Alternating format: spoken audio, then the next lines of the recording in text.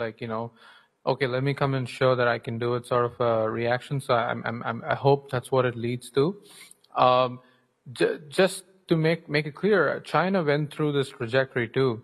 Whatever India is doing right now, of like trying to build clones of apps that already exist, but for the Indian market, China did that for a long time. In fact, there's a whole joke in the TV show Silicon Valley about it, of how like every single startup you just prefix a new to it and then you do it in China.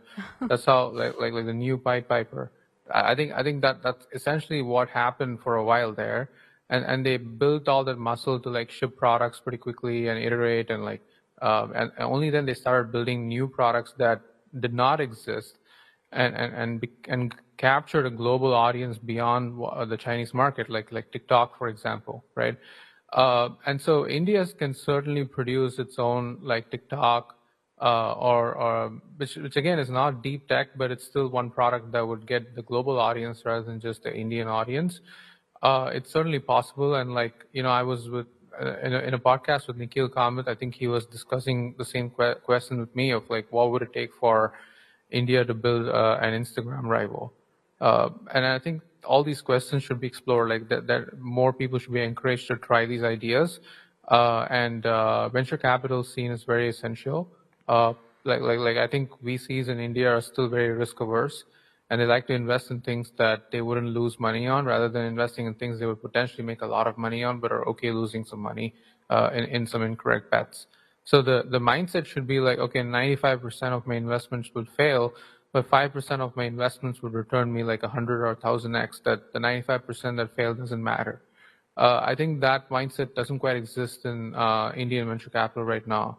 So if that changes and like more people from IITs are convinced to like raise venture capital money and like found companies there and try to take on like the big tech, start with the Indian market and then expand to the rest of the world, there are some unique things that come out of it. So you take study products like YouTube or WhatsApp or Chrome.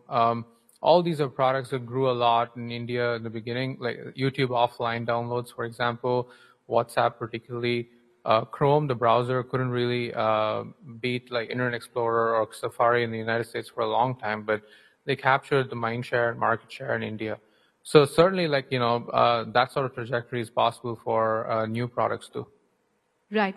Final couple of questions before I let you go, Arvind. You had announced hiring plans to expand your operations in India a few months ago. How is that progressing? Any numbers that you can share on, your adoption in the India market? Because OpenAI recently said that this is the fastest growing market for ChatGPT. So if you can give us a sense of how India is shaping up for you. You're also focusing a lot on cricket content of late. So has that helped you? So India is in the top 10 countries for us right now, probably even close to the top 5 in terms of revenue already. I'm not even talking about usage, just even revenue, which has really pleasantly surprised me because our product is priced pretty expensively right now for the Indian market. Right? Sorry? It's still $20, right? So yeah, that's right. Yeah, it's $20. It's pretty expensive. But I've pleasantly been surprised of the willingness to pay for the product. A lot of people are using the deep research agent that we have. Our pro search is being used by a lot of people too. And it's definitely, in terms of daily query traffic too, it's in the top 5 or top 4 for us. So it's a pretty important market. And I think like we've also been very pleasantly surprised by how fast it's growing. I'm sure that OpenAI is sharing similar statistics. And I did my research on this in terms of enterprise like knowledge worker adoption. India is quite far ahead of like even countries like the United Kingdom, according to some research that's been done. And so a lot of people who are like digital knowledge workers, professionals, they're heavy adopters of generative AI, and they're big users of Perplexity and other products in this market. As for our hiring, I think it's honestly gone slower than I would have liked. We haven't actually hired that one person to really grow our business in India yet. We've got tons of applications. I definitely went through some of them, but to be fair, like we couldn't like go through the entire list. It was pretty complicated, and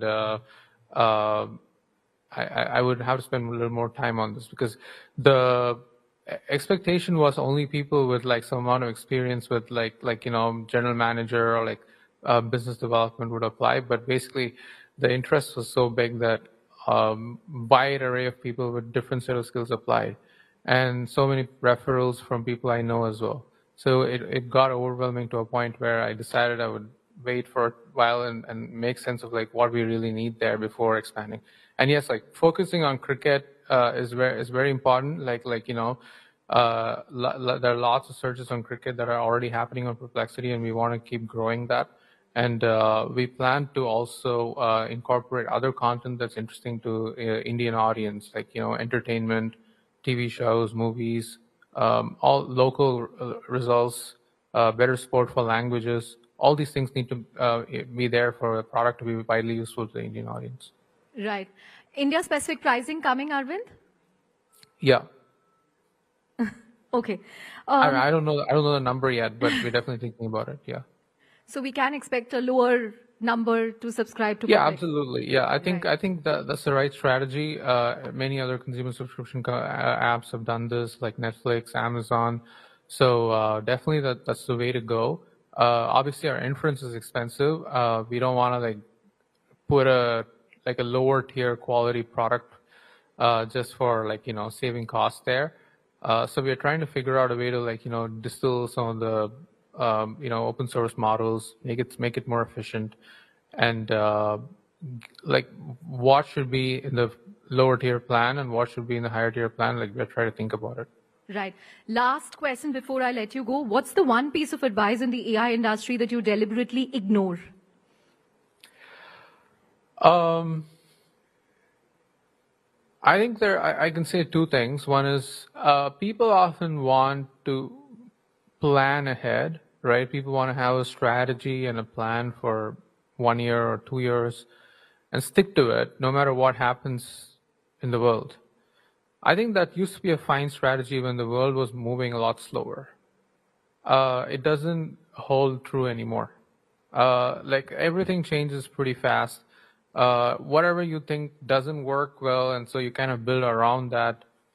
You're just like flummoxed when something happens in like reasoning, for example. So if you assume agents don't work and then agents start working, like what do you do? And similarly, if you assume something's really going to work and speed of progress is like slow there, what do you do? So you have to be pretty flexible and fast moving. And so I don't actually plan the company for more than 3 months right now. This is not the best way to run any company, but in AI, it happens to be like a perfect strategy for us.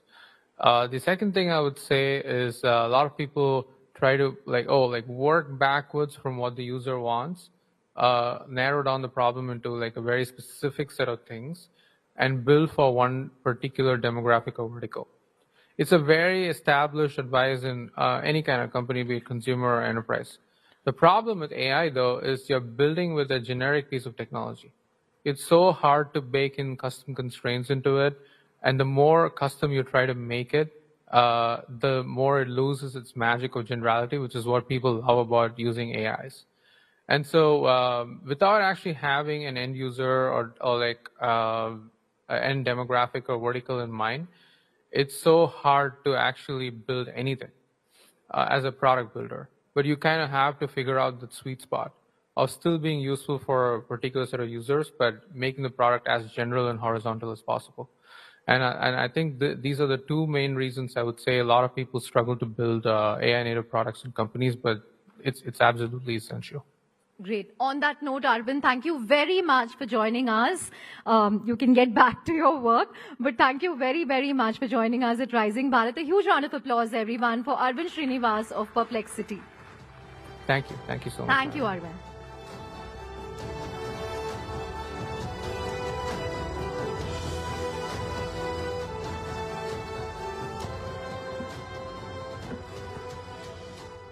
Well, what an insightful session, isn't it? A huge thank you once again to Mr. Srinivas for sharing his expertise and vision on how AI is shaping the future of this country.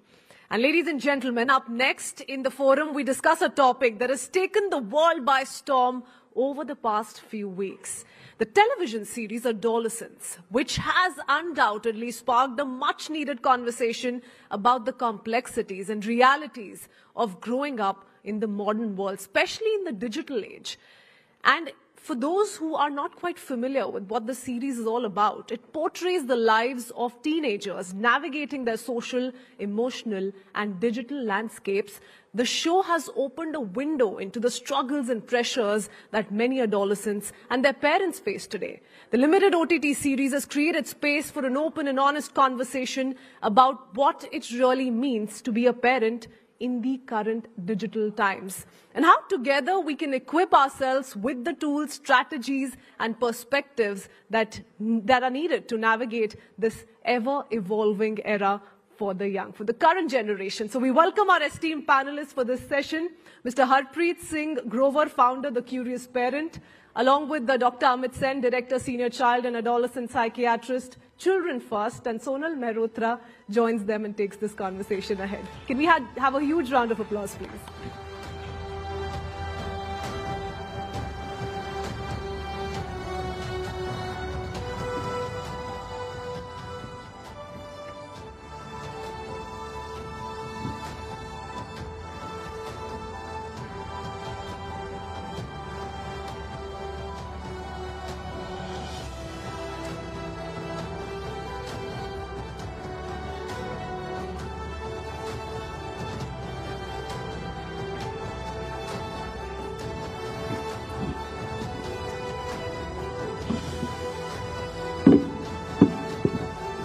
All right then, we are making quite a pivot now. You heard from the people who are making AI and turning it into really complex ideas, providing solution, talking about jobs. But here we are to talk about the flip side. So can I, before I begin, get a quick raise of hands on how many sitting here are actually parents? Quite a few, all right. Have you guys seen the latest series, Adolescence? Okay, you have. Okay, the gentleman is very convinced and is raising his hand while recording as well. Okay, so there is a lot of conversation of late. Actually, we didn't really need that series to get started about our conversation on what social media is doing. But for a minute, for everybody here, I want you to imagine a scenario. Imagine a scenario where your kid's best friend, closest confidant, and also the go-to person is not you, but somebody who can fit in your kid's pocket. Imagine a world where the kid is not coming to you for answers, pacifying, or any sort of reassurance, but going to an app.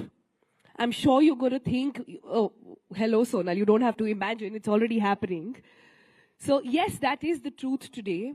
We are in times when an entire generation is growing up along with AI. And neither do they or we, to be honest, understand what it means and what it can do. So over the next couple of minutes, I am joined by these really sweet and really knowledgeable gentlemen who will help us understand a couple of questions. Number one, is social media really the culprit? Number two, is social media parenting our kids? Number three, at what age should you then give your phone to your child? And number five, if your child at home, your kid, boy or a girl, acts out and says, there is peer pressure, what to do? Everybody has a phone, everybody's on WhatsApp, why can't you give it to me? What should you do? All right? So that should set the context a little bit. Let me just begin straight away. Dr. Sen, I'm going to begin with you. So much has been said about what social media is really doing to our kids. Do you think today it's the single largest reason for distraction, disassociation, anxiety, and several other development issues that we are seeing not just in Gen Z, but also Gen Alpha? Thank you, Sonal, for the question and also for having me here. There's no question that over the last decade or two, there's an exponential rise in anxiety, depression, substance misuse, developmental concerns like inattention, difficulty focusing, not being able to complete tasks that are expected of them, and so on. And perhaps there are more than one reason to it. Social media and the digital world, no doubt, has contributed to it. But I think it's naive and irresponsible to just shift the blame and say it's social media. Who has brought social media, after all? Who has given the kids the, all the digital space? Who has created it, right? What kind of control do we have? Yeah, and questions, the other questions that you asked as to what age do we introduce them to it. And also other big questions as to what kind of role as adults do we play in our children's lives? What kind of agency or responsibility that we have over there, right? So to shift the blame and say social media it is, and all the digital gadgets that they have surrounded, they are surrounded with, that I think is a little callous. Okay. I was expecting Dr. Sen to say that and push the needle towards parents, saying, "Aap hi to phone de rahe hain. So, fix yourself. Why are you blaming social media?" I was expecting him to say that. He's done exactly that. But here we have another voice of parents. Harpreet is here. Harpreet, social media is both a device for endless possibilities, but also a Pandora's box of absolute risks. How much of it is actually only the parents' fault? And I want you to be a little kind towards all the parents sitting here in the audience today, who are hardworking parents, who are double income households, where the mother and the father both go to work. Largely most of the work at home is the add-on that the mother has to do. In that time, to put the blame solely on them, is that really correct? So I would say two things. First, the show is about a 13-year-old who kills a girl, okay? And that is what the show is about and how that has happened. And what struck me about the show was that this entire family seems normal. It's a hard-working father, a mother who really cares. एक बच्चा भी नहीं है, दो बच्चे हैं घर में, so they have the mother is stay at home. Sorry? The mother is stay at home. The mother is stay at home, and full-time mom. And she genuinely cares. All of them care. Like the father and the mother, in the end, they're talking and saying, could we have done something different? Like that is their conversation. Like where did we go wrong? And I think, like you said, today we are busy as parents, and this is the story of each and every home, right? And I want to take and like all of us are good parents, but sadly, being good parents, having good intentions about our child is not good enough now. And I want to take a step back to history on why this has happened. If we go so human beings are 2 million years old, industrial level, and always babies have grown alongside parents. Look, for these 2 million years old. About 300 years ago, when the industrial revolution happened, the first time parents were separated physically from a child's life. So they had to now go to factories, and the child had to be sent somewhere. Okay, so the child could no longer be the parent. That is the first thing that happened. Wo bhi theek hai, that was also okay. The second thing that happened was when technology came, parents start to use it. Then we have some time with the child, but we are mentally absent. Yeah, so that was the second blow. And the third blow that happens is when the child also uses the same technology. Now, all of this happens with a tired parent who's going to work to earn enough for the house, for the home, a mother who's also tired. Everything happening with good intentions. So let me go back. This is the first time in history that this is happening. Being a good parent is no longer good enough. One needs to understand a little bit about what constant screen can done to a child. For example, a 2-year-old, when they see screen for too long, they will not learn to speak. They will actually not learn to speak. And a child at the age of, like what happens in the series, can kill somebody just because they are not emotionally regulated and they are not connected to their parents. So, guys, did you notice what happened here? My first question was on, can you blame social media? The answer was no. My second question was, can you blame parents? The answer was again no. What are you guys saying? No, who is to be fixed here? Dr. Sen first, yeah. Can I respond to that? Yeah, so there's social media. there are parents, there's school and education system. There are other things that are happening out in the world which affect children, in the playground, amongst the peer group. There is a kind of socio-political climate that cascades into the school atmosphere, into homes. So it's not one thing that you can blame. I think the stakeholders are many, and that's what we need to understand, that parenting or bringing up children is a complex issue today because of all these. It's a village. So, for instance, it's a village, yeah. And for instance, even in the TV show, if you look at the atmosphere in school, there's palpable aggression and violence that is happening. Verbal, physical, the kind of language that is used, the othering and the bullying that goes on the basis of race, on the basis of language, on the basis of, one, young person with a certain color being called a monkey and getting mimicked right in class. All of that is happening, isn't it? Where is it coming from? It's coming from the society that we've built around our children. And that's why it's getting into school, isn't it? Right? Yeah. And then, of course, there are these other things that we know exists in our world, such as neglect and abuse. It happens rampantly. And in fact, unfortunately, in India, we have one of the highest rates of physical sexual abuse in children. So how do you, draw a line or circumscribe it and say, this is the problem? It is not a linear cause and effect relationship. It's circular, it's dynamic, and all these things contribute to it. And that's what we have to be mindful of. That just being a good parent, as you're saying, is not going to cut it. We have to be mindful of all that is happening in the world around them, to be able to protect them, to be able to have... I disagree, absolutely. I disagree with the way you have framed the question, in the sense of who is to blame here.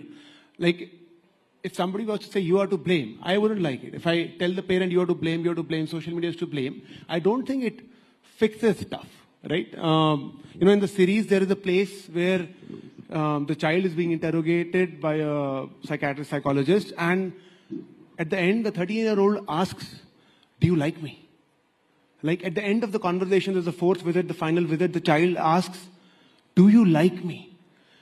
And I think that is so profound that, so social media wants our children to be consumers. Social media wants our child to believe that happiness is external. As parents, we want our children to be creators. It is a responsibility for a child to feel that happiness ghar mein hai. It is internal. I was at the beach on Sunday, and we took my daughter, a few other kids, and there were 3 teenage girls who came, around 16 years old. They were well dressed. 3 hours we were on the beach, 3 hours they were on the beach. They did not step into the water. The only thing they did was click pictures. All 3 of them.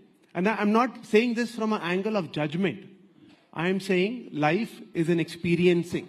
But for them, life is in some way in taking a picture, putting it online and saying we had a fun time. They're at the beach. They did not go into the beach, into the water. No water sports, nothing. So hold that thought then. Hold that thought. When you say kids are finding validation, finding quality time on social media, since you didn't like me saying who's to blame, where is this coming from? Because we all know kids are sponge. They absorb. They do what they see. They never do what you tell them to do. But Indeed. They only do what they see. Absolutely. Yeah. Can I respond to that? Yeah. So, yes, indeed. Kids require a lot of attention. They require to be seen, to be validated, to be recognized in the way they are, right? So kids are different, they're wired differently, and they will do or choose to do different things if given an opportunity. If they do not get the validation from the sources that you would naturally expect them to, which could be sometimes parents, it could be from the schooling system, it could be from other social spaces, which recognizes these differences in children, what their talents are like. If they do not get it, they have to fulfill it from somewhere. And increasingly, that is the case. In fact, we as a system are failing them in a way, all of these people, the stakeholders, in a way where the only source of this validation, therefore, comes from the selfies and the likes they get, isn't it? And that's so dangerous because it's so fragile. It'll change overnight, isn't it? Every morning, the first thing they'll go is reach out to the phone and see how many likes their Instagram post got. And that is the beginning of the day, isn't it? And the other thing that happens, of course, due to social media and gadgets is that it never leaves you. See, earlier on when we did not have all this, then kids perhaps had a bad day in school, but they would come home and get a nurturing environment. When they went out to the playground, there would be another environment. They could leave all that angst, that comparison behind. That Here, requires it follows a bit them of a into nuance, their Dr. bedrooms, Sen. their That toilets requires, and bathrooms. that requires a bit of a nuance, because it's not like bullying in schools was not happening before social media. Yeah. It's not like sexual abuse in school was not happening before social media. It's not like people had a lower sense of self or a more magnanimous sense of self before social media. All these problems prevailed. The social media amplifies it and takes it into their lives every minute, every hour of their waking hours, perhaps in the dreams as well. You know, I want to take two examples of this. If a child is crying and you give them screen, they suddenly stop crying. If a child is not eating and you give them screen, they suddenly stop eating. It's like a magic fix-all for a child not to learn to navigate their own emotions. But whenever they're feeling uncomfortable, just before frustration arrives, a screen solves it, right? That is something to avoid. And you said an interesting thing, which is that validation. I want to take a small example of it. That when a young child trips, okay, before crying, the child actually looks up to the adult. If the adult is worried, if there's worry on the adult's face, the child starts to cry. If the adult is smiling, the child picks themselves up and walks away.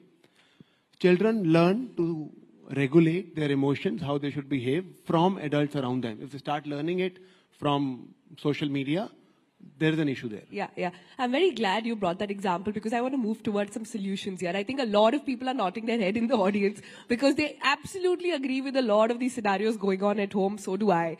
All three of us are parents, and we all have gone through this phase, including Harpreet. He might not look it, and providing answers to all other parents as well. I'm sure you've had your share of experiences as well. So how do we solve this problem? Because I'll tell you how it starts. It starts with the mother or the parent. They're also human, not being able to sort of control the child, getting tired. And it's just that one song of Cocomelon. It's just wheels on the bus. It's just round, round, round. It's so innocent. It starts with that one screen. Are you saying we've got to clip it at the source? Are you saying we've got to ensure that if we want to safeguard our kids from any kind of social media abuse, distraction, we've got to clip it there and put a deadline? Do what other countries have done. 13 countries I counted yesterday in my research have now said that there will be no social media until 13. Are you saying we've got to cut the umbilical cord right there? Harpreet first and then Doctor. Social media cord, 100%. There is no doubt about that.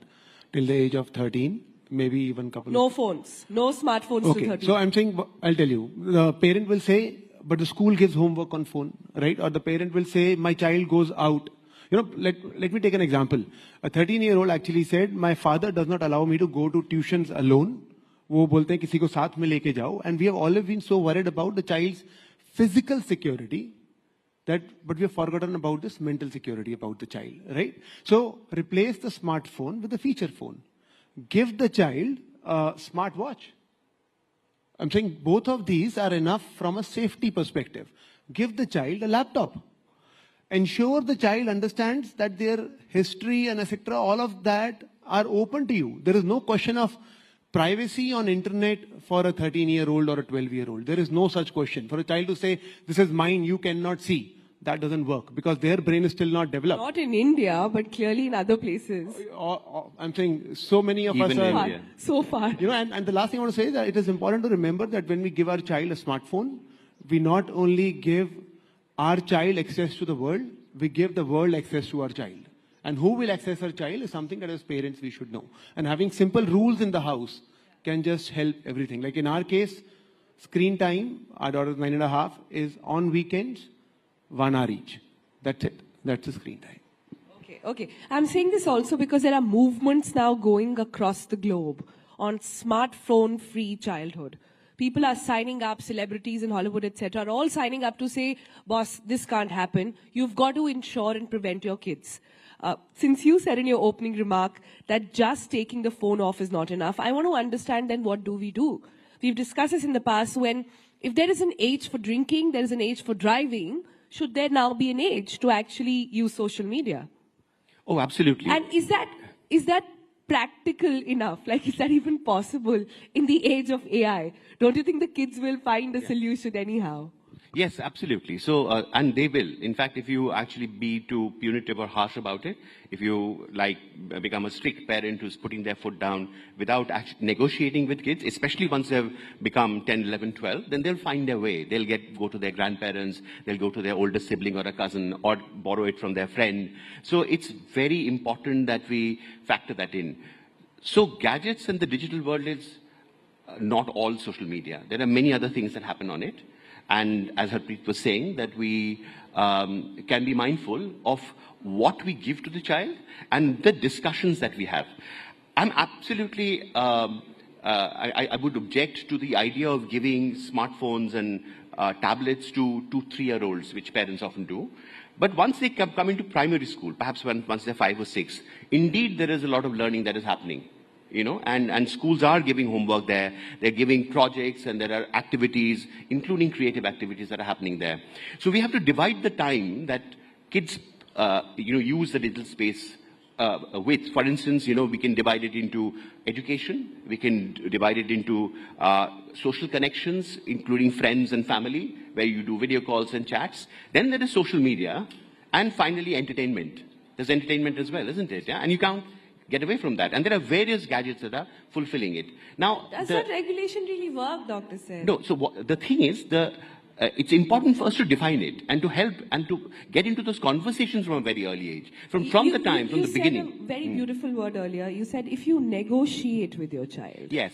Yes. Can you expand on that? Yes, absolutely. So the negotiation can start. So in the beginning, when children are very little, you can still have a conversation, but you're a custodian, and you can put your foot down and say, this is a boundary. Yeah, like you have half an hour of any gadget in the weekdays and maybe 1 hour in the weekends, and that's all you'll get, right? But once they begin to get into tweens, as they call it now, and all their peers are doing it, right, and they're watching it, they'll come and fight with you about it, right? That's when the negotiation starts. That's when asking questions about, so what do you think this screen is doing to you? What do you need it for? What are these different categories that you use the screen for? And that's when you can together collaboratively establish boundaries. As children grow up, when they become 13, 14, they will have their say. And it's important to respect it. So as long as we are able to make these decisions through negotiation and collaborative, then chances are that they will not do it behind your back. And if they have indeed crossed the boundary, they might come and tell you. You have to have the relationship first. And in fact, your question was, how do we deal with it? The first thing you deal with is how do you build on your relationship. It keeps changing. It's a very dynamic process. Your relationship with a baby to a toddler to, tweens and then to teenagers is entirely different. And how do you negotiate through that is another big question. Many times I find, if I can just finish with one last thing, many times I've found that parents, when, children become teenagers, say that, and so hard. So, Harpreet, what's the toolkit? What's the magic mantra here? Like we were discussing earlier, a perfect parent, do they even exist in today's world? And is there a code to achieving that? I know a lot of it is mirroring, and I know a lot of it is what they see in their own surroundings. But when social media, when you think that your child is in your house, under your care, in their room, even then they're not alone now. They are with the gadget. And no matter, like Dr. Sen also said, no matter how hard you try, they will find a way. So what do we do? What is the way out here? Can I take an example? Can I read out something? Is that okay? I'll read out a little bit few lines. But I'm saying I met a husband and wife with a 15-year-old, and we were sitting on the grass, and I meet less parents generally, but they had requested, and we met. And they said, our daughter is completely into her smartphone. She keeps ordering stuff from Amazon and keeps taking pictures and putting them online. We are worried that she's not serious about her 10th exams. What do we do? And they were very intense about it. And so I asked that... Aapne nahi pucha ki aap kitna time spend karte hai social media? I think it is okay for adults to see smartphones. I genuinely feel it is okay. Our brain is developed. We can self-regulate. I don't think I think when a child says, आप देख रहे हो मैं क्यों नहीं देख सकता, I don't think that's a valid question. I would say to the child, आपकी height बड़ी नहीं हो रही है, आपकी हाइट बड़ी हो रही है, मेरी नहीं हो रही है. So I can see because my brain is developed, your brain is still developing, you can't see. Like I have no shame in saying it. You can see only for 30 minutes, I can see for 4 hours. That is how it is. And I think that we don't need to be apologetic to our children for it. So I asked this 15-year-old that, do you see phone for so long? Is it hard for you to resist? She said, yes. And so I told the family that you are such a wonderful family, that your child has actually come with you, is sitting with you, is agreeing with this, what this is happening. So, you know, you have a connection that is very apparent. And I think that is the magic thing, that your child is more, even though child is not able to resist the phone, they have more connection with the parent than with the mobile. And you know, when I saw Adolescence, the series, at the end of it, I wrote something. Please. And it was that what I wrote was lessons from adolescence. And I said that I will not let my child below the age of 16 have access to social media. I will replace my child's smartphone with a feature phone, with a smartwatch, with a laptop.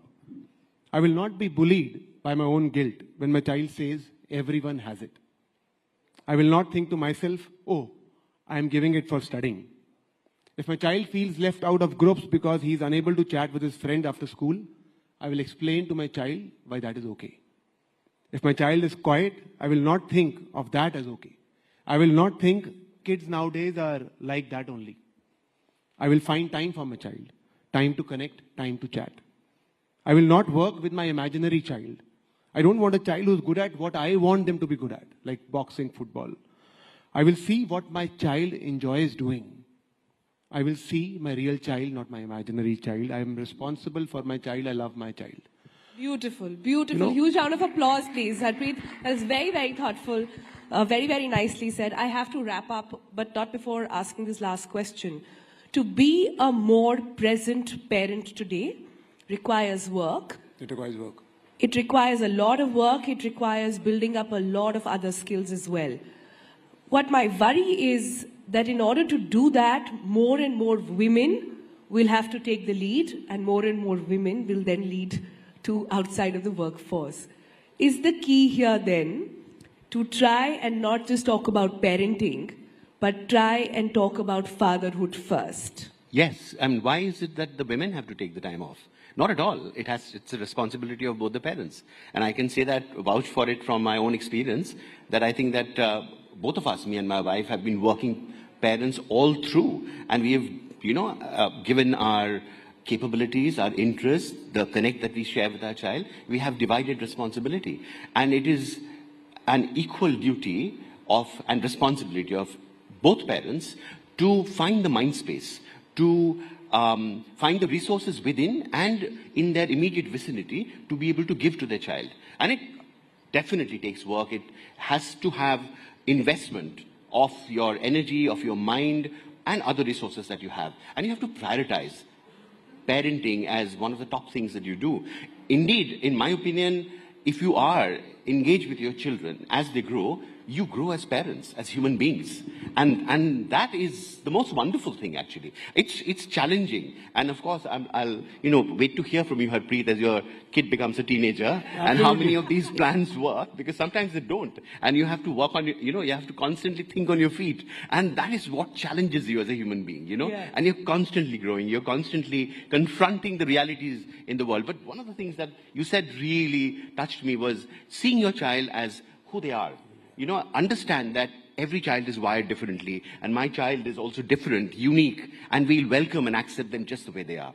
I think these are complex questions with very nuanced answers.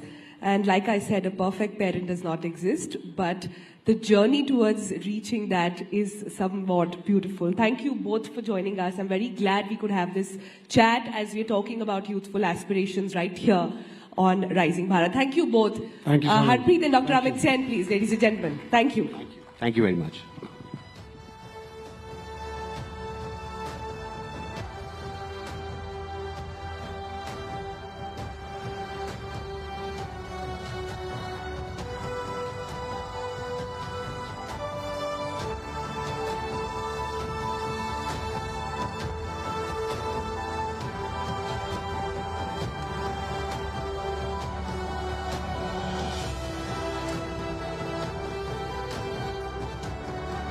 What an engaging and insightful discussion that was. And I think everyone here must make a promise today.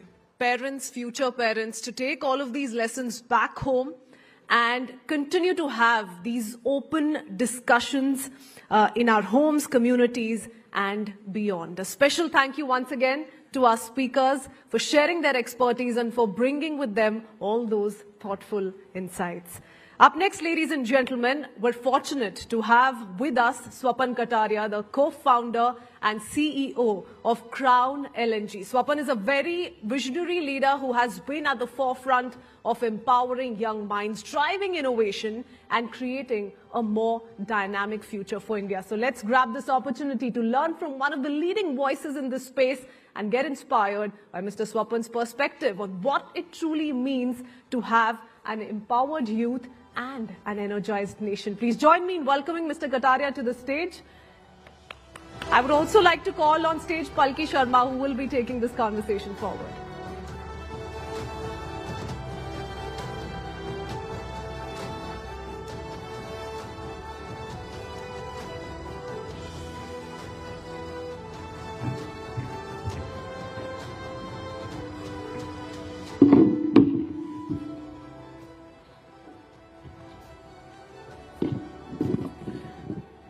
Namaskar, good morning,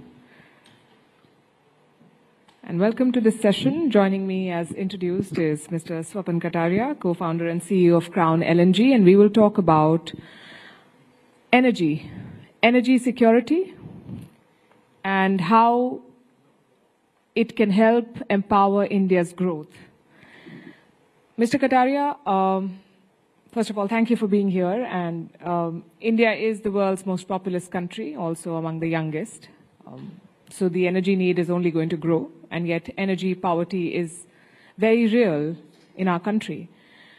How do we bridge this gap between the demographic dividend and this lack of access, equitable access to energy? And how does LNG fit into the picture? Palki, first of all, thanks for having me. And energy is a very complex subject. I don't disagree with you. I think India needs to address it on every front. For 1.4 billion people and growing, we need every kind of energy that is out there. LNG is only one aspect of it. We have coal. Everybody, I'm sure, has heard about solar and wind. I don't think there's anybody in the world who hasn't thought of being green. But at the end of the day, I think one of the major players in the future that I see in India is nuclear power. So if you mix all of them, and the new technologies that we haven't even seen yet would probably come out mostly in storage that I see, I think added together, India needs to grow on every front. It should not be that, oh, you know, we have solar growing and not focusing on LNG, LNG growing and not focusing on coal, coal growing and not focusing on nuclear. I think all of them have to move forward together if we really want to grow. Right, but there's so much talk and focus, talk more than focus on renewable energy. Yet you're talking about LNG. So is LNG, according to you, a bridge fuel, or is that a long-term bet that we'll have to make? I think it's the latter, in my belief. I probably sound biased because I'm from the industry, but at the end of the day, in my 30-year career, I've seen solar and wind grow a lot, and they're here to stay. I'm not saying we're taking anything away from that. But at the end of the day, for India, we need on-demand power. You cannot grow jobs and help the youth without industry, and you cannot build industry without on-demand power. And for you know, the capabilities that nature has in its own hands, you cannot guarantee that with solar and wind, unfortunately. So you have to look at coal, you have to look at LNG, and you have to look at nuclear. Right, and for a country like India, where the demand is so big, where we have, at a policy level, committed to sustainable development, and yet at the same time we have a very ambitious growth target. It's not an easy balance to have. 75% of our energy comes from coal. Do you think that in the near future it would be possible for India to decouple from coal? I don't think so. An honest acceptance. Of course, we have to work responsibility to grow less, and I think we have to focus on technologies like carbon capture. If you wanted to run a diesel-fired plant in the mountainous region, or you do a coal-fired plant, if you were capturing every ounce of that carbon coming out, not creating any atmospheric carbon at all, that could be a huge solution. I don't see India working towards carbon capture at all. No, I shouldn't say at all, but not at the pace it should be. Maybe that is a different aspect that we should think about, just from a different angle. Right. And you mentioned nuclear energy, and that is something that a lot of countries are increasingly turning to. How do you see India in that space, and what sort of progress, according to you, have we made, and what are the points that we need to focus on? So I think if you ask me from the outside, I'm not a nuclear physicist or something, but I have a simple logic because I've been in the industry for so long. I think India's dependence on nuclear is limited because of the participation of uranium, which India does not have, and it's very difficult to enrich it. So you're ultimately going to be dependent on the US or Russia or Canada, whoever has that uranium. But India does have thorium.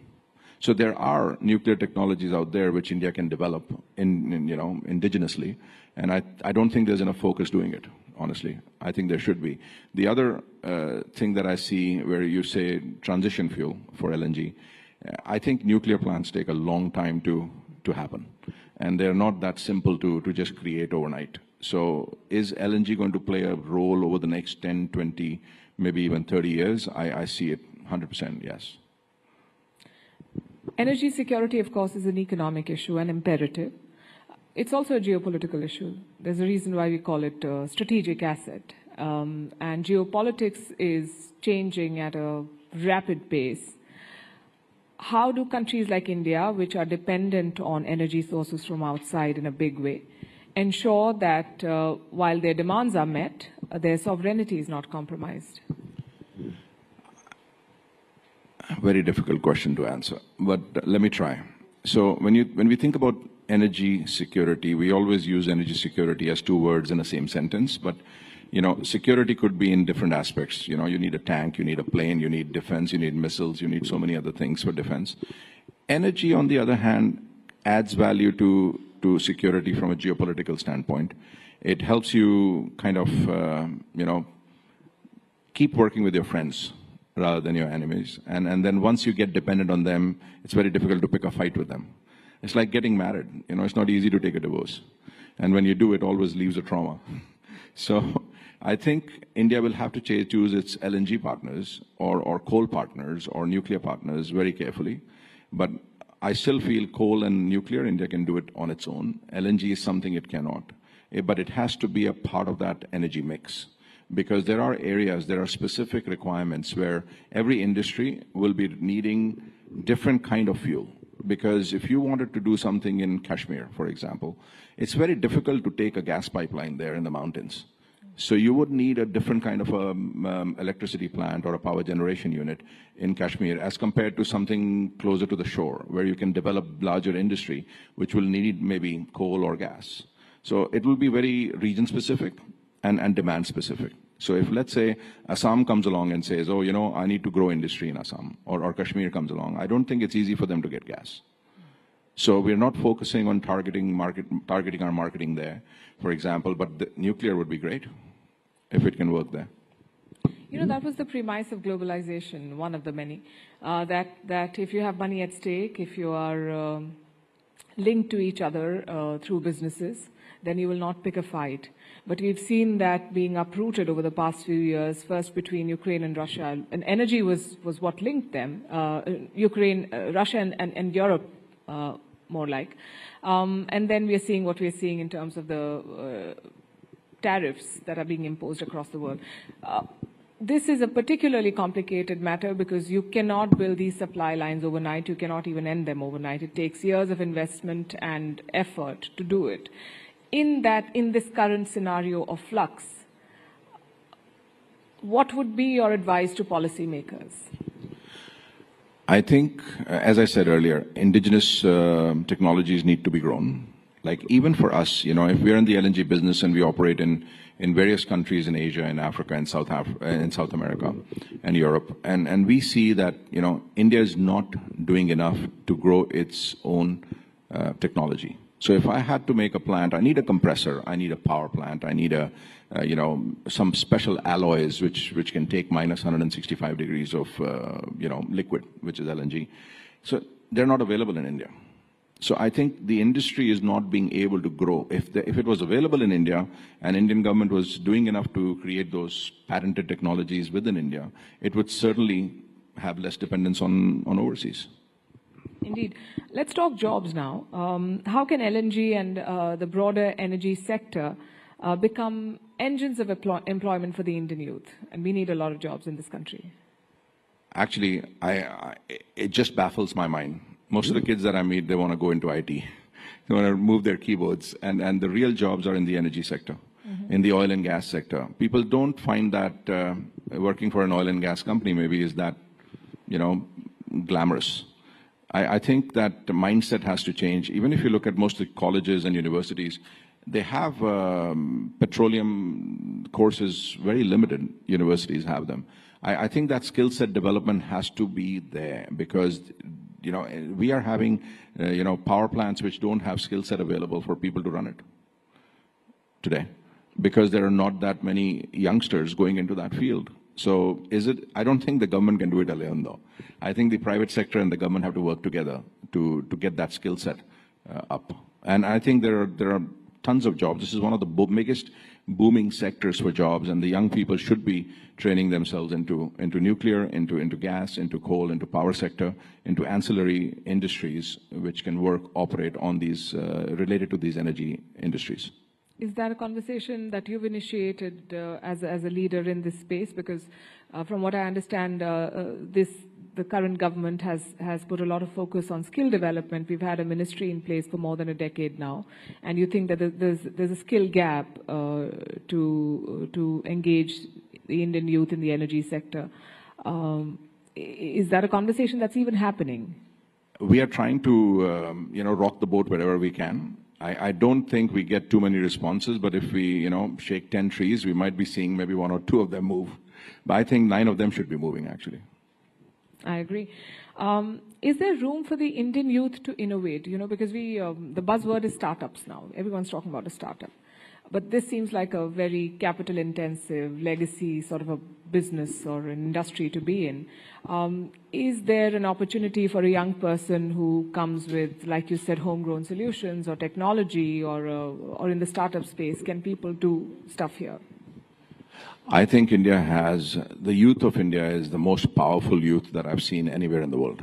Not that I might be biased because I'm from India, but at the end of the day, when I come back, I see that, if I had been born 10, 20 years later, it would have been much better. Because you get an ecosystem of so much energy in people and in kids these days. And I think they don't have that support mechanism, which they need to grow. Because it's easy to say that there is a startup community in India, but it has to be nurtured. Right? Not just nurtured by helping them get orders, getting them also trade finance. And I think one of the biggest missing pieces that I see between startup and realization into commercial activities is the capital aspect of it. And I don't think there's enough capital being spent. There are few people that I've seen in the private sector doing whatever they can in their own world, but I don't think that's enough. I think there has to be a centered focus on startups from the government where, let's say, if I were to be an investment office, for example, give me a tax rebate. I'll invest it in there. So I don't know if there's enough being done to nurture those startups. Yes, they're being given a huge promise that, okay, do it, you get a 5-year tax rebate. But I don't think after that there's anybody hand-holding them to make them into an industry. So you're saying we need more mentorship and we need more incentives, of course, but more mentorship. 100%. Right. When we talk about infrastructure or policy making, one of the challenges that we see in countries like India is the urban-rural divide, and that applies to energy as well. Energy access. We are heading into a summer that looks, by all indications, is going to be a punishing summer. How do we bridge this divide in the energy space? I think the only way to bridge it is having better planning. This summer is not happening this year alone, Palki. It's been happening for years. And the bureaucracy is still thinking, oh, you know, we can't move this because that has not happened, and that cannot happen because this guy didn't say anything. We have to give up those excuses and just take a call. And somebody up there has to put its foot down and say, okay, enough is enough. We've looked at this for 10 regular years. The summer's growing. It's getting tougher. We take every kind of energy at whatever cost we get at the end of the day in an emergency. It almost is an emergency situation. But if we planned 10 years ago, we wouldn't be in this situation today. But if we don't do something today, we'll be in this situation tomorrow. And okay, I'll go back a few questions. You were talking about young people entering the space. We have a reasonably young audience as well here. Why don't you share your story with us, and why did you decide to go into the energy business of all things, and what has your journey been like? I think I was actually living in Russia when I entered the energy space back in 1993. And I was in the trading business, and you know, I fell into a trading contract which was related to trading crude oil. And it was very profitable. And I never looked back after that. But that being said, I think if there was one thing that people should think, that energy sector is not just crude. It has such a vast footprint in our daily lives. It's not funny. You have to actually take a moment. A lot of people don't spend the time to look at oil and gas sector because, as I said, they don't consider that glamorous. I don't know, maybe, you know, if I was in the oil sector, would I get a better date? Maybe that would be the way to look at it for the younger person. But I think from a stability and a job perspective, energy projects are very good. They have a long gestation period, and when they operate 20, 30, 40, 50 years. So I don't think there's any other industry which offers a better job security than the oil and gas industry. I think that's a strong pitch. Yeah, I have supported that. I've seen it. For me, it was looking at, okay, how much is time to money. Okay, the IT sector looks very fancy because, you know, everybody thinks that, you know, there's a Silicon Valley out there. But this is day to day. You need this every day. This is not services industry. It is actual products being made which affect and you know, get utilized in our daily lives. And like you said, you've traveled the world, you've worked with different countries, companies, and of course you've worked very closely with players and partners in India. How have you seen the landscape change in India over the last decade when it comes to building better supply lines, ensuring more energy security for the people of the country? In simple words, I think there is improvement. But if I expand on it, I don't think there's improvement enough. And I'll give you an example, and I hate doing it because I don't think I ever want to compare ourselves with China. But China had the similar kind of population, and they already knew they're in the same situation. They don't have oil and they don't have gas. At least not enough to cater to their own people. In fact, I think India has more gas than China. But what they did was they went out and started buying gas fields globally. So they started investing into those gas fields so they can control the volatility of price for their consumers in their country. It doesn't matter if you have it, right? So when I was brought up with only, you know, a little bit of thinking from my father. It doesn't matter if you have it today or not. What did you do today to have it tomorrow? So I don't think we're doing enough today to have it tomorrow either. That's my biggest worry from my perspective. Even now? Even now. I think we're trying to do contracts for buying. We're trying to discuss long-term contracts with countries which have it. We're trying to do very good diplomatic relationships with those countries. I don't think we're investing enough. We should not be giving our product requirements into the hands of other people. We should go and buy it ourselves. We should control the value chain. We're not doing enough to control the value chain. We are looking, or we've set ourselves a target to become an energy secure country by 2047 as part of our larger Viksit Bharat dream. Do you think we'll get there? Is that a very tall target to have set? So I think I'll be blunt about that as well. Doing what we are doing now, we won't get there. But given the time frame between now and 2047, we have the ability to do it. But the steps have to be taken now. So you're saying that the gap is at the policy level? That's what I see. Right. I I hope the policymakers pay heed to advice from you and others like you. I was reading about what you've said in the past, and I understand that you've been a big champion of artificial intelligence in the energy space. How do the two sort of come together? Actually, they came together because of the demand in electricity, and ultimately the gas fills that electricity requirement. So we started, because we had access to, or we have access. So when you look at India and you know, you want to bring LNG into the country, you have to go through a very rigorous process, which has been put together by the Indian government to actually go and enlist and get approved for a license to import product into India. So at the moment, Crown LNG is establishing a project in Kakinada in Andhra Pradesh, which is 7.2 million tons per annum, and which is approximately 10 to 11% of India's total import licenses available today. So when the larger, hyperscalers, they wanted to put these things here, they approached us and said, hey, we need access to on-demand power. We cannot survive on solar and wind, because what if there's no electricity? Then it's not like we cannot operate our data center. So that is how we started our first conversations with them, and we realized that how important on-demand power is. And it's not just about running a data center. Then we started getting into complexities that, does your data center have double redundancy, a triple redundancy, or a quadruple redundancy?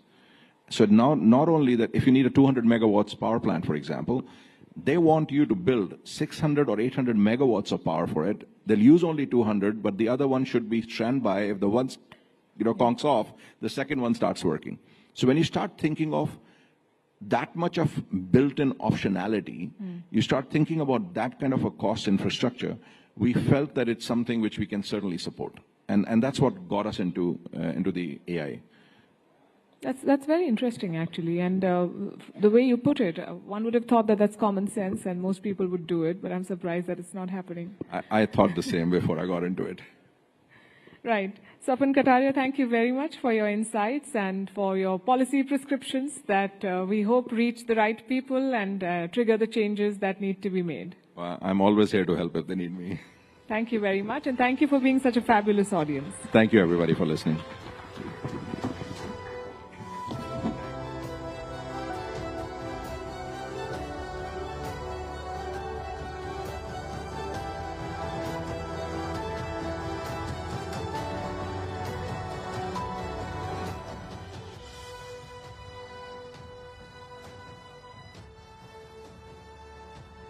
A huge thank you to Mr. Kataria once again for this very incredible session. Thank you, sir. Thank you, Palki. And to all of you for being such an engaged audience as we continue to build an environment where our youth are not only inspired but given the tools and the opportunities to make a lasting impact. And with that, let's transition to something that's turned into a hot topic, not now, since quite some time. In recent years, though, weight loss has become a popular subject that has drawn great interest with the rise of various diet trends, fitness regimens, and of course, weight loss medications. Today, a select panel of experts will help us unravel the complexities of weight loss medications, from understanding how these drugs work to exploring their effectiveness and potential side effects. We will be covering a range of important topics and issues to guide anyone looking to better understand this trending topic of discussion and debate. So without further delay, let's dive into this crucial conversation. Please join me in welcoming Winslow Tucker, President and General Manager, Eli Lilly and Company, India, and Dr. Chandrakant Laharia, Public Health Policy Strategist. May I also invite Sonal to once again take this conversation forward.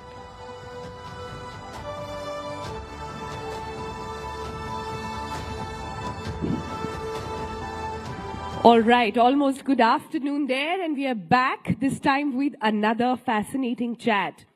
I think if there's one thing that connects us all in this room, no matter your age, no matter your gender, no matter your nationality, is our health. And it is so important to sort of address that at the Rising Bharat Summit here, where we're talking about youthful aspirations. I'm so thrilled to have our panelists here with us on stage who've taken out the time to discuss about this topic, which a lot of people are talking about, but very few know about. There is a lot of information, not so much that is true. So over the next few minutes, the idea is to decode the science behind weight loss drugs. The idea is also to understand who is it for.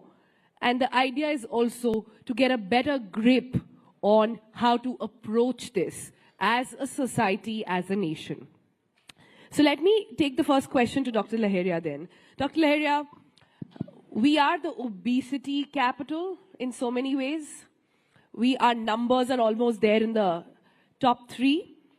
At this time when weight loss drugs should in a way be like if it were any other disease, it would be celebrated that finally there is a cure. Why is it that we are looking at these drugs as you're not sure what is it for or what's happening? So can you begin by first defining what have we understood wrong about obesity in general? Thank you very much. So one of the important development in last decade has been, last decade and more so in the last few years has been that we have started recognizing obesity is a health issue, a health condition or disease which require treatment, care, management.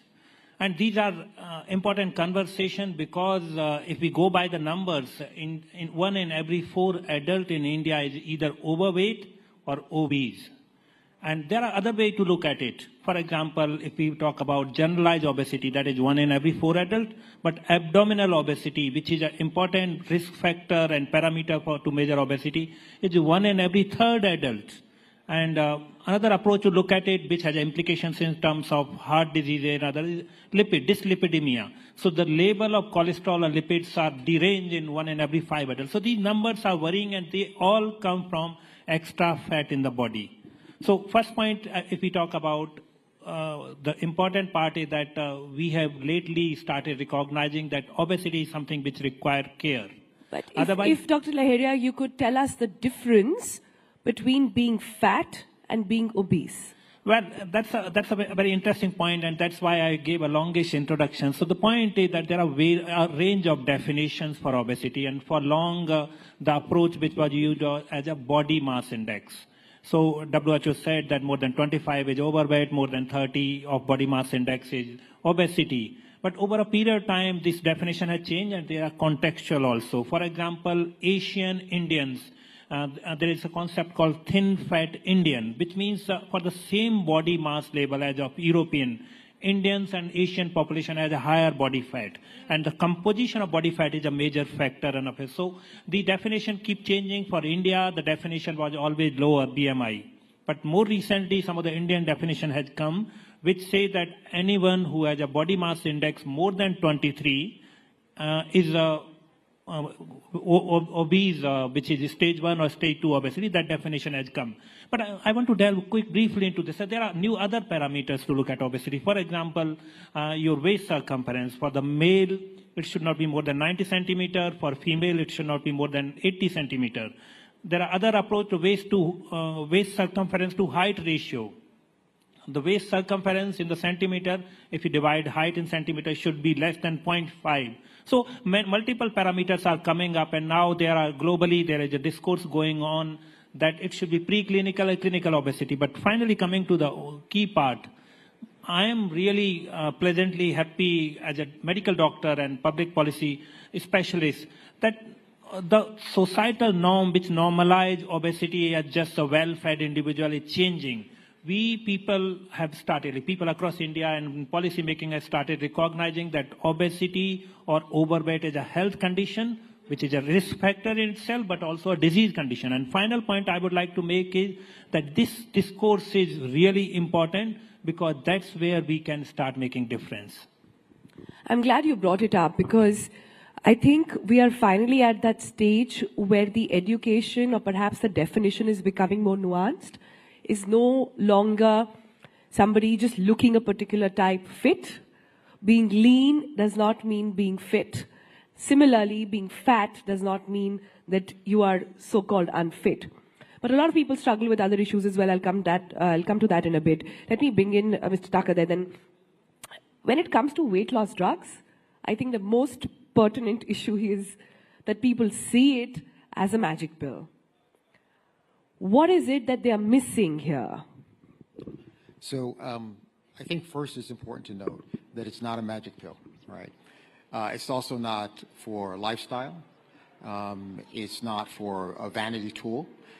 These are medications that are approved for use with a prescription, and therefore a chronic disease, which is obesity, right? We had the definition of obesity, and I think it's important to note that when someone is overweight or obese, their body is set a new level of weight. We call that like a set point. And so the body wants to maintain that set point. And when we think about these medications, they operate on two different levels, right? They target incretin hormones, and there are two, GLP-1 and GIP. And so they either target those individually or both at the same time. And what they do is they work on a brain level to regulate appetite, regulate hormones, regulate metabolism. And so over time, the body then perceives hunger differently, food intake differently, which allows patients to lose weight. But importantly, over time, it also resets that weight set point so that the body's not working against the patient and that they can actually maintain long-term weight reduction. Now, it's also important to note that they also impact glucose control, which is sometimes dysregulated in patients who have obesity. And so there are metabolic benefits as well that go beyond just weight loss. And so, once again, they are prescription products that work best when they are used with lifestyle changes as well as under medical supervision. And they need to be tailored for the individual patient. But once again, not a magic pill, but part of a comprehensive weight management program. A comprehensive weight management program. Dr. Lahiriya, then I want to understand from you, then who is it for? The question I think in the audience is going to be, can everybody take it? Can only diabetics take it? How does it work? Well, I would go overall holistic approach for weight management. And let's understand, let's put a human face to it.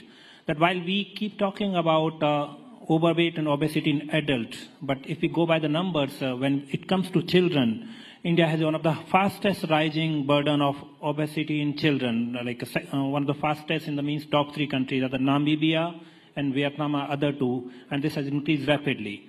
But let's put a human face to it. I often engage with some of the senior medical doctors as a researcher, and I was hearing one of the senior doctors who said that 3 decades ago when they were trying to conduct a survey in school children, it was very difficult to find overweight and obese children 3 decades ago. So they were wondering whether they would be able to complete the study. And now, in these times, if someone wishes to do study in school children, you find many school children who are unhealthy. I work closely with certain number of schools, and I was talking to some principals, and they said that these days parents send such an unhealthy food or other things in the school tiffin for the kids, which is resulting in this rising obesity. I know that there is one of the discussion panel in this session was about screen time and exposure to social media, and all of this is bringing reduced physical activity in kids. The play time is reduced. So essentially, these narration indicate that if we want to take control of obesity, we need to follow a holistic approach. This requires a 3-pronged approach minimum. And this is what I tell for all the lifestyle diseases, all the health conditions, not just obesity. Any condition, health condition which is lifestyle originated has 3 treatment or interventions. One is increased physical activity. Second is a dietary modification. And third is medication. Even if a medication is available, that is not the solution unless we pay attention on the first 2. And these 3 points are important because if the moment we start thinking of any available medication, which is important because if science is there, research is there, we need to keep developing newer intervention and medications to ensure that people who are not getting benefit from the first 2 will benefit from it. But all 3 together makes an good care. And Sonalji, that's where I want to highlight that we often keep focusing on treatment, which is important part. Medical advance should benefit everyone, but we should also keep looking at holistically. Increase physical activity, improve dietary pattern, and then available medication for all the patients. This final point here is that this essentially makes that often people argue that obesity is an individual issue. They believe that, okay, if someone is overweight, obese, it's their fault. I believe that this is a societal issue because there is a higher economic burden of obesity. If as a society people are overweight or obese, that has an economic cost in the terms of healthcare. It has a cost in the reduced workforce capacity in the terms of sick time or absence from the work. And there are estimates available in 2019, this World Obesity Federation data. In 2019, around 1% of India's GDP was equivalent, was loss on the obesity-related challenges, absence from work. So it is worthwhile to invest in every intervention, including medication, increasing physical activity, dietary intervention. This will help economic growth, and this will help in any country becoming a developing or prosperous nation. Yeah. So obesity has multiple dimensions, and I can keep talking about these. Yeah, we let you. That's the whole point of this discussion. But I'm so glad you brought that up.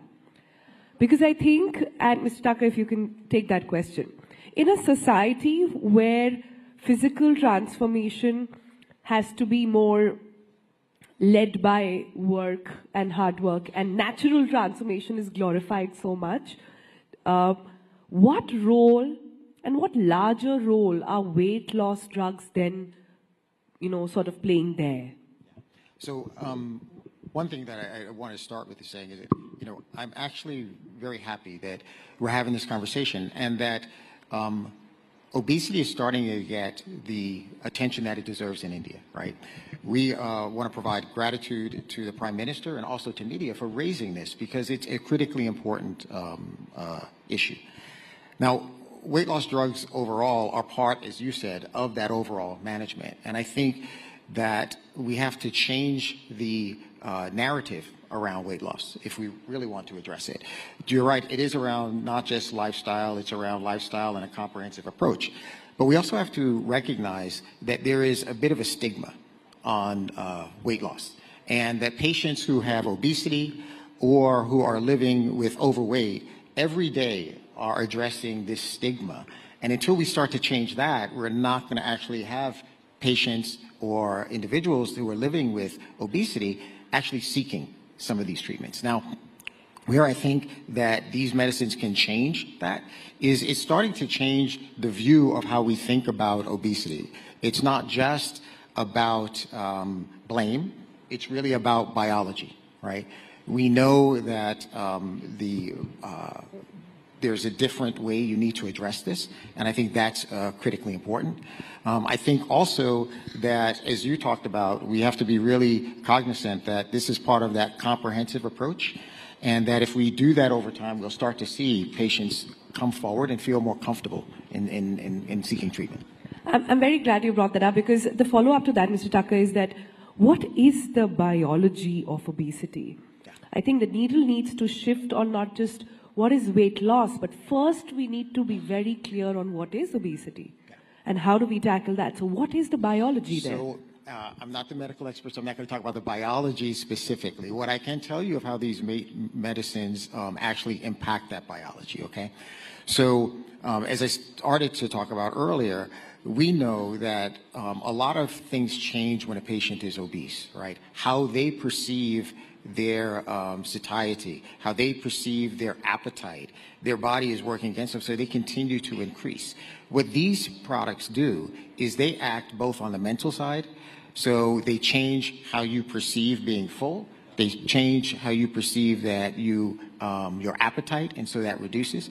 It also works on the level of slowing their gastric emptying as well. So what that means is you feel full sooner and for longer, and so therefore your appetite changes as well, right?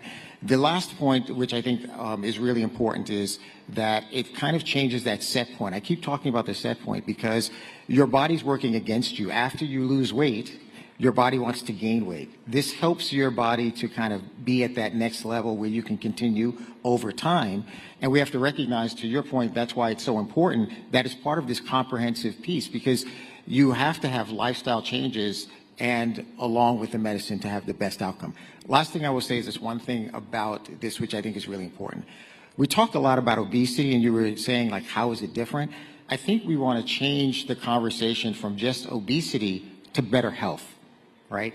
Because ultimately, these products will help patients to not progress to some of those long-term complications like diabetes, cardiovascular disease, dyslipidemia, that really impact their overall health and cost to the system. And so I think if we start to change that stigma, we can actually have a broader I think that's impact. very important, and I'm glad you brought it up. But just to expand on that, and if Dr. Lahiriya can also come in on this biology of obesity and how it works here, because a lot of people still feel that, oh, just take these injections and that's it. That's all you got to do. I don't need to hit the gym. I don't need to put in that extra hours. It'll control my appetite, and that's that. Can you sort of drop some truth bombs there? See, across the world, and most of the guidelines from Endocrinology Society, other society, categorically say that the first line of management is a dietary modification and lifestyle changes, increased physical activity. And one of the component in that is anti-obesity medication. So these are definitely entire gamut of things, but not the first line. That's part one. Second part is that these are prescription-only medicines which are provided by a medical doctor based upon individual case-to-case discussion with the patient.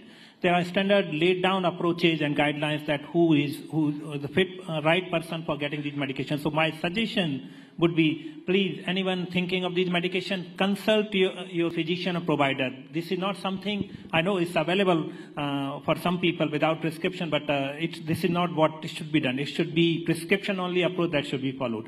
Going back to your previous question, and often people complain that, oh, we have tried increasing physical activity or dietary modification, it is not working. Shall we go for it?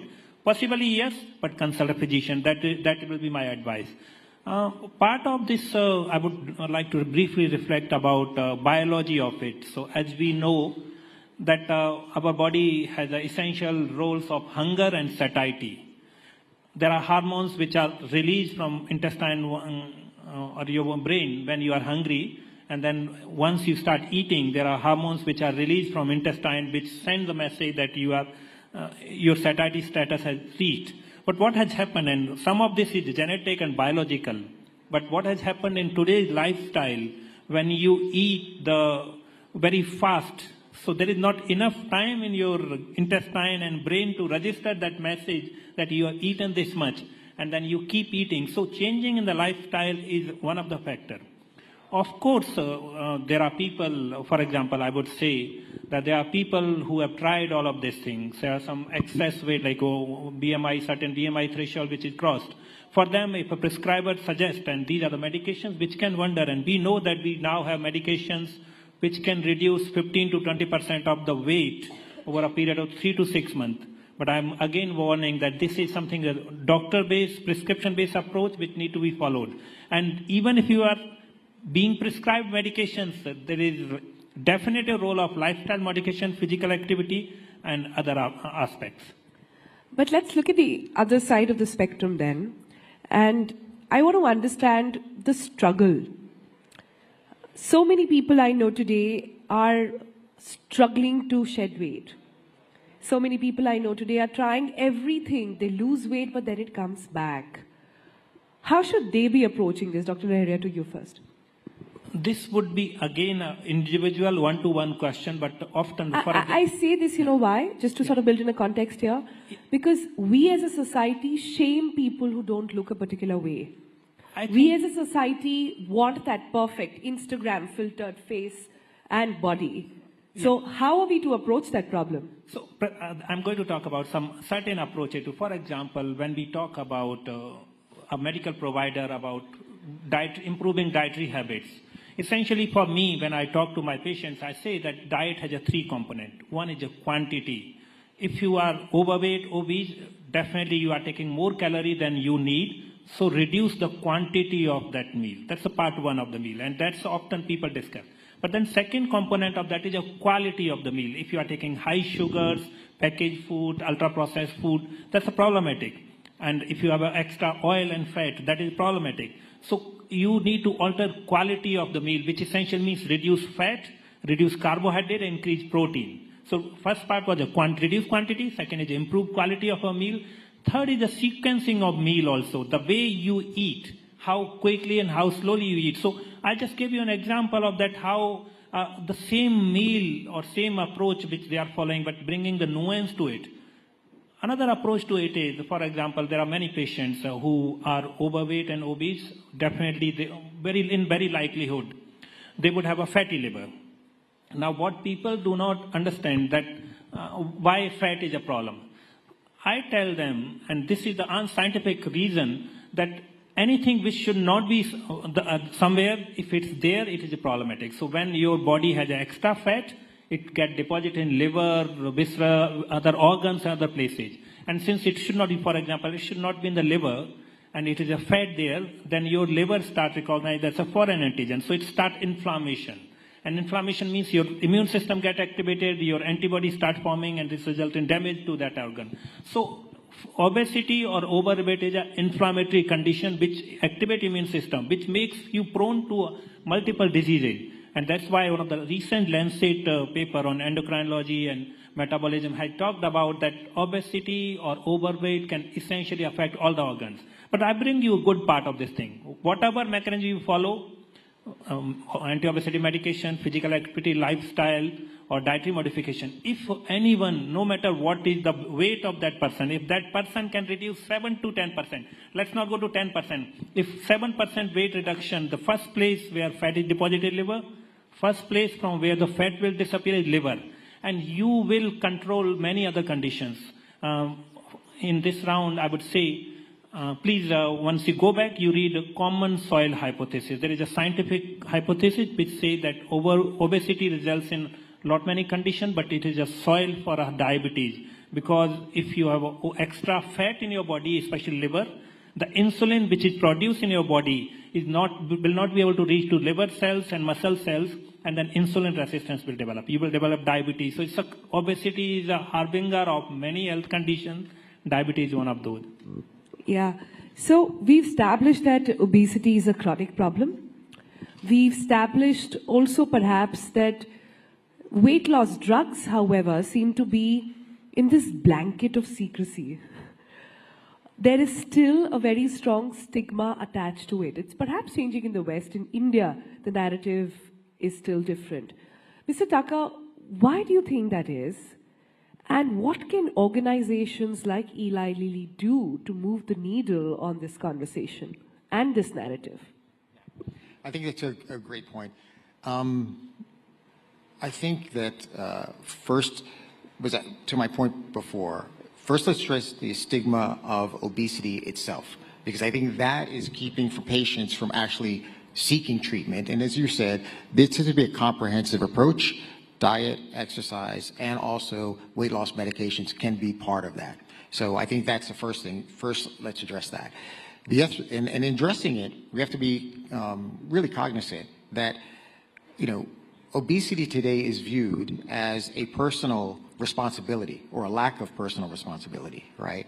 That diet, exercise alone might treat that, which for some it may, but there is also people think you're fat because you're lazy. Correct, which is totally wrong. And then if you get past that and you start to say, can we make it safe for people to explore treatment? Because many people are embarrassed to talk about obesity, and so they don't even explore what the treatment options out there. Once we start doing that, then we can start to talk about where do weight loss medicines fit in, right? My hope is that as we start to look at where weight loss medicines fit in as a prescription drug with physician supervision, that more patients will feel free to get these products. We will see the impact of these products. We know that over time, many patients who have taken these products have gotten to a weight level and been able to maintain that. There are obviously side effects that we have to be cognizant of, but that will allow people to figure out where these can fit in and how they can help impact overall health of patients as well. Right. So as we come towards the end of this session, I also want to address some misconceptions. Sure. And I'll go to Dr. Laheria first and Ms. Thacker right after. Dr. Laheria, what are some of the misconceptions if you were to state, you can give me your top 3 on weight loss drugs. What is the misconception of weight loss drug? Yeah. I think one of the misconceptions is that weight loss drugs are magic remedies. As already said, that they are one of the tools available in hand. And they are important tools which we should use as per medical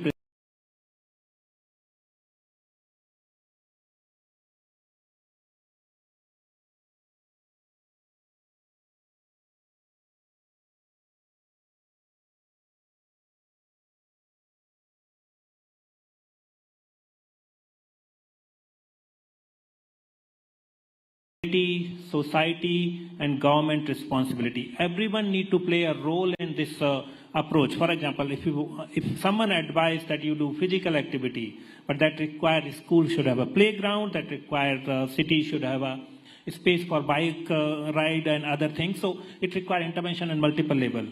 I think I've done 3. Yeah. Your top 3. I think the first one would be that there's a myth that weight loss is due to not would say personal responsibility as much. Yes, personal responsibility, but also it's a choice, right? That you choose to be obese. And I think that's totally incorrect, right? We know that. I think there's another one that everyone loses weight the same way. We know that's not true. It's an individual response, and therefore it has to be tailored to them individually. The last misconception, I think, is a big one, which is that obesity is not a disease. But in reality, we know that globally it is recognized as a disease that is progressive, relapsing, and needs a comprehensive approach, of which medical treatment can be a significant part. Right. Last comments then, and Mr. Thackeray, I'll begin with you. What is your hope then with weight loss drugs in the Indian context on what they can do for the medical fraternity on the whole and this entire, on the medical infrastructure on the whole? I think, as I think about India and this vision of a healthy India, I think that these weight loss drugs hopefully change the conversation around just obesity and weight more to health, and how we can improve health so that individuals can achieve their best level of health. And I think that is a comprehensive approach. It is addressing the fundamental cause of obesity, which these drugs go to, the hormonal cause, the metabolic pieces that drive the disease, and not just the symptoms.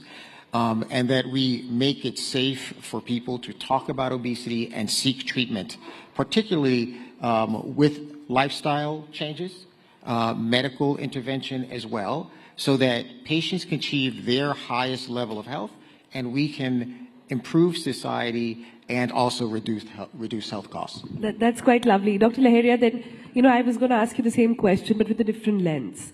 We are looking at India, which is very aware now. This generation is talking about health more than ever. We also have the government coming out with initiatives which are taking and putting health at the forefront. You've got the Fit India movement. The Prime Minister talked about it in his Mann Ki Baat as well. So we seem to be moving in the right direction, or so it seems, when it comes to this entire conversation on staying fit. But what is the roadblock? What do you see as something holding us back? What I'm essentially asking you is, if the Prime Minister was listening to you right now, what would you tell him to do that can unlock the potential of how much we have developed both in the mindset and medical science on fitness? Let me answer this in 2 parts. One is what we are talking about, weight loss drugs or anti-obesity medications are essentially anti-diabetes and also have a multi-organ benefits in terms of kidney health, liver health, heart health. So they are really useful medication, and that it boils down to that if you reduce weight, no matter whether by physical activity, dietary modification or anti-obesity medication, it is going to work in multiple ways, keeping you fit. Second part on what are the roadblocks. I would flip the question. I would say there are 7 P's approach which we can do. One is that we need to focus upon preventive aspect of health. Second is we need to bring attention on promotive health. Third is prompt treatment. If you are required treatment, you go for a prompt treatment. Fourth is a policy approach. We need to have that kind of policies which support all these interventions. Fifth is everything should be done as per the need of people, people centricity in this approach. Sixth is programmatic intervention, which essentially means just do not focus upon one isolated intervention, but make it a holistic programmatic. And seventh is a partnership between public and private sector for a public purpose. So we need, if we do 7 P's, prevent, promote, prompt treatment, policy research, people centricity, programmatic approach, and partnership, it will take care of a holistic approach on our different components. Otherwise, simply focusing on medication or increasing physical activity or reducing oil is not going to work. We need to give it a shape of that where all the components are taken care of. I think that's very well said. Thank you both for joining us on this very, very fascinating discussion.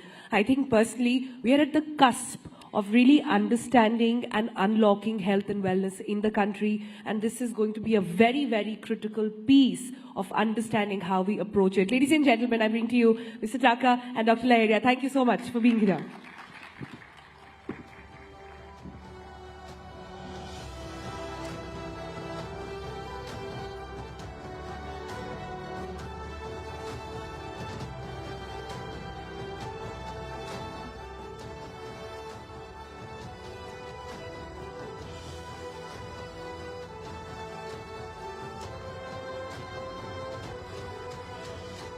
Thank you so much, gentlemen. Thank you, Sonal. This conversation indeed was a reminder of how any journey to losing weight must be undertaken in a healthy way.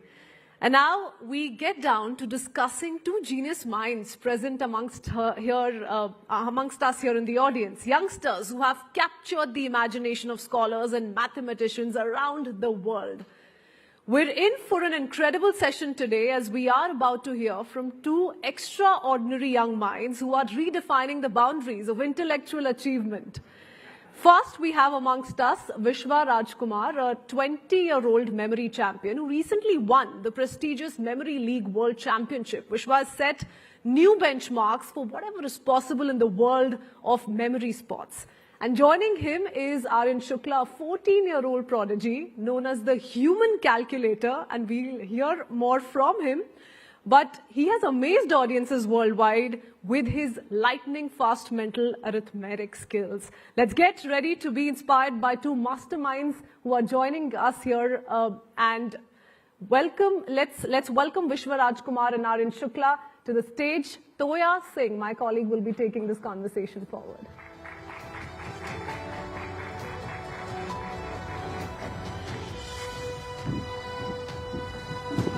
All right, ladies and gentlemen, lovely to have you here. We have two young men with us, and the reason we're standing is because we're going to spend the first few minutes actually showing you something. Then we'll do the discussion we're going to do. Let me just tell our audiences, we told everyone about your achievements, but I just want to introduce them once again to our audiences. Right here we have Aryan. Aryan, you're just going to be showing us some mathematics. He's the person who we said was a human calculator. I don't know if you like that description or not, so we'll talk about that in a second.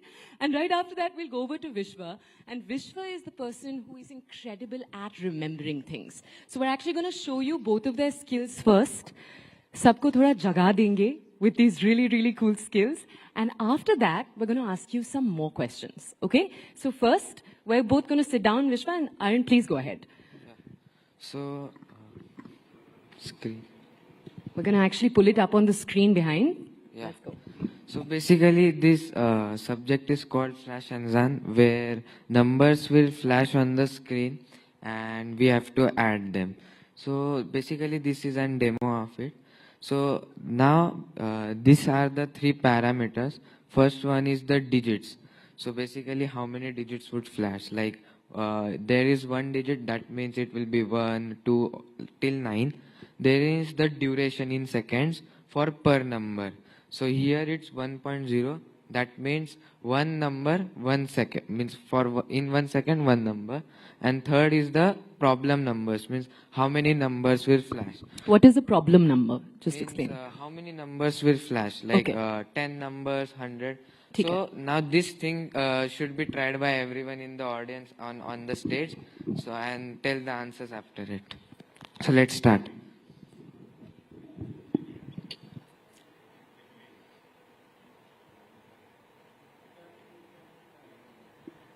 So we have to remember those numbers, add them, subtract them. He's concentrating. Yeah. So, had anyone got the answer? Yeah. Love it. So, 57. Yeah. So that's what, right? Now, we will We're going to get more decrease. tough. Huh? We're going to get more tough. Yeah, we will go one by one. So now we have decreased here the duration, means 0.3 per number. In 1 second there will be more than 3 numbers. So now we will do it again. So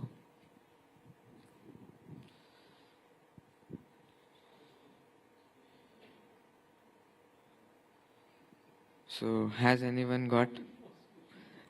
55. Yeah. So now we will increase the digits. Means now there will be 2 digits like 10, 11 till 99. So let's start.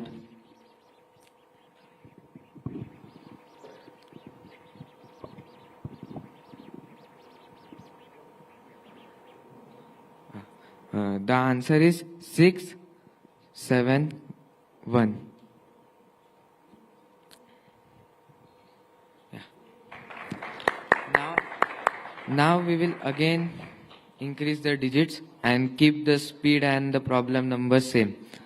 Let's start.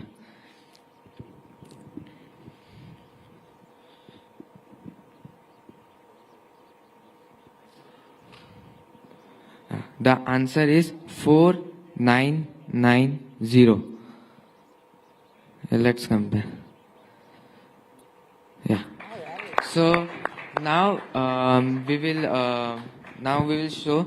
So now we will again increase the digits, and here we will, instead of doing 10, we will do 100. So let's try.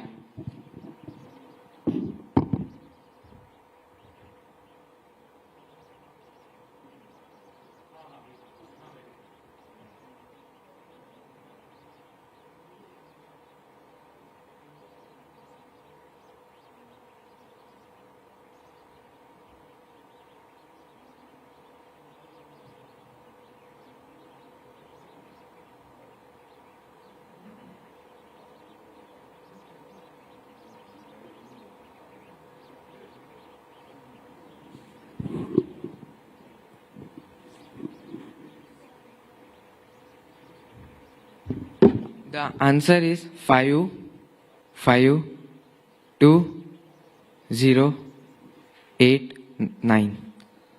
Let's compare. Again. Still close, yeah.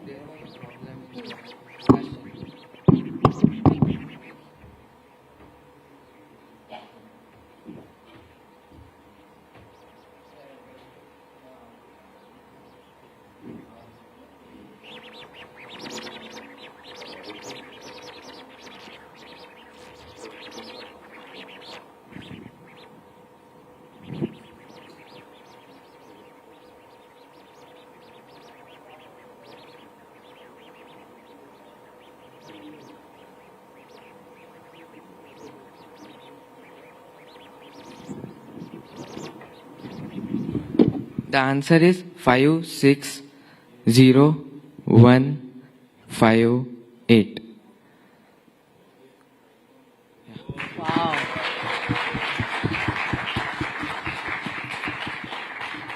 Yes. Can I ask you to sit now? And Haran, I have to tell you, it's so cool to watch everyone just looking at the stage and trying to calculate, and all of us realizing that your brain is just leagues ahead of all of us. Now, someone who can, I don't want to say give you competition, because this is not a competition at all. But Vishwa, if we could now also see your skill, because it's a different set of skills. And then we're going to come back to both of you with more questions on how all of this works. And we're also, if anyone in the audience is blown away and has a question or two, we're going to try to leave some time for that. But Vishwa, please, if we could ask you first to also show, because Vishwa's skills are memory-based. So do you want to show us how your skills work? Yeah, we can. Okay, let's go ahead. We're just going to pull up something on the screen right now.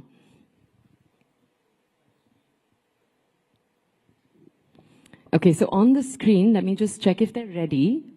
We're going to be pulling up a sequence of Wait, numbers. one second. Can you stand? Yeah, of course. Go ahead. Do what makes you comfortable. So before starting, I'm asking, how many digits can a person memorize within a minute or so? Shout out a number. Can you memorize anyone here 100 digits by just seeing them once? No, right? Okay. So as I'm on stage, I'll try to do a bit slow, but still, I hope it would impress everyone. Okay. Can we start? Yeah. Okay.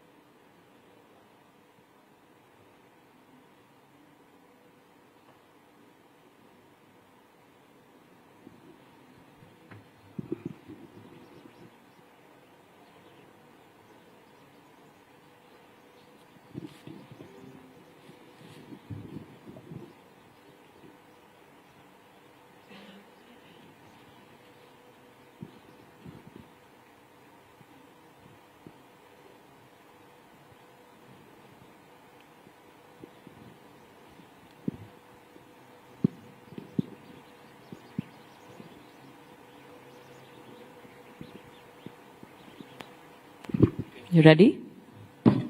Yeah, I'm ready. I memorized them. So I'm going to recite them in order. You can check it. 3729, 6135, 7515, 1467, 4520, 0867, 3618, 1954, 8153, 1144, 5672, 9961, 4955, 6473, 1343, 1988, 2567, 0925, 3398, 7810, 7173, 4540, 5175, 4303, 8429. Thank you. I did it a bit slow, but my personal record, which I broke in World Championship, which happened online, I memorized 80 random digits in just 13 seconds, which is almost like 6 digits per second. Thank you. So, you know how our parents always tell us ki pani piyo? So one very crucial part of your process is drinking water. So you'll always see Vishwa with a can of water next to him or a bottle of water. You've talked about how being hydrated is important. A reminder to everyone, there are jars of water on your table. Piyo, pani. Let's go ahead. All right. So the other thing we thought we would do very quickly is I'll very quickly give Vishwa a list of words. Oh, we can hear the satisfying snap of cans of water opening right now.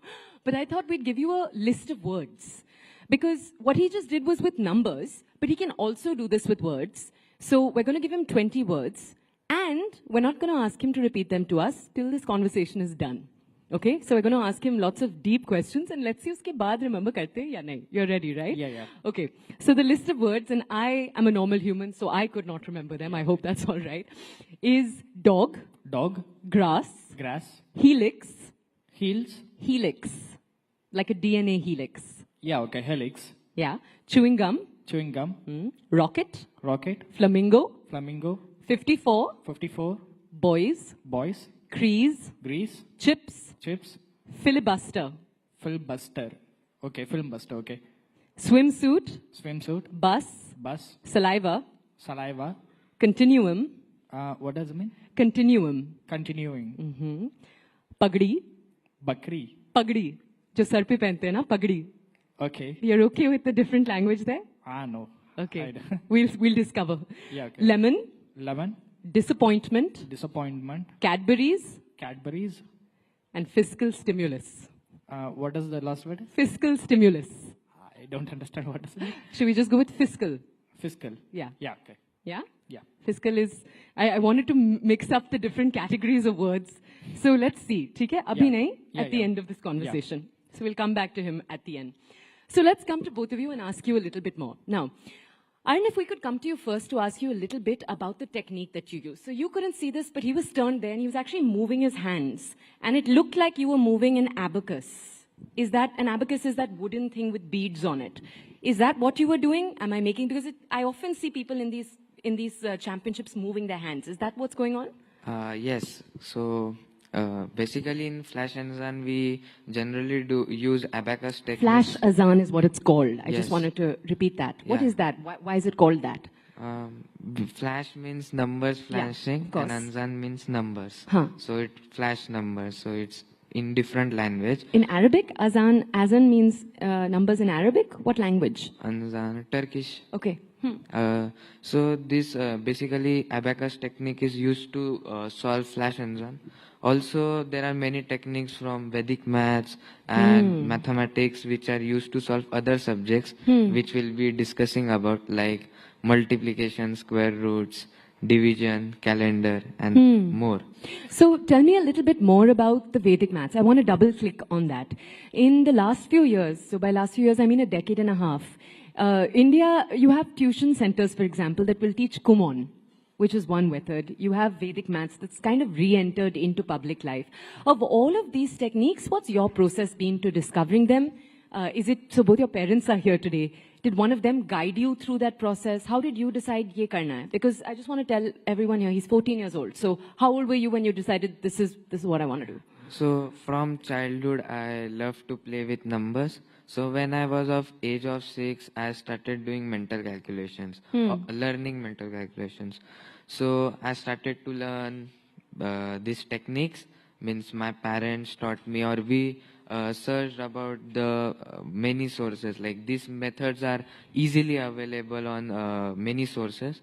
So I started learning them, and then I learned and get a mastery, means not mastery, but started getting good at it. And then we searched about more competitions and the programs which happen, and then I started to take part in them, participate in that competitions. From 2018 I started doing that. Right, and you've also, so we haven't talked about what you've won, and you've been winning for a few years now. Yes. Let me just come back to you in a second. Vishwa, you have a very different, obviously what you're doing is a different skill, it's memorization. And he does something really cool. If I can give our audiences a breakdown, वैसे तो आपसे आना चाहिए. I'm not giving you a chance to speak. But what he does is he imagines a room, or a house rather, and in different rooms of that house, he stores different words. So मान लो आप याद कर रहे हो, and then it's like you're walking through the house, veranda में कोई चीजें हैं, pathway में कोई चीजें हैं. That's how you remember the words. Is that correct? Like a map that you make in your brain? Yeah, exactly. So I can tell that if you're watching a film, will you ever forget what happened in the film? You won't be forgetting, right? So the same thing, if you read the same story in a history book, you'll be forgetting that easier. That's because you're visualizing the movie. So that's the reason you're able to remember that. That's because of your imagination. So whatever I memorize, I imagine them, make a story out of it, and then visualize in whatever place I want. I mean, I feel comfortable. Let's say my home. So let's say my home. So you told me 20 words, right? I imagined everything in my home. So that's how I remember. Okay, so here's my question. Our audience today that's sitting, if they asked you, how do we use this technique in our day-to-day? So let me give an example. Say I want to remember someone's birthday. Say their birthday is, I was thinking of Mahatma Gandhi's birthday for some reason automatically, but that's too easy for our audiences. Let's go with the 11th of October. 11th October. 1963. 1963. Walk our audiences through how they can get better at remembering. Okay. So I would say 11 looks like 1-1, right? So we can imagine 2 pencils. Imagine 2 pencils is kept here. And October is 10th month. So whom do we remember when we hear the number 10? Sachin Tendulkar. Oh, love it. Okay. Sachin is coming and picking up the pencils. 1963.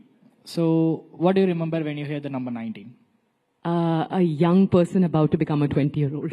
Okay. So I'm 21 right now. So Yeah. I won my world championship when I was 20. So maybe let's consider me. So I was speaking to Sachin. Oh. Yeah, 63. I'm not getting anything related to 63, but No. I imagine a cooking set when I hear the number 63. So Why a cooking set? I'm not sure, but Okay, when I okay. started practicing, I used that. So imagine I was speaking to Sachin about starting a restaurant or something. Huh. So 2 pencils, 11 October 1963. But ek cheez batao, when you're turning towards the screen and remembering all those sets of numbers, Yeah. what you were doing was coming up with different scenes that quickly? Yeah. Okay, that's incredible. I don't know if we feel like we can actually do that in our day-to-day. I hope we're feeling a little empowered because that was tricky to hear. I'll be honest with you. Tell me one thing. Do you ever have areas in your life that are hard to remember? I always find this interesting with geniuses, and I hope it's all right that I'm calling both of you a little bit, you both are young geniuses. Are there areas of your life that are actually trickier than a normal human would find them, for example? No, I don't feel anything harder to remember. I feel everything easier. Like it's not like anything is hard to remember. Yeah, anything is easier. Wow. And what about for you, Aryan? When it comes to doing maths, is it that maths comes easily and maybe there's another area, in the sciences or the social sciences that doesn't? Because before this we were talking, you love social sciences, which is very surprising to me. I was like, wow, so your brain works both ways. But is there an area where you find difficulty more than maybe your classmates? Yeah, means it happens like whenever, like for months I don't write like language or any language I don't study. So it happens that you cannot write properly and like. So generally it don't happens in school, but in mental maths it happens that in particular subject, once it happens that for 6 months I was not getting right. So in mental maths, you yeah, said. particular subject. So errors happen, but we just Yeah, need it was to really find. cool actually when that wrong number came up there, how much you took it in your stride. You pointed out something's wrong and then you just went on. And that brings us actually very quickly to my semi-last question. I want to ask both of you, because you've both been doing this for years. We haven't talked enough about your story. We're almost done with our time, but I do want to ask, for our audiences, both of these young men in front of us have been working on these skills for years. And Aryan, I just want to ask you first, and Vishwa, I'll come to you after that. Yeah, okay. Aryan, tell me a little bit about when it's been harder for you. So walk us through maybe the months when you're doing the sums and the sums, you're not getting them right again and again. Yes. I want to know, amid that frustration, how do you reset your mental pattern? What does the mind of a winner sound like? So I would say the most difficult time was the COVID time, because there were no competitions. For 2 years there were no competitions. So keeping that fire under us to win, and that was very much tough. Practicing for 2 years with there was no prescribed competition or any schedule that competition is going to come. So it was important to not give up. So I would say that was the most tough. What was your secret to your perseverance in that time? My secret is like not giving up, I would say, and have a passion for what you do. Yeah, so my passion for mental mathematics keep me going. Yeah, it's been very cool to speak to both of you and realize that you both really love what you're doing. And I think it's a love for it that fuels more than anything else. Yes. Right? And that's really cool. Can I ask you, Vishwa, a little bit about what it's been like for you? So you're older. You're about 6 years older. I think that's fair to say. You're 6 years older. You've been also doing this for the last few years. Yeah. Your parents are not here today, but I'm sure they really, really support this and think it's really cool. But what have the difficult times looked like for you? With memorization, it's a different set of skills altogether. Yeah. Are there days where things are just not sticking? I want to know if, you're going through something emotionally turbulent. Yeah. It's there. Does it become harder for you? Yeah, What it does that can. look like? Yeah, I started my training in the year of 2021 myself. I just bought my laptop and started logging into the Memory League website and trained myself. So that's how I started. When I started, I trained like 10 hours a day. But later, I stopped my training because I couldn't focus. I don't know what happened. I couldn't focus, so I just stopped my training. But I was participating in every competitions consistently, but not training. What happened, like in the year 2024, when I was in a competition, I'm about to win it. It's happening online. but there was a sudden mental fog. But I started losing every point, and I just got eliminated. I realized at the moment I'm going to quit the sport. But what happened? Before quitting the sport, I accidentally registered for another competition, which is happening next month. Yeah. So I just thought to myself, before quitting, I'm going to participate there. Even I'm going to lose, I'm not going to bother. I just trained 10 days before the competition. You won't believe, I won the competition. It's an international slam. And after winning, the next year, the World Championship is happening. It was also online, which happened in 2025 January. People were telling that the top 2 players of the world was Alex Molan. He is 6-time world memory champion from America. Yeah. And another person was Matteo Silo. He's from Italy. And these 2 guys are like too amazing in sports of memory. And none of them spoke about me. They just telling that the final is going to happen between these 2 guys. I got emotionally sad. I started practicing a lot. And you won't believe that in the finals, they both didn't appear. Instead, me and my friend Nasser Ali, he is from Saudi Arabia. Yeah. We both are same age. He too got emotionally sad, and we both practiced really hard for 2 months in the month of November and December. And in January, Alex and Matteo just got lost to 2 persons. Was it you and him? Yeah. Lovely, huh? No one thought that this is going to happen, because a lower ranked player from nowhere, we both came to the top, and I won the world championship. He came as a runner-up. This is such a sexy India story. You know what I mean? In the sense that so many times we hear about young people like both of you. I just want to tell our audiences also, you're 20 and he has a New York Times profile about him. So if you search him, you'll get this whole article about your memory techniques, which I just think is so cool. Okay, we're going to have to wrap up, and I want to thank both of you. But before we do, we have a list to ask of him. So we're going to do that. Yeah, okay. I hope you're ready. We'll stop for your moment of truth. Let's go. Do you want to start from the top and tell us? Dog, grass, helix, chewing gum, rocket, flamingo, 54 boys, grease, chips, flimbuster, swimsuit, bus, saliva, continuing, bugdy, lemon, disappointment, Cadbury's, and fish skull. Yeah, this is the fiscal stimulus. All right. It's been lovely to speak to both of you. And I think I saw a hand up in the audience. We're going to have to be very quick. We just have a minute left. Please go ahead.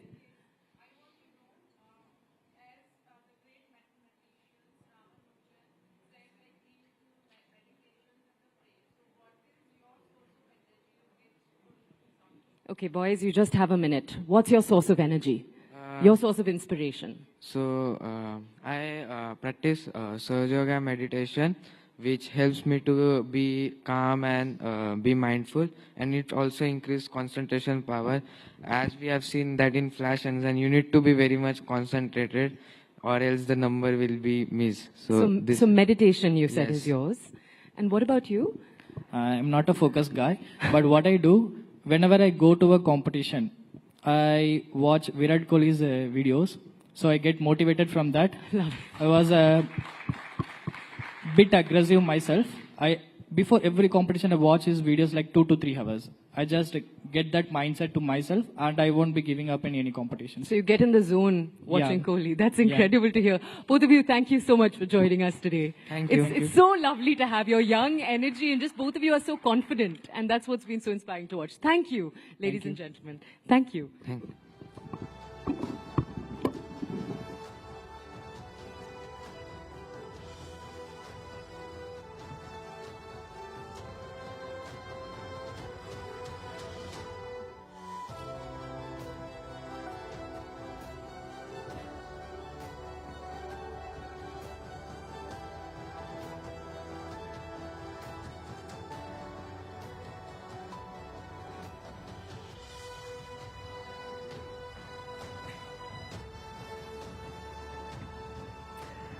Well, to say that everyone was mind blown would be an understatement. Thank you so much, Vishwa and Arya. A bright future for you ahead. Ladies and gentlemen, with that, we pause here for a while. I would request all of you all to proceed to Business Hall 4 for lunch, but 30 minutes is all you have. Something. Dr. Jaishankar, thank you very much for joining us at the Rising Bharat Summit. You've come here every time we've had a Rising Bharat Summit, so this is your 3rd edition here. But I want to start off with something significant which some of our audiences may also be interested in knowing. It is the number 2,140. Does that hold any special significance for you? I shall enlighten our audience and maybe even enlighten you. That's the number of days that... This sounds like one of Elon Musk's tweets. That's the number of days he's been External Affairs Minister. He's the longest serving External Affairs Minister of India since Nehru. So we can have a round of applause for that. And what a time to be in charge of India's foreign policy. You look back at the last 5 years and 10 months now, it's going to be almost 6 years. What do you think has been Indian foreign policy's singular achievement in these last 6 years? One thing if you were to name, with the mic, sir. I would say, this is Bharat rising. So how do you manage the process of rise under extremely turbulent conditions? Because managing a process of rise is tough enough, but countries normally hope that you get a very conducive environment. We've got as tough an environment as anybody could sort of. No, not hope for. Not hope for. Anybody could actually imagine.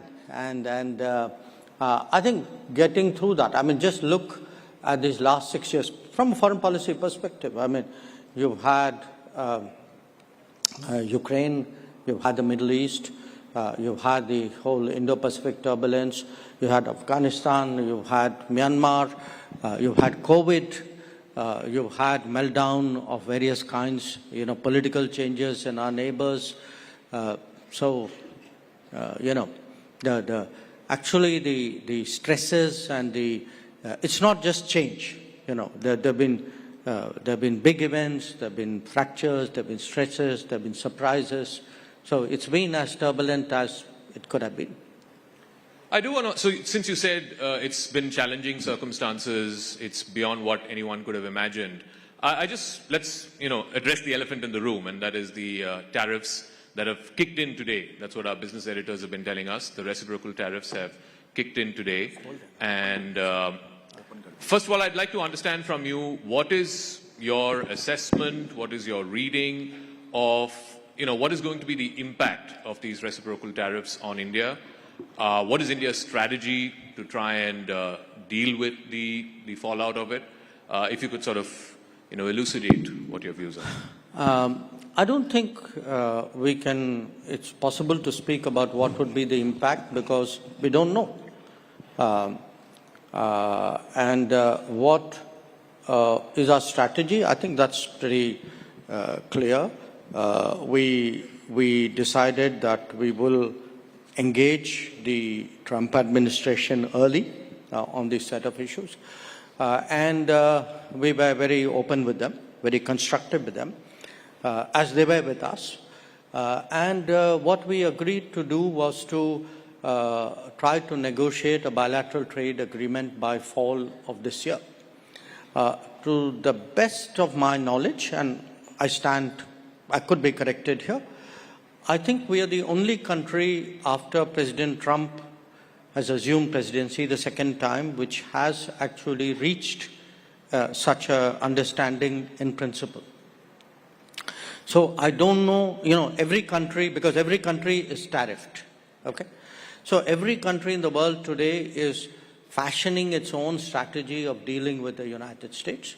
In our case, our strategy has a goal, and the goal is to see whether it's possible to actually deal with this situation by concluding a bilateral trade agreement. And I should add that in an interesting way, this has long been our objective. The present situation may have created the circumstances for such a serious conversation. But if you look at President Trump's first term, we were actually negotiating a trade deal which could not fructify. And if one looks even at Biden's administration, we discussed trade possibilities and we ended up with the IPEF initiative. They were very averse to doing a bilateral agreement. So from the Indian perspective, actually doing, working out something bilaterally with the United States is is not at all a sort of a negative or a, sort of unwanted situation. On the contrary, it is something which has long been our objective.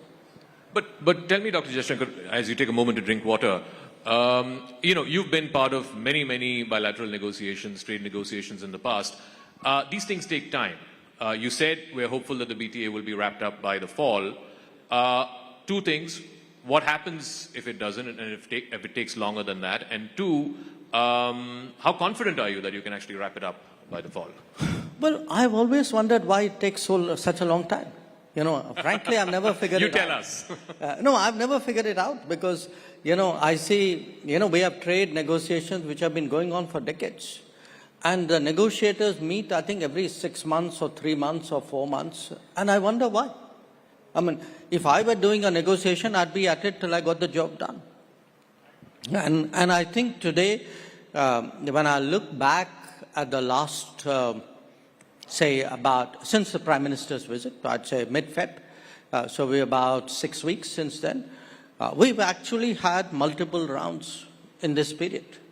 I think we've had more periods,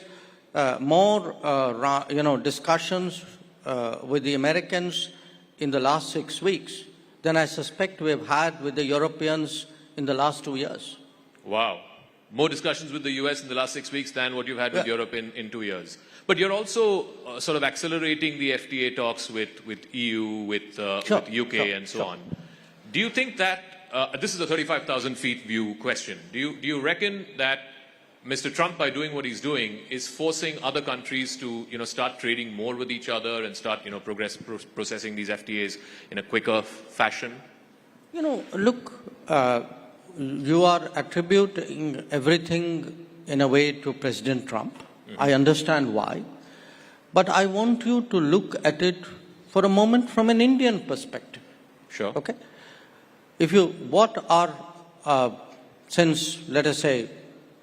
Since the beginning of reform, 1990s, in 30 years, what are your FTA agreements? They're largely to the economies east of India, with the ASEAN, with ASEAN members, with Japan, with Korea, Australia, which is not the same. Now, where are actually your many of these are competitive economies. Yeah. Okay? In fact, with most of these countries, we are running today trade deficits. Now, where is the natural growth potential for our exports? It's to the countries west of us. It's in the Gulf, it's in Europe, it's in the UK, it's in the United States, possibly in Latin America. And actually, those are the agreements which have lagged behind. So it's been our endeavor, I can tell you. I mean, from 2014, for example, we've been pressing the Europeans saying, look, can we re-engage, because we had stopped engaging. Then after Brexit, we responded very quickly to the UK's interest in reaching an agreement. We see an opportunity, in the current situation vis-a-vis the United States. These are, to me, really the priorities which we should be doing. We should be doing it in our own interest, not because some other president of another country says he's created a situation. I want to talk a little bit about Europe, because you had sort of become a bit of a lightning rod for them about talking about oil imports from Russia, saying how can you import from a country that's gone into war and invaded and so on. And you've laid out very articulately for India and for the rest of the world what India's position is. Now the same Europeans are scampering for an FTA with India. Do you see a double standard there? Or? No. I think you're being unfair to Europe. Yes, you're being unfair to Europe. I think the Europeans were serious about an FTA earlier. It's just we haven't seen that kind of urgency. Maybe their way of working is different. So I can't expect everybody to be the same. So they take, typically they have taken much longer periods between interacting with each other. My point is that, Europe today, I think, realizes the importance of deeper ties with India and the relevance of the FTA for that purpose. We had in the end of February 21 European commissioners led by President von der Leyen visiting India, very unique happening, not just for India, even for them. They don't normally do that. I think there's a very serious message coming out of Europe saying we want to move forward on this. We welcome it, we reciprocate it, and I'm pretty confident that just as we are seeing a very intense engagement with the United States, and by the way with the UK as well, I expect the pace to pick up with Europe. We have an aspirational goal. We'd like to close out the FTA this year, but you know, when we get there, we'll see. I want to talk about the neighborhood. Last time you were here at the summit, the big concern, the big talking point was the relationship with China, and you had said that the relationship is not normal, and we need to deal with the situation at the border for the relationship to become normal. Now there's been a disengagement process. The Prime Minister has met with the Chinese President. You've met with your counterpart, I think, on a couple of occasions since then. How would you describe the state of the relationship with China? How far away from normal is it? Well, it's obviously better than the last time I was here. Sure. I think the disengagement, particularly the Depsang-Temchok, was important. We are now addressing, to some extent, issues on the border because there's been a force build-up over a period of years. But there were many other things which also happened during this period. Some of it was a collateral of the situation. Some of it was actually a carryover from the COVID era. For example, our flights, direct flights, stopped during COVID. They were not resumed. The Kailash Mansarovar Yatra stopped during COVID. It did not again resume. So I think there is work to be done. We are at it. We are, trying to see whether a lot of this post-COVID and parallel to the border tension, the combination of these issues, how much we can progress on this. We are looking at it because at the end of the day, we have always maintained that the situation which we saw between 2020 and 2024 was not in the interest of either country. It was not in the interest of our relationship. And I think there is a recognition of that now. So it's on the road to being normal again? Well, I think we are moving in a positive direction. The problem with your profession is you want instantaneous transformation. The challenge of my profession is it's a very arduous and painstaking one. I'm glad that we are sticking to each other's respective professions. But, because there's so much talk around trade and because President Trump has made that the point of conversation, you referred to, we have trade imbalances with a lot of countries to the east, right? Is this, you reckon, an opportunity, again, academically speaking, an opportunity for India to look at some of those trade relationships and say that, these imbalances cannot sustain, just like America is saying that, an imbalanced trade relationship is not working for them? Well, we've had concerns. We have articulated those concerns. This is not my direct remit, but I have a visibility into it, and we work as a team within the government. I think one of the issues for us, for example, has been the review of the ASEAN-India Trade in Goods Agreement, ITIGA, which we believe has been unnecessarily prolonged. I think it's important for all countries today to realize that the nature of the global discourse on trade is changing. There are new parameters, there are new metrics of judgment. I think countries will do what they need to do to protect their businesses, to protect their labor, to protect their societies. We cannot be an exception to it.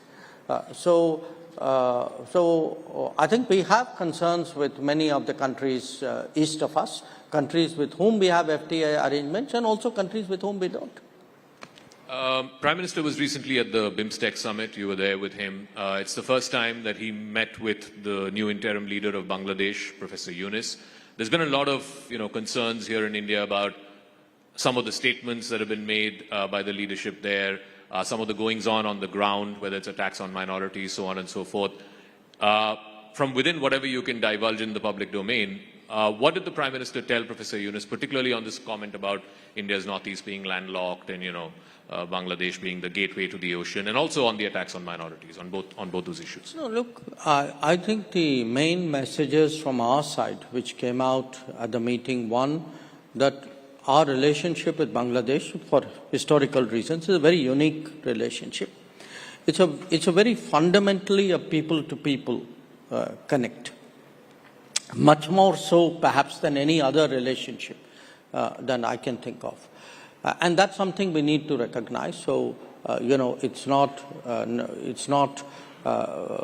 necessarily one of the government of the day. Secondly, we have concerns. We have concerns about the rhetoric which is coming out of people in Bangladesh. We have concerns about radicalizing tendencies we see. We have concerns about the attacks on minorities. And I think we were very open about sharing those concerns. Again, as a country which no country wishes Bangladesh well more than us. That's in our, I would say almost in our DNA, if you can say that. And as a well-wisher, as a friend, I think we hope that, they make go the right way and do the right things. And as a country with a, which has a democratic tradition, democracies require elections. That's how mandates are given and mandates are renewed. So, we hope that they go down that path. From well-wishers to not-so-well-wishers, I want to talk about Pakistan. Two questions. One, because this news just came this morning, the Tahir Rana, who's the convict in the 26/11 attacks, is likely to be extradited perhaps in the next 24 to 48 hours. So I want your comment on that. And second, this whole thing, Balochistan seems to be in a bit of a flux, and Pakistan has resorted to its old, copybook that, India is doing this, so on and so forth. So on both those issues, I would like your there's nothing really new that I can say on the Tahir Rana issue. I mean, obviously, we welcome the decision of the American legal process. On the Balochistan issue, look, I don't want to say anything. I mean, there is clearly a very disturbed situation there. People are suffering there. And if I say something, there'll be finger pointing. So I don't want to say it. But just on the principle that, every time India says there is terrorism emanating from Pakistan targeting India, you're met with a stone wall. Look, Zaka, I don't have to say it. It's visible. Even they say it. But it's not like I'm making an accusation and everybody in Pakistan is there saying, no, this is completely untrue. You have people in Pakistan who openly declare that they are doing terrorist activities in India. So this is not an argument. I mean, this is not a hypothesis. This is something they proudly claim. So I think, we've always maintained, not just us, I mean, all sensible people have maintained that if you start a terrorism industry, you will be consumed by it. And that is exactly what we are seeing today in Pakistan. So at a time when, there's an acceleration for regional partnerships and so on, you don't see any future for SAARC, given if Pakistan does not change its tack and does not use or employ terror as an instrument of state policy? Well, let me pose that question to you. I mean, would you be okay if we were nice to each other in the morning and I come and attack your house at night? Certainly not. I mean, would you live with it? Certainly not. Then why would you even ask me that question?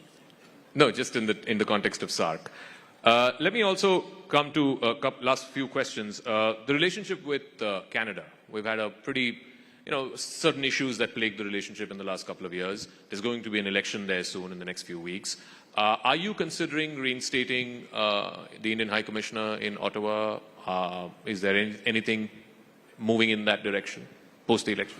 Look, again, I'm very cautious in anything I would say publicly about Canada. They're heading for elections.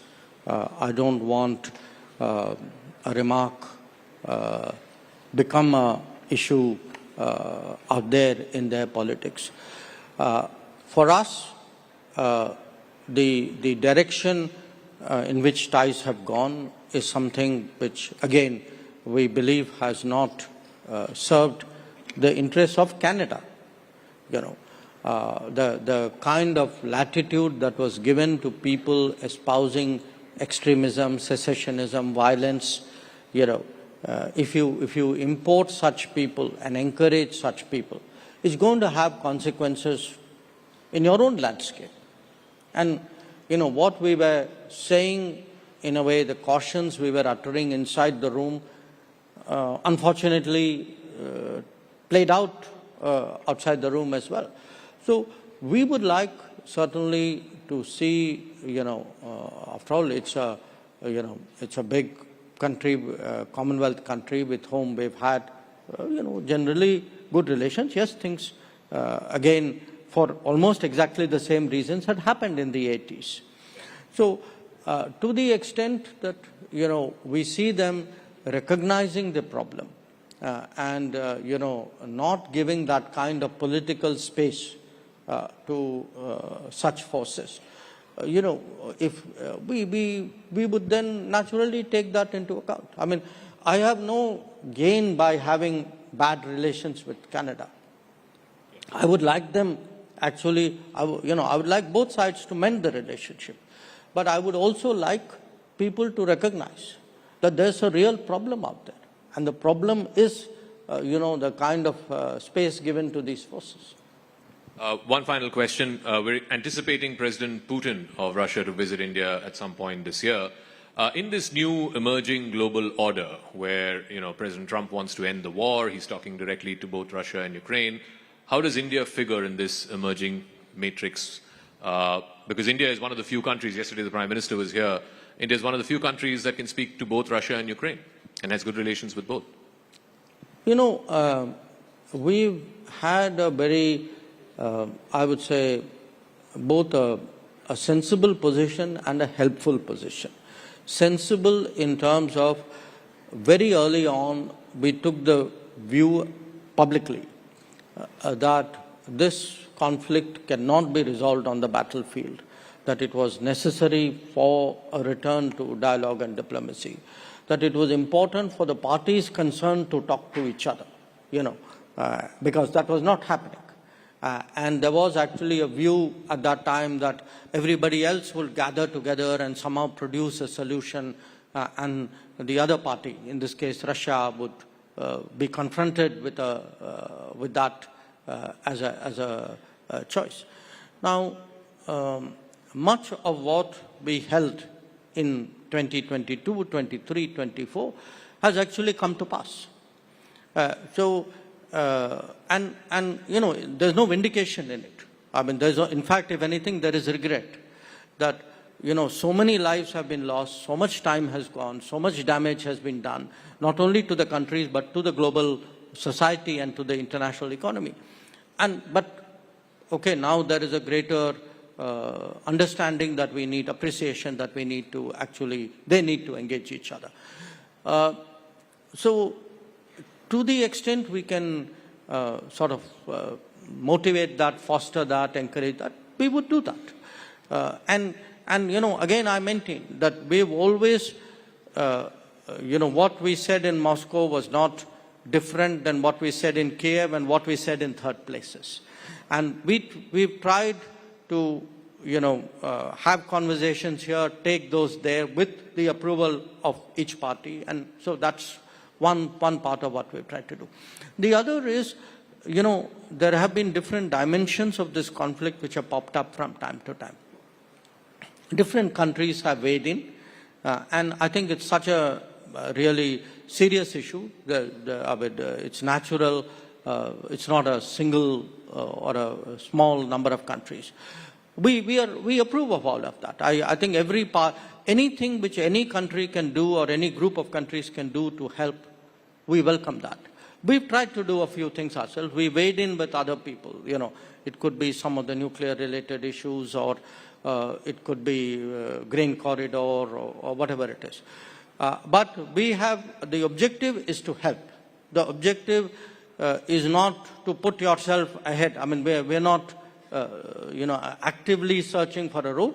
But if, either of the parties or any other country comes and says, look, can you help out on this? We'd be open to doing it. All right, and I'll wrap up. I know you like cricket a lot, so these 2,140 days as the longest-serving foreign minister post-Nehru, you look at it as a test match, as a T20, as a one-dayer, or this is your career with an asterisk, not out. S. Jaishankar batting at 2-1-4-0, not out.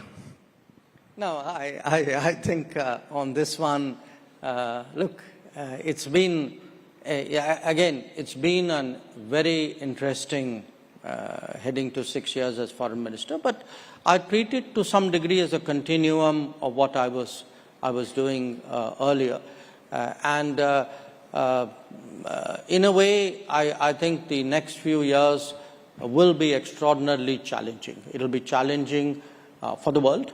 It will be challenging for us as a country, precisely because we have to keep rising through all this clutter, through all these tensions.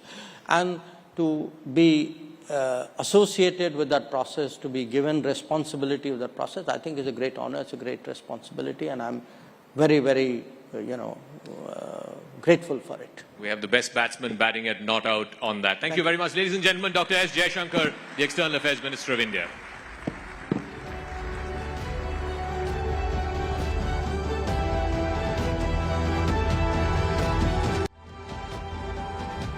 So Justice Chandrachud, one of the longest-serving Chief Justices of India, thank you very much and welcome to Rising Bharat.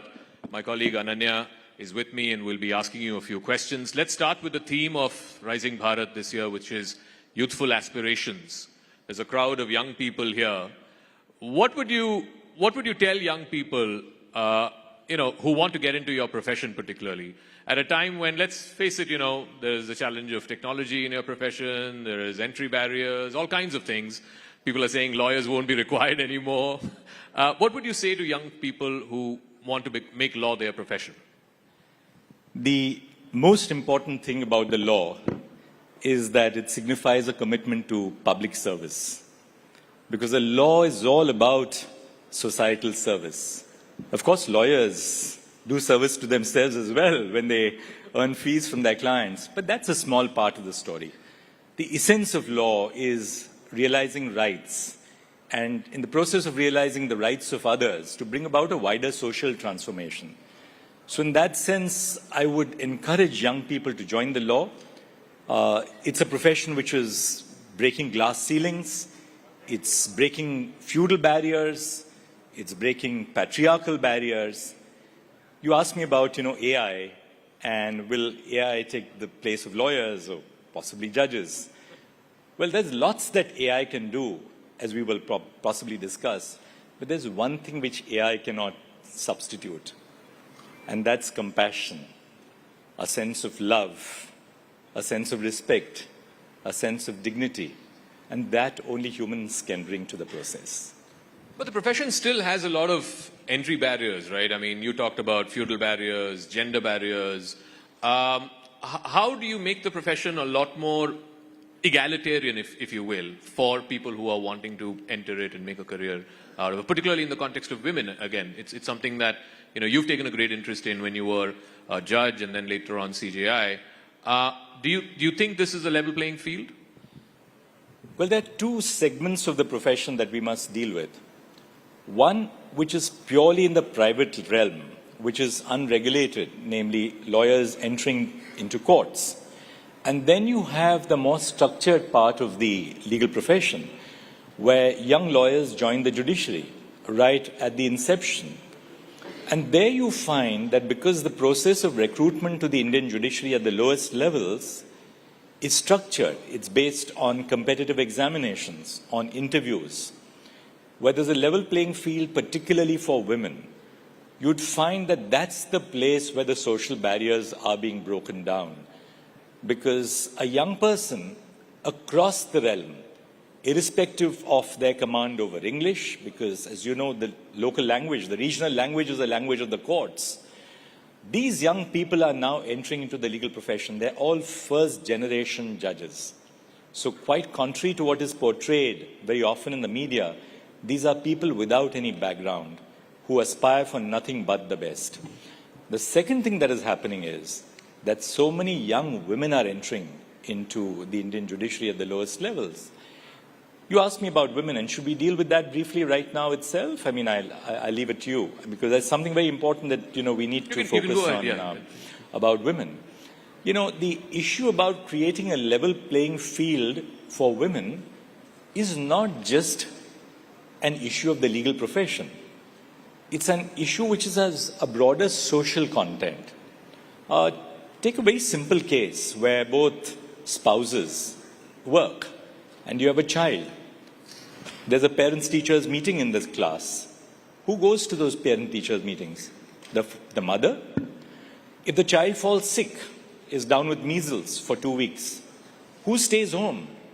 The mother? Who stays home when the woman is expecting a child and she's in an advanced stage of pregnancy? Obviously, the person who's carrying the child. Now, what happens as a result of these societal inhibitions and barriers?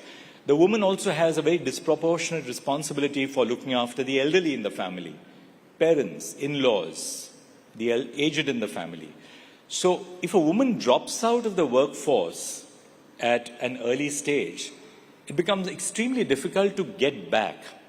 Now take the case of the Indian judiciary.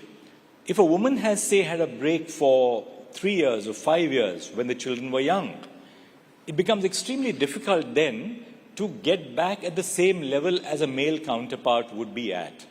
For the reason when we are recruiting judges to the High Court, we look at how many judgments do you have? What's the volume of cases that you have dealt with? A woman who has faced this break in career is basically not able to compete at the same level. So first and foremost, we will have to therefore lower, in a certain respect, the entry barriers or the entry standards to have more women entering into the higher judiciary, which is not to say that you are lowering quality, but you are lowering these barriers, conscious of the fact that women face these disproportionate social burdens which men do not necessarily face. But as I said, Zaka, this is not really so much an issue of the legal profession as a broader social issue. In the legal profession, there are certain peculiar things which women have to combat. One of them, for instance, is that, the high mobility at the workplace. You don't go to one job or one desk and sit there the whole day, right? Going to your office is only a very small part of a woman's or a man's role in the legal profession. You're working in the court all day long, but your work doesn't come to an end after court hours are over. You go back to your office, you're meeting clients, you're traveling cities.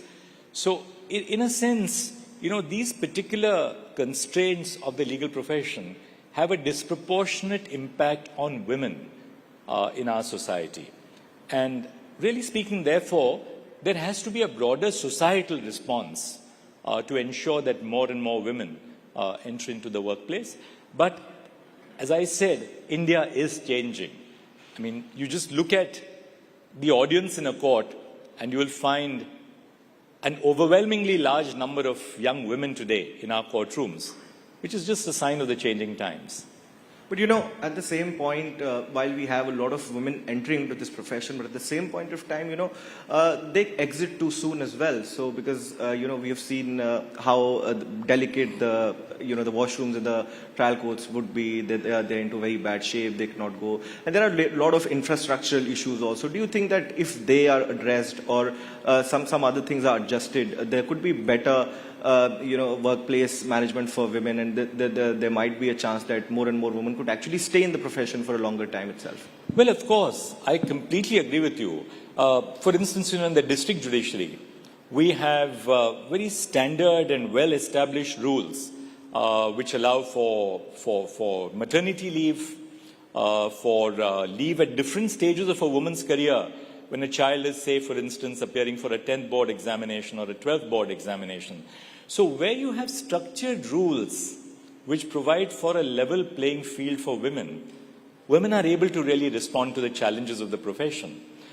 problem arises in the unstructured market-based system, which is the private space in the legal profession, where you have individual lawyers recruiting juniors. There's no overall structure in the sense that there is no overall regulation on how you will treat women in the workplace, because you don't have one large corporate entity like a big law firm only employing women. So where you find that, the interface of women in the legal profession is with a structural organization like the judiciary or law firms, there you would find that more and more women are extremely, successful.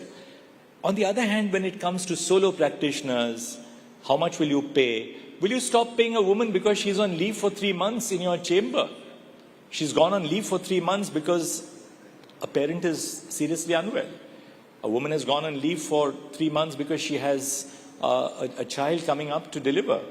How do we ensure that, you have a more socially responsible and socially responsive legal profession?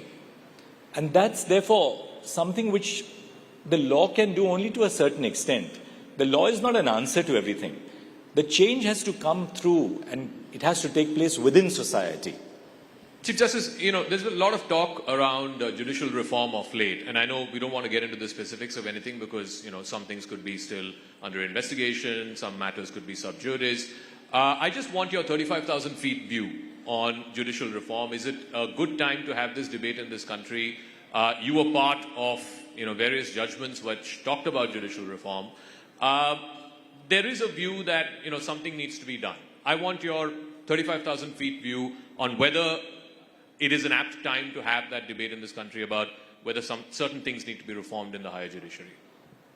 35,000 feet above sea level, when you have an air pocket, the pilot tells the passengers to fasten their seat belts and navigates that air pocket. Now, there is something to learn from that. And that's something which I have learned over, years of being in the judiciary and before that as a lawyer, which is never take decisions which are reactionary. When you have a problem on hand, deal with that problem on hand. Allow the dust to settle. Have a broad stakeholder consultation, a broad reflection on what needs to be done, and then take decisions which will be in the interests of the institution and the nation. Never take decisions on the spot because you may be reacting to a situation and your decision would be a decision which may not be well thought of.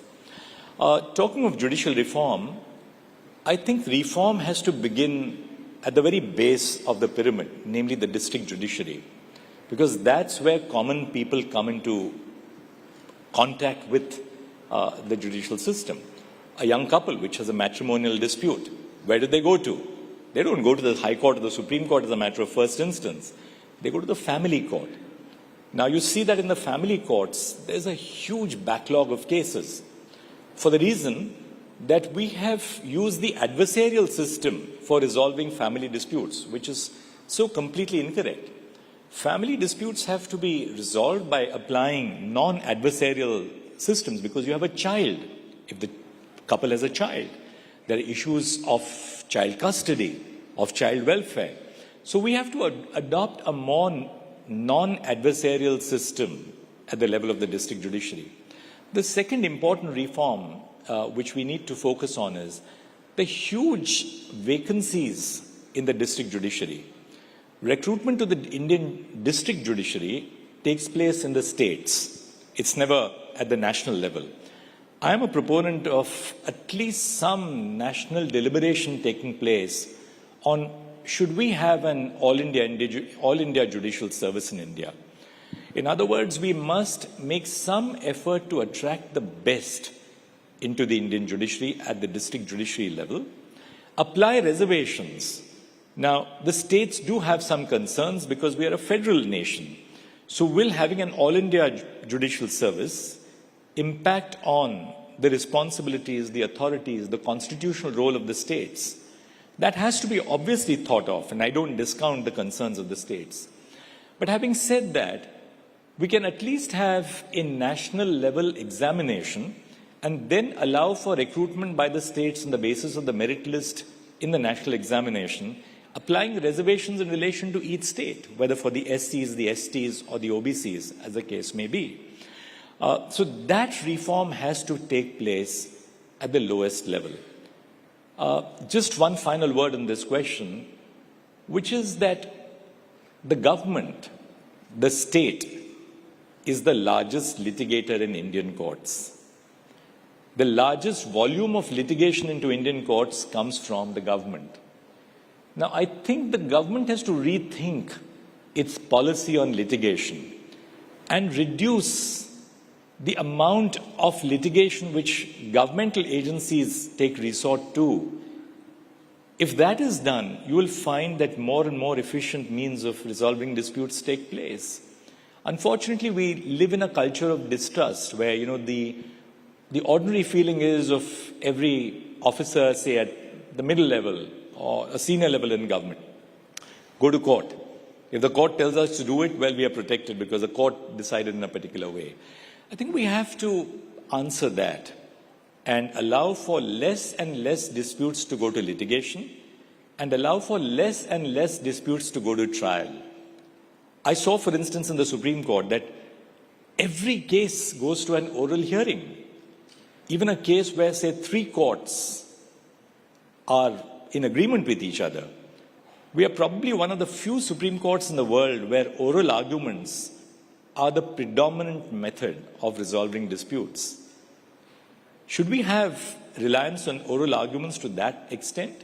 Because they place a burden on the productive time of the courts. Then which are those cases where you should have oral arguments? Which are those cases where you should not have oral arguments? Some serious conversations across the nation on these aspects is necessary because we now have gathered experience over 75 years of the functioning of the judiciary. And there has to be a broader national dialogue on these critical issues which face the Indian judiciary to make it a more efficient judiciary, because unless we do so, the judiciary will not really in that sense be able to be a critical component in the advancement and the development of the nation. The judiciary is a very key aspect of rule of law. So when you speak, for instance, of getting more business into India, investment into India, what does investment need? What does global investment need or domestic investment need? Global or domestic investment needs a climate where the law is certain, the law is objective, the law is applied in a transparent manner, and disputes can be resolved efficiently. So, reforming the judicial system in that sense is going to be a key element in the overall progress of the nation to being truly a developed nation, both economically and socially. Judiciary often walks down the tightrope between activism and restraint. So how do you feel? You've been the Chief Justice, you've been a judge of the Supreme Court for, years long. How do you feel that delicate balance can actually be maintained, or things do not go either this way or that way? I don't think that the dichotomy or the conflict is between judicial activism and judicial restraint. The choice is between judicial responsibility or judicial abdication. Take a very simple case like COVID vaccinations. The government initially was not a proponent of the policy that vaccinations should be supplied free of charge to all Indians. Now, the case came up before the Supreme Court of India. We were in a lockdown. We were all doing the case through a video conferencing platform situated within our own homes. And we asked some critical questions to the government. We said, is it not your duty to ensure that public health is prioritized over everything else at this particular point of time?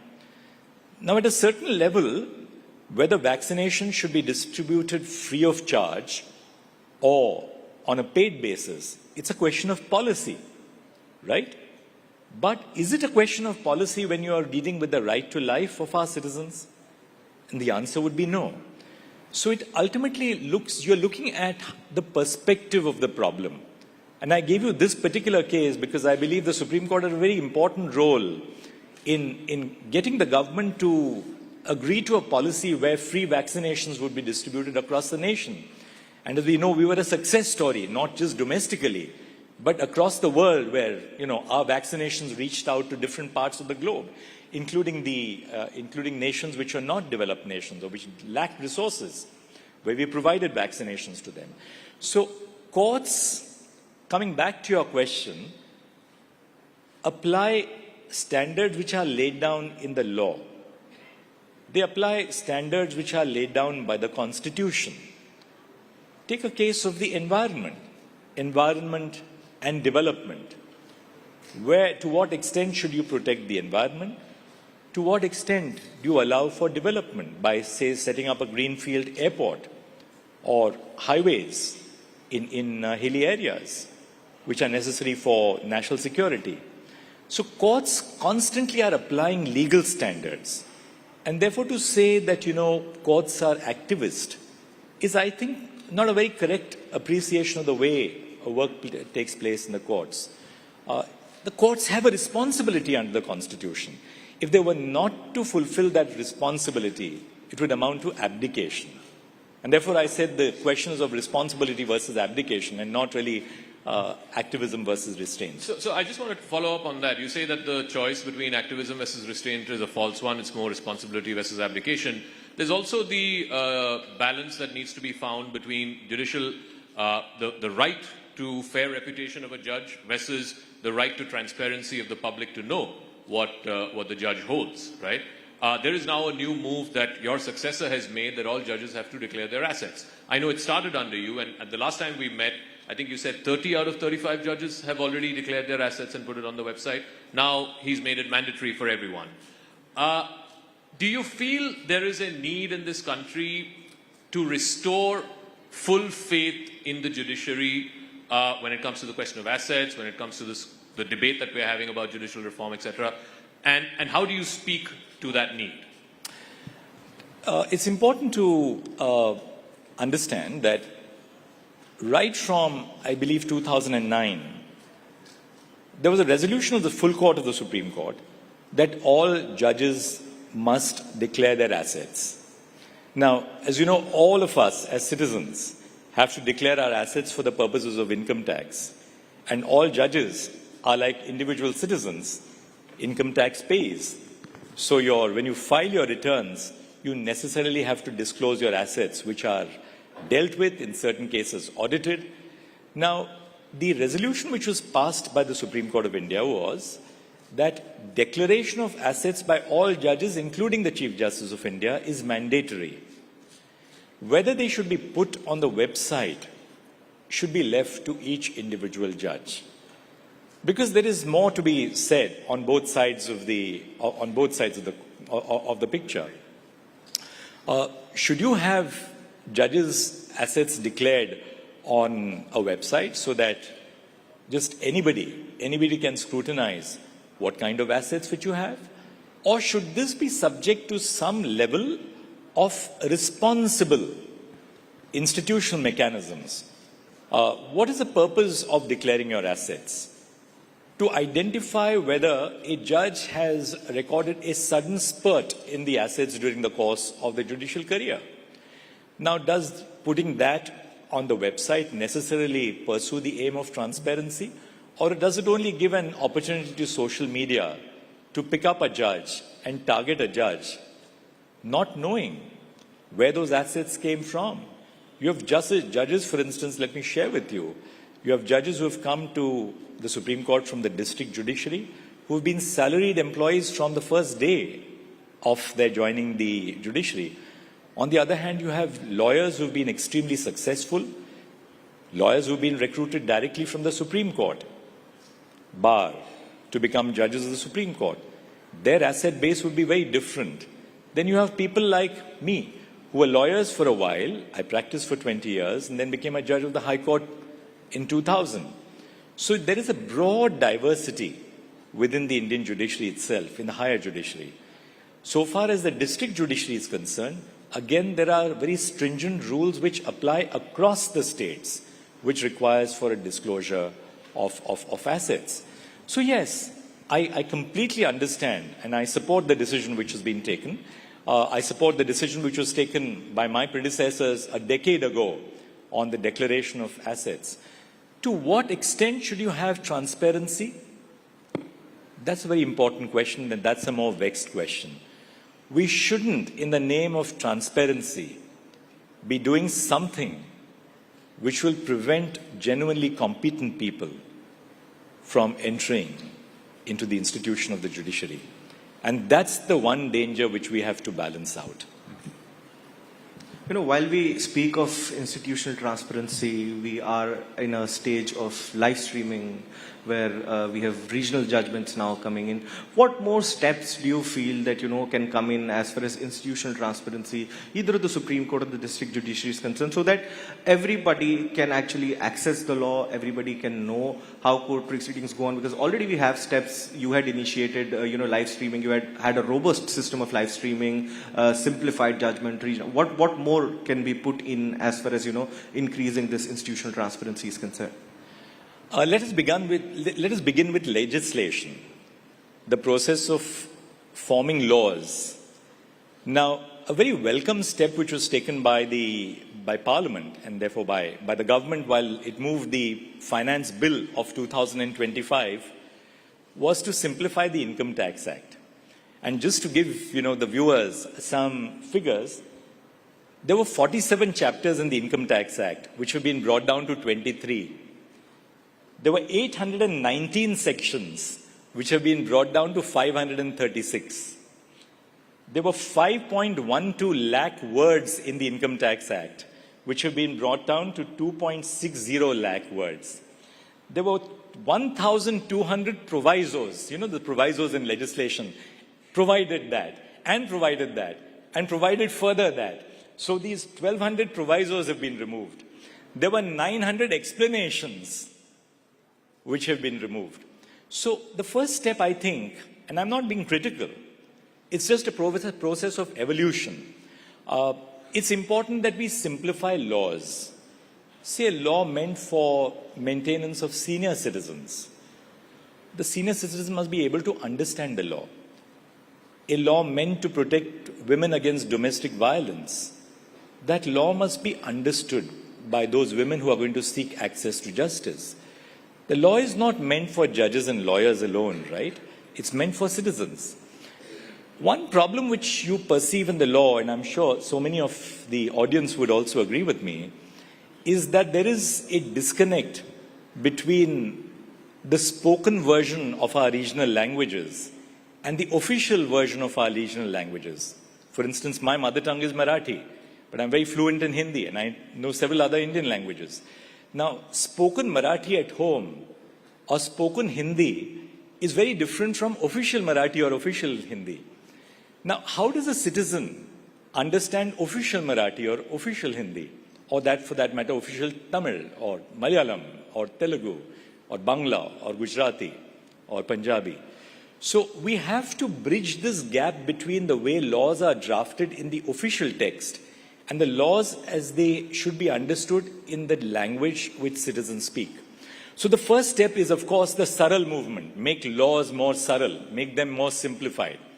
The second, insofar as what the judiciary should do. Now, I must share with you one of our initiatives when I was Chief Justice of India. We began a monthly newsletter through the Center for Research and Planning, and every judgment which was delivered by the Supreme Court, the judgment may be 50 pages, it may be 500 pages. We would put into a small paragraph, in very simple terms, what that judgment decides, so that the common citizen must know what is it that this judgment has done for me. That is something which we have done. Almost all the important judgments from independence, we tried to pick up the most important among them, simplify them, and to put them on the website of the Supreme Court for allowing for citizens to understand what the content of the judgment is. And the third and final thing, which is that the language of judgments has to also be simplified. legal language is extremely complex. It's all jargon. There's so much of Latin, audi alteram partem, or, nemo judex insua causa. Good heavens. Citizens are not concerned with, Latin of some bygone age. Or you have words like thereunder and whereunder and heretobefore and hereinafter. Stop using these kind of words. I think we need to simplify the way we write, because who do we write for? You write for citizens. And therefore, language has to be a lot more simple. It's extremely difficult to be simple. It's very easy to be complex. So, that's one thing that we need to do. Final thing, live streaming. Live streaming, I think, has been a very critical part of our outreach to citizens. Live streaming of court proceedings has taken the work of particularly the Supreme Court and the High Courts to the homes of Indian citizens. It's also, democratized access to justice. A citizen across India, a citizen sitting in Meghalaya, can appear and watch proceedings before the Supreme Court. When we had the Lok Adalat, we had citizens all over India watching what we were doing in the Lok Adalat. So it sort of allows for citizens to participate in the work of the courts. I do want to ask you, the Supreme Court recently delivered a judgment, upholding the right to freedom of expression, particularly in the context of comedians and poetry and satire and so on. So you have that on the one hand, and then you have, and earlier on in one of the answers you talked about how judges are at the receiving end of social media criticism, right? And you have been a victim of that as well. One day you're celebrated as a poster boy of liberalism, the other day you're criticized because somebody didn't like a judgment that you wrote. How does one balance the two? The larger debate about freedom of expression and, should it be absolute or not? And two, what do judges do when you're this is the day and age that you live in. You are, whether you like it or not, subject to social media scrutiny. There are things you cannot say, but, your image gets tarnished. So how does one draw the balance? Speaking for myself, free speech and a marketplace of ideas is critical to Indian democracy. And that's why the framers of our Constitution incorporated Article 19(1)(a) into the Constitution. Freedom of speech and expression is non-negotiable. And that's why we are here today on this platform, because our society, our Constitution allows for this discourse. Now, when you have discourse, that discourse is not going to be as civilized as, say, the discourse in a rational forum. Sometimes the discourse can be very pungent. But my own take is that so be it. Let people decide. If you don't like a movie, don't watch it. You don't like a book, don't read it. Nobody compels you to watch a movie. Nobody compels you to read the book. The danger arises when you have prior censorship. And that is the danger to the freedom of speech and expression, which you had, for instance, in the emergency. But having said that, we have robust law. We have robust law in India which deals with issues such as obscenity, defamation, causing hatred between religious groups or religious communities. And our laws, I believe, are robust. Now, the process of creating the infrastructure for implementing the laws is a different thing. And that needs to be strengthened to make these laws more effective. You have cases of excess. Some of them we have been seeing in the recent past. But then how do you deal with, say, someone who abuses the right to free speech? I think that is more vexed. And my take is that allow the existing law to deal with these cases if there's a breach of law. Let's not get unduly sensitive about someone who says something which is perhaps not appropriate. And speaking for judges, what should they do for all the criticism which they have to encounter? Should I tell you my genuine answer? Yes, please. The answer is perhaps a little, it's symbolic. Judges just need to use the gym more often and to have a better workout. Why? you must have robust shoulders. Ladies and gentlemen, former Chief Justice of India, D.Y. Chandrachud. Thank you very much, sir, for joining us on Rising Bharat. Thank you.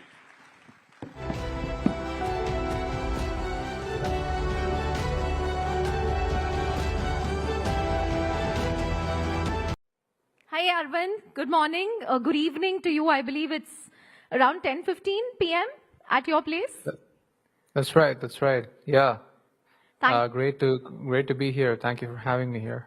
Thank you, Arvind, for joining us after, I'm sure, what was a very hectic work day. Thank you for making it at the Rising Bharat Summit. And we hope you can be with us in person very soon for our next event.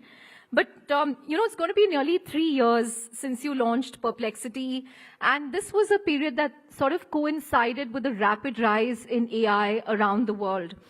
Give us a sense of the state of play in AI today, because every day when I open my Twitter feed or when I open any news website, it's just so overwhelming, the pace of creation, disruption. As someone who's sitting right there in the hot seat in the valley, give us a sense of the state of play, Arvind.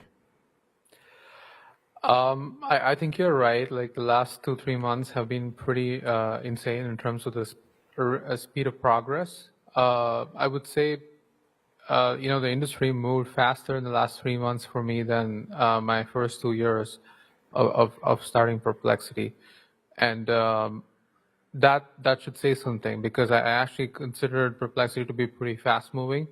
And I don't think we've moved ever faster than ever before in the last 3 months. So I think that is being like accelerated partially by the entry of China and DeepSeek and many other models from China. Like, I hope that all of your stomachs are full after a lovely lunch meal. And before the break, we were looking at a very different set of discussions. So we had with us 2 young boys who showed us some of their mental magic. Before that, we talked about weight loss. It was a very, very different topography. Now we're going to be shifting the focus and the pace slightly in the next few hours. On the second day of Rising India Summit, we're going to be kicking off everything that's going to be taking place with something very, very topical, the Waqf reform. It concerns the management and the oversight of Muslim religious and charitable endowments, and in the last few days, it's become a huge point of scrutiny, particularly around the broader issue of political appeasement, whether it is, whether it isn't. So last night, at this very venue, the Prime Minister emphasized the need for policies that transcend appeasement. These were his words. He said we need to all work together towards the betterment of all communities, while also ensuring transparency and accountability in the management of Waqf properties. Now, that statement was part of a larger discussion, but it has ignited a bit of a larger conversation, and we thought this afternoon was the perfect opportunity to take that forward. So, join us this afternoon to debate the broader points that were raised by the Prime Minister. On stage in just a few minutes from now, we're going to have Shehzad Poonawala. He's the national spokesperson for the BJP. We're going to have Dr. Shoaib Jamai. He's the Delhi president of the AIMIM, and Rajkumar Bhatti of the Samajwadi Party. I'd invite all of you onto the stage, and to moderate this entire discussion, let's welcome Aman Chopra.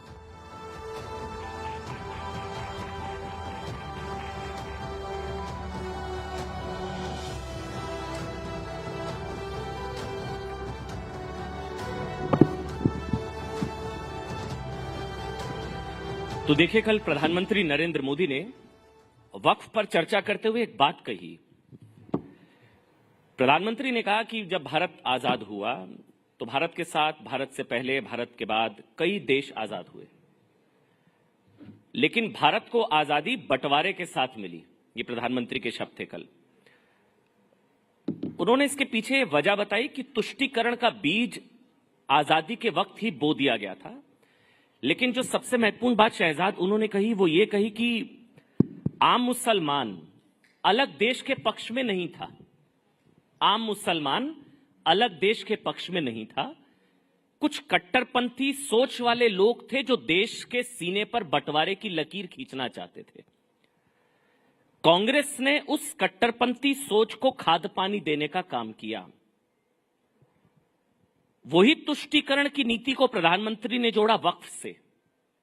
और फिर उन्होंने जो कहा वो सबसे महत्वपूर्ण कि उस तुष्टीकरण की बात कर लीजिए या आज वक्फ की बात कर लीजिए, दोनों में फायदा उस वक्त एक पार्टी को सत्ता मिली और आज कुछ मौलानाओं को या कुछ अतिवादी नेताओं को संपत्ति, दौलत, शोहरत मिली, लेकिन आम मुसलमान को न तब कुछ मिला था न आज कुछ मिला।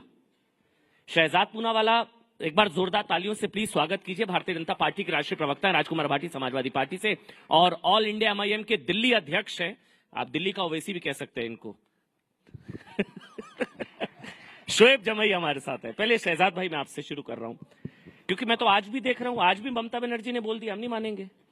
देखिए, वक्फ हमेशा से मैंने कहा है कि वक्फ बहाना है, आग लगाना है, दंगे भड़काना है और वोट बैंक की दुकान सजाना है। आप देख लीजिए, पश्चिम बंगाल में रामनवमी की शोभा यात्रा निकालने के लिए तो आपको हाई कोर्ट जाना पड़ता है परमिशन लेने के लिए, पर जो कानून दोनों सदनों से पारित होकर संवैधानिक तरीके से प्रेसिडेंट का हस्ताक्षर उस पर लग चुका है, उसके खिलाफ प्रदर्शन करते वक्त वहां पर जो जमा हुई जमात है वो कहती है मैं संविधान नहीं मानूंगा।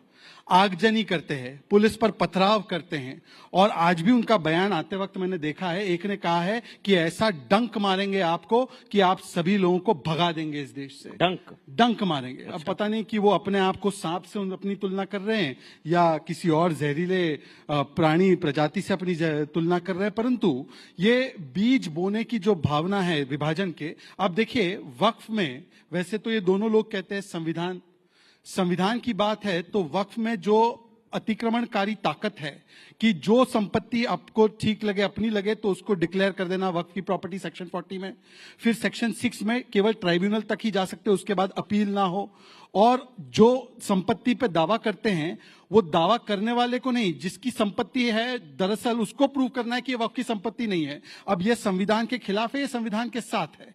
दूसरी बात, वक्फ की प्रॉपर्टी पूरे देश में 8 लाख से अधिक, 9 लाख से अधिक प्रॉपर्टीज है। कुल मिलाकर 37-38 लाख एकड़ प्रॉपर्टी है। इसकी इनकम, रेवेन्यू जनरेशन, इनकम मतलब रेवेन्यू जनरेशन है 166 करोड़। इसका मतलब है प्रति एकड़ 444 रुपीज। अगर मैं खेती करता हूं, एकड़ कितना? 444 रुपीज, 444 रुपए, 444 रुपीज पर ईयर एक एकड़ पे वक्फ की संपत्ति का रिटर्न है, रेवेन्यू का।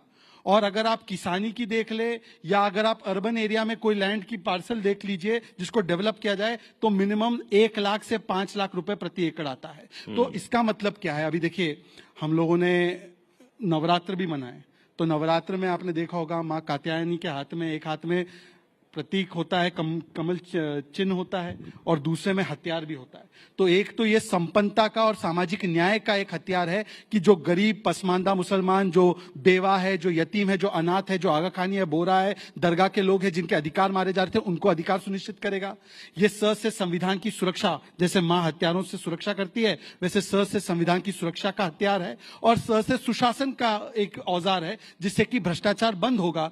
तो स से सामाजिक न्याय, संविधान और सुशासन के खिलाफ। ठीक है, ये क्यों लोग कहते हैं स से शाहीन बाग बना देंगे और फिर बोलते हैं हम संविधान वाले हैं। नहीं, लेकिन एक बात जो प्रधानमंत्री ने कल एक और बात करी, उन्होंने कहा कि भाटी जी, मैं सवाल आपसे ले रहा हूं। प्रधानमंत्री ने कहा कि इस जो भू माफिया या आक्रमणकारी नीतियां, ये प्रधानमंत्री की नहीं है, मेरे शब्द है, लेकिन उन्होंने आगे कहा कि केरल में ईसाइयों की जमीन पर कब्जा, हरियाणा में सिखों के गुरुद्वारों पर कब्जा, सिख ईसाई हिंदुओं के मंदिर, वो तो आप मेरे से बेहतर जानते, तमिलनाडु में 1500 साल पुराना मंदिर, वो हमारा, पार्लियामेंट हमारा, संसद हमारा, ये हमारा, वो हमारा। तो आपको नहीं लगता कि कुछ क्रियाकलाप ही इस तरह के थे कि बदलाव लाना बहुत अनिवार्य, अपरिहार्य हो गया था, लाना ही पड़ता? जो किरण रिजिजू ने कहा कि ये नहीं आता संशोधन, तो साहब पार्लियामेंट भी शायद वक्फ का होता। राजकुमार भाटी जी, क्या क्या बदलेंगे प्रधानमंत्री जी? इतिहास बदलेंगे, भूगोल बदलेंगे, समाज विज्ञान बदलेंगे, संविधान बदलेंगे, देश की लोकतंत्र को बदलेंगे, देश की सोच को बदलेंगे। असल में जो असली समस्या है वो ये है अमन जी कि राष्ट्र निर्माण में, राष्ट्रीय आंदोलन में, राष्ट्र की आज़ादी में इन संगठनों का और इस विचारधारा का कोई योगदान रहा नहीं है जिससे प्रधानमंत्री जी आते हैं। तो इनके पास बताने के लिए, गर्व करने के लिए कुछ बातें हैं नहीं। आपने कहावत सुनी होगी कि किसी लाइन को छोटा करने के 2 तरीके होते हैं, उसके बराबर में बड़ी लाइन खींच दो या उस लाइन को मिटा दो। तो प्रधानमंत्री जी लाइनें मिटाने की प्रयास करते हैं, बड़ी लाइन उनसे खींची नहीं जाती। अब वो कह रहे हैं कि देश के बंटवारे को हवा दी कांग्रेस ने। अब जिस व्यक्ति ने इतिहास पढ़ा होगा, अभी तो बहुत लोग ऐसे जीवित हैं इस देश में जो 1947 के समय मौजूद थे, या नहीं भी थे तो उस समय के अखबार हैं, उस समय के रिकॉर्ड हैं। देश की आजादी की जब लड़ाई चल रही थी 1857 के बाद ही अंग्रेज इस बात को समझ गए थे कि भारतीयों को बांटे बिना हम इस देश पर शासन नहीं कर सकते, तो उन्होंने डिवाइड एंड रूल की पॉलिसी अपनाई। हिंदू मुसलमान को आपस में लड़ाओ, तो अंग्रेजों ने ही मुस्लिम लीग का गठन कराया। मुस्लिम लीग को वही फाइनेंस करते थे और हिंदू महासभा को भी अंग्रेज ही फाइनेंस करते थे। हिंदू महासभा का गठन भी उन्होंने ही कराया। कोई मुझे जवाब दे दे, शहजाद भाई दे दें कि सावरकर को 60 रुपये महीना किस बात का देते थे अंग्रेज, और 60 रुपया जब देते थे जब प्राइमरी के टीचर की सैलरी 15 रुपये महीना होती थी। आज प्राइमरी के टीचर की सैलरी 50,000 रुपये है, यानी कि आज का 2 लाख रुपया देते थे अंग्रेज। किस बात के लिए देते थे? जिन्ना से कहते थे हिंदुओं के खिलाफ बोलो, और सावरकर से कहते थे मुसलमानों के खिलाफ बोलो। इन दोनों के बयानों ने, इन दोनों की नफरत ने, इन दोनों के दो राष्ट्रवाद के सिद्धांत ने भारत का बंटवारा किया। कांग्रेस कभी भारत के बंटवारे के पक्ष में नहीं थी। गांधी, अंबेडकर, पटेल, नेहरू कभी बंटवारे के पक्ष में नहीं थे। दुर्भाग्यजनक बंटवारा हुआ, उसका सबको दुख है, पूरे भारत को दुख है। हमारा एक हिस्सा कटा, लेकिन उसके लिए आज ये कह देना कि प्रधानमंत्री कहेंगे तो कौन विश्वास करेगा कि कांग्रेस ने हवा दी थी और ये नहीं चाहते थे बंटवारा। इस देश में 2 राष्ट्र की सबसे पहला जो सिद्धांत दिया वो सावरकर ने दिया। 2 राष्ट्रवाद की बात पहली बार की सावरकर ने की।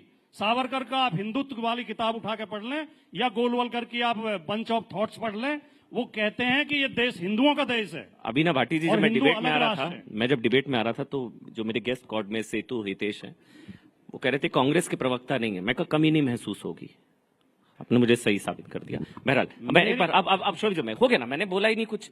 आपकी दोस्ती इतनी गाढ़ी है कांग्रेस के साथ, कांग्रेस पूछ नहीं रही है आपको, और आप कांग्रेस के बचाव में आप ऐसा मैदान में उतरे हैं प्रभु, कांग्रेस के सम्मान में आप ऐसा मैदान में उतरे हैं कि कांग्रेस भी कहेगी इतना तो हम अच्छे नहीं जितना भाटी जी बता रहे हैं। बहरहाल एक बार शोएब जमाई, कानून तो मानना पड़ेगा शोएब भाई, कानून तो मानना पड़ेगा ना। ममता बनर्जी कह रही है हम नहीं मानेंगे, आप भी शायद कहते हैं हम नहीं। कानून तो संविधान से ऊपर तो कोई नहीं है ना शोएब, संविधान से ऊपर तो कोई नहीं है ना।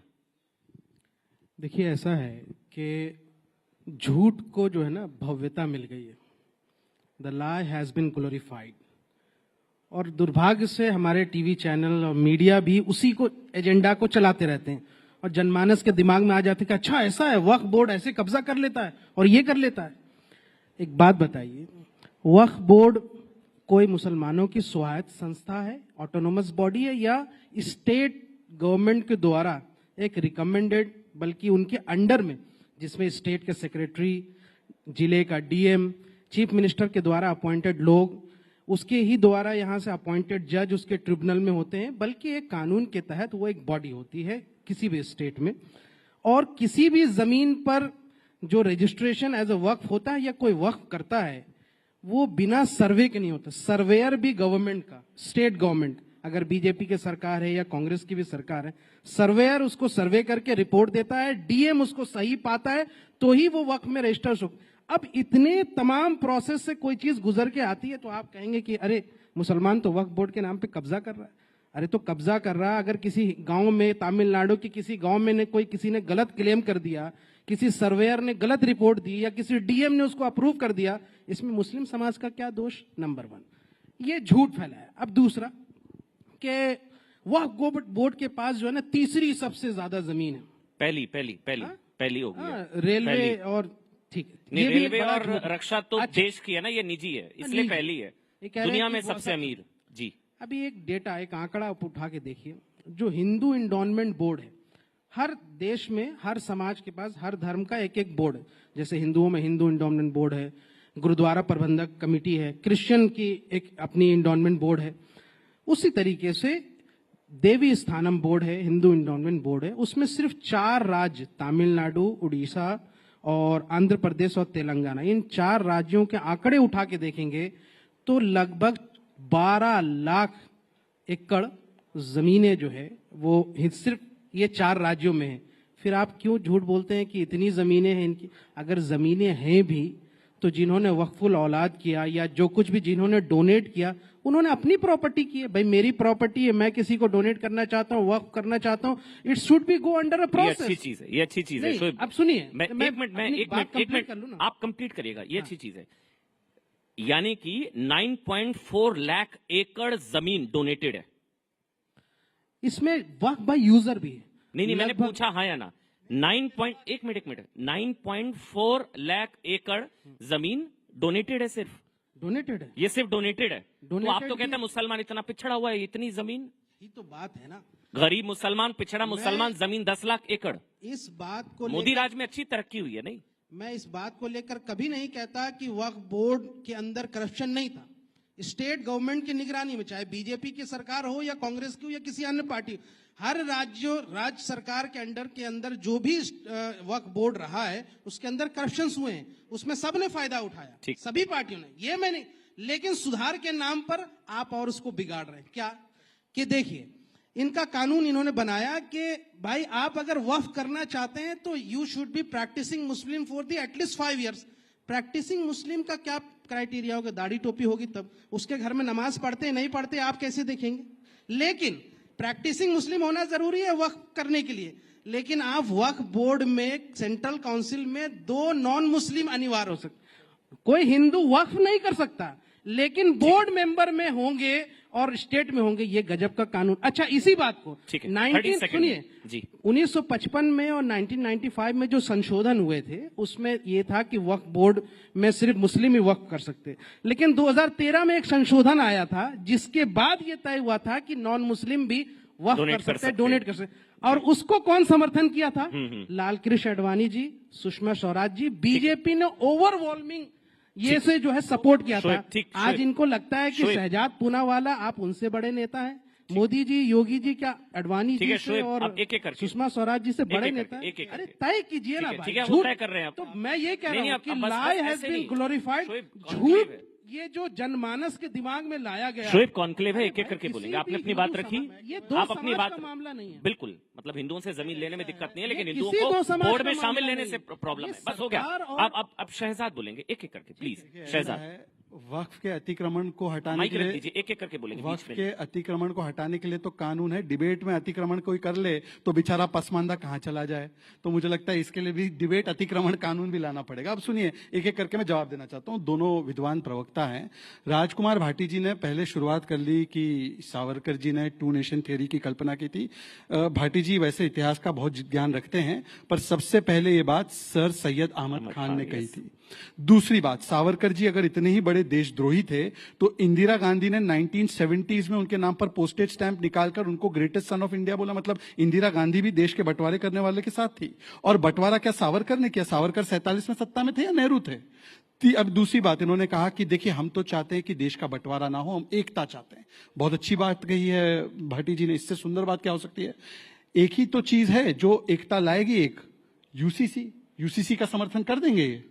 यूनिफॉर्म सिविल कोड, मतलब कि अलग अलग जो धर्म है उनके पर्सनल लॉ क्यों होने चाहिए? जैसे यूनिफॉर्म क्रिमिनल कोड है। ऐसा तो नहीं है कि अमन ने गुनाह किया तो उनके लिए अलग सजा है और शोएब ने किया तो शोएब के हाथ काटे जाएंगे। दोनों के लिए एक क्रिमिनल कोड है। तो बोलो कि अब इन्होंने एकता की बात की है तो बोलिए कि यूसीसी यूनिफॉर्म सिविल कोड के साथ खड़े है कि नहीं खड़े। अब आते हैं शोएब जमाई की बात पर।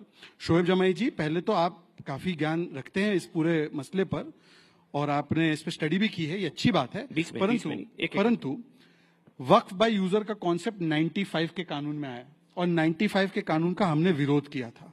दूसरी बात, इस्लाम के नजरिए से अगर देखेंगे तो आप एक चीज कल्पना कीजिए। अमन जी, आप मक्का मदीना जा सकते हैं इबादत करने? नहीं। हज में जा सकते हैं? अमन की इबादत कबूल नहीं है पर अमन की जायदाद कबूल होनी चाहिए। जाना नहीं है, मेरी इबादत क्यों करवा रहे हो? सुनिए ना मेरी बात। अमन की इबादत नहीं लेनी है पर अमन की जायदाद लेनी है। अमन की, सर मैंने आपके बीच में नहीं प्लीज। अमन की दुआ कबूल नहीं है परंतु अमन का दान कबूल करना है। ये तो इस्लामिक दृष्टि से हम इस्लाम का सम्मान कर रहे हैं ये कहकर कि केवल और केवल मुस्लिम और प्रैक्टिसिंग मुस्लिम जो है वो दान दे सकता है। ये तो इस्लाम का सम्मान है। आप लोग इस्लाम के खिलाफ जाकर काम कर रहे थे। और दूसरी बात, इन्होंने कहा 5 साल के मुस्लिम होने की जरूरत है। यह प्रावधान कोई मोदी जी, अमित शाह जी सोचकर नहीं आए। वक्फ बाय यूजर 95 में कॉन्सेप्ट आया, उससे पहले यही स्थिति थी कानून की, उसी को रिस्टोर किया। आप बताइए कांग्रेस वाले जो थे वो कैसे चेक कर रहे थे कि आप प्रैक्टिसिंग मुसलमान हैं? आप वही प्रैक्टिसिंग मुसलमान, वैसे ही तय होगा। अब आखिरी बात करते हैं। अब इन्होंने कह रहे कि तय कैसे, मैं सवाल ले रहा हूं, बीच में एक सवाल, ये सारी पार्टियों ने पूछा, ये संसद में मैंने डिबेट सुनी, जो शोएब का कष्ट है वैसी सबका कांग्रेस का सबका कष्ट है, इमरान मसूद का, पूरा सवाल लेने दीजिए कि कोई प्रैक्टिसिंग मुस्लिम है 5 साल, कैसे पहचानेंगे, कैसे, कौन तय करेगा, क्या पैरामीटर होगा, कौन तय करेगा? ये ऐसा है कि अगर आप 18 के ऊपर होंगे एज आपकी, तभी आप कोई प्रॉपर्टी को दान करने का अधिकार रखेंगे, वरना तो आप माइनर है। 18 की उम्र से ऊपर होंगे तो इसका मतलब आप बर्थ से मुस्लिम हैं, तो 5 साल तो वैसे ही हो गए, तो आप मुस्लिम ही पैदा हुए हैं। हाँ, पर जो कन्वर्ट किए हैं, अब ये क्यों चाहते हैं कि कन्वर्जन केवल दान के लिए हो? आप तो चाहते हैं कि अगर कोई कन्वर्ट करे इस्लाम में तो उसको तो इस्लाम के सारे फायदे मिले ना, तो आप केवल कन्वर्जन करवाना चाहते हैं जायदाद लेने के लिए, वरना वो क्यों अप्रोच करते हैं इस प्रावधान का जो प्रावधान कांग्रेस ने बनाया? दूसरी बात, अब मैं आना चाहता हूं, उन्होंने टेम्पल बोर्ड की बात की, 30 सेकेंड। टेम्पल बोर्ड की बात करने वाले लोग बताएं कि टेम्पल तो टैक्स भी देता है इस देश में, टेम्पल ट्रस्ट भी चलाते हैं अपने अलग से, जिसमें कि हॉस्पिटल और एजुकेशन संस्थाएं चलती है। आप वक्फ के नाम पर कितनी चल रही है जहां पे फ्री ट्रीटमेंट या फ्री एजुकेशन, 10 ऐसे संस्थान के नाम बता देना, परंतु टेम्पल ये ट्रस्ट चलाने के बाद टैक्स भी सरकार को भरता है। और आप बताइए कि यहां पर ये वक्फ बाय यूजर चाहते हैं, मतलब हिंदू की प्रॉपर्टी चाहते हैं, पर वक्फ जो कि एक स्टैट्यूटरी बॉडी है, सुप्रीम कोर्ट ने बोला है, उसमें हिंदू नहीं चाहते, और फिर बोलते एकता की बात। एक चीज कह रहा हूं मैं, एक मिनट में एक कमेंट लूंगा शोएब, मैं एक चीज कह रहा हूं, यहाँ जितने भी लोग बैठे हैं, आप लोग हमेशा संविधान की बात करते हैं, वो अच्छी चीज है, वो करनी चाहिए।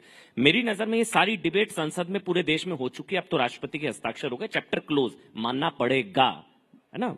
मैं ये कह रहा हूं कि संविधान से ऊपर या देश के कानून से ऊपर तो आप भी नहीं है, ना मैं हूं, ना मेरा धर्म है, कुछ भी नहीं है, संविधान सबसे सुप्रीम।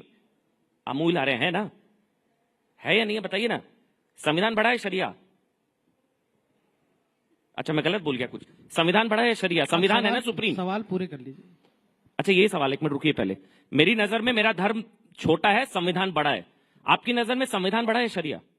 संविधान ही हमें यहाँ से अपने धर्म को फॉलो करने की इजाजत देता है। तो संविधान बड़ा है? संविधान ही, आप संविधान को मानते हैं ना?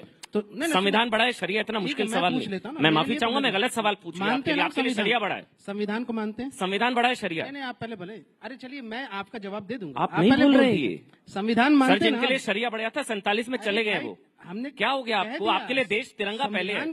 संविधान और देश से बड़ा कुछ नहीं है ना? हाँ, आपके लिए नहीं, मुझे पता, मेरे लिए तो है, आपके लिए संविधान और देश से बड़ा कुछ नहीं है। धर्म भी नहीं है? आपके लिए भी नहीं है। अरे संविधान बड़ा है शरिया? अब मैंने जवाब दिया, आप संविधान मानते हैं ना? मैं आर्टिकल 40 की बात करना चाह रहा था। संविधान मानते नहीं मानते आप? जी मानते हैं, उसके बिना तो संविधान ने जो है 1937 का शरिया एक्ट भी अपनाया था, उसको मानते हैं आप? ठीक है, नहीं मानते, पूछिए। कौन? मैं क्यों मानूंगा भैया?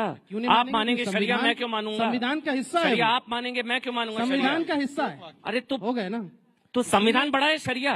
कभी जो है ना, कभी होशियारी गड़बड़ हो जाती है। मानिए अगर आप मानते हैं तो 1937 का शरिया एक्ट भी मानिए, जो सर कानून तो सब पर लागू गया है। बताइए शोएब, एक चीज मानिए, जो प्रधानमंत्री ने कहा ना, क्यों फिर विरोध करते हैं? देखिए मैं बहस नहीं, हम एक एक करके बोलेंगे। शोएब, शरिया कोड का शोएब एक एक करके, वो तो संविधान का हिस्सा है। शोएब एक एक करके, पर्सनल लॉ संविधान का हिस्सा है। शोएब है ना? शोएब एक आराम, मैं बस ये जानना चाह रहा हूं, जो प्रधानमंत्री ने कहा कि कुछ सवाल ओवरराइडिंग पास दी गई इस कानून में, जो सेक्शन 40 है, आप भी जानते हैं, दी गई।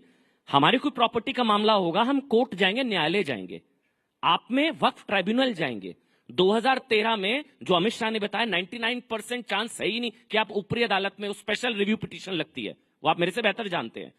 तो संविधान से ऊपर एक पर्सनल लॉ को रख देना, क्या ये संविधान सम्मत है? बस इतना सा सवाल है शोएब। ये फिर एक झूठ कि भाई कोई मुस्लिम जो है वो ट्रिब्यूनल में तय कर देते हैं और ऐसे ऐसे जो है जजमेंट हो जाती है पास। इनको पता ही नहीं है ट्रिब्यूनल में कौन होता है। ट्रिब्यूनल में रिटायर्ड हाई कोर्ट के जज होते हैं, हाई कोर्ट के जज, डीएम होते हैं, एक्सपर्ट्स होते हैं, जो इस्लामिक कानून के भी एक्सपर्ट्स होते हैं, वक्फ के भी एक्सपर्ट्स होते हैं, रिटायर्ड हाई कोर्ट के जज होते हैं ट्रिब्यूनल में। और ट्रिब्यूनल के बाद भी कई केसेस इस कानून से आने से पहले भी सुप्रीम कोर्ट और हाई कोर्ट में लगातार चल रहे हैं। उसको यहां से लिया गया, उन केसेस को अपील में लिया गया है। ये कहना एक उदाहरण दीजिए, ट्राइब्यूनल का फैसला कोर्ट ने पलटा। बहुत सारे एक उदाहरण दे दीजिए। मैं सर आप भी जानते हैं झूठ नहीं, एक उदाहरण। ट्राइब्यूनल के फैसले को ऊपरी अदालत में चुनौती दी गई और ऊपरी अदालत ने ट्राइब्यूनल के फैसले को पलट दिया। एक उदाहरण। हमारे यहाँ झारखंड में एक दुमका में एक केस था, ठीक, वो मेरे ख्याल में 2008 का केस है। उसमें ट्राइब्यूनल का वो दरगाह की, यहाँ से दरगाह वहां पे थी और उसके बगल की जमीन थी जहां पे कुछ कमर्शियल एक्टिविटीज भी होती थी। उसको चैलेंज किया गया, हिंदू समाज को वहां पे उसको वापस किया। इवन कि ट्राइब्यूनल के फैसले को, झारखंड वक्फ बोर्ड के ट्राइब्यूनल के फैसले को यहां से हाईकोर्ट ने पलट दिया। ये आप जाके देखिए वहां पे। अभी चैलेंज हो ही नहीं सकता है सर। 2013 के बाद आप भी जानते हैं सेक्शन 40। अमन जी, एक वाक्य। अच्छा एक मिनट, एक वाक्य, केवल एक वाक्य। ट्राइब्यूनल जो है, पहले सुनिए ना जी भाटी, पहले शोएब कंप्लीट कर ले। मैं इसको कंप्लीट कर दूं, मैं इसको कंप्लीट कर दूं। सवाल उठाए थे जी, एक मिनट भाटी जी, वो 30 सेकंड में कंप्लीट करेंगे, फिर भाटी जी टाइम आपका खत्म हो रहा है। नहीं बिल्कुल, मैं इसको कंप्लीट कर देता हूं बस। नहीं 30 second Bhati ji, please please. कुल मिलाकर सबसे पहली बात बहुत कम टाइम मिल कि अभी जो है बहुत सारे पर्दाफाश भी हुए, लेकिन ये इतिहास में भी जाते हैं। मैं ये कहता हूं कि आप कानून बना रहे हैं, कानून में संशोधन किए, जिन पर यहां से हम केस लड़ रहे हैं, जिसमें हम सुप्रीम कोर्ट गए, अभी हमारे राष्ट्रीय अध्यक्ष भी गए, पार्टी भी गई, वहां उसकी डिस्कशन होगी और सारी चीजें खुल के आएंगी। लेकिन जो इतिहास की बात इन्होंने की, मैं चूंकि वाइंड अप कर रहा हूं, इन्होंने इतिहास की बात की कि भाई इतिहास बदलना है, और इतिहास वही बदलने की कोशिश करते हैं जिनका अतीत या इतिहास गौरवशाली ना रहा हो। हमारा इतिहास, हमारे आबा अजदाद का इतिहास गौरवशाली रहा है, चाहे 1857 की क्रांति हो या भारत की स्वतंत्रता आंदोलन में हमारे आबा अजदाद की कुर्बानियां हो। जो लोग के इतिहास गौरवशाली है, शोएब जमई को इतिहास बदलने या पलटने या उसको एनसीईआरटी किताबों से हटाने की जरूरत नहीं है। जिन विचारधारा का इतिहास गौरवशाली नहीं है, वही इतिहास को बदलने की बात करते हैं। बहुत मैं इसलिए बोलना चाह रहा था कि रजाकारों का इतिहास ना बता दे। हाँ भाटी जी आप बोलिए। तो वक्फ बिल को लेकर और एक यूसीसी को लेकर दो बातें कही थी, उस पर मैं थोड़ा सा स्पष्टीकरण देना चाह रहा था। वक्फ बिल पे तो जिस दिन से ये विषय शुरू हुआ है, जिस दिन से बहस चल रही है, मेरे दिल और दिमाग में बड़ा भयंकर विरोधाभास चल रहा है जी, युद्ध चल रहा है अंदर अंदर। मेरा दिल तो कहता है कि मैं मोदी जी की बात मान लूं, बीजेपी के मित्रों की बात मान लूं कि ये मुसलमानों के भले के लिए लेके आ रहे हैं कानून, मुसलमानों से इन्हें बहुत प्रेम है, ये गरीब मुसलमानों की मदद करना चाहते हैं, गरीब महिलाओं की, बेवाओं की मदद करना चाहते हैं, ये वक्फ की आय बढ़ाना चाहते हैं, ये वक्फ को बहुत ऊंचाई तक ले जाना चाहते हैं। दिल मेरा ही कहता है कि मैं मान लूं, लेकिन दिमाग काम शुरू कर देता है। दिमाग कहता है ये तो वही लोग हैं जो कहते हैं सारे आतंकवादी मुसलमान होते हैं, ये तो कहते हैं या तो जय श्री राम बोलो नहीं पाकिस्तान चले जाओ, ये तो कहते हैं कि होली तो यहीं मनेगी, घर से मत निकलना अगर तुम रंग से डर लगता है तो। इनके तो सारे जलूस मस्जिद के सामने जाकर रुकते हैं, वहीं पर जाकर फिर भद्दे भद्दे नारे लगाते हैं। इनका तो सर्वोच्च नेता चुनाव में जाके कहता है अगर हम चुनाव हार गए तो ये आएंगे तुम्हारी भैंस छीन लेंगे, मंगलसूत्र छीन लेंगे, 4 कमरे का मकान है तो 2 ले जाएंगे। तो फिर दिमाग कहता है कि यार इनकी नीयत पर विश्वास तो नहीं किया जा सकता। ठीक है, अगर मुसलमानों के लिए इनके मन में दया और रहम होती तो ये कुछ और करते।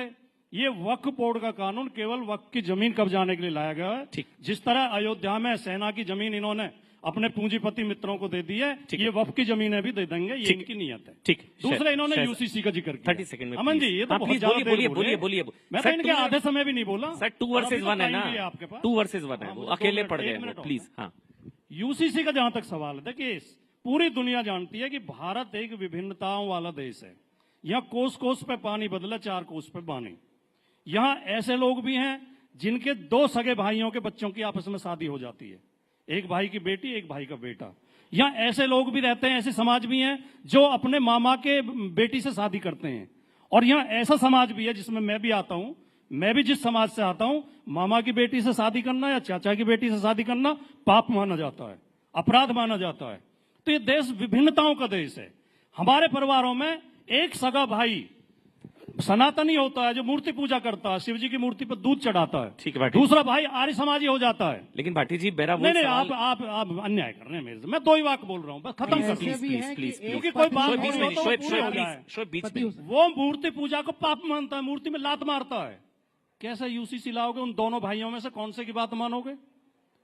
कोई बुत परस्ती करता है, कोई बुत सिकन है। भाटी जी, लेकिन एक चीज को समझिए ना, धर्म आधारित कानून तो नहीं होगा ना। कानून अब भी एक है, धर्म आधारित अगर कानून आप तो आप मारपीट करोगे तो वही धारा आप पे लागू होगी, वही मुझ पे लागू होगी, वही मुसलमान पे, वही जाटों पे, वही ब्राह्मण पे।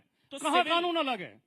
मुस्लिम पर्सनल लॉ बोर्ड क्या है? अमन जी जवाब देने का मुस्लिम पर्सनल लॉ बोर्ड क्या है? अपने धर्म का पालन करने की आजादी हमारा संविधान देता है। अपनी धार्मिक संपत्ति तो पॉलीगैमी क्या है? प्रबंधन करने की ठीक है, आजादी हमारा संविधान देता है, उसे छीनने का प्रयास मत करिए। अब ऐसा है, सुनिए, अब देखिए, मैंने दोनों वक्ताओं को बहुत धैर्य से सुना और बीच में कोई नहीं बोलेगा। अभी इन्होंने क्या बोला कि यूसीसी आ जाएगा, एक बुत परस्ती करता है, एक जो है मूर्ति को नहीं मानता है। क्या पूजा पद्धति तय होती है यूसीसी से? अगर ऐसा है तो यूसीसी लाने वाले तो नेहरू जी और आंबेडकर जी थे संविधान में।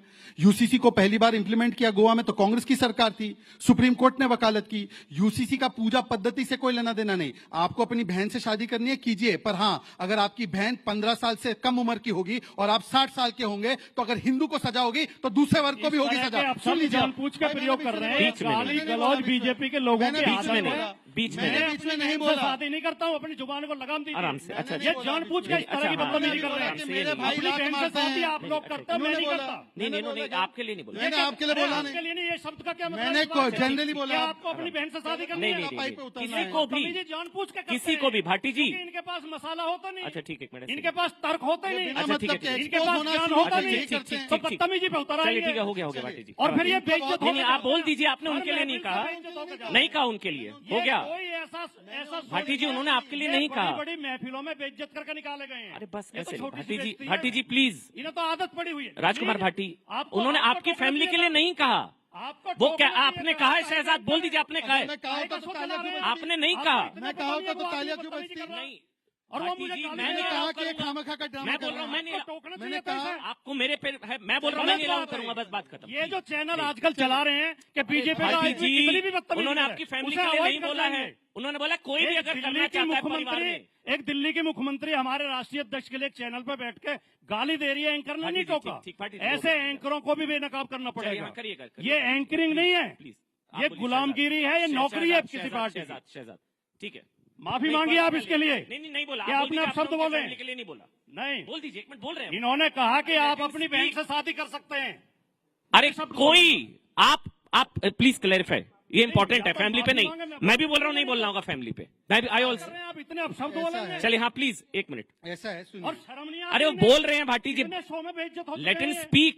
लेट इन स्पीक। कभी A1 A2 B2 पता नहीं क्या करते हैं, कभी कुछ करते हैं। भाटी जी लेट इन स्पीक, बैठिए, लेट इन स्पीक। भाटी जी बोलने दीजिए, माफी मांगे, बोलने दीजिए, उसके लिए बोलना होगा उनको। माफी चाहता हूँ अगर अगर आपको, हाँ प्लीज शहजाद प्लीज, अब बीच में नहीं प्लीज। ऐसा है, भाटी जी प्लीज। अगर मैंने किसी, मैं भी बोल रहा हूँ परिवार पे नहीं होगा, इसके अलावा कोई शब्द नहीं होगा कि मैंने गलत बोला। मैं भाटी जी आप, मैं बोल रहा हूँ ना, परिवार पे नहीं, परिवार पे नहीं बोला है। मैं बोल रहा हूँ नहीं, किसी की हिम्मत नहीं है। मैं बोल रहा हूँ किसी की हिम्मत नहीं है। भाटी जी आई रिस्पेक्ट यू। पूछ लीजिए क्या मैंने इनके परिवार पे बोला है? आप एक बार बोल दीजिए, देख लीजिए, यहाँ पे देख लीजिए, यहाँ पे देख लीजिए। मतलब कि डिबेट को डिले करना है। इन्हें सब जानते हैं हम। ठीक है, ये जो क्लोजिंग कमेंट। अच्छा क्लोजिंग कमेंट प्लीज, हो गया भाटी जी। सारे आरएसएस मुख्यालय, भाटी जी आरएसएस मुख्यालय से बताइए, ये इनको बोल दे आरएसएस के, ये ठीक है। 3-4 आदमी ने फंड लहराया, ये बताइए, केवल 3-4 आदमी ने फंड लहराया है। ये 3-4 आदमी आरएसएस मुख्यालय से। चलिए हो गया भाटी जी, आरएसएस मुख्यालय से सब लोग बताइए। कह रहा हूँ नहीं कह रहा,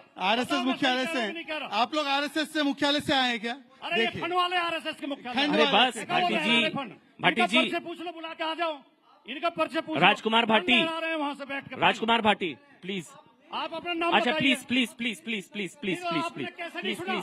आपने नहीं अच्छा सुना, मुझे वाइंड अप आपने wind up wind up wind up आपने वाइंड नहीं अप सुना। Wind up wind up please इन्होंने प्लीज। कहा था अपनी बहन से शादी करिए। बस नहीं, चलिए आपने वाइंड अप नहीं सुना, वाइंड अप आपके कान में वाइंड अप रुई थी। Wind up wind up. आपके कान में रुई थे क्या? जी जी हो गया भाटी जी, नहीं सुना क्या आपने? चलिए हो गया भाटी जी प्लीज प्लीज। यार बदतमीजी के लिए बुलाए जाते हैं, नहीं, गाली बस, सुनने के मैंने लिए बोला बुलाए ना जाते हैं। उनको।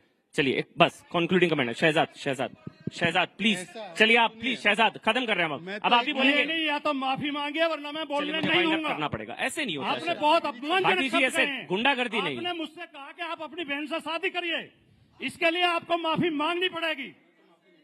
नहीं मांगोगे तो मैं बोलने नहीं दूंगा, इस शो में तो बोलने नहीं दूंगा। करना करिए। गुंडागर्दी किसकी आदत है, किसकी फितरत है, समझ में? उन्होंने ये वाक बोला था या नहीं बोला था? नहीं बोला। आपने क्या बोला था एक बार क्लैरिफाई कर दीजिए। ठीक, आप बोल रहे आप ऐसे पास मत आइए। चलिए आप, चलिए मुझे वाइंड अप करना होगा, ठीक है, कोई दिक्कत नहीं है। शुक्रिया, शुक्रिया आप सबका, शुक्रिया शोएब भाई आपका, भाटी जी आपका बहुत बहुत शुक्रिया। हाँ प्लीज आप बोल लीजिए, 1 मिनट भाटी जी, 1 मिनट बैठ जाइए, इस कंप्लीट 1 मिनट प्लीज, 1 मिनट। ये नहीं चलेगा। चलिए ठीक है, ओके, माफी चाहता हूँ। ठीक है, शुक्रिया, शुक्रिया आप सबका, जा नहीं रहा, शुक्रिया, मैं शहजाद पूना वाला, आप मेरी इतनी बेइज्जती करोगे। चलिए धन्यवाद, शुक्रिया, यार एक स्वाभिमानी शुक्रिया, मैं अपनी इज्जत की रक्षा करना जानता हूँ। Thank you.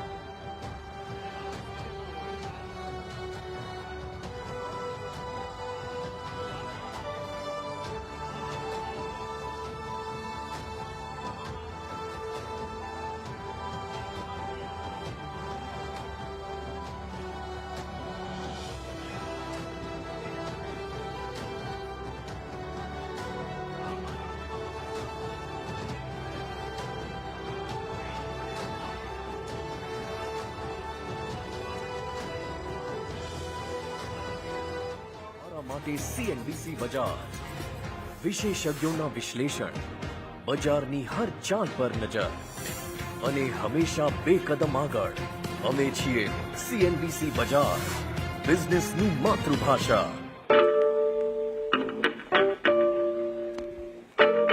All right, so we're doing this for the 3rd year. Don't think anyone's ever achieved this before. And we're on top all the time, no breaks. No, this is not clear. But one thing is clear, and let's get this straight. CNN News 18 is the #1 English news channel for 3 years running. Because in a world that is experiencing groundbreaking shifts, we keep our eye on the ball and the whole world. Pursuing the facts. Making sense of them. And cutting through the confusion to offer clarity. Because when we chase the news, we are authentic, credible, objective. CNN News 18, the undisputed leader of English news for 3 whole years and counting. Hello, namaskar. This is First Post and you're watching Vantage with me, Prakash Ambedkar. Hi, how are you? Very well, thank you. Thank you for being here. Bharat ke logan ko meri namaste. Typically in a month, we have viewers up to 150 million. That's more than twice the population of France. This special edition of Vantage, live from the White House. Numbers came in thick and fast, and Donald Trump was soon declared the winner. This Trump hat, it says, President Trump save America. But this hat is made in China. As G7 leaders gather in southern Italy, Vantage is taking you to the heart of the action. We're on our way to Tel Aviv, and as you can see, sirens sounding. This was one of the first sites of the attack by Hamas. Good afternoon, Prime Minister Lakshman. Good afternoon. Greeting you with aloha and namaste. Do you think that Ukraine is at its weakest position? This war is not about Ukraine. We're trying to bring down the current government in Syria. Today, First Post has brought together geopolitical strategists from across the world. China is still the biggest security challenge. President De Silva, welcome to First Post. Welcome to First Post. Detailed analysis on the stories that matter the most to you. We throw a spotlight on global issues from an Indian perspective. We are trying to make our mark in the digital town square. We are building a news platform with a video nucleus. Today we begin in Asia. Indian Prime Minister. Phones on. Ladies and gentlemen, please take your seats. The show will begin shortly. You are requested to keep your mobile phones on silent mode.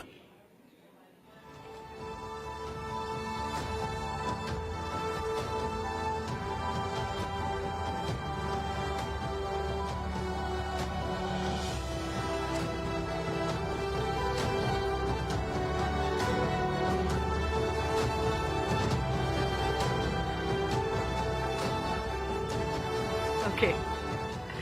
Ladies and gentlemen, I know it's a lot to ask of you after the last few minutes, but I'm going to ask you to sit down quietly for a little while. There's a lot to discuss, I know. All right. We'll just give everyone a few minutes. Right from the back where people have stood up. Sit down, sit down. We'll just wait for all the chairs to be filled. Okay, you're going to have to bear with me as we wait for some little bit of running. Okay. So we've decided to switch tracks. The temperature was so high after that that we're going to take a little while before we get into political discussions once again. So, shifting focus, we're going to move to a topic everyone thinks about all the time, which is money. We're going to return to politics after that. So don't worry, we're not going too far. But let's shift our focus very quickly to money. We're diving into a topic that is absolutely critical in today's fast-paced, consumer-driven world. We're talking about financial literacy, the importance of saving, especially for the younger generation. So whenever we talk about building wealth, the one thing that financial analysts will tell you is it's not about earning more. So it's not about navigating a higher salary. It's also about making smart choices with the money that you are earning every day, creating habits that will pay off in the long term. So our next discussion is for you, whether you are a student, there are some students today in the crowd, whether you're a mid-career professional, you're in your 40s, your 50s, you're trying to look at early retirement. This session is going to walk you through everything, and we're just going to welcome onto the stage in a few seconds all of our guests. But our goal is to discuss financial future and set the stage for what a life of financial freedom and security actually looks like. So as I told you earlier, we are shifting focus. We expect as much focus and attention in this next discussion too. Let's invite onto the stage our guests. Devendra Kumar, founder of Value Research, Prableen Bajpai, the founder of Fintech Research, and Rajul Kotari, the partner of Capital League. They're all going to be joining us. You can come onto the stage. And we're also going to have Shivani Baz with us on the stage in a second to actually conduct and ask all of the questions. Shivani Baz is walking here in a second. Come. All right.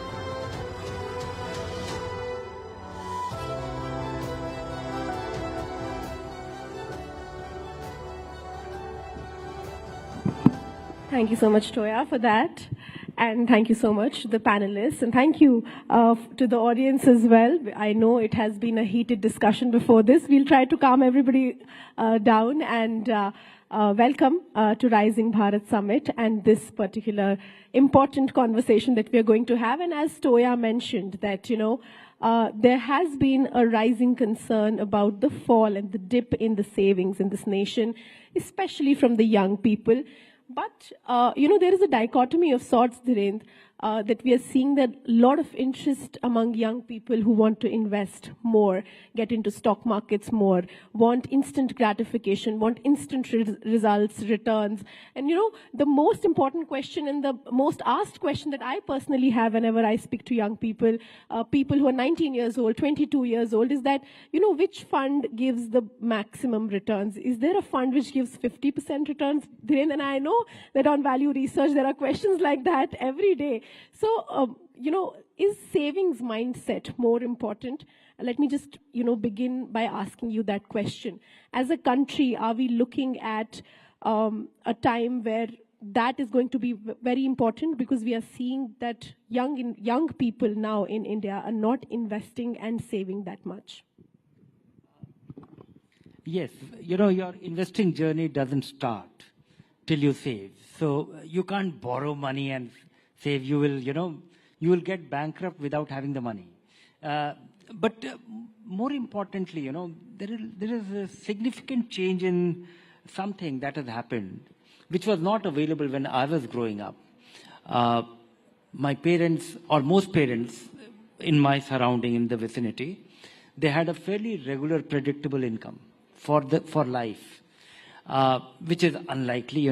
Ever since I started, I was very unsure that, I might be growing, I might be declining, I might be, languishing, but I don't think I got into a career which was a job for a life or any such thing. Then the instant gratification bit.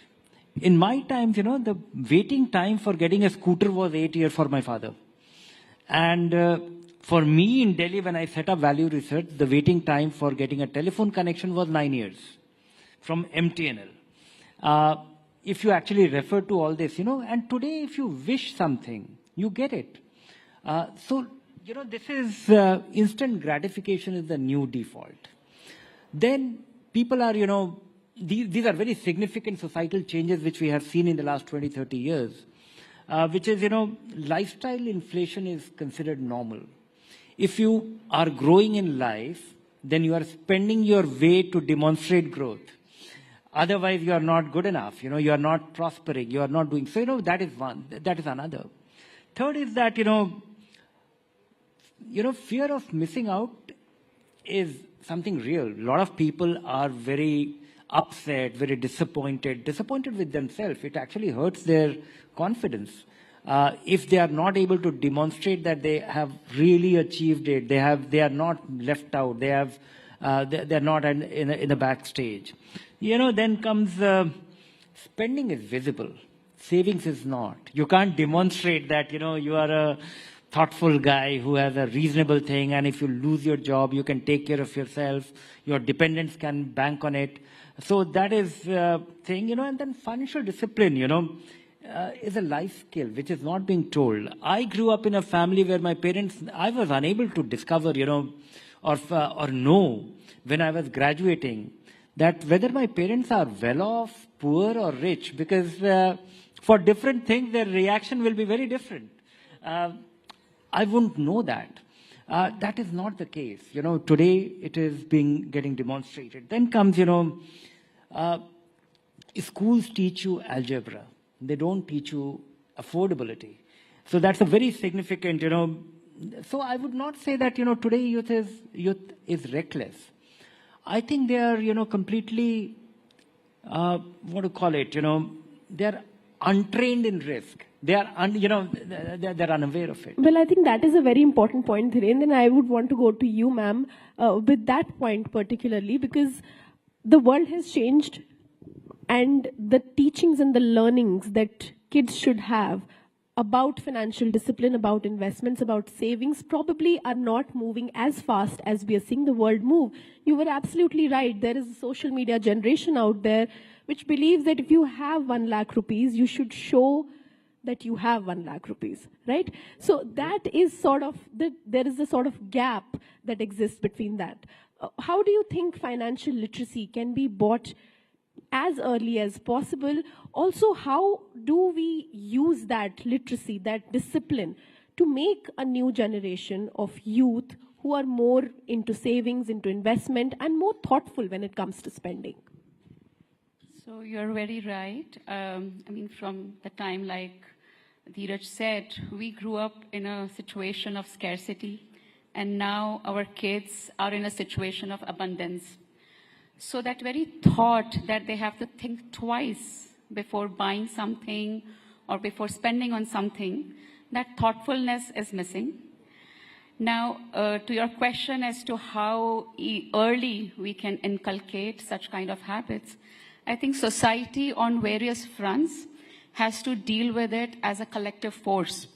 So first stop is obviously the parents, because kids spend a lot of time with their parents. They learn by example.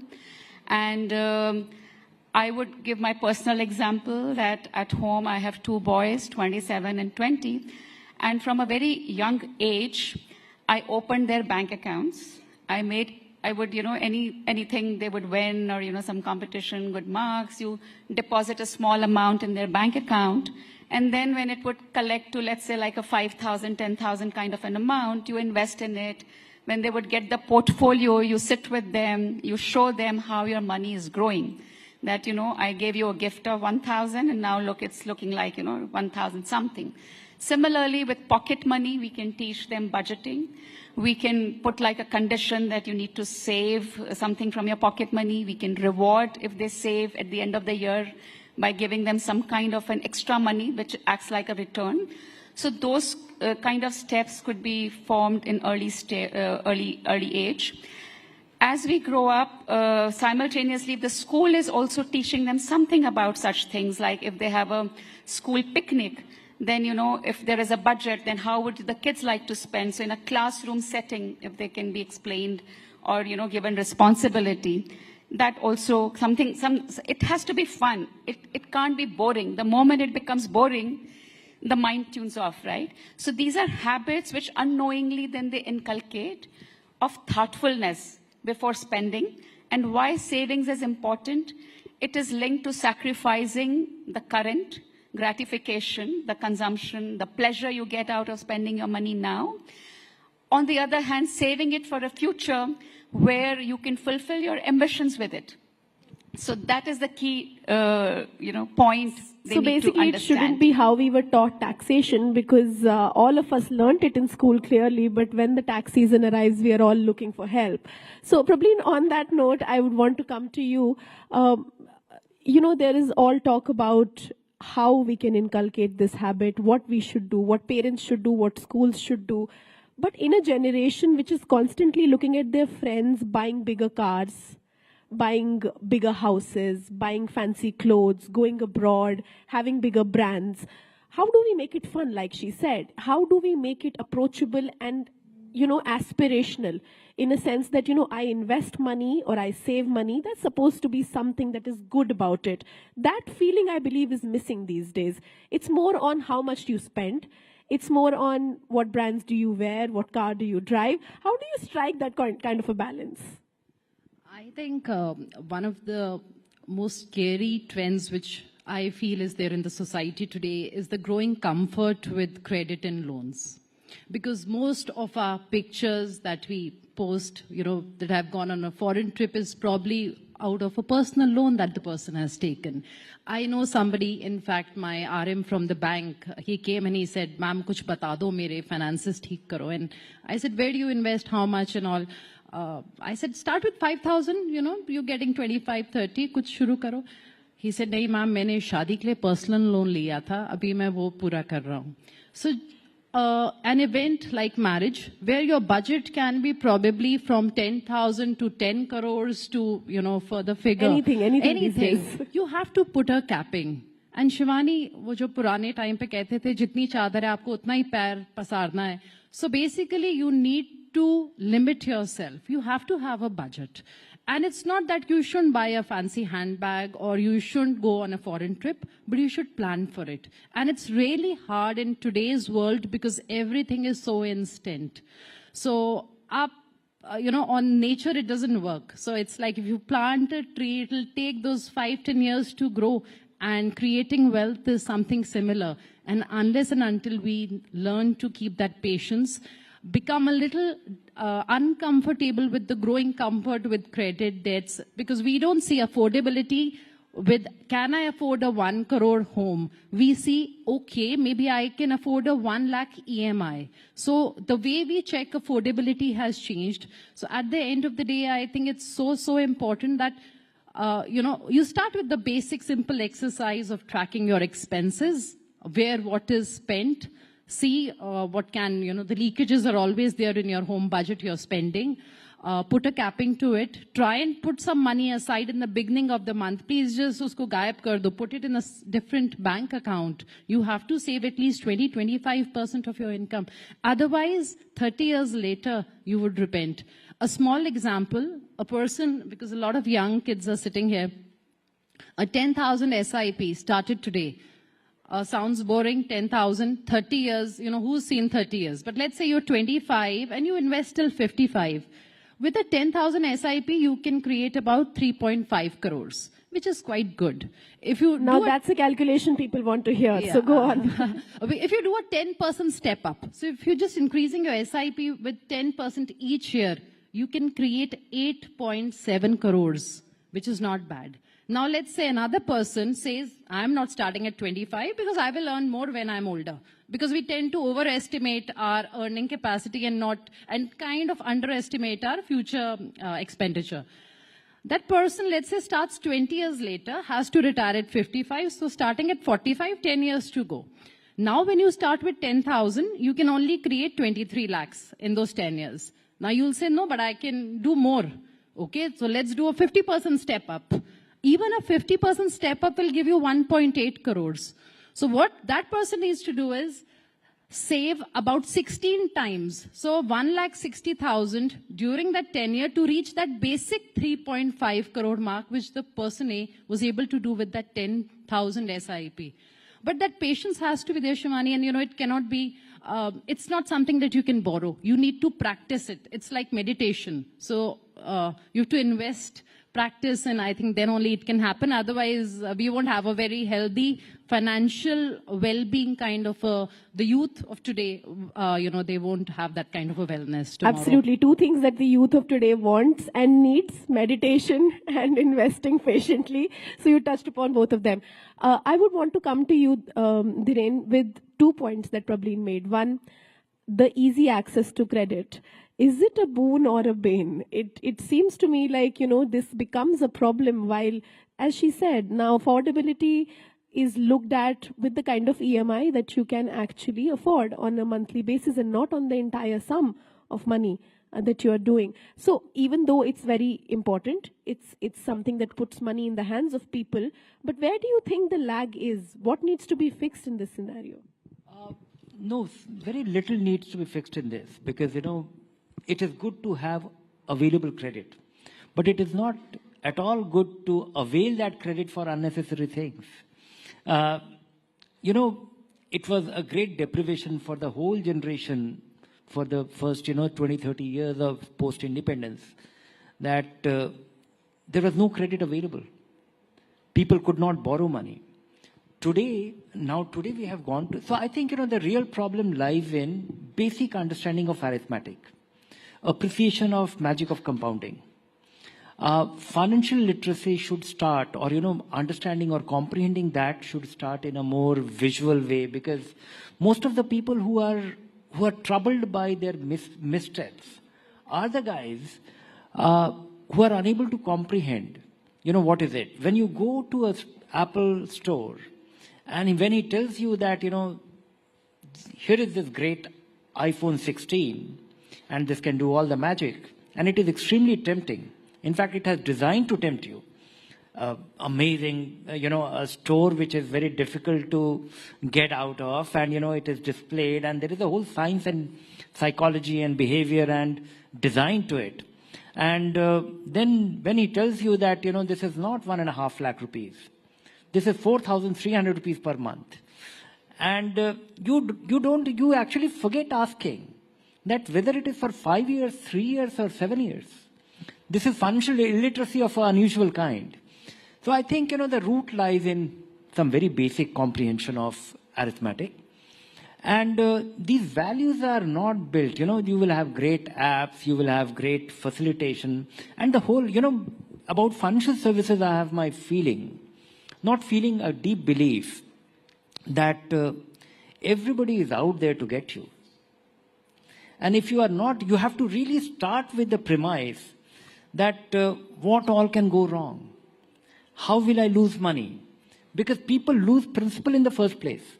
In fact, the bigger problem is not this. The bigger problem is before borrowing. Of course, this is one thing which will hold you back, but you still have a different pleasure of at least not being stupid. I think in this country, everybody starts with a life insurance policy at a very young age, when you have virtually no dependents, when you don't need the life insurance. And it is actually, it is an investment plan, substantially, which is packaged as an insurance policy, which people are so committed, and people have such deep belief in it.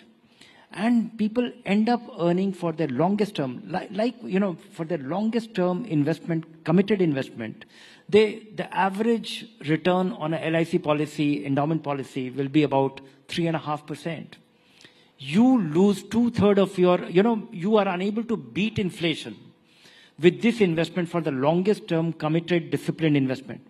Then comes, in this country, everybody who gets into the organized sector starts with his EPF account. That is mandatory for the employer to open it. You will have one. I do. And that is where, the longest term investment happens to be substantially fixed income. And which means that whatever you are left with, most people are unable to get, they don't have any, beyond this mandatory savings.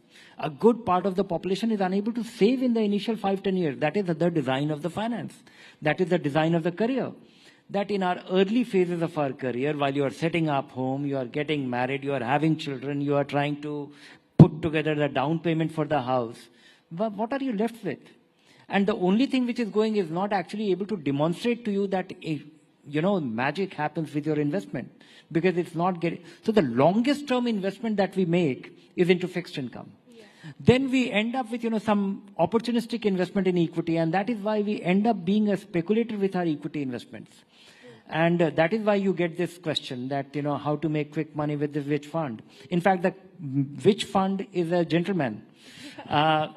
The real commandos are actually, getting into F&O, and, they're 92% of the population is actually losing money in a guaranteed way.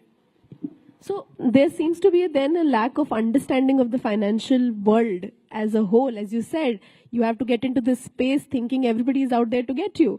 And then even if you lose any sort of opportunity to make money, at least you're like, I was not a fool. This could have been worse. So I made a smart decision. I'll come back to you, Rajul, with this, that, this financial discipline is a secondary thing. First, there should be an awareness. One thing that I've personally realized and understood with my friends and family whenever I've told them to go to a financial advisor is the first step whenever they come to me, as you said, whoever meets says where to invest, what to do, how to get 50%.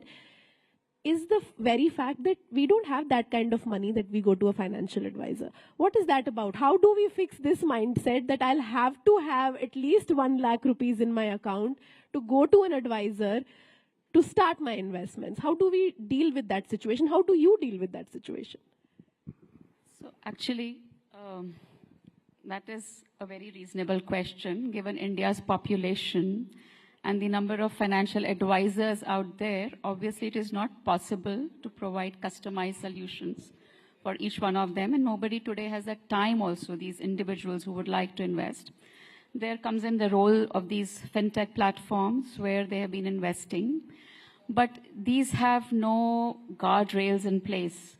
You can open an account on any fintech and link it to your bank account and just start investing.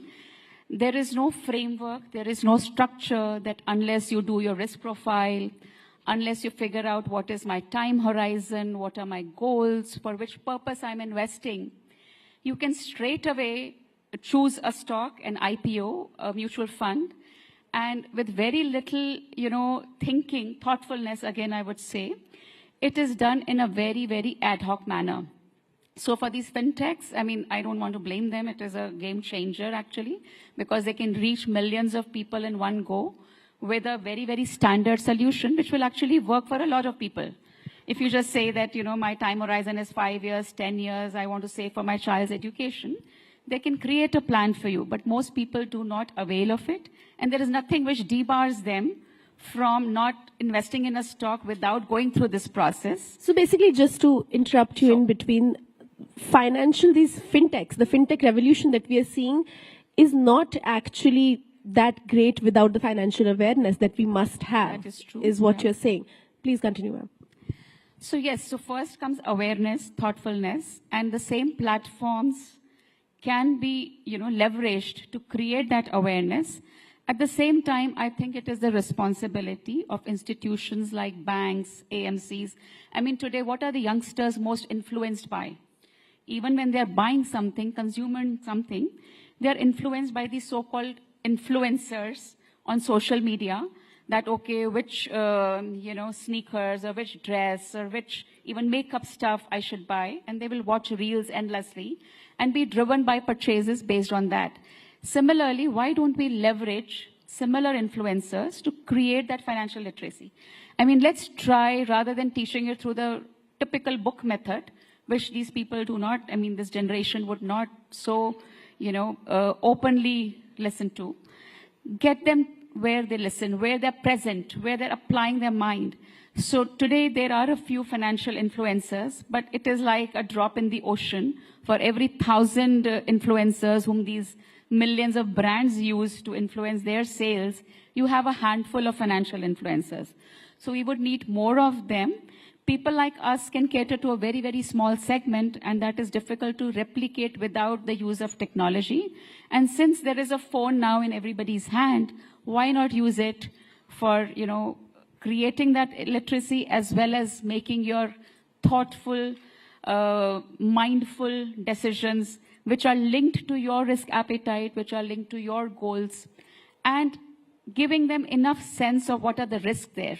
But that's the point. How many people, how many young people do understand the risk profile? Because unless the market falls, nobody is scared of anything. Everybody thinks they're going to make money. Prableen, how do you think about it? You deal with a lot of young people. You know, until last month, everybody thought that they're going to be millionaires by the end of this year. And today, everybody's sort of asking the same question again and again. Should we stop our SIPs right now? Is this the right time? How do you deal with these questions? And what is the right answer for that, for the benefit of the audience sitting over here? So ideally, we should be clubbing ourselves as a risk-averse, moderate risk, or a high-risk investor. But interestingly, our risk profile keeps changing with the markets. So when the markets are doing well, we're all okay with a small cap, and we want those 104% returns because we're all smitten by the recency bias because we see what has been there in the recent past 6 months and 1 year data. And that should not be the case, of course, Shivani. So what we really need is that you have to know what your risk appetite is, and you only get to know or realize it when the markets are in times like we are in at present. So I think in the last 6 months, a lot of people, 7 months, must have realized that, okay, maybe I'm not okay with a 20% fall or a 25, 30% fall in my portfolio. So I think you sometimes need these hard times in the markets to realize what your actual risk appetite is. It is it's a calculation, it's a process actually through questions which you should be answering and coming to your risk profile. But if you haven't done well, then the natural way of learning is, markets teach you then during such times. But ideally, if you're investing in the markets, then you can't be a fair weather friend. दुख सुख दोनों में आपको साथ देना है market का, and then only the markets आपका साथ देंगी. So if you are continuing with your SIPs when the markets are going up, you have to continue with your SIPs when the markets are down, and you have to complete that cycle. So that's the point really, of the SIP. Really important. The SIP is based on the premise of rupee cost averaging, which we borrowed from dollar cost averaging. How do you average? You have to buy, like she says, when markets are going up and when markets are going down.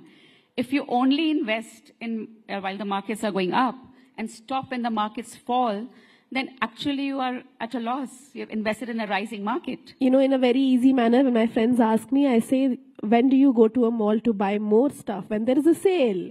So, we all have to look at it like there's a sale in the market, so you put more money. We are running out of time, but I'm going to put the last question to the entire panel. I'm going to start with you, Dhiren. UPI has been a game changer in this country. And I would want to ask you, in a precise, concise way, what do you think will it take for the country's youth to move from UPI to SIP? Just like we are enthusiastic about quick sending money, how do we do that with the SIP? No, I think, the kind of thing that has happened with SIP, I don't think it is difficult. People have to go through this cycle.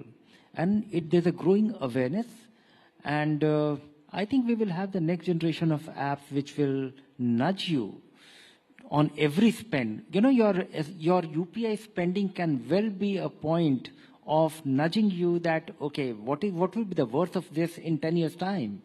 And, depending on the kind of, because there are necessary spending being done through UPI, and then there are not so important. And if there is an app which is enabling that, which is telling you that, okay, you are having this pizza, but do you know this will be worth your dental treatment when you turn 60? Then I think you will get little. It could be a natural. Technology is not a solution. It can only enable you. From a positive reinforcement, what we need now, the next generation, is a negative reinforcement. Rajul, from UPI to SIP, how do you think SIP can become the new next boom? There are already some ideas out there. So I know of a company called, I think, Change Jar.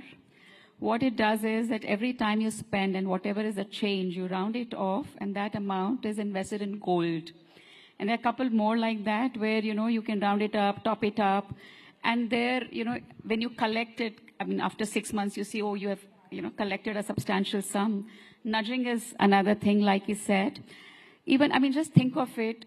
These days, we have so much coffee, which we never had, the older generation. And each coffee mug at the Starbucks costs $300-400.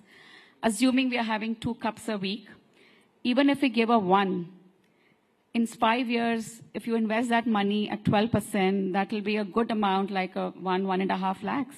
Absolutely. And you could fulfill a bigger dream with that kind of money. So we need to learn to sacrifice a little bit, but on the tech platform, it will go hand in hand.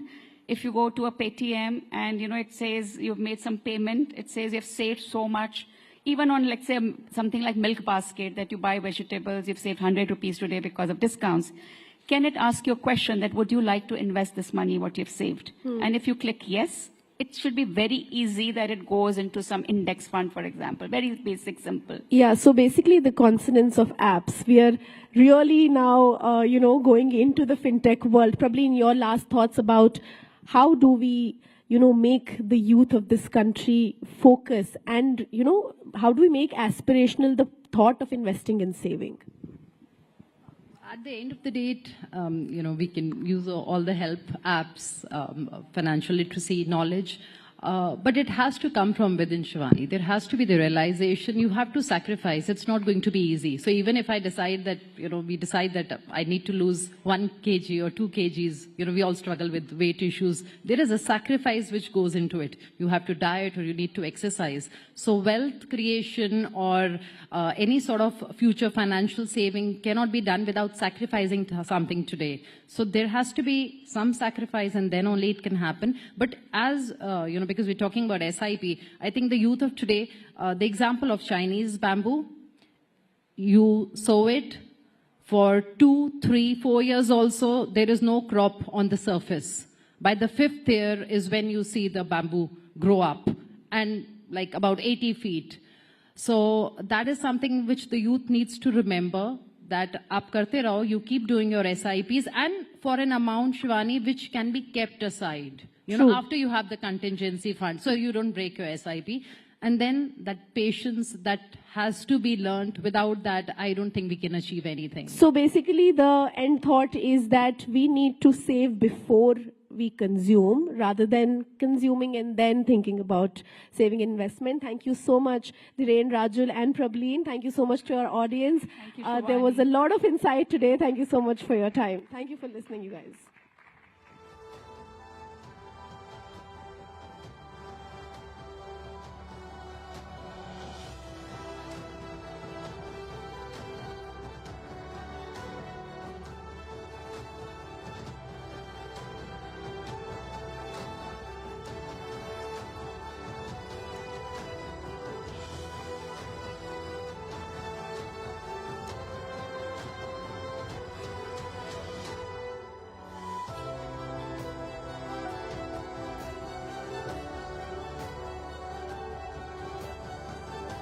Okay, all right. Let's move on now from that conversation about finances.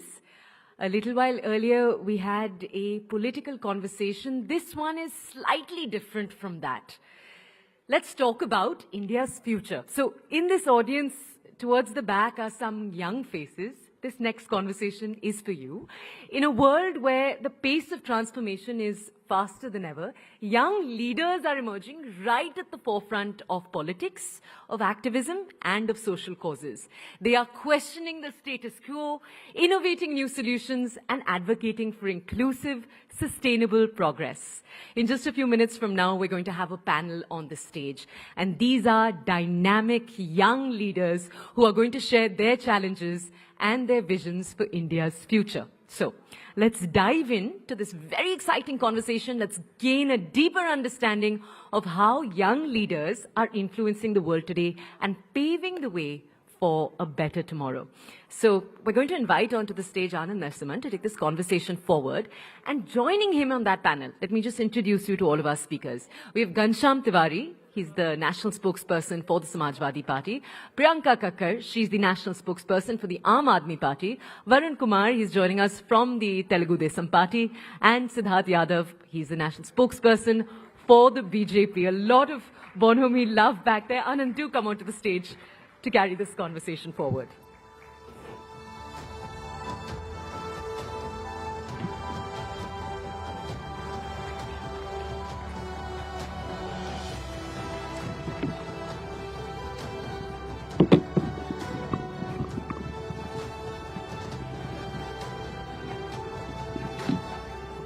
Namaste. Oh, if you can always smile like this with each other, like.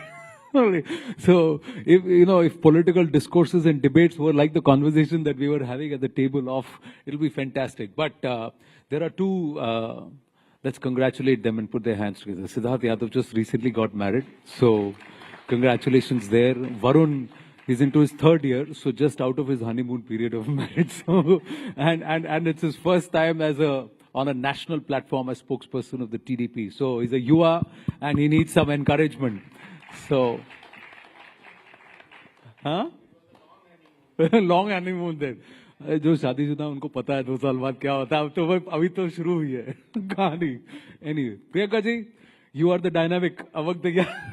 You'll have to give the context since she said that young dynamic leader. So I looked at him. I said, "I'm dynamic. You are young," and that is what he's referring to. And Ghanshyam, I met him as an educationist. And he's traversed the politics of UP, Bihar, UP, and then national politics. And we've had a lot of run-ins on debates, but I always hold him dear to my heart because he's doing some phenomenal work in the field of education. So as a politician, he's also doing some great work as an educationist. So welcome, everybody. So we're going to traverse the length and breadth of your own personal journeys into politics, and then, of course, some real politics. But first, let's start with you, Priyanka ji. How did AAP happen? How did politics happen? And what were you before you turned politician?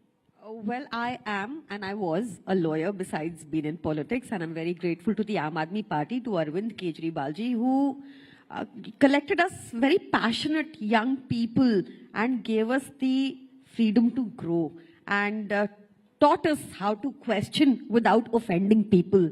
And you will see Aam Aadmi Party, I can with great pride say, is the only party which has no parivarvad. You know, it was all us people from no political backgrounds. We got such a platform. I know he wants to jump in on this one, but you will have to be better behaved than Shehzad Poonawala. So, that is my journey. I'm also a lawyer alongside being in politics. I'm very swayed by the idea of everyone getting good quality education in the country. I'm very swayed by the fact that everyone should have access to affordable healthcare, because like my leader Arvind Kejriwal ji says, the middle class is one hospital bill away from poverty. I will not agree with any aankadas he will give, because I read his notes secretly, so I can already tell you. And besides that, I mean, that's the little about myself, and I do want to come to the political part because that is more... No, but what is this with lawyers and politics? I think her political party में आप मानेंगे ना? ये भी lawyer हैं. हाँ वही तो. हाँ ये भी lawyer हैं. Basically, I think it just allows us to question without much fear or fervor. I would think it also gives us an analytical bent of mind and see both sides of the coin, more perspective. I mean, I'm glad to be a lawyer. I can argue either way, I would say. No, but I don't know, why the political bug bites you or you... No, actually, you know what happens in the court? You see so many cases. You see the injustice. You see what is happening with the country in a more broader perspective than what the media influences you through. Sorry, I don't mean it in a negative way. No, sure. It's just Again, that the problems there is a dynamic and there is a perspective. Yeah, the problems there are manifold. And then you get to read about them, indulge in them, you get to know the perspective. It's a much broader field which gives you... Kabhi aisa hua, you had a run in a heated debate with another spokesperson and next day you are on the same side arguing in court, or you got to work together on a particular case? Yes, it has happened. And I think that is the beauty of a democracy, where I can fight with Siddharth Yadav currently and maybe have a cup of coffee thereafter. You think that happens even today? Okay, Not because so a lot of seasoned politicians say कि वो ज़माना और Not था. so much. I agree. Not so much. It used to happen, but not so much anymore, which is sad. Why is that, Ghanshyam, as we get into your journey as into politics? Thank you so much for this stage. My journey into politics, my father served Air Force. I grew up studying in Kendriya Vidyalayas, became passionate about social sector, traveled the country from Punjab to Tamil Nadu to Maharashtra to UP, Rajasthan, studied in Karnataka, became a semiconductor engineer. Worked in Bangalore, now semiconductor is a buzzword, worked in Bangalore with Texas Instruments and Intel. But eventually my fascination to enter social sector motivated me to pursue higher education. So went to IIM Bangalore, Kellogg, some of these good institutions, Harvard. Eventually came to Patna after the education and worked with Nitish Kumarji for around 6 years in Bihar on various ideas from politics to communications, and began a education startup in Delhi in 2016. Akhilesh ji invited me to be a national spokesperson for the party, and here I am. I think to your question that why is it divisive now, I think we have too many people thinking that they will sit on a sofa in their drawing room and decide who's nationalistic, who's Hindu, who's not Hindu, rather than traveling across the country, living in our beautiful villages, towns. I think when you travel the country, from village to town to city, across the nation, you realize that nobody is wanting anybody to give anyone certificate of nationalism, or certificate of Hinduism, or certificate of Islam. I think it's a handful of people who want to paint the entire country in one way, and that is why things are becoming divisive. True, but you can also fight on television or argue, fight on the floor of parliament. You have a political difference, but you can still be friends. Have you not seen, as a tech guy yourself and someone who understands, people unfriending people on Facebook, on platforms because you hold a political ideology? How did that happen? How can you unfriend a friend because there's a political difference? You may oppose Prime Minister Narendra Modi, he may support Prime Minister Narendra Modi. You may oppose the BJP, you may support the Samajwadi Party, he may oppose the Samajwadi. But that doesn't stop the two of you from being friends, right? Why do you unfriend people based on their political... Vishnu Jain is in the house. Big round of applause for him. Namaste. Yeah. Let me append that question with the thought that we are in the age and era of AI. Just in the previous panel, they spoke about how technology can nudge you based on your various habits. You will be in a time when you can speak to your phone and it will talk to you in a conversational AI in any language about your account, the habits, the kind of scams you can be exposed to, the kind of investment you can make. Similarly, you take Siddharth's phone, you take everyone's phone here, Anand's phone, my phone, right? And you ask the phone in due course, based on the messages on my phone, am I a hateful person? Do I get everyday messages of hate? And you will know the answer. If your phone tells you, it's not Ghanshyam Tiwari or Priyanka Kakkar or Anand, it's not Modi ji. If your phone tells you that based on the history of your messages on your phone, you are a hateful person or you're not a hateful person, you get so many messages related to hate. It could be related to any community. But if your phone is telling you that for 10 years, your message history tells you you've been a hateful person, then there's no way you can sit across the table for a cup of coffee with somebody who thinks differently. Fundamentally, we have to decide for the youth and for the future, whether it is through television, through YouTube, we're talking about adolescents as well, are technologies, messages, this continuing barrage of painted, single-minded narratives making us hateful or not? If we don't decide, technology will decide for us. One final point. When you get a call, those of you who have Truecaller on your phone, if the number says it's a spam, you'll probably not pick up. So before you knew that person, technology has already marked that person as spam.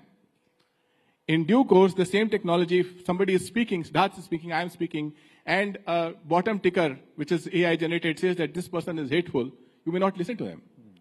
But there's a fundamental difference in the comparison that you make, and I hope the audience appreciates that. When you unfriend a person, that person is already your friend. It's not technology or a number. A number is spam. A person is not. And I said you're unfriending people. I'm not saying you are befriending people or deciding not to accept it. Hanji, ji. And then we'll get Varun one and has to agree and admit that what has happened in today's time is it's my way or the highway. So if you don't, it's the government has imposed it such. You have a different view. You are an anti-national. The area and space for discussion, that has become very narrow. And that is one thing which percolates from the top, you know, when it trickles down from the top and we also think similarly, and then the person will unfriend you. This is what I think. No, I'll tell you one thing. Let me ask you.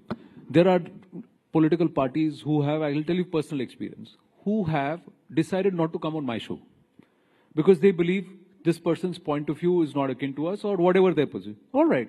That's your professional position as a politician. Does that mean you will not come and sit and have a coffee and have a conversation offline? There's a difference there. Why is it that what is your political position is deciding your personal life and how you will behave and interact with it as people? Sorry, I'll get Varun in. Yes, Varun. And as an ally, as somebody that is a TDP, which was part of the NDA, then moved out of the NDA, and I was back thick in the NDA and propping it up largely, along with the JDU. What is your point of view? And as a youngster, Thank you for the you must have got into politics in the last 8-10 years, correct? 16 plus. All right. So I have a cycle party along with me. Our symbol is also a cycle. I have an ally already, so I have 3 friends already on the stage. So 3 things, Anandji. In politics, there are no permanent friends and permanent enemies. First thing, let's get that right. Second thing, in social media, you add friends, you don't make friends. Okay, friends are made outside and you add them on social media. Please don't get confused. We have a tendency of feeling people as friends on social media, they are just your contact list. That's what is my personal opinion. Third thing is that we have come over from a transition phase wherein believing politicians, so for example, if I'm a politician, if Mr. Ghanshyam is also a politician from another party, we've forgotten the fact he is my rival or competitor, but he's not my enemy. Okay, we have now come with an agenda where you're from another party, you are my enemy. I know you for 10 years, 20 years, I know your personal affiliations, etc. No. You are my enemy, no matter what. If that's the case, then nothing can change us. They say ideology is thicker than blood. So friendship has to be thicker than ideology if you have to get out of this. So anybody who comes with that mindset of unfriending someone, even in personal life, not social media, even in personal life, because he believes in a different ideology, I think that has to be evolved at a personal level. It has to come from the inner side. So if you believe ideology is thicker than blood, then keep friendship is thicker than ideology or relationship is thicker than ideology. Very well said there. In fact, someone told me those who are unfriending you because you hold a particular view, then perhaps were never your friends because they never understood all of you. Now, that's one perspective. The other perspective is, listen, if I disagree with this person, I don't want this person in my life. So that's another point of view. We all have to individually decide where we are. Siddharth Yadav, where are you? And how about this foray into politics? Are achhe khase lawyer the, you're doing very well, badhiya practice. Why get into politics? Thank you, Anand, for having me on your show. About my journey, I think I come from a defense background. I have most people in my family, I think more than 30, who are either serving or have served in the armed forces. I lost my father in the Kargil war, and I think I was very young then. I was just 4 years old. And I think that was when I first thought that there is some service that I need to do. I need to choose the way, I need to choose the platform. But there is something that I have to do for this country. I wanted to join the services, but as one would understand, the family who goes through this is never keen for another person joining the forces again, and I had to just fill my NDA form and not go for the examination. But, having said that, I joined the Delhi University. I got into the SRCC college. I then went on to do law. I became a student activist. I worked as a student activist with Akhil Bharatiya Vidyarthi Parishad for 10 years. Working in the ABVP, I served on various positions. The zeal was continuous. We have to do something for the country wherever we are. And then, I'm very grateful that the largest party, as we say, the Bharatiya Janata Party and the one in government, gave a chance to such a young person to represent the thoughts of the party on national television. And being the youngest on the panel as well, I think, all contributions and all attribution of that has to be given to the party. But when it comes down to the question that you're asking, I think that's more important than my story today. Because the time that we are in, it's a different time.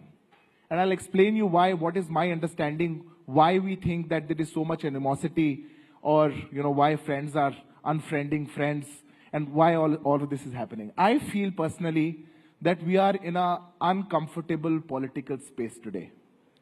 That uncomfortable political space is because the comfort in this country of a political space was when one party ruled the country for 50 years. Now system is challenged. New people came in. The entire atmosphere is changed. When one party was ruling this country for 55 years, things were very different. Probably we were always in the opposition. We knew how to be in the opposition. Probably we only knew how to be in the opposition. We had never even dreamt of, how do we do if we get into power.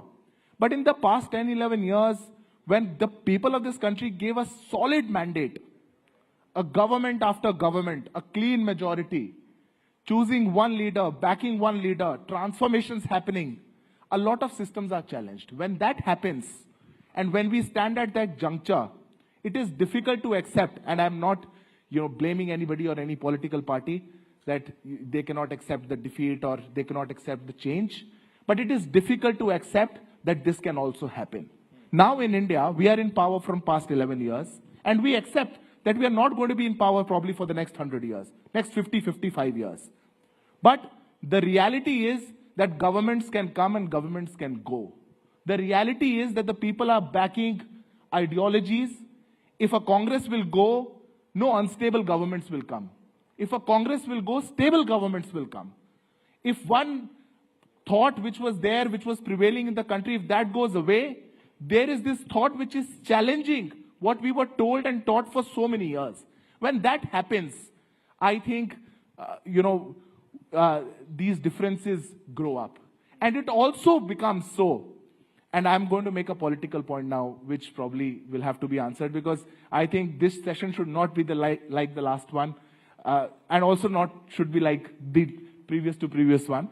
But I'm going to make a political point. When a prime minister in this country is elected by the people,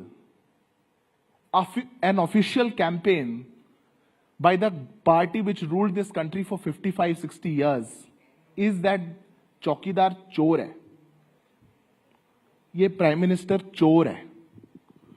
If I have to speak for Priyanka ji, in 2015, his party leader made a tweet कि PM Modi is a coward and a psychopath.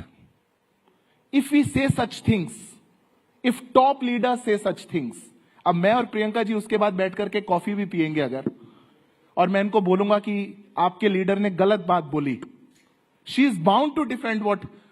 No, I'll tell you. I think if we, I just conclude in 10 seconds. Yeah, I think if we go beyond that, and we as young politicians, I think, because all of us are young, if we start to draw that line and say कि नहीं चलो ये चीज मेरी party ने गलत करी या आपकी पार्टी की ठीक थी, I think कि वो unfriending वाला काम कम हो जाएगा और we can have more coffees. I'll say just one quick thing. I think when the language of the Prime Minister and the culture that Prime Minister communicates will be visible in the language of anchors, will be visible in language of spokespersons, will be visible in the language of members of parliament in the debates. And because our debates in parliament are visible to everybody, you can see the language of debates. It was not long ago that a Delhi MP abused openly in the parliament and not one BJP MP stood up against it. In fact, senior leaders were laughing and cheering him. So I think as far as language of the Prime Minister is concerned and things that has been said up to the Prime Minister, whether it is Chandrababu Naidu ji, he has said, I think this is the new normal that has been set up. But we are here to discuss what is the newer normal that is possible for the youth. My worry is that when the top leadership demonstrates poor language, we're talking about protests from Samajwadi Party on the language of Delhi Chief Minister, then the language of society goes for a toss.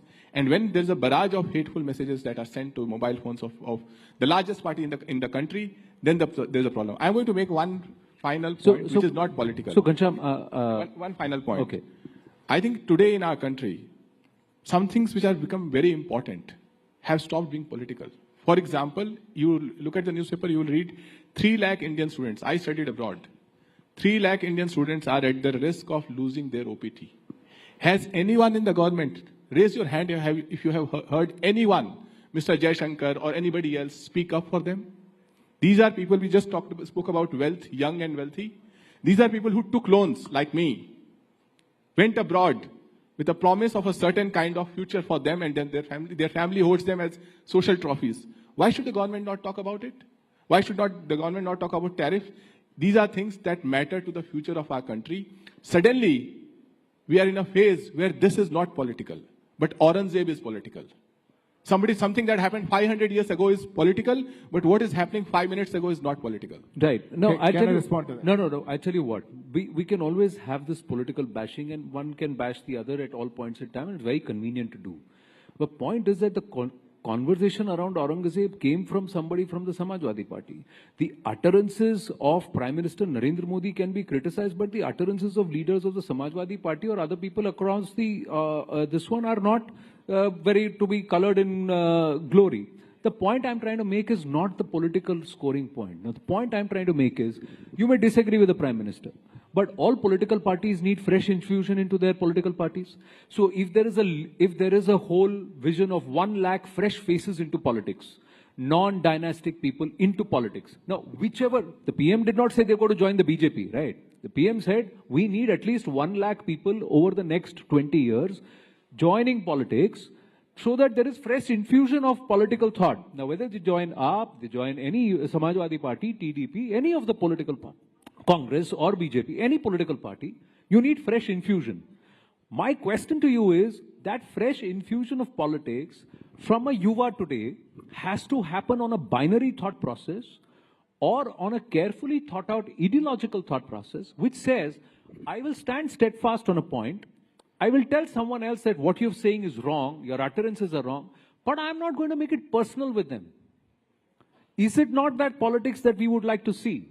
Now, what are we going to do to get to there? That's what. What is it that's going to inspire 1 lakh more youngsters over the next 10, 12, 15 years to join politics in the first place? I'm coming there itself. Because if we go down this line, it's going to be so negative. And then what will happen? It will be the dirt, the muck, the riffraff of society who will continue to dominate politics. It will not be intelligent people. It will not be young achievers. It will not be smart, talented people who are not only educated, but they're also rooted to the ground. They're coming from backgrounds which have seen certain discourse. Yes, Varun. That's what I'm trying to drive at. We can always keep this bashing going. It's very convenient. I get this point, Anandji. As long as 1 lakh, 10 lakh. Firstly, I welcome the statement by the Honorable Prime Minister that he needs 1 lakh youngsters across the political spectrum with infusion of thoughts, whatever agenda it is. When you have a 1 lakh people joining the political force of this Indian landscape, remember where and what agenda is driving them to come to politics. Is it the rich and the wrongful incentives that is attracted? Or is it because of an idea that is driven to solve problems right from the ground level? Or is it because of any other factor or to enjoy the power or something else? Politics is definitely not a rosy path, like as you see. If you find out across, you use your intelligence or you use your AI, you use your whatever mechanism. The country like India, the biggest challenge that we have today is, if youth wants to enter politics, I will have a subsequent question to every one of us asked amongst ourselves, why? That's the first question. All of us are asking, youth have to come to politics, but why? Why? I will have only 2 instances in this country when youth were driven into politics. One is because of the demographic dividend. So we are about 27 to 28% youth now, probably at the range of youth when we call it as youth. And if the demographic dividend keeps us giving more youngsters as a population, it's inevitable that youth will come into politics. But what is the agenda behind them when to come into politics? Have we put the rightful incentive for politicians working in this country? Or is politicians still a service-based kind of thing? So let's differentiate what is the root cause of their brains storming up to becoming politicians. I decided to become a politician in my 9th standard. At 14 years of my age, when I visited Delhi for the first time and I saw Parliament, I was mind blown. I said, people told me that this is a temple of democracy. All our fates are decided here. So that's the moment I fell in love with Parliament and parliamentarian democracy. I started studying about parliamentarian democracy. I joined, at my age 15, I joined a student organization. And it's about 16 to 18 years of journey here, and we are here. But it's very important for us to understand what is incentivized, what is the neurological incentive that younger generations of this country are asking themselves to join politics. If it is not ideology driven, if it is not governance driven, if it is not policy making driven, if it is something else, then let's wait for a moment. Let these leaders do the course correction. Let us fill that gap. Let us understand what youngsters want to come and what are they wanting to solve. And one point, I'll just conclude in the last 10 seconds. Let universities and schools have a curriculum wherein grand old problems of India since independence are being educated and taught. Let us tell our youngsters that these are the problems in politics.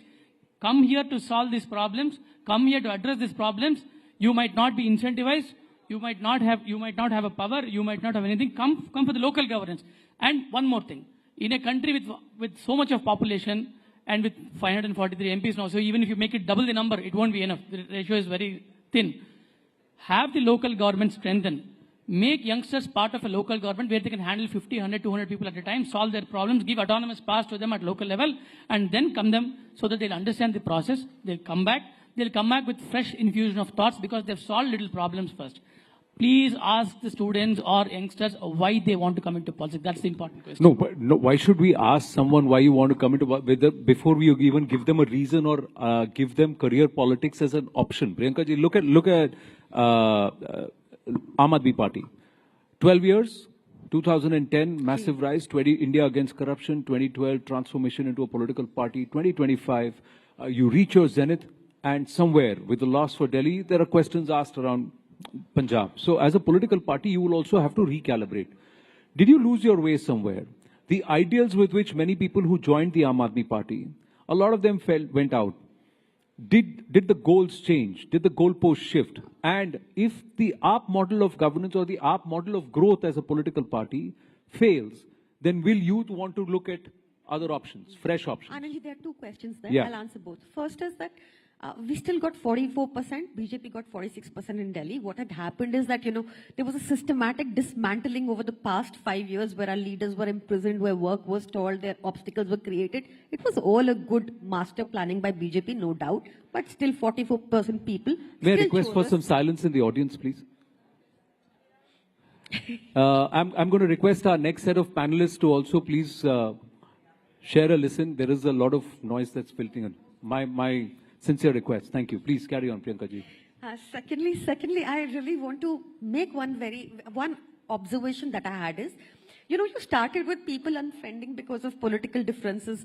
I saw that between 2014 and 19, the first 5 years, definitely I would say that. But the new worry is that the youth today does not want to talk politics. They say, I'm apolitical. Why did that happen? When you arrest a Disha Ravi, saying that this is propaganda, she is not working for the climate, you somewhere silence the youth into questioning you. When you arrest an Amit Sharma, a journalist, and urinate in his mouth because he questioned about train derailment, people will be like, oh, I'm apolitical. So this systematic dismantling of our institutions in a way, because you can arrest anyone arbitrarily, this systematic, this vindicative kind of politics. This is not a one-way street, Priyanka ji. It's not a one-way street. I'm saying the government did it intentionally every political say, party, I'm apolitical. Every political party that once gets into power gets corrupted by this. So there are actions which happen by every political. I'm not shielding anything. Said with great power comes great responsibility. I agree with Superman. Superman. But there is also Plato, Socrates, who said power corrupts and absolute power corrupts. Absolutely. So, yes. So where do you draw the line? How do I tell anybody and everybody that politics is a viable option? Final 1.5 minutes between you and Ghanshyam. Yes. Anand, I think I want to make one thing very clear. We are the youngest country of this world. We have around 70% people who are below the age of 35. The average age of this country is 28 years old. India is aspirational. India is growing. India is not what India was in 2013. When I joined college, I was not an aspirational youth. When I joined college, the headlines of my newspapers that I used to read were that इतने scams हो रहे हैं India के अंदर, हमारी forest reserve deplete होती जा रही है, we are a fragile 5 economy. A lot of such things were there. Today, the narrative has changed. When the youth, when they are going out, when the youth has so many opportunities, when India is growing, airports double होते जा रहे हैं, सड़कें ज़्यादा बनती जा रही हैं, startups from 1 unicorn to 100 unicorn. When the country is growing like that, I think it is the aspirational India which has to just ignore this noise. No. You have to ignore the noise. Aspirational India. No, here is the thing. The aspirational India also needs to see an intellectual political discourse. Absolutely. So raising the bar of the political discourse is a collective responsibility. Absolutely. It's not the responsibility of one party or another.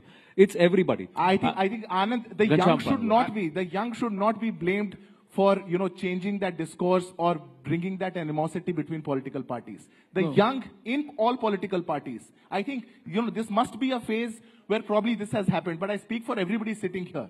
All the young people who are joining politics, who are contributing on various platforms in various ways, are more acceptive of different ideas and are also as long as there is an allowance of multiple streams of thoughts rather than blocking one or the other. Yes, Ghanshyam, final word. Go to wind up.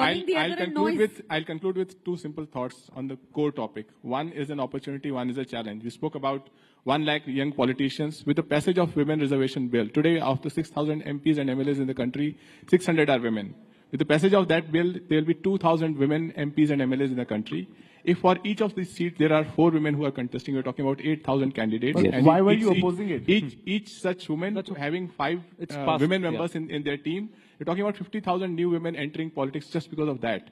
The challenge for the youth is going to be, if you just look at the data, and no matter what the government says, the average wealth of a politician is rising. When you think about the average poverty lowering in the country, when you start with a prospect that jobs are not there, a lot of people are becoming delivery boys, the challenge that you will face due to wealth in politics, due to crime and corruption in politics, is rising at a very rapid pace, and it will be your biggest hurdle no matter what the ruling government says. Well, I think we're going to wind up on that note to say that it is the responsibility of every individual political party, its patrons, its leaders, to ensure that this does not happen. What you highlighted does not happen. People don't join politics to make money, to turn it into a corrupt practice rather than to look at policy and clean governance. Thank you for an engaging conversation. Future looks bright with voices like these. Thank you very much. Thank you.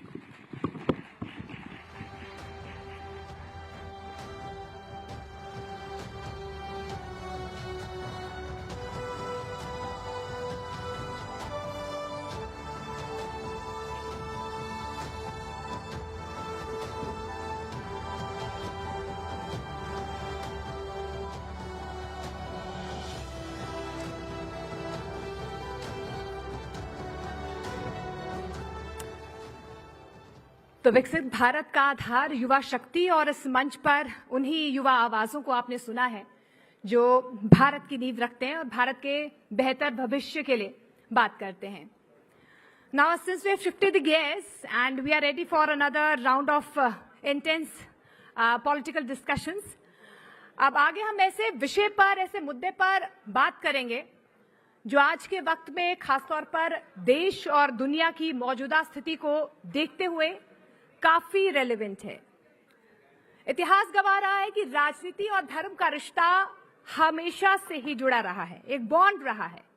कभी धर्म ने कानूनों का आकार दिया, कभी political mission में धार्मिक भावनाओं का इस्तेमाल किया गया, और कई बार राजनीतिक नेतृत्व ने धार्मिक संस्थाओं पर गहरा प्रभाव भी डाला है.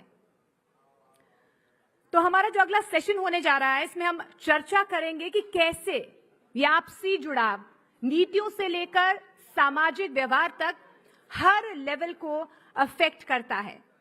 रिलीजन और स्टेट के बीच जो ये खींचतान है, जो रिश्ता है, जो बॉन्ड है, वो किस तरह से निजी आजादी और आस्था के बीच संतुलन को चैलेंज देती है. क्या राजनीतिक ताकत का इस्तेमाल धर्म को कंट्रोल करने या प्रभावित करने के लिए किया जा सकता है, या इसके उलट धर्म के नाम पर राजनीति को दिशा दी जा सकती है. तो let's dive into this conversation. इस गहरे विषय पर हम बातचीत करते हैं, समझने की कोशिश करते हैं कि आज के दौर में पॉलिटिक्स और रिलीजन के बीच ये रिश्ता क्या कहलाता है. मैं अपने कलीग अमीश देवगन को इनवाइट करना चाहूंगी, वो मंच पर आए, सेशन को वो मॉडरेट करेंगे. लेकिन उससे पहले हमारे जो खास मेहमान हमारे साथ जुड़ने जा रहे हैं, एक बार जोरदार तालियों से स्वागत कीजिए. मैं तारुफ करवा देती हूं, सुधांशु त्रिवेदी जी, राज्यसभा सांसद और भारतीय जनता पार्टी के राष्ट्रीय प्रवक्ता हमारे साथ जुड़ रहे हैं. प्रियंका चतुर्वेदी हैं, शिवसेना यूबीटी की तरफ से राज्यसभा सांसद हैं, वो हमारे साथ जुड़ रही हैं. इमरान मसूद हैं हमारे साथ, कांग्रेस एमपी हमारे साथ जुड़ रहे हैं. एक बार जोरदार तालियों से हमारे पैनल का स्वागत कीजिए. जी welcome sir. Thank you Amish. Priyanka in centre. Yes. तो हाउसफुल है. मेरा आप सबसे निवेदन है, हमारे कैमरास बहुत अच्छे हैं, उनसे भी रिकॉर्ड करिए, और प्लीज टेक योर सीट्स. जहां जिसको बैठने की जगह मिल रही है वो बैठ जाए, नहीं तो पीछे खड़े हो जाएं कैमरा से. और ये जो सेशन है इसका इंतजार है पूरे देश को, क्योंकि इस सेशन में देश की राजनीति पर बात होगी. तो जोरदार तालियों से अभिनंदन करिए हमारे 3 मेंबर ऑफ पार्लियामेंट का. सुधांशु त्रिवेदी, राज्यसभा सांसद है भारतीय जनता पार्टी के और प्रवक्ता भी हैं, उनका अभिनंदन है। प्रियंका चतुर्वेदी शिवसेना उबाटा की नेता हैं और राज्यसभा सांसद हैं, उनका भी अभिनंदन है। इमरान मसूद कांग्रेस पार्टी के लोकप्रिय नेता हैं और मेंबर ऑफ पार्लियामेंट हैं, उनका भी अभिनंदन है। तो जोरदार तालियों के साथ अभिनंदन करिए। इस देश में बहुत से मुद्दे हैं जिस पर चर्चा होनी जरूरी है और इसीलिए हमने इस सेशन का नाम रखा है सियासत जो है वो बहुत गर्म है, क्योंकि उसमें धर्म संकट भी है, टैरिफ वाला धर्म संकट भी है, वक्फ वाला धर्म संकट भी है और भारतीय जनता पार्टी सब कुछ बुलडोज करना चाहती है, उसका धर्म संकट भी है। तो शुरुआत प्रियंका जी से करते हैं और प्रियंका चतुर्वेदी, सवाल आपसे है कि देश में सब कुछ ठीक ठाक है या ठीक ठाक दिखाने का प्रयास हो रहा है? आप मुझे बताइए अमीश जी, आपको सब ठीक ठाक लग रहा है? कि अभी 2 रुपए एक्साइज ड्यूटी बढ़ाई है पेट्रोल और डीजल के प्राइसेस में, जबकि पूरी दुनिया भर में पेट्रोल के दाम गिर रहे हैं, ऑयल प्राइसेस नीचे आ रहे हैं। क्या आपको ये ठीक लग रहा है कि एलपीजी गैस सिलेंडर 50 रुपए से बढ़ा दिया गया रातों रात, उस समय पर जब जनता को राहत की सांस मिलनी चाहिए थी? क्या आपको ये नहीं लगता है कि हमारे पार्लियामेंट में देश के प्रधानमंत्री, क्योंकि अगर सिंगापुर के प्रधानमंत्री को आप देखेंगे, देश विदेशों के प्रधानमंत्री को आप देखेंगे, वो जनता के बीच जाकर बता रहे हैं कि टैरिफ जो यूएस टैरिफ इम्पोज हुआ है वो किस तरीके से हमारे ट्रेड पे प्रभाव डाल सकता है। जनता को कॉन्फिडेंस में लिए हैं? नहीं लिए हैं। क्या हमारे जो कॉमर्स मिनिस्टर हैं उन्होंने एक भी बार पार्लियामेंट में टैरिफ्स के बारे में बात की है और क्या इम्पैक्ट पड़ेगा? बल्कि कॉमर्स मिनिस्टर को स्टार्टअप इंडस्ट्री को एनकरेज करने की बजाय महाकुंभ में जाकर कहते हैं क्या जिंदगी भर दुकानदार बने रहोगे, चाइना को देखिए। अरे चाइना जैसा आप सपोर्ट भी तो करिए, पॉलिसी से सपोर्ट करिए, फंडिंग से सपोर्ट करिए। आज देश के 80 लाख लोग राशन पे निर्भर हैं, रोजगार कहाँ है?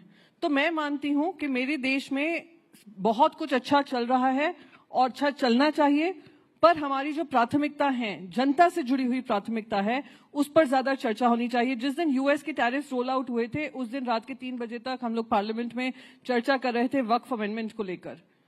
मैं उम्मीद कर रही थी कि कुछ हमें बताया जाएगा कि किस तरीके से हमने इस कदम उठाए हैं, क्या डोनाल्ड ट्रंप से बातचीत हुई है, क्या वहां के ट्रेड सेक्रेटरी से बात हुई है और कैसे हमें राहत मिलेगी, पर उसके बारे में कोई चर्चा नहीं हुई। तो बस यही है कि पटरी पे लाने के लिए वो डिरेलमेंट जो होता रहता है ना, उसको काबू में लाना जरूरी है। तो सुधांशु जी, विपक्ष के अनुसार तो सब कुछ ठीक नहीं चल रहा, आपका वक्फ पे ज्यादा ध्यान है, टैरिफ पे कम है। क्या आपको लगता है कि ये आपका भी सियासी धर्म संकट है?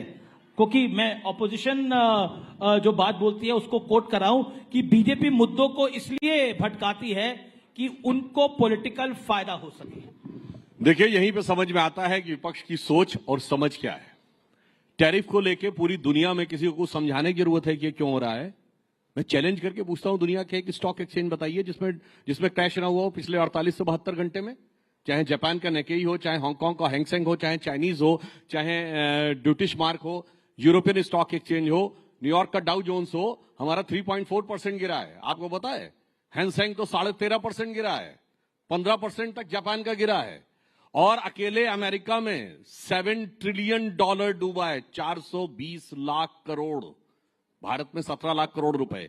भाई, इसके बाद भी किसी को लगे कि समझाने की जरूरत है। मजे की बात यह है कि वो पार्टी कहे जिसके नेता सबसे ज्यादा विदेश घूमते हैं, विदेश घूम घूम के खूब भारत के बारे में प्रचार करते हैं, ऐसा नहीं हो रहा, वैसा नहीं हो रहा, और उसके बाद उनको समझ में नहीं आ रहा है कि बाहर क्या। इसके लिए कहा जाता है अमित जी, समझ के समझाओ उसको जिसके की समझ है, और जो समझ के भी ना समझे, समझो कि वो ना समझ है। तो ना समझ को कैसे समझाया जा सकता है? अब रही बात इसकी, तो ना समझ कौन है? अब मैं एक सीरियस बात बता दूं। देखिए, टैरिफ्स के ऊपर रेसिप्रोकल टैरिफ अमेरिका ने लगाने का निर्णय लिया।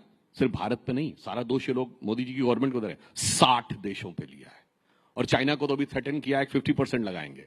हमारा उनके सामानों पे टैरिफ है 52%, उन्होंने 26% लगाया। 2 चीजों में हम चाह रहे थे कि हमें छूट मिल जाए, एक फार्मास्यूटिकल और एक एग्रीकल्चर।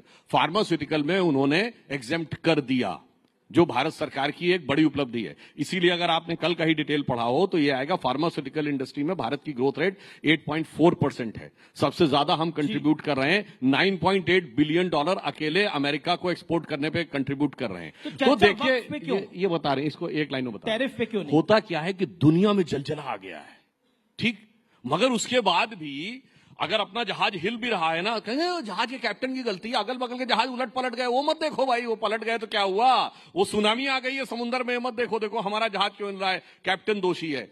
इस मानसिकता से जब चलेंगे तो देश में कुछ भी अच्छा नजर नहीं आएगा। और जहां तक इसकी बात कहूं, जहां तक वक्फ की बात है, तो ये ईमानदारी से एक प्रयास है जो कि भारत के संविधान के अनुरूप व्यवस्था को सुचारू रूप से चलाने के लिए, गरीब मुसलमान को उसका हक दिलाने के लिए। मैं सिर्फ एक बात पूछता हूं, वक्फ बोर्ड भारत का नहीं, दुनिया का सबसे अमीर वक्फ बोर्ड है। भारत का वक्फ बोर्ड दुनिया का सबसे अमीर, 39 लाख एकड़ जमीन है।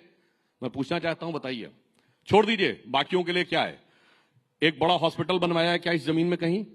एक बड़ी लाइब्रेरी बनाई है? कोई मुस्लिम स्कॉलर्स के लिए बड़ी यूनिवर्सिटी बनाई है? गरीबों के लिए, यतीमों के लिए, बेवाओं के लिए कुछ बनाया है?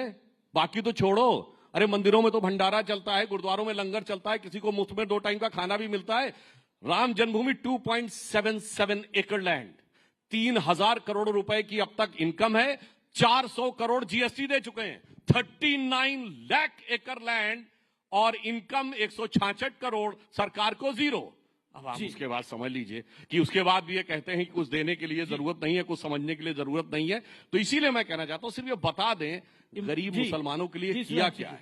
इमरान मसूद, प्रधानमंत्री भी राइजिंग भारत के मंच पे थे और प्रधानमंत्री ने जो बोला, उन्होंने बोला कि वक्फ से जुड़े बिल का संसद में पास होना सामाजिक न्याय की दिशा में लिया गया एक बड़ा कदम है। लेकिन ये डिबेट जो डिबेट है, मूल रूप से विपक्ष जो है वो अपीजमेंट की कर रहा है, विपक्ष तुष्टीकरण करना चाहता है, ये प्रधानमंत्री का कहना था कल इसी मंच से। देखिए, अभी आपने 2-3 मुद्दों पर बात की, मैं केवल क्योंकि बहुत ज्यादा उस पर नहीं जाना चाहता, इतना जरूर कहूंगा कि राहुल जी ने जब उत्पादन आधारित अर्थव्यवस्था की बात की थी, तो उस उत्पादन आधारित अर्थव्यवस्था की बात इसलिए राहुल गांधी कर रहे थे कि जो अमेरिका का टैरिफ बढ़ाने के टैरिफ वाला हो रहा है और उससे हम परेशान हो रहे हैं, उससे हमें परेशान होने की जरूरत नहीं। भारत अपने आप में इतना बड़ा देश है कि हमें दूसरे के ऊपर निर्भरता कम से कम होनी चाहिए जी। और मुझे नहीं पता, ये जो टैक्स आपने बताया कि मेडिकल की जो दवाइयों के ऊपर कुछ छूट मिलने का था, मैं चूंकि मैंने जानकारी पढ़ा नहीं, मुझे कहीं दिखाई नहीं दिया, हो सकता है आप सच हो, लेकिन आपको तो बोलने में महारत है, इसलिए मैं 100% कुछ नहीं कह सकता कि वो उसमें क्या है क्या नहीं। कोई भी चेक कर सकता है जाके, नेट पे जाके। नहीं, वो 5 जून तक है, फिर उसके बाद भी लागू किया जाएगा, सो डोंट भ्रमित मत करिए। एक्सेप्ट कर लिया कि अभी है तो 5 जून के, देखिए 5 जून में कौन सा वक्त है? दूसरी चीज, जब आपने वक्फ की बात, मैंने प्राइम मिनिस्टर को कोट किया जी, वक्फ की बात की, और प्रधानमंत्री ने जब ये एक बार जब आए, उन्होंने कहा कि मैं देश के अंदर मुसलमान के एक हाथ में कुरान और एक हाथ में कंप्यूटर देखना चाहता हूं। गरीब मुसलमानों को हक मिल रहा है। मैं बोल रहा हूं ना जी। जब उन्होंने ये बात बोली थी, तब ये बहुत अच्छा लगा था कि प्रधानमंत्री जी ने ये बात बोली है, लेकिन करना उसके बिल्कुल उलट है। मदरसे में कुरान पढ़ते हैं तो मदरसों पर ताला लगा देंगे, मदरसों का रजिस्ट्रेशन 2016 से रोका हुआ है कि मदरसों का रजिस्ट्रेशन नहीं होगा, और बच्चों की जो स्कॉलरशिप थी, जहां से कंप्यूटर पे बच्चे पढ़ सकते थे, आप सारी स्कॉलरशिप रोक देंगे। अलीगढ़ मुस्लिम यूनिवर्सिटी, जो यूनिवर्सिटी सेंट्रल यूनिवर्सिटी है, उसके लगातार फंड के अंदर कटौती करते चले जाएंगे, और 2 सेंटर उसके बंद होने के कगार पर आ जाएंगे, और उसके बाद फिर ये आप उम्मीद करेंगे कि आप मुसलमान की शिक्षा की बात करेंगे। आपने वक्फ बोर्ड के लिए कहा, सबसे पहली बात, मैं चूंकि जेपीसी का मेंबर था, मेरे पास सूचना आई थी जेपीसी में कि हमारे पास 9 लाख एकड़ लैंड है, 9,44,000 एकड़ लैंड है, लेकिन वो 9,44,000 एकड़ लैंड पिछले 8 महीने के अंदर 39,000 एकड़ कैसे हो गई, ये समझ से बाहर है। और ये कौन सा आंकड़ा आया है, ये भी समझ से बाहर है, क्योंकि आप क्या बोल रहे हो आपको यही नहीं पता है। आपकी सरकार ने 2021 में सुप्रीम कोर्ट में एफिडेविट देकर कहा कि हमने 100% प्रॉपर्टीज का डिजिटलाइजेशन करा लिया है, लेकिन जब आप जेपीसी के अंदर आते हैं तो कहते हैं नहीं कराया है। आप सुप्रीम कोर्ट में बोल कर आए हो, और सुप्रीम कोर्ट में आपने कहा है, हमारे किरण रिजिजू साहब पार्लियामेंट में स्टेटमेंट देते हैं कि 4,99,000 से लगभग दुगनी प्रॉपर्टी हो गई। अरे भाई, दुगनी प्रॉपर्टी कैसे हो गई? किसी ने वक्फ तो किया नहीं, किसी ने वक्फ नहीं किया इतना। हिंदुस्तान के अंदर जो वक्फ है, 90% वक्फ प्रॉपर्टीज 1906 से पहली है। 1906 डेट किस लिए कोट कर रहा हूं कि 1906 के बाद ये तो देश की संसद भी किसी ने वक्फ की बोल दी।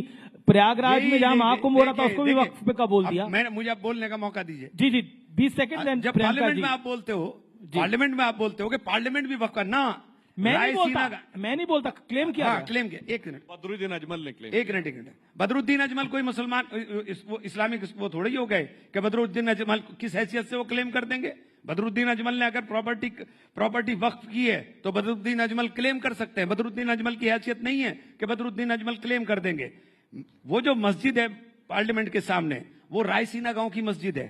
1911 में जब लुटियन जोन बनाने की बात हुई, जब लुटियंस बनाने की बात हुई, तो इन 123 प्रॉपर्टी जिसका बार बार पार्लियामेंट में बहुत बार जिक्र हुआ कि हम एक तरफ आप बोलते हैं, एक सेकंड सर, एक तरफ आप बोलते हैं मस्जिद नहीं कब्जाएंगे, दरगाह नहीं कब्जाएंगे, ईदगाह नहीं कब्जाएंगे, कब्रिस्तान नहीं कब्जाएंगे, लेकिन 123 प्रॉपर्टी का बार बार जिक्र करेंगे पार्लियामेंट में। उस 123 प्रॉपर्टी में 123 की 123 प्रॉपर्टी ये 4 ही हैं जो अंग्रेजों से झगड़े के बाद 1913 के अंदर वक्फ को दी गई। ठीक है, ये वही प्रियंका भी बोल रहे हैं, फिर उसके बाद सुधांशु जी आप एक साथ आंसर दीजिएगा। असल में आपने इतना वाइड क्वेश्चन था, उसे बहुत शॉर्ट में हो नहीं रहा मुझसे। पूरा अगर कर लेंगे बाकी टाइम मैं आपको, बाकी टाइम आप मुझसे ले लीजिएगा, लेकिन इसे पूरा हो लीजिए। हाँ, बिल्कुल। तो ये जब प्रधानमंत्री जी ने कहा कि हमने ये गरीब मुसलमानों के लिए, पसमंदा मुसलमानों के लिए, आप इसमें मुझे ये मेरे पास कानून रखा हुआ है, इसमें एक जगह बता दिए पसमंदा मुसलमानों के लिए कुछ करने का किया हो। महिलाओं को दो महिलाओं को इन्होंने मेंबर बनाने की बात करी। 2 महिलाएं पहले भी मेंबर बनती थी, पहले भी वक्फ बोर्ड डिमांड की। एक बात से पूरी तरह से सहमत हूं कि वक्फ बोर्ड की इतनी भारी प्रॉपर्टी होने के बावजूद हम भिखारी क्यों हैं? वक्फ बोर्ड की हैसियत क्यों है कि वक्फ बोर्ड अपने कर्मचारी की तनख्वाह भी नहीं दे पाता, जबकि आपके पास इतनी प्रॉपर्टी है? ठीक है, मैं इस बात से बिल्कुल सहमत हूं, लेकिन इसके प्रबंधन का काम होना चाहिए था या इसको खुर्द-बुर्द करने का काम होना चाहिए। आपने तो इस कानून के अंदर कर दिया कि अब आपको सजा भी नहीं मिलेगी। अब यह गैर जमानती अपराध होगा कि आप किसी कोई प्रॉपर्टी कब्जा लें। और एक सेकंड, बस खत्म कर रहा हूं, एक सेकंड। और दूसरी बात, आपने लिमिटेशन एक्ट हटा करके कर दिया कि आप एडवर्स पोजीशन में चले जाइए, यानी जितने कब्जा धारक हैं वो सब मालिक बन जाएंगे। तो आपने बचाने की बात नहीं की, आपने तो खुर्द-बुर्द करने की बात कर दी। ठीक है, प्रियंका, क्या आपको लगता है वक्फ को लेकर आपकी पार्टी को भी पॉलिटिकली कॉर्नर किया जा रहा है? महाराष्ट्र के अंदर जो शिवसेना शिंदे गुट है वो बहुत सी बातें बोल रहा है, बहुत सी संज्ञा दे रहा है आपकी पार्टी को। Any comment? सबसे पहले तो मैं नहीं, क्योंकि मैं वो कमेंट करूंगी, पर उससे पहले मैं थोड़ी क्लैरिफिकेशन दे दूं। जो फार्मा इंडस्ट्री को भी बाहर रखा है और एग्रीकल्चर को बाहर रखा है, वो टेम्पररी सोल्यूशन है, कोई फुल वो नहीं है मेजर जो लिया गया है। डोनाल्ड ट्रंप उसके पीछे भी आएंगे सूनर और लेटर, एंड आई थिंक 5 जून तक उन्होंने कहा वो डिसीजन ले लेंगे। रही बात, मैंने तो स्टॉक मार्केट की बात ही नहीं की थी। Stock market comes crashing down, वो तो ग्लोबली स्टॉक मार्केट क्रैश कर रहा है। मैंने कहीं एक बार स्टॉक मार्केट की बात नहीं की। मैंने कहा हमारे एक्सपोर्ट्स कम होंगे, हमारे एक्सपोर्ट्स पे प्रभाव पड़ेगा, इसके आपको टेंशन होनी चाहिए। आपको जनता को क्या, आप अगर विपक्ष को भी कॉन्फिडेंस में लेंगे कि क्या क्या बात हुई, आप पूरी दुनिया में फैलाते फिरते हैं कि अरे डोनाल्ड ट्रंप ने कुर्सी खिसकाकर प्राइम मिनिस्टर को बिठाया। बढ़िया बात है, हमारे प्रधानमंत्री की इतनी इज्जत नवाजी जा रही है, डोनाल्ड ट्रंप उनके दोस्त हैं, तो क्या हमारे लिए, देशवासियों के लिए क्या आउटकम है, हमारी इकोनॉमी के लिए क्या आउटकम है? मेरा सवाल ये था। Unfortunately he limited it to stock market, क्योंकि उनको ये सूट करता है ये एजेंडा करना।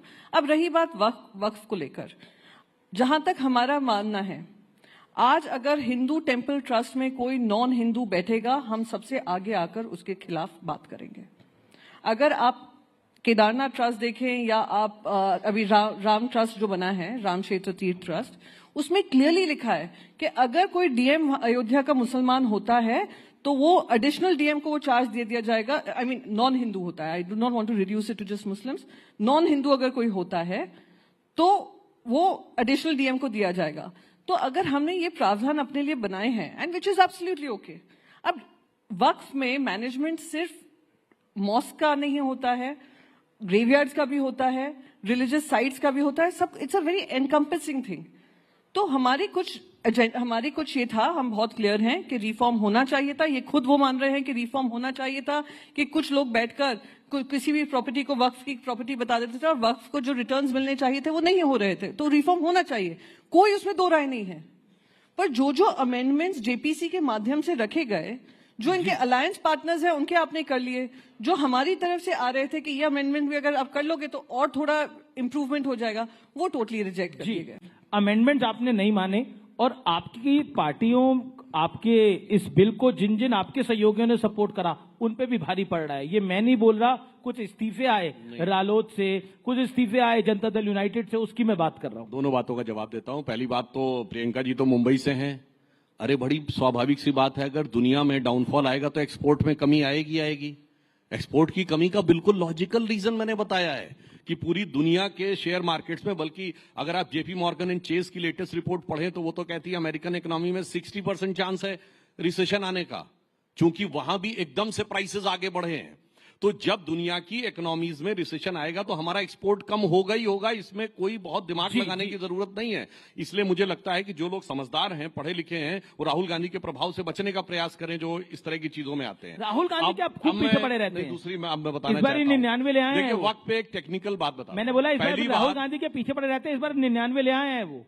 अरे राहुल गांधी जी तो किसी से पीछे, अपनी पार्टी के नेताओं के पीछे पड़े। गुजरात में कहते हैं आधे हमारे हैं, आधे बीजेपी के। हमारी पार्टी के अंदर क्या क्या बताया जाए, छोड़िए वो बात को। मैं ये कहना चाह रहा हूं, देखिए वक्त में बहुत क्लियर है, मंदिरों की, मस्जिदों की कमेटी, दरगाहों की कमेटी, कब्रिस्तान की कमेटी, उस पर कोई प्रभाव नहीं पड़ने वाला है।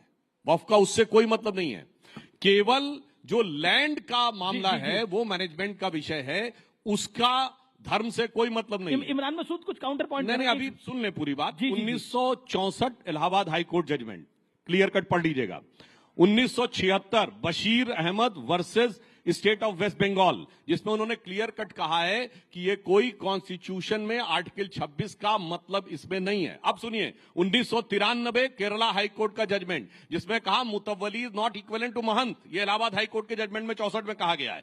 तो बहुत साफ बात है, इट्स लाइक कि जैसे माइनॉरिटी इंस्टीट्यूशन है मदरसे, अब आप कहेंगे माइनॉरिटी कमीशन का चेयरमैन हमारी उसका होना चाहिए। भाई this is like a minority commission, तो माइनॉरिटी कमीशन का चेयरमैन नहीं होगा, हमेशा मुसलमान नहीं हो सकता। तो इनकी वो एक सिख भी हो सकता है, ये उस मानसिकता से हैं कि माइनॉरिटी कमीशन का चेयरमैन हमेशा मुस्लिम होता था, इसलिए इन लोगों को ऐसा लगता है। और एक बात मैं कह दूं, फिर हमारे राष्ट्रीय अध्यक्ष नड्डा जी ने फ्लोर ऑफ द हाउस पे बोला था, जिस ढंग के प्रोविजंस यहां हैं दुनिया में किसी मुस्लिम कंट्री में वक्त में नहीं है, ना सऊदी अरब में जो इस्लाम की जन्मस्थली है, ना इंडोनेशिया में जो सबसे बड़ा मुस्लिम कंट्री है, ना टर्की में जो खिलाफत की सीट रही है, और ना आईएसआईएस वाले इलाके वाले इसमें सीरिया और इराक में, इसलिए, और ना पाकिस्तान और बांग्लादेश में। इसीलिए मैंने बोला था, कहावत होती हिंदी में, नया मुल्ला प्याज ज्यादा खाता है, यहाँ गैर मुल्ला प्याज ज्यादा खाता है, और इतना प्याज खाता है कि आंखों से आंसू निकलने लगते हैं। भाई साहब ऐसा है कि कौन गैर मुल्ला, कौन हिंदू, कौन मुसलमान, उसका सर्टिफिकेट भारतीय जनता पार्टी नहीं देगी।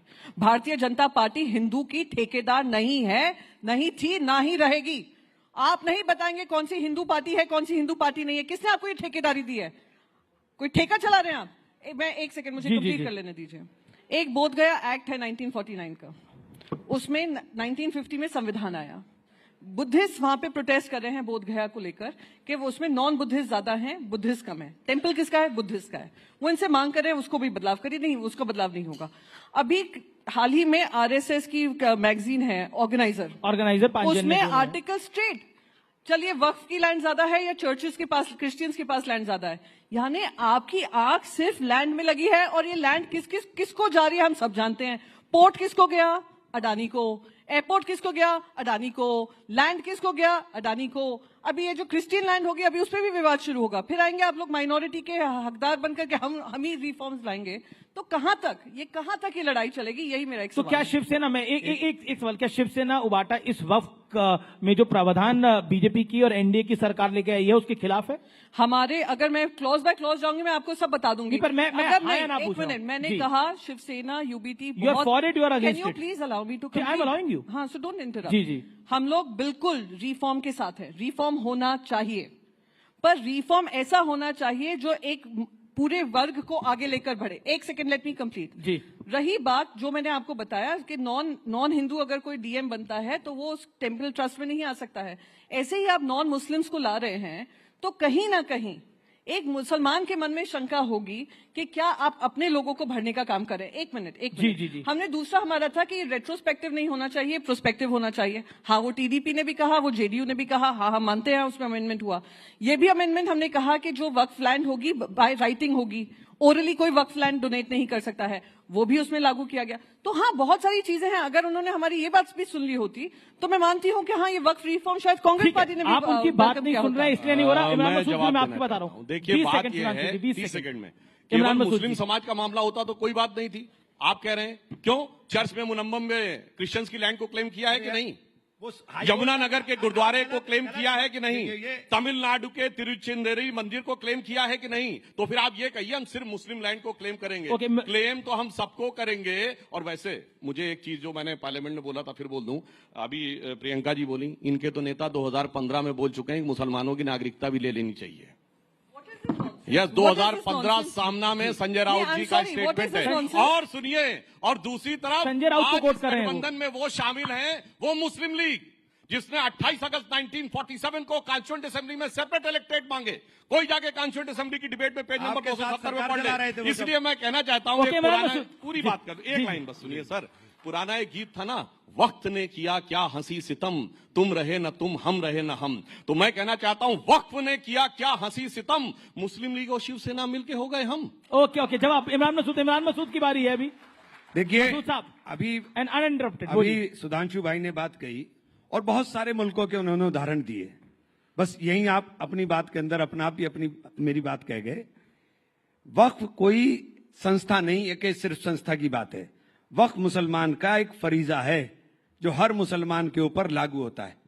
और जितने मुस्लिम ममालिक आपने गिनवाए, उन तमाम मुस्लिम ममालिक के अंदर इस्लामिक लॉज हैं और उसके अंदर वो वक्फ के हिसाब से चलने का काम करते हैं। और वक्फ हमारा धार्मिक कृत्य है। बस इतनी बात समझाने की तो बात है जो बात प्रियंका जी ने कही कि आप तमाम जगहों पर काशी विश्वनाथ के अंदर, मैंने एक बहुत छोटा सा बुनियादी सवाल पूछ लिया था अपने एक साथी से, जवाब नहीं दे पाए थे और दे भी नहीं पाएंगे। अगर आप मुझसे कुछ हिंदू रिचुअल्स के बारे में पूछेंगे, सनातन रिचुअल्स के बारे में, मैं सुपरफिशियली आपको सब बता सकता हूं। लेकिन अगर ज्यादा गहराई में जाकर के आप मुझसे बात करेंगे तो मैं शायद नहीं बता पाऊंगा, क्योंकि मैं जानता नहीं। ठीक इसी तरीके से अगर आपके सुपरफिशियली कुछ मैं पूछूं, आप बता देंगे इस्लाम के बारे में, लेकिन गहराई की तरह साथ नहीं बता पाएंगे। उसके लिए आपका मुसलमान होना है। पर मेरा एक काउंटर क्वेश्चन है, 2013 में जो कांग्रेस की सरकार ने एक्ट पास किया था, क्या वो संविधान से ऊपर नहीं था, जिसके अंदर ओवर रीच थी वक्फ की? नहीं, ये मेरा पॉइंट है। नहीं, कहीं नहीं थी। ये गलत प्रोपेगेंडा किया गया। आप मुझे बताइए, 16-17 ट्रिब्यूनल हैं, क्या तमाम ट्रिब्यूनल के फैसलों को रिव्यू नहीं किया जाता हाई कोर्ट से? ठीक इसी तरह से तमाम वक्फ ट्रिब्यूनल का फैसला, उसका भी रिव्यू हाई कोर्ट से हो सकता था। आपने कह दिया कि उसको कोई चैलेंज नहीं कर सकता। अरे भाई, ये कैसे मुमकिन है? ये कैसे मुमकिन है? आपने कहा कि वक्फ कहीं भी प्रॉपर्टी डिक्लेयर कर सकता है। अरे वक्फ अगर इतना बड़ा पावरफुल था तो हम तो रोज पार्लियामेंट में जरा सा वक्त मिलता है, किसी कोने में जाके नमाज पढ़ लेते हैं, तो पार्लियामेंट भी वक्फ हो जाती। क्या नहीं हो सकता? जब तक वक्फ की प्रॉपर्टी जो वक्फ करने वाला है, जो वाकिफ है, जब तक वो उसका 100% ओनर ना हो, उस पर किसी तरह का कोई विवाद ना हो, तब तक वो वक्फ नहीं किए जा सकती। आप तीनों पार्लियामेंटियंस हैं, मैं आप तीनों के भाषणों में से कुछ कोट करूंगा और मैं मैं एक चीज कहना चाहूंगा। क्यों कहा? मैं शुरुआत कर लेता हूं। मैं सुधांशु त्रिवेदी आपके पास आऊंगा। इमरान मसूद, आपसे शुरुआत कर लेता हूं। इमरान मसूद, आपने बोला कि इस देश में मुसलमानों का गला घोटा जा रहा है, यह आपका बयान था। गलत क्या? नहीं, आपने बयान दिया कि इस देश में मुसलमानों को 2वे दर्जे का सिटीजन बनाया जा रहा है और गला घोटा जा रहा है। क्यों कहा? मुसलमानों के साथ हो क्या रहा है कि मुसलमान, अब वही बोल रहा हूं ना जी, मुसलमानों के साथ हो क्या रहा है कि मुसलमान घर में रहे तो दंगाई घुस करके निकाले बाहर, और बाहर निकले तो पुलिस छाती पर गोली मारे। क्या हुआ संभल में? पहले सर्वे के लिए गए, कुछ नहीं हुआ। फिर 250-300 का टोला गया, मस्जिद में जाकर के नारेबाजी हुई, लोग आए, हंगामा हुआ, और उसके बाद 5 लोगों के गोली लगी और सीधे छाती पर गोली लगी, और जिनके गोली लगी उन्हीं के लोग जेल चले गए। अच्छा, वो संभल वाली मस्जिद एएसआई के संरक्षण में थी और एएसआई वहीं नहीं जा सकती थी। आप मुझे एक बात बताइए, एएसआई का अजीब कानून है। एएसआई का जन्म हुआ 1871 में जी, और उसका प्रबंधन शुरू हुआ 1904 में, और एएसआई प्रोटेक्टिव मूवमेंट जितने भी हैं उन सब की मालिक एएसआई हो गई। सुधांशु त्रिवेदी, उन सब की मालिक एएसआई हो गई। मस्जिद, एक सेकंड, मस्जिद बनाई मेरे पूर्वजों ने नमाज के लिए। अब एएसआई तय करेगी कि हम नमाज पढ़ें कि ना पढ़ें? एएसआई तय करेगी कि हम कहीं वजू खाना वजू करें कि ना करें? मैं एक लास्ट के अंदर दूसरा सवाल भी लूंगा, लेकिन अभी हमारे पास काफी समय है। मैं सुधांशु त्रिवेदी, आपने सदन में एक बात बोली जिसपे दिग्विजय सिंह को ऑब्जेक्शन हुआ, देश के गृह मंत्री खड़े हुए। आपने बोला कि इस देश के मुसलमान को कभी इशरत जहां से जोड़ा गया तो कभी किसी और के साथ जोड़ा गया। क्या आपको लगता है कि आप भी, मतलब आपसे मेरा तारुफ भारतीय जनता पार्टी से, मुसलमानों को एक जिसे कहते हैं मार्जिनलाइज करना चाहते हैं? ये आरोप है, मार्जिनलाइज करना चाहते हैं। आपने मेरा पूरा जवाब नहीं होने दिया, लेकिन साहब जी, आप कंप्लीट कर लीजिए, आपको पूरा कर लीजिए।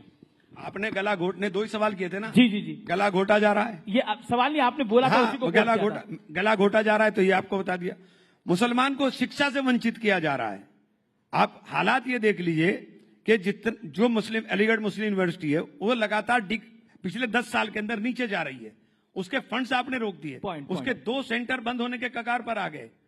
अच्छा खासा रिसर्च इंस्टीट्यूट था, सेंट्रल यूनिवर्सिटी, उसको क्यों तबाह करना चाह रहे हैं? यही प्रश्न है मेरा, उसको क्यों तबाह करना चाह रहे हैं? ये तो पहले भी बोल चुके थे, निवेदन है, अब मैं जवाब देना चाहता हूं। देखिए, इन्होंने कहा कि भाई इस्लाम के पवित्र कर्तव्य में एक वक्फ है। भाई मेरी समझ तो इतनी है, इस्लाम में 5 ही पवित्र कर्तव्य हैं, रोजा, कलमा, नमाज, हज और जकात। इसमें वक्फ कहां है भाई? और मैं ये भी बताना चाहता हूं, इसी बात में 1894 में प्रिवी काउंसिल का जजमेंट आया था, जिसमें सर सैयद अहमद ने कोट किया था कि वक्फ मूल इस्लामी परंपरा का हिस्सा नहीं है, ये शरिया का हिस्सा है। उसके लिए मुजार शब्द का प्रयोग किया। इसलिए वक्फ अल औलाद, आपको बड़ी मजेदार बात पता है, वक्फ अल औलाद यह है कि मैंने जमीन तो वक्फ कर दी मगर रहेंगे मेरे ही परिवार के लोग। मतलब मैंने अपना पैसा तो मंदिर को दान कर दिया मगर रहेगा वो मेरा। ऐसा आपने विचित्र उदाहरण नहीं सुना होगा, इसलिए वो क्वैश किया गया। मगर कांग्रेस ने 1906 में कलकत्ता अधिवेशन में प्रस्ताव पारित किया कि नहीं नहीं नहीं, वो कुछ गलत हो गया है, दोबारा किया जाए। अब मैं एक सेंटेंस कोट करता हूं, चूंकि वक्फ एक मुस्लिम प्रॉपर्टी से रिलेटेड मैटर है तो इसका गवर्नमेंट या पब्लिक पॉलिसी से कोई मतलब नहीं होना चाहिए। यही तो आज बोल रहे हैं। ये इंपीरियल लेजिस्लेटिव काउंसिल में अप्रैल 1913 में मोहम्मद अली जिन्ना का स्टेटमेंट है, जो कांग्रेस के सपोर्ट से इन्होंने अंग्रेजों के जमाने में कराया। 1913 से 2013 तक इनकी किस वाकफियत ही नहीं बदली। और मैं पूछना चाहता हूं, इमरान मसूद साहब तो यूपी के रहने वाले हैं, यूपी कह रहे पढ़ाई लिखाई में पीछे रह गए। पता है आपको, सैयद मुसलमानों की रेट ऑफ लिटरेसी 1931 में 24% थी, जब यूपी की 8% थी। और जातिगत सर्वे था तो यूपी में जो सबसे पढ़ी लिखी ब्राह्मण कम्युनिटी मानी जाती थी हिंदुओं में, वो 15%, क्षत्रियों में 13%, सैयद मुसलमान 24%, ब्यूरोक्रेसी में 20%। कहां चले गए मेरे भाई? आज बाकी माइनॉरिटीज को आप देखिए, सबसे पढ़ी लिखी आज कम्युनिटी कौन है? हाईएस्ट एजुकेशन में पारसी 0.001% की माइनॉरिटी। सबसे प्रॉस्परस, जो सबसे ज्यादा कंट्रीब्यूट करती है इनकम टैक्स में, जैन 1% की माइनॉरिटी। सबसे एंटरप्रेन्योर कम्युनिटी कौन है? सिख 1.8% की माइनॉरिटी। उसके बाद आप देखिए क्रिश्चियंस में एजुकेशन का स्तर कितना है, यहूदी छोटी सी माइनॉरिटी कितना है। और ये, जबकि मैं आपसे कहूं आजादी के समय इनमें से किसी एक की भी रियासत नहीं थी, 1-2 सिख रियासतें छोड़ दें, जबकि इनकी तो लाइन लगा के रियासतें थी। पटौदी के नवाब, भोपाल के नवाब, रामपुर के नवाब, लखनऊ के नवाब, जूनागढ़ के नवाब, हैदराबाद के निजाम। और आज कहते हैं साहब हम तो मजलूम हो गए। क्यों? जो हुक्मराने वक्त थे वो आज मजलूम हो गए, क्योंकि सेक्युलरिज्म के जाल में ऐसे फंसे और उल जलूल हो गए। और सुनिए, ये उल जलूल मामला क्या है? 2013 में आई सच्चर कमेटी की रिपोर्ट, जो कहती मुसलमानों के हालात इतने खराब हैं कि साहब ये तो शेड्यूल कास्ट से बदतर है। और आपको पता है 1913 से 2013 तक 17 लाख एकड़ जमीन आई थी वक्फ में, और 2013 से 2023 में 21 लाख ऐड हो गई। मतलब गजब का आपका लॉजिक है। एक तरफ कह रहे हैं शेड्यूल कास्ट से बुरी स्थिति है और दूसरी तरफ ऐड होते जा रहे हैं। और सर आंकड़ा तो ऑन उस पे बोला, सर आप तो सदन में हैं, आपको विशेषाधिकार हनन ले आना चाहिए मंत्री के खिलाफ, अगर आपको आपत्ति है तो लाइए साहब। सुधांशु जी, हाउस पे दिया गया मेरे सवाल का जवाब नहीं दिया आपने, जो था मैं उस पर आता हूँ, लेकिन प्रियंका पहले बोले। एक लाइन बोल दूं इस पर। प्रियंका जी, देखिए मुसलमानों के बारे में समस्या क्या है कि आज के जमाने में लोगों को मुस्लिमों की जो लियाकत थी उसके बारे में भी नहीं पता है। एक दौर था जब मुसलमान दुनिया में सबसे पढ़ी लिखी कम्युनिटी होती थी। बैतुल हिकमत का नाम आपने बगदाद का सोचा होगा, that was a centre of knowledge. आपको पता है कि शुश्रुत संहिता का सबसे पहले अनुवाद अल शुश्रुत ने कराया था अरबिक में।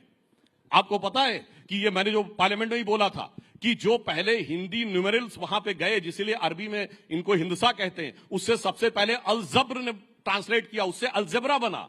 फिर अल ख्वारिज्म ने जो ट्रांसलेशन किया, जो मैथमेटिक्स दी, एल्गोरिथम वर्ड वहीं से आया है। कोलंबस ने जिस नक्शे को लेकर पूरी दुनिया की तरफ चला था, वो बनाने वाला भी मुसलमान था, एक अल इदरीसी। उसके बाद इनका एल्गोरिथम ऐसा बदला कि 700-800 साल में पैदा हुआ। सिर्फ प्रियंका जी को आने दीजिए, मगर अब्दुल कलाम के साथ नहीं, औरंगजेब के साथ जाके खड़े हो जाए। ओके प्रियंका, हमारे पास बड़ी लर्नेड ऑडियंस भी है, वारिस पठान साहब बैठे हैं, आनंद रंगनाथन बैठे हैं। ओके बोलिए प्रियंका जी। मैं इनकी तरह आवाज रेज करके अपना पॉइंट नहीं रख सकती हूँ कि आप आवाज रेज कर दीजिए कि कोई दूसरा ना बोल पाए। मैं बस एक ही चीज कहूंगी, अभी मैं जब उनको सुन रही थी और इतना पैशनेटली मुसलमानों के अधिकारों के लिए बोल रहे थे, तो मुझे मोहम्मद अली जिन्ना ही याद आ गए। जैसे मोहम्मद अली जिन्ना ने आर्ग्यूमेंट दिया था और पाकिस्तान को अलग कर दिया था, इनका आर्ग्यूमेंट बिल्कुल उसी तरीके का था। तो आज ये मॉडर्न डे जिन्ना कौन बनकर बैठे हैं, आज इनकी भाषा से बहुत स्पष्ट हो गया है। जहां बता रहे हैं अरे देखिए हम लोग क्या थे, हमें क्या कर दिया, तो ये इनका आप कह रहे हैं मॉडर्न डे जिन्ना है? बिल्कुल, जो उस दिन अमित शाह जी ने भी कहा, जिस औरंगजेब की कब्र में मर्सिया पढ़ाने वाले को राज्यसभा आप भेजेंगे। के लिए करते हैं, हम मुसलमानों के लिए करते हैं, हम मुसलमानों के लिए करते हैं, ऐसे ही नहीं। अरे नहीं, मैंने तो बताया मुसलमानों में क्या था और कहां से कहां पहुंचा। अमित शाह आपने मेरा सुना ही नहीं।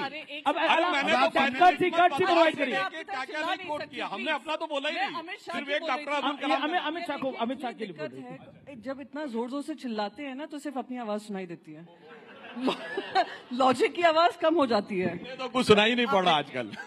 बोलिए प्रियंका जी। आपको समय कम मिला है शायद, मुसलमानों के नहीं प्लीज ओके प्लीज ना, मुसलमानों के अधिकारों का हनन हो रहा था, किस तरीके से वो प्रताड़ित थे, किस तरीके से वो गरीब किए जा रहे थे, सब किया।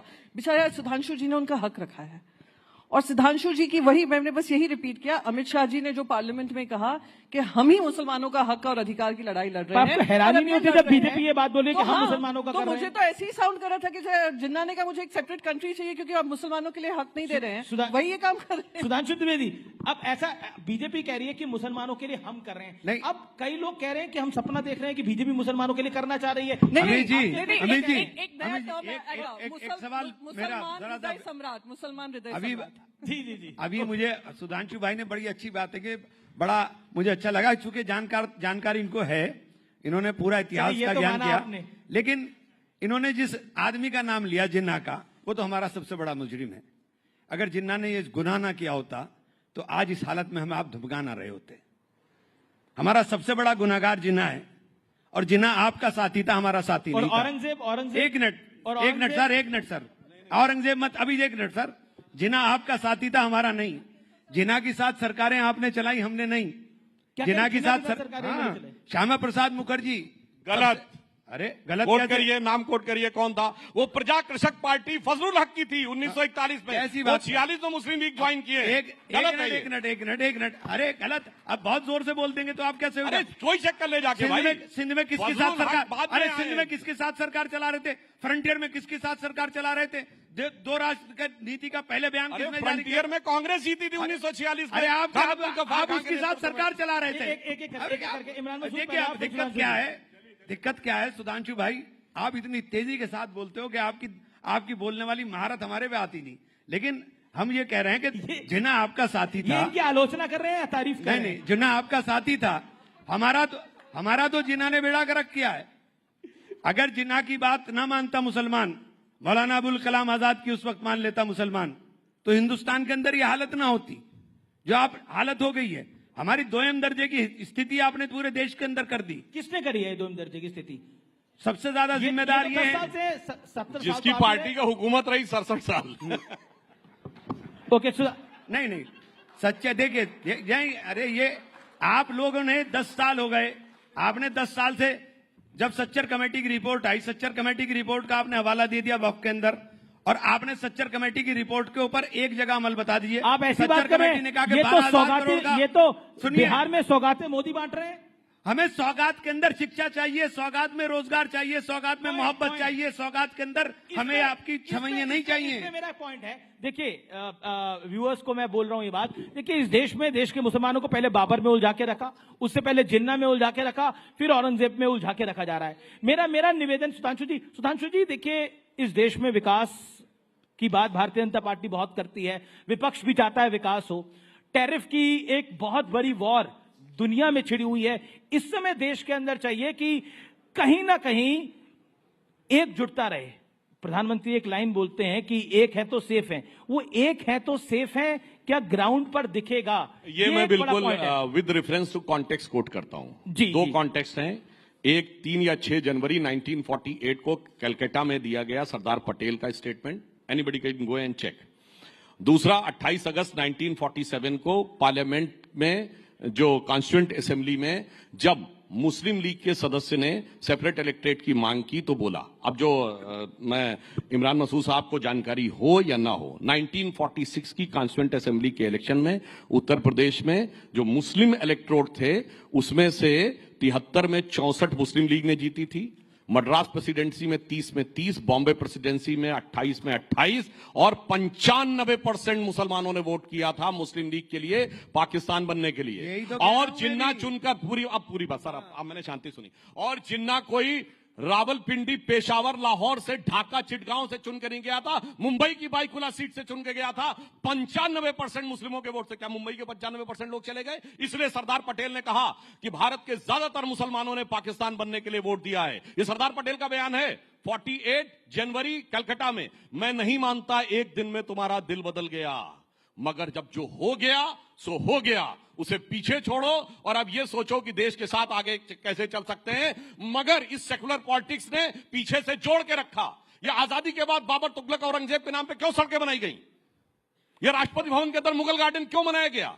मैं पूछना चाहता हूं ना, किसने पीछे से जोड़ के रखा? वही जो बता रहे हैं। आज एआई के दौर में औरंगजेब के साथ खड़े हो जाते हैं और दलगत भावना से ऊपर उठ के खड़े हो जाते हैं। और ये सोचने का, एक लाइन में सोचने का विचार है, cutting across the party line Muslim नेता औरंगजेब के साथ खड़ा रहता है, cutting across the party line Rana Sanga के साथ नहीं खड़ा होता है। Cutting across the party line Waqf की लैंड के साथ खड़ा रहता है, cutting across the party line Ram Mandir Hindu नेता नहीं खड़ा। मैं अब इंडिया अलायंस में भी आऊंगा। ओके, डिस्कशन पूरा चेंज हो रहा है। ओके, बोलिए। दिस इज एक्सट्रीमली डिस्टर्बिंग कि हम राइजिंग भारत समिट में आए हैं। हमें बात करनी चाहिए 2047 में क्या होगा। तो 1 second please, do not interrupt. Do not. Modi ji होंगे 2047 में, 57 में, 87 में, 97 में, जो भी आपको बोलना है करिए। Happy? Are you happy? Now can I get to the topic? Now can I get to the topic? Okay, you are happy? देखिए 2047 में मोदी जी हमारे यहाँ हो ना हो, मगर इनके नेता इन्हीं की परिवार के होंगे। ये पार्टी अलग है। Okay Priyanka, then I come to India alliance. Okay, ऐसा है आज अगर 80 लाख लोगों के पास राशन जा रहा है तो कितने उसमें से हिंदू घर हैं, कितने मुसलमान घर हैं, कितने ईसाई घर हैं, कितने उसमें जैन घर हैं, कितने उसमें सिख घर हैं जी, और कितने पारसी घर हैं। भूखा तो सभी है जो 80 लाख लोगों के पास जा रहा है। मैं चाहती हूँ हम 2047 की बात करें। ये कहां पे लेकर जाना चाह रहे हैं? 300 साल पुराना, कि 300 साल पुराना इतिहास में आप बिखरे रहिए, बटे रहिए, और हम आने वाले जो सदी है, जो आने वाले हमारे युवा पीढ़ी है, जो दूसरे देशों में जा रही है, दूसरे देशों में भी प्रताड़ित हो रही है क्योंकि अमेरिका यूएस टैरिफ्स को लेकर आ रहा है। जो अभी आई थिंक घनश्याम जी ने बात रखी थी कि स्टूडेंट्स बनकर गए थे यूएस में और आज वो स्टूडेंट्स को भी डिसरिस्पेक्ट किया जा रहा है। हम कोई उसके बारे में बात नहीं कर रहे हैं। हम क्या बात करें? औरंगजेब, राणा सांगा, जिन्ना, ये वो। मेरे बस एक ही मांग है, और मैं क्योंकि विपक्ष से हूं और विपक्ष में हमारी भी एक आवाज है, सिर्फ कांग्रेस और बीजेपी की नहीं है। हमारी आवाज यह है कि जो जनता से जुड़े मुद्दे हों। आज 50 रुपए इनकी जेब से ज्यादा जा रहा है गैस का सिलेंडर खरीदने में, तो मुझे तकलीफ होती है। 2 रुपए एक्साइज ड्यूटी बढ़ रही है जबकि पूरी दुनिया भर में ऑयल चीप हो रहा है, तो मुझे तकलीफ होती है। मुझे तकलीफ होती है क्यों 80 लाख लोगों के घर पे राशन जा रहा है, उनको खुद नौकरियां क्यों नहीं दी जा रही हैं जहां वो अपने आप को सक्षम पा पाए। तो इन चीजों में हमारा ध्यान भटकाकर ये जो काम हो रहा है ये बहुत गलत। ओके, देखिए मैं एक बात कहूं, लगता है प्रियंका जी को ना अपने राज्य का पता। 80 करोड़ 80 करोड़ सुनिए, 80 करोड़ है, 80 करोड़ है। सुनिए, इनको ना अपने राज्य का पता, ना अपने सदन का पता। ये औरंगजेब का नाम कौन लाया? अबू आजमी, महाराष्ट्र के विधायक, समाजवादी पार्टी, अपने गठबंधन के। पीएचडी इस्लामिक लॉ के हैं, इस्लामिक स्टडीज के हैं, इस्लामिक रिलीजन के हैं, आप सबके पीएचडी हैं। हमको कुछ ना जानकर भी हम राज्यसभा में अपना पक्ष रख सकते हैं। मैं तो बीच में नहीं, जैसे आप बीच में टोक टोक कर बोल रहे हैं कि कुछ नहीं जानती है। हुआ you to give me certificate, मैं जानती हूँ नहीं जानती हूँ। हाँ, तो मैं बता रहा हूँ ना, सुन लीजिए, आपको समझ में आ जाएगा, दर्शकों को समझ में आ जाएगा। अबू आदमी कहाँ का है? महाराष्ट्र विधानसभा का, वो औरंगजेब का इशू लाया। फिर इमरान प्रताप को ये लाए, इमरान मसूद जी, ये किस पार्टी के हैं? राशिद अलवी लाए, किस पार्टी के हैं? इमरान प्रतापगढ़ी किस पार्टी के हैं? MIM किस पार्टी के रहे हैं? और सुनिए, उसके बाद राणा सांगा कौन लाया? रामजी लाल सुमन किस पार्टी के हैं? अरे भैया, अपनी पार्टी का अरे एक मिनट, अब एक मिनट, बाकी पॉलिटिक्स, एक मिनट, मुझे गठबंधन का पता हो या ना हो, मुझे अभी पार्टी का ये पता हो या लोग ना लेके आ रहे हैं। पर मुझे ये जरूर पता है कि देश को आप दिशा भूल करने का काम कर रहे हैं। अरे आपके सारे एक मैदान बताइए जिसने विषय शुरू किया, बताइए। चैलेंज करता हूँ, अगर आपको पता है चैलेंज करता हूँ। मुझे भी आने देंगे आप तीनों लोगों ने किया। अब मुझे भी आने देंगे आप तीनों इंडिया अलायंस पे आता हूँ, फिर रैपिड फायर राउंड है। अच्छा ये बताइए, इमरान भाई, ऑल सेट। देखिए आप तीनों बहुत अपनी पार्टी के उम्दा स्पीकर हैं और तीनों को मैं अरसे से जानता हूँ। इमरान मसूद, ये देखिए अब थोड़ी राजनीति की भी बात हो जानी चाहिए। ये सब जो चल रहा है, हम राइजिंग भारत के मंच पर है। एक बात बताइए, अब ये 27 का विधानसभा चुनाव आने वाला है उत्तर प्रदेश में। अब आपने तो इतना बड़ा बयान दे दिया है, अब बताइए क्या होगा? समाजवादी पार्टी के साथ आप जाएंगे कि नहीं जाएंगे? आदित्य ठाकरे ने तो महाराष्ट्र में बोला था समाजवादी पार्टी के नेता, कुछ नेताओं ने बीजेपी के साथ अलायंस का काम किया है।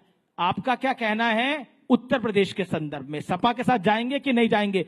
नहीं, ये देखिए, ये फैसला तो पार्टी का होगा कि हम किसके साथ जाएंगे, किसके साथ नहीं जाएंगे। मैंने सिर्फ इतना, मेरा काम है कि मैं अपनी पार्टी के आधार को बढ़ाने की बात करूं, अपनी पार्टी के संगठन को बनाने का बात करूं। एकजुट है कि नहीं है? 100%। आपको दिखाई नहीं दिया कि पार्लियामेंट दिखाई दिया? एक मिनट, पार्लियामेंट में सिर्फ 24 मेंबर मुसलमान हैं। पार्लियामेंट में सिर्फ 24 मेंबर मुसलमान हैं, जो मुसलमान मेंबर थे, लेकिन वक्फ के मामले के अंदर 232 वोट पार्लियामेंट में पड़े। ये हिंदुस्तान है, ये हिंदुस्तान है। दूसरी चीज मैं कह रहा हूं, हमें भाईजान बहुत तेज तेज बोलते हैं, हमारी समझ में नहीं आता, लेकिन मैं इतनी बात जरूर कह रहा हूं कि जिन्ना आपके आदर्श होंगे, मेरे आदर्श तो थे नहीं ना, हैं। क्योंकि जिन्ना को हम सबसे बड़ा गुनाहगार मानते हैं अपनी इस हालत का, बदतर हालत का, जो आपने हमारी कर दी है। मैं इंडिया अलायंस में रहा हूं, समाजवादी पार्टी के साथ अलायंस होगा कि नहीं होगा? नहीं, ये फैसला तो पार्टी का होगा। अभी क्या माहौल है? अभी क्या मूड है? संगठन की बात रखिए ना, कुछ तो ब्रेकिंग न्यूज रखिए। अभी राइजिंग भारत की बात करें हम लोग, और हम लोग देश की, हम लोग प्रियंका जी से पूछ लीजिए, ये एक्सपीरियंस करके आए हैं समाजवादी पार्टी को महाराष्ट्र के अंदर, सलाह अच्छी देंगी? नहीं, देखिए, ये बिल्कुल दूंगी और खुले दिल से दूंगी, क्योंकि मैं देश के साथ हूं। जी। देखिए, हम लोग कौन किसके साथ लड़ेगा, कौन क्या लड़ेगा, राजनीतिक परिस्थितियों पर दिल्ली में हमने एकजुटता देखी। केजरीवाल जी को एकजुटता के कारण निपटना पड़ गया।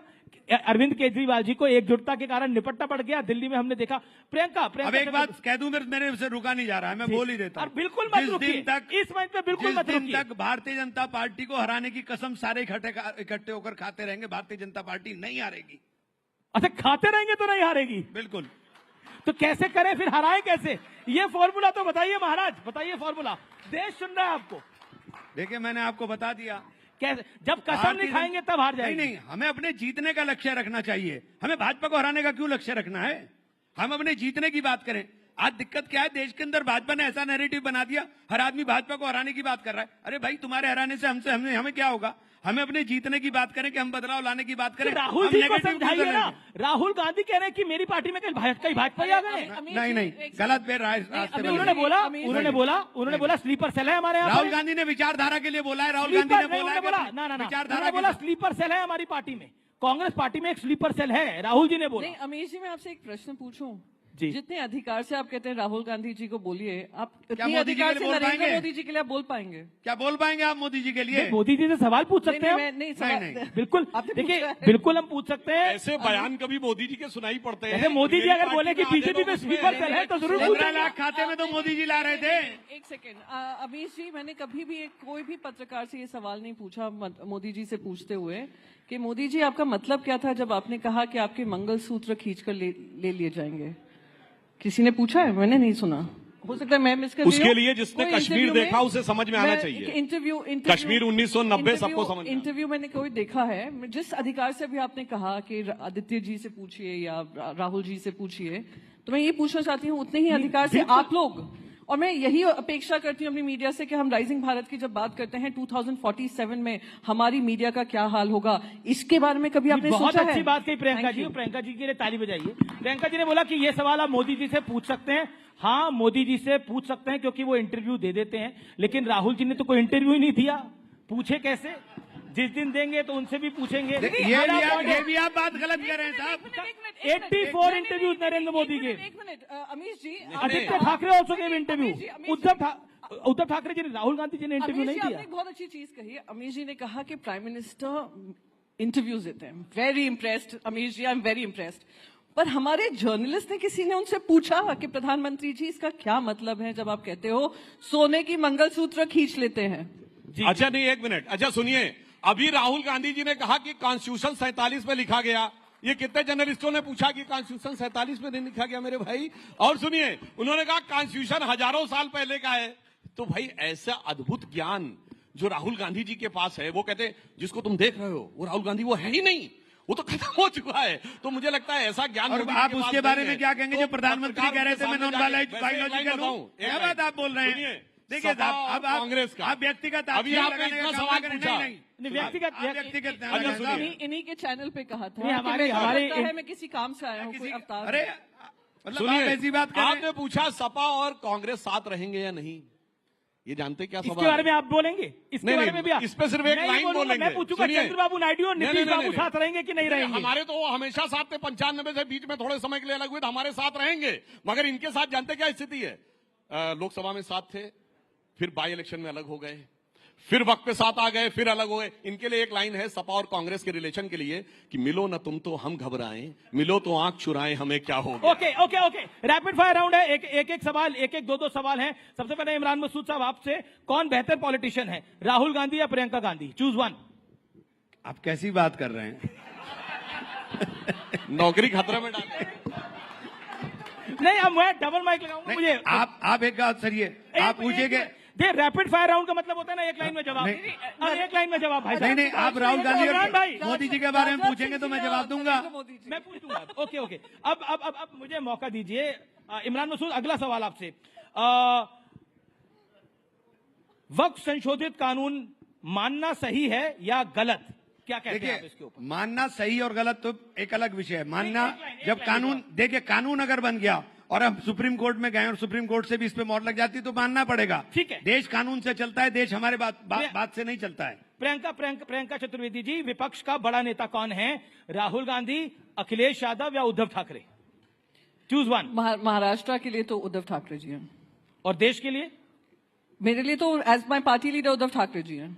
आई एम वेरी क्लियर। देश के लिए देश के लिए भी अगर उन्होंने महाराष्ट्र में एक अच्छा मॉडल दिया तो देश का भी एक अच्छा मॉडल ही प्रस्तुत करेंगे। ठीक है, और किसकी विचारधारा आपकी विचारधारा के, यानी आपकी पार्टी की विचारधारा के ज्यादा करीब है, कांग्रेस या भारतीय जनता पार्टी? देखिए, हमारी पार्टी की, मैं अपनी पार्टी की विचारधारा की बात करूंगी, जिनका मैं वही कंप्लीट कर लूं, एक्साइटेड मत होइए जी। के दिल में राम, हाथ में काम, आपको किससे क्लोजेस्ट है वो आप समझ लीजिए जी। सुधांशु त्रिवेदी, वक्त झांकी है, आगे क्या बाकी है? वक्त आने पर बता। मैं हमारे यहाँ तो प्रधानमंत्री है। आपने पूछा, सवाल हमसे क्यों है? सुनिए, इसलिए कि आपके यहाँ अभी हसरतें हैं होने की, हमारे यहाँ ऑलरेडी है, इसलिए अंतर है। अब पूछ लिया, आपने पूछ लिया, आपने पूछा। सुनिए, अब आप बता दीजिए ना, आप बता दीजिए ना, आप बता दीजिए मोदी जी और अमित शाह में कौन है? हमारे यहाँ तो मोदी जी प्रधानमंत्री हैं, किंतु परंतु नहीं है। आप क्या हसरतें लिए हुए 1 दर्जन लोग खड़े हुए हैं इंडी गठबंधन में। अरे ठीक है, मेरे ही भाग से छीका फूट जाए। जी, आपका सवाल, अगला सवाल, आपने सवाल क्या किया था? अगला सवाल और आखिरी सवाल है, अखिलेश यादव बेहतर हैं या राहुल गांधी बेहतर हैं? आपकी राय के अंदर एक को चूज करना पड़ेगा। बिल्कुल निश्चित रूप से अखिलेश यादव, चूंकि कम से कम कुंभ में स्नान करने तो गए, धन्यवाद। नहीं स्नान ओके, आप तमाम लोगों का बहुत बहुत शुक्रिया। जबरदस्त तालियों के साथ अभिनंदन करिए हमारे तीनों सांसदों का। बहुत अच्छी चर्चा रही और तीनों ने बहुत ही अच्छे तरीके से हर सवाल का जवाब दिया। बहुत बहुत शुक्रिया आप तीनों का। सुधांशु त्रिवेदी, प्रियंका जी, इमरान मसूद जी, अभिनंदन आपका।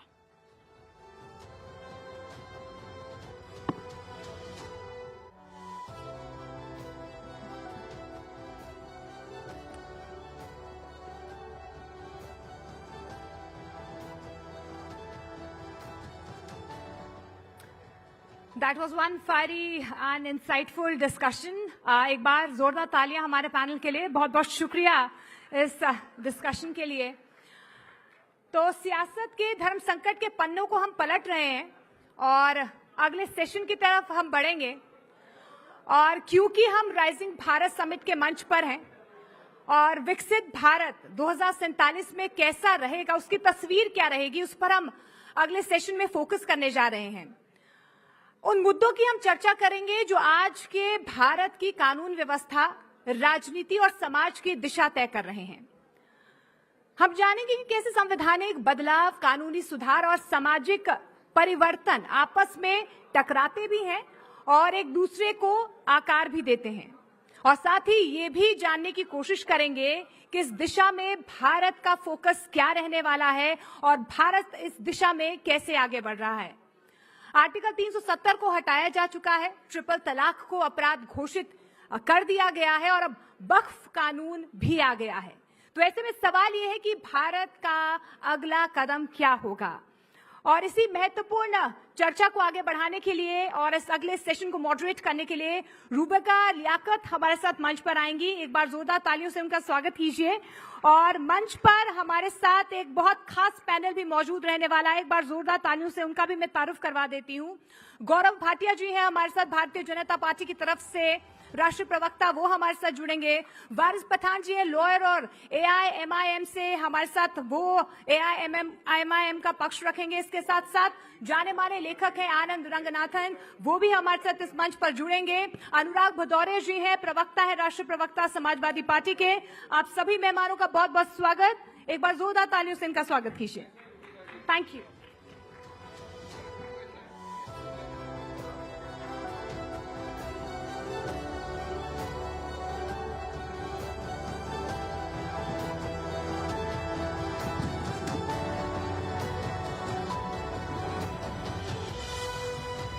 नमस्कार आप सभी को। जनरली गूंज जो है, जनरली क्या, हमेशा ऐसा कभी नहीं हुआ है कि 4:50 आप मेरे लबों से ना सुने कि गूंज की शुरुआत हो चुकी है। लेकिन आज राइजिंग भारत का मौका है और इसीलिए राइजिंग भारत के इस मंच से ये स्पेशल एडिशन इस वक्त आप गूंज का देख रहे हैं। हमारे साथ खास मेहमान जुड़ चुके हैं। आप जानते हैं वक्फ में परिवर्तन जो हुआ है उसे लेकर खूब चर्चाएं चल रही हैं और ये राइजिंग भारत का ही मंच था जहां पर कल प्रधानमंत्री नरेंद्र मोदी ने पहली मर्तबा वक्फ को लेकर उनकी सरकार क्या सोचती है और कैसे वक्फ अब तक तुष्टीकरण का सबसे बड़ा हथियार बनकर रह गया था। इसी मुद्दे पर आज चर्चा शुरुआत करने के लिए आप जानते हैं खास मेहमानों का तारुफ इस वक्त आपको यहाँ पर गौरव भाटिया जी, भारतीय जनता पार्टी के राष्ट्रीय प्रवक्ता नजर आ रहे हैं। जोरदार तालियों से इनका स्वागत कीजिए।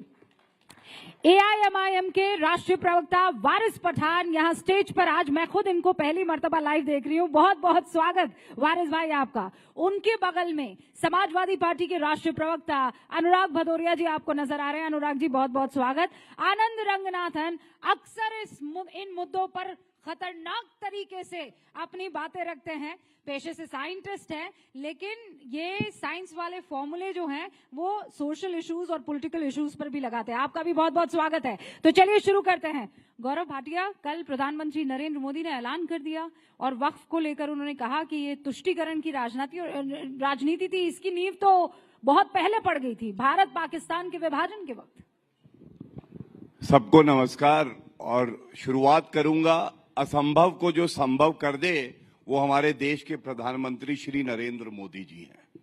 और जब जब ये चुनौती देके कहते हैं नरेंद्र मोदी जी भव्य राम मंदिर बना के दिखाओ, भव्य राम मंदिर बना देते हैं। छाती पीट के कहते हैं अनुच्छेद 370 को हाथ लगा के दिखाओ, नरेंद्र मोदी जी कहते हैं जाओ उखाड़ दिया क्योंकि संविधान में लिखा है टेम्पररी है। और अब के असदुद्दीन ओवैसी के मुंह से निकला होगा जरूर कि वक्फ बोर्ड के साथ छेड़छाड़ करके दिखाओ।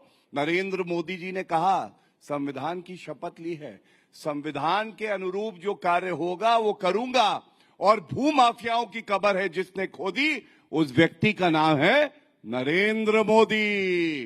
दूसरी बात, क्या ये बहुत गर्व की बात नहीं है? आप मुझे बताइए, तिरुचिरापल्ली तमिलनाडु में 1500 साल पुराना मंदिर और 1400 साल पुराना धर्म, और वो धर्म कहता है ये मंदिर और ये गांव, ये सारी जमीन वक्फ बोर्ड की है। इलाहाबाद हाईकोर्ट को ले लीजिए, उसकी जमीन भी वक्फ बोर्ड की है। तो मैं समझता हूं कि अगर कोई भूमाफिया बनेगा तो जरूर कदम उठाए जाएंगे, और जो संशोधन हुआ है, जो अब कानून बन गया है, ये भारत के हित में। और एक सवाल पूछ लेता हूं, ये जरूर बताएंगे यहाँ पे अनुराग जी से कि वारिस पठान सपा भी बैठी है और AIMIM भी बैठी है जिनके नाम में मुस्लिमीन है जो गैर संवैधानिक है। कृपया करके ये बताइए, वक्फ बोर्ड पे कितने अस्पताल, कितने यतीम खाने, कितने विद्यालय आप वक्फ बोर्ड के बता सकते हैं बनाए हैं बेहतरी के लिए, मुस्लिमों के लिए और जो महिला है मुस्लिम समाज। वक्फ का जो ये लोगों ने इतनी घाई के अंदर पहले बिल लाया, उसके बाद में उसको सदन के अंदर लाके कानून बना दिया, फिर फटाक से जाके प्रेसिडेंट के पास से उसका ऑर्डर भी ले लिया, नोटिफिकेशन भी ला दिया, अब उसके रुझान आना शुरू हो गए। अब इनको पता है कि ये मैटर सुप्रीम कोर्ट में डाला है, पेंडिंग है, 16 तारीख को सुनवाई होने वाली है। तकरीबन 14 से 15 लोगों ने पिटीशन फाइल कर दिए।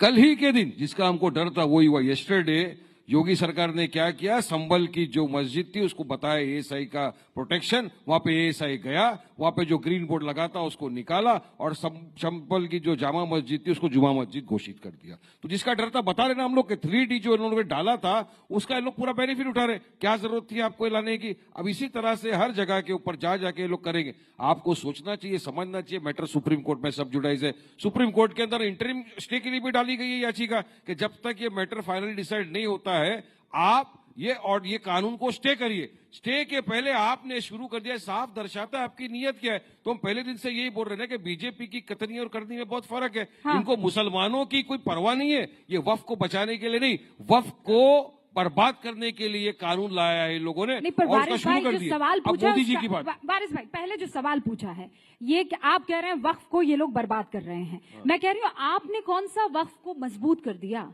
वक्फ का जो किरदार था सारे मुसलमानों के पास था, है ना? वक्फ की सारी जिम्मेदारी मुसलमानों के पास थी। तो कहाँ मुसलमानों का भला हो गया? कहाँ है? सिर्फ और सिर्फ भूमाफियाओं के नाम पर जाना जाने लगा वक्फ। बताइए ना आप मुझे। बिल्कुल, अगर भूमाफिया है वक्फ के ऊपर 11 साल के लोग सरकार 11 साल से बीजेपी की सरकार सत्ता में कितने भूमाफियाओं के खिलाफ क्या कार्रवाई की?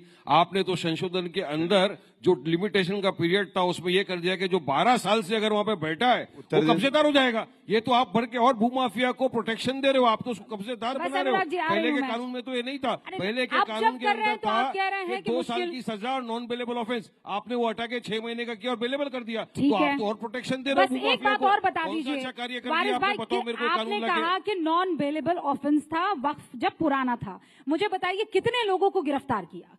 भूमाफिया रहते हुए कितने लोगों को आपने गिरफ्तार? एक नाम बता दीजिए मुझे।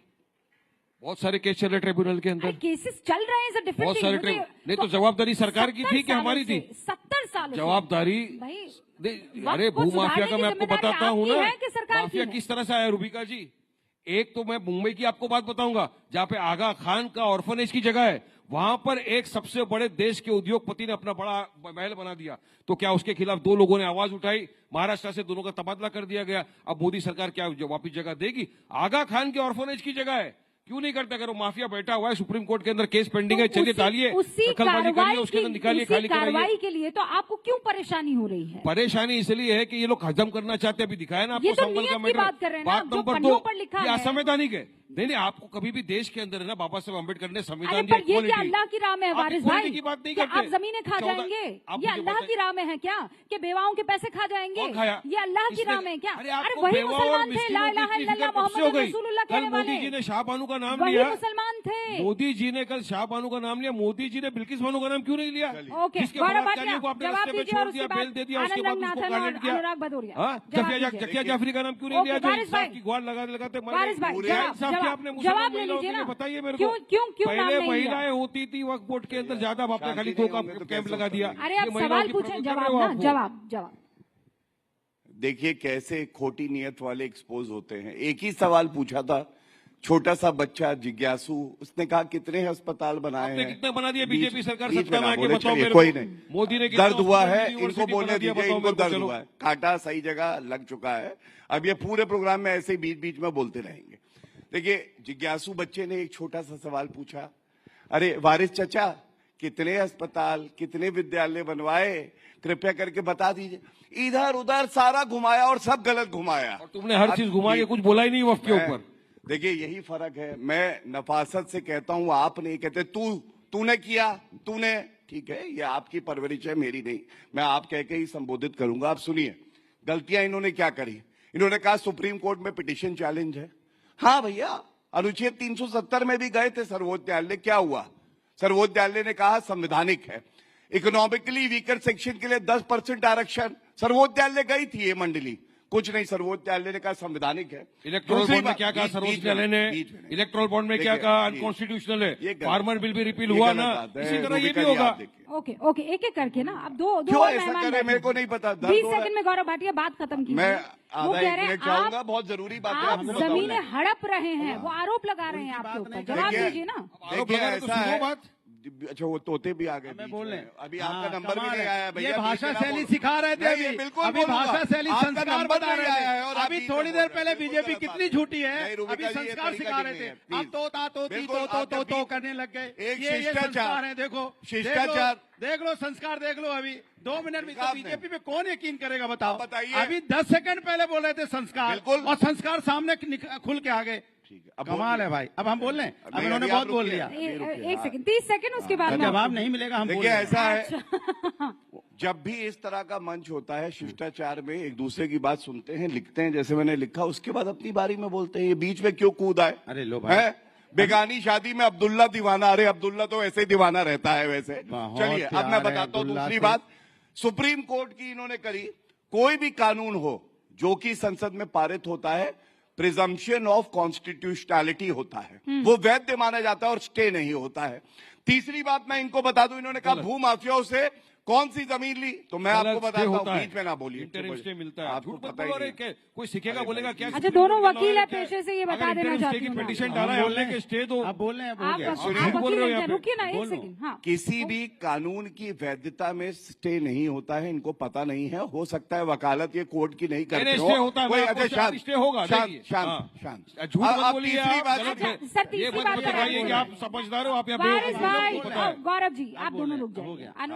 अनुराग अब सुनिए, एक बात पूरी कर गौरव जी, पहले एक बार ओपनिंग रिमार्क, फिर मैं मौका दूंगी। अपनी बात पूरी करना चाहूंगा। देखिए एक सवाल है, जब ये देश को विभाजित करते हैं धर्म के आधार पे, ये इनका संविधान लेके आया हूं, ऑल इंडिया मुस्लिम जो पार्टी है, मुस्लिमीन। और ये क्या कहती है? ये कहती है इनका कॉन्स्टिट्यूशन, ये पार्टी बनी है मुसलमानों का नेतृत्व करने के लिए, मुसलमानों का सशक्तिकरण करने के लिए और मुस्लिम एकता को बढ़ाने के लिए। मैं पूछना चाहता हूँ, चुप हो जाइए, क्या गलत है? बीच में ना बोलिए, मुसलमानों बीच में ना बात करना गुनाह है? इसलिए गलत है कि हर पॉलिटिकल पार्टी संविधान की शपथ लेती है कि वो एकता लाएगी तो सभी भारतीयों में लाएगी, नेतृत्व करेगी तो हिंदू मुस्लिम से करेगी, बीजेपी एकता लाएगी। लेकिन आप दोनों ये संविधान इनकी जो पार्टी का है, ये भारत के संविधान के खिलाफ काम करते हैं। ओके गौरव जी, आपको भी रोक रही हूँ, वारिस पठान आपको भी रोक रही हूँ। अब अनुराग जी, आपने कल बयान सुन लिया था प्रधानमंत्री नरेंद्र मोदी का, लेकिन कई ऐसे दर्शक हैं जिन्होंने नहीं सुना था। मैं एक हल्का सा वो बयान आपको सुना देना चाहती हूँ प्रधानमंत्री नरेंद्र मोदी का, ताकि दोबारा डिबेट ट्रैक पर आए। उन्होंने कहा, वक्फ में आज तक इस तरह के तगड़े संशोधन इसलिए नहीं हुए क्योंकि तुष्टीकरण उसके बैकड्रॉप में, बैकग्राउंड में था। एक बार सुनवा दीजिए प्रधानमंत्री नरेंद्र मोदी ने राइजिंग भारत के उस मंच पर क्या कहा। तुष्टीकरण की इस राजनीति में कांग्रेस को सत्ता मिली, कुछ कट्टरपंथी नेताओं को ताकत और दौलत मिली, लेकिन सवाल ये है आम मुसलमान को क्या मिला, गरीब पसबंदा मुसलमान को क्या मिला? उसे मिली उपेक्षा, उसे मिली अशिक्षा, उसे मिली बेरोजगारी। तो ये सुना आपने? बिल्कुल भदौरिया जी, आम मुसलमानों को आपने सिर्फ इफ्तार पार्टी के अलावा और दिया क्या? देखिए, मैं पूरी बात बताऊंगा और इसका जवाब भी दूंगा, लेकिन उसके पहले दर्शक बैठे हैं तो शायद वो हमारी बात अच्छी तरह समझ पाएंगे। ये संजय निरुपम जी का एक बार सुन लीजिए, हमें तो उनको भी डिबेट में आना है क्या? मैं बोल लूं? अरे आपके पीछे संजय निरुपम बोल रहे हैं भाई, वो रुकवाने की कोशिश कर रही हूँ, बोलिए। हमें तो चाहिए सिर्फ काम, ना भाषण, ना झूठा ईमान। नौकरी हमें लौटा दो, सस्ता गैस सिलेंडर दिला दो, मजदूरी बढ़ा दो 2 रोटी के भाव, 2 रोटी के भाव मजदूरी बढ़ा दो। हमें नहीं चाहिए धर्म के नाम की ये राजनीति के घाव। हम जानते हैं इनका क्या है किरदार, कुर्सी पे पाने के लिए कुछ भी कर सकते हैं। मेरे यहाँ मेरे दोस्त, मेरे यार, ये कुछ भी करेंगे, इन्हें कुर्सी चाहिए। ये कुर्सी जीवी लोग हैं, ये कुर्सी किसी कीमत पे चाहिए। मैं कहता हूं अच्छी बात है, प्रधानमंत्री जी ने बोला बेरोजगारी की बात की, तो मैं आपसे पूछना चाहता हूं कि हिंदुस्तान में क्या हम नहीं है? इतनी चिंता आज मुसलमानों की हो गई। कैसा लगता है सुन के मुसलमानों की चिंता? सिर्फ वोट के लिए? कौन वोट की राजनीति करना चाहता है इस देश के अंदर में? आप मुसलमान वोट की राजनीति के लिए आप कह रहे हो कि बेरोजगारी की बात करो। मैं कह रहा हूं पूरा हिंदुस्तान तो बेरोजगार घूम रहा है। आप पूरे हिंदुस्तान की बेरोजगारी की बात क्यों नहीं करते? पूरे हिंदुस्तान की में शांति की बात क्यों नहीं होती? पूरे हिंदुस्तान में भाईचारे की बात क्यों नहीं होती? पूरे हिंदुस्तान के विकास की बात क्यों नहीं होती? क्यों इस बीच में राजनीति की बात करना चाहते हो? ये हिंदू है, मुस्लिम है, सिख है, ईसाई है।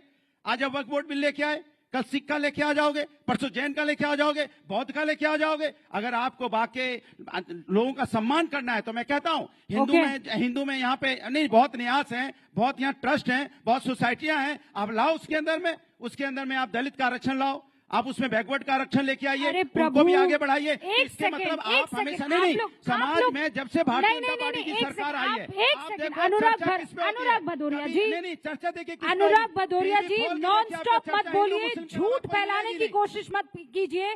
देश के कई बड़े मंदिर और मठ, वहां पर आपको पता है ना, डीएम और कमिश्नर, वो लोग सदस्य होते हैं। आपको पता है गवर्नमेंट का कंट्रोल होता है। रूबिका जी, लोगों को बेवकूफ न बनाइए। अरे क्या बात हुई? मेंबर बनाइए। ये क्या बात हुई? मेंबर को बनाते हो। डीएम कमिश्नर टेम्परेरी आए और चले गए, लेकिन हम कहते हैं जो वहाँ समिति बनी तो जो न्यास होते हैं, उनके अंदर में मेंबर बनाइए, परमानेंट मेंबर बनाइए। गवर्नमेंट कंट्रोल की बात कर रहे हैं ना। मेंबर ये दर्द होता है, जब सही बात बोल दो तो दर्द निकलने लगता है, डीएम याद आने लगते हैं। यही तो दिक्कत है। तंत्र से सरकार चलाना चाहते हो आप, जनता के मन से नहीं चलाना चाहते, जनता का विश्वास से नहीं चलाना चाहते। आपने विश्वास खोया है, सच में तोते की तरह बोल रहे हैं। खोया है, अब आप सच में तोते की तरह बोल रहे हैं जनता और रुक नहीं रहे हैं। शक होता है। अनुराग जी की आवाज डाउन कर दे प्लीज, मत बचाइए। अनुराग जी की आवाज डाउन कर लीजिए, मुझे और करना। आपकी है, बस हो गया। आनंद रंगनाथन जी, सीधा सवाल ये है, जब सबको कहा, वारिस भाई को कहा चुप हो गए ना सर, हैं? इनको कहा चुप हो गए ना। अरे तो आपको यहाँ पर बैठे हुए तानसेन और ये राजा अकबर हैं कि आप तानपुरा बजाते रहेंगे और हम सुनते रहेंगे? आपने अपनी बात बोल दी। बेरोजगारी की बात कर रहा हूँ तो बजाना हो गया। अरे तो आप सुन लिया ना, महंगाई की बात की तानसेन। अरे सुन लिया, आप रिपीट, आपने अपना टेप रिकॉर्डर ऑन कर दिया है, आवाज डाउन कर लें। मैं हूँ राजा अकबर, अभी रुक जाइए। आनंद रंगनाथन जी, इन्होंने कहा कि कल सिख आ जाएंगे, कल सिखों को लेकर ये कोई नया कानून ले आएंगे, ये हिंदुओं को लेकर नया कानून लेकर आ जाएंगे, क्रिश्चियंस को लेकर आ जाएंगे, पारसी को लेकर आ जाएंगे, और हम ऐसे ही चुपचाप बैठे देखते रहेंगे क्या? आनंद जी, सबसे पहले तो अरे रुक तो जाइए प्रभु, रुक जाइए। अच्छा, मैं आनंद जी के पास जाऊं कि ना जाऊं? हाँ कि ना? ले आप जनता की सुनेंगे ना आप? आएंगे आनंद जी। अनुराग जी बोल ले दीजिए प्लीज, थैंक यू। देखिए 20 मिनट बाद मेरा समय आ रहा है। रूबिका जी, पहले तो आपको बहुत धन्यवाद देना चाहता हूं कि आपने मुझे इस पैनल पे आमंत्रित किया। 2-3 चीजें मैं कहना चाहूंगा। एक तो बहुत दुख की बात होती है जब हर चीज जो आदमी सामने ला के डिस्कस करना चाहता है, वैज्ञानिक के तौर पे कोई भी चीज डिस्कशन के अवे नहीं होती। हर चीज को टेबल पे लाओ, डिस्कस करो। हमारे देश में ही ऐसा होता है कि कोई भी चीज अगर आप डिस्कस करना चाहें, आपको इमीडिएटली कह दिया जाता है हिंदू मुस्लिम ला रहे हो, हिंदू मुस्लिम ला रहे हो। मैं आपसे पूछना चाहता हूं, अनुराग जी प्लीज सुन लीजिए। पूछिए तो रहे, मैं तो पूरा पूछिए। मुझे लगता है हम एक सभ्य डिबेट करते हैं यहाँ पर, चीख चिल्ला खूब लिए एक दूसरे पर, एक की सुनते हैं, दूसरे की जवाब देते हैं। ठीक है, ऐसा करते हैं। ओके, ठीक है। तो हिंदू मुस्लिम, यहाँ पे हमारे देश में अगर कोई ऑब्जेक्टिवली सोचे तो कुछ हिंदू मुस्लिम नहीं है। मैं आपको सच बता रहा हूं, हम सब एक हैं। अगर मुझे फिरनी या सेवैयां खानी होती है तो आपके घर से आती है। अगर वारिस पठान साहब ने जो विग पहना हुआ, ये तिरुपति के हिंदूज के बालों से बना हुआ है। हर कोई एक दूसरे का, नहीं सॉरी हंसते रहिए, सच में बता। आप वारिस पठान, मैं आपको व्हाट्सएप मैसेजेस दे। अनुराग, वारिस पठान साहब का क्या बताना चाहते हो? वारिस पठान साहब इतना अच्छा हेयर स्टाइल किए बैठे, आपने बिग बता दिया उनका। बताइए। मैं आपकी नकली मूंछों की बात नहीं कर रहा, मैं विग की बात कर रहा हूँ। आनंद भाई, आप खींच के देख लीजिए, असली बाल है। हटक के नहीं, सुन लीजिए बात को एक बार सुन लीजिए। आनंद भाई, आज अच्छी बातें कर रहे हैं आप। आज तो कम से कम अच्छे, लेकिन लास्ट में कुछ लेकिन मत लगा दीजिएगा। पर आपने इतना कन्विक्शन से कहा कि अनुराग भदौरिया सच में टेढ़ी आंखों से देखने लगे। अनुराग भदौरिया साहब नहीं, वारिस पठान साहब भी ऐसे करके चेक कर रहे हैं। बात को सुनिए। मैं व्हाट्सएप अपना लीक नहीं करना चाहता जैसे तृणमूल के कर रहे हैं, वरना और सारे और सीक्रेट निकल आएंगे। देखिए, दुख इस बात का होता है कि बात हिंदू मुस्लिम की है ही नहीं। बात है इनजस्टिस और इनइक्वालिटी की। बिल्कुल सही। अनुराग जी प्लीज देखिए, ऐसे नहीं, फिर आप बोल लीजिए, मतलब आप जरा सही बोला, मैंने कुछ गलत कहाँ बोला भाई, सही बोला। Let's get back. हाँ, अनुराग जी वो माइक रखिए, वो कुर्सी नहीं है जो उसे पकड़ के रखना है आपको, माइक रखिए। हाँ ठीक है, अब आप कवाल की तरह ताली भी बजाना शुरू कर दें। एक बार रुक जाइए, सुन लीजिए, बात सुन लीजिए, मैं बहुत पते की बात कह रहा हूं। बात इज नॉट हिंदू मुस्लिम, बात इज इनजस्टिस, डिस्क्रिमिनेशन और इनइक्वालिटी की है। और दुख इस बात का होता है कि जो हमारी 250 मिलियन मुस्लिम कम्युनिटी है, वो जब इनजस्टिस, डिस्क्रिमिनेशन और इनइक्वालिटी देख रही है, तो वो ये प्रोटेस्ट ही नहीं कर रही, वो एंजॉय कर रही है कि ये डिस्क्रिमिनेशन, ये इनइक्वालिटी और ये इनजस्टिस हिंदूज के अगेंस्ट हो रहा है। अब मैं आपको 3 एग्जाम्पल देता हूं। नंबर 1, क्या कभी किसी मुस्लिम कम्युनिटी या वारिस पठान साहब ने कहा कि ये गलत है कि सिर्फ RTE, right to education act का 93rd अमेंडमेंट के साथ जो कंजंक्शन है, वो सिर्फ हिंदू रन स्कूल्स को कहता है कि अपने 25% सीट्स आप इकोनॉमिकली वीकर सेक्शन के लिए रिजर्व करो। हिंदू रन स्कूल्स और क्रिश्चियन रन स्कूल्स को नहीं कहता। ये डिस्क्रिमिनेशन नहीं है। Thousands of Hindu run schools बंद हो चुके हैं इस चक्कर में। कभी वारिस पठान साहब ने नहीं कहा ये गलत हो रहा है, कभी वारिस पठान साहब ने ये नहीं कहा कि स्टेट एक्सक्लूसिवली। देखिए वारिस भाई के बारे में बोल, एक बार सुन, नहीं हिंदू भाई के बारे में बोल रहे हैं। RTE नहीं, इनको हिंदू नहीं, ये कह रहे हैं कि नहीं, इनका कहने का मतलब ये हुआ कि सिर्फ मुस्लिम हिंदू। अरे हमारे साथ अन्याय नहीं हो रहा है क्या?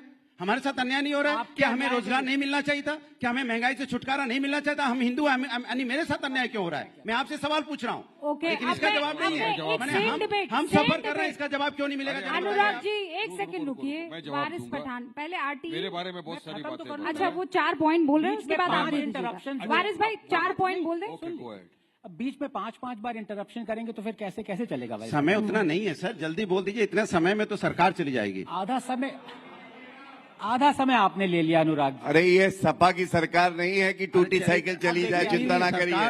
सरकार तो भाई आप बोलिए, सरकार तो जाते जाते बच गई है।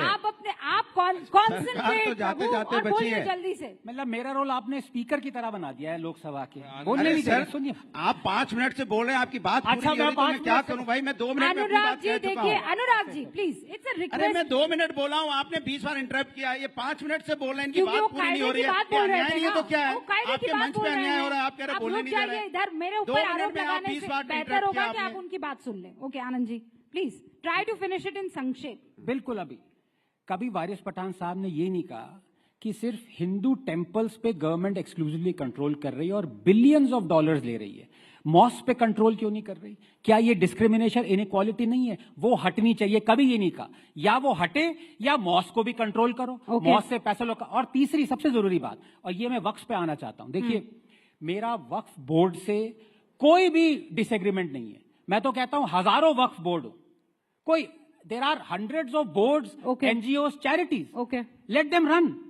पॉइंट है कि वक्फ एक्ट आ गया जो कि वक्फ बोर्ड को वेपनाइज करता है। अब मैं आपको एक उदाहरण देता हूं। नहीं सर,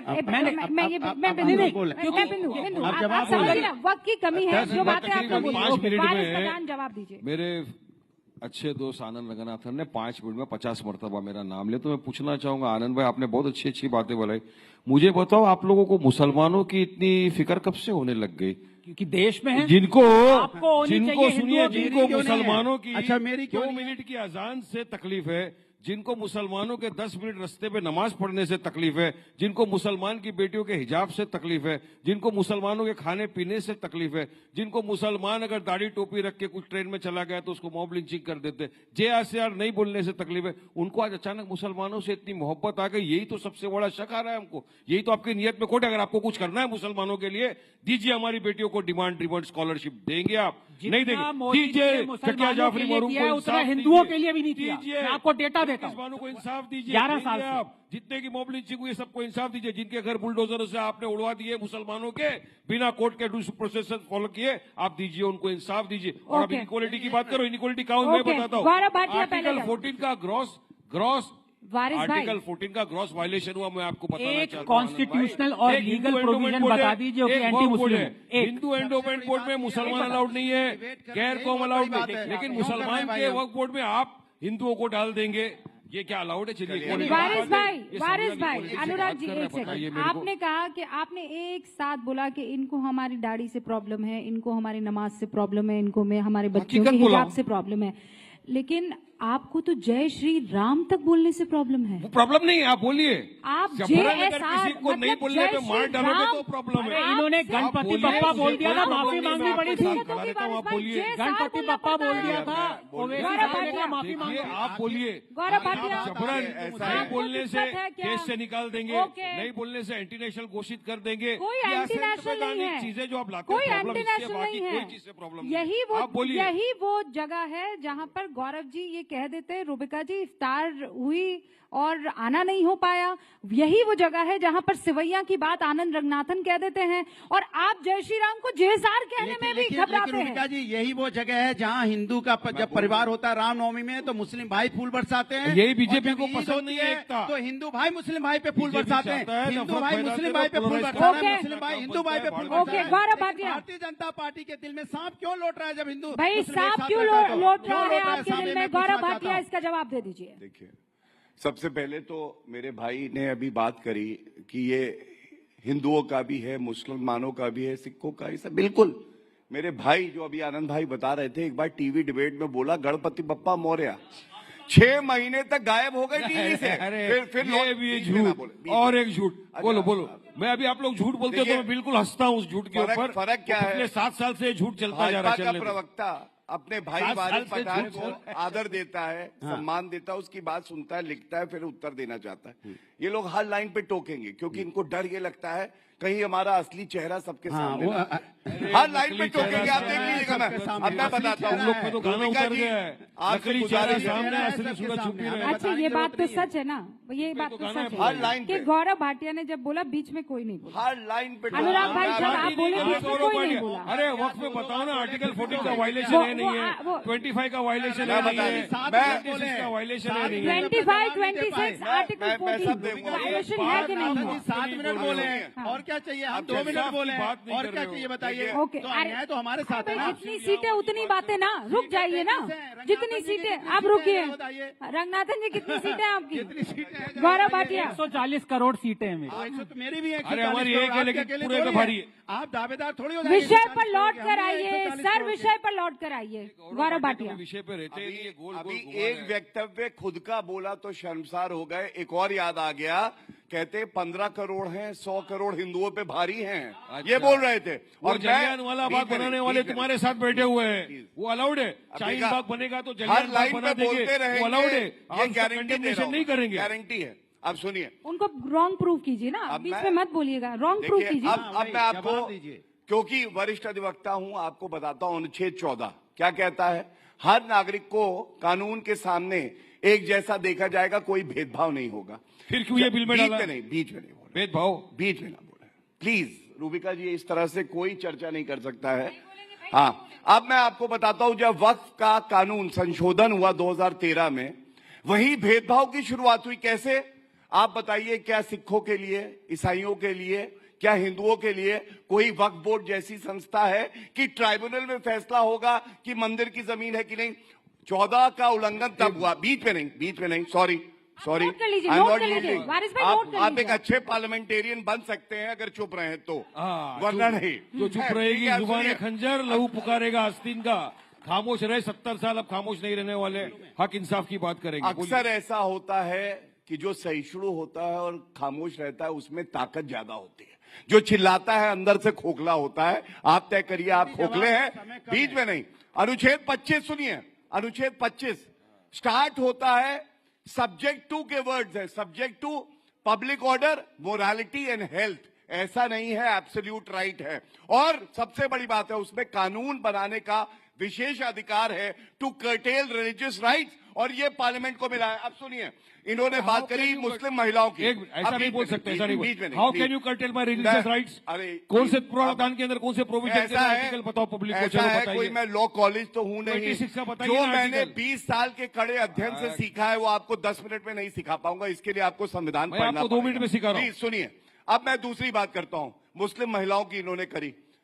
नरेंद्र मोदी जी से बड़ा सगा भाई कौन है? मुस्लिम महिलाओं को ट्रिपल तलाक को अपराध बना दिया, और ये हलाला और बहु विवाह तकलीफ के हमेशा पैरोकार बनते हैं। आपने बना दिया तीसरी बात सुनिए, अच्छा अब मैं चाहती हूँ एक बात बस समाजवादी पार्टी पे कर लेते हैं। बाप रे आप बताइए, अतीक अहमद सांसद रहे, विधायक रहे, 73 करोड़ रुपए की जमीन वक्फ की सरकार किसकी है? भारतीय जनता पार्टी की। अरे आपको मौका दूंगी, मैं बोलने तो दीजिए, एक बार बात खत्म करें, फिर देखिए अभी टाइम है ना, मैं आपको मौका दूंगी। दूसरा उदाहरण, आजम खान, आपको याद होगा, जिनकी भैंसे अखिलेश यादव पुलिस से ढूंढवाते थे, वो जेल में है, वक्त की संपत्ति ले गए। और अंत करूंगा एक ही बात कह के, ये गिराने की कोशिश करते हैं भारत को, नरेंद्र मोदी जी को। हमें ना मैं गिरा, ना मेरी उम्मीदों के मीनार गिरे, मुझे गिराने में कई लोग 100 बार गिरे, और ये गिरते रहे। गौरव भाटिया ने जो बातें की, सर तुष्टीकरण का आप पर आरोप लगता है ना, वारिस भाई आती हूँ, तुष्टीकरण क्यों?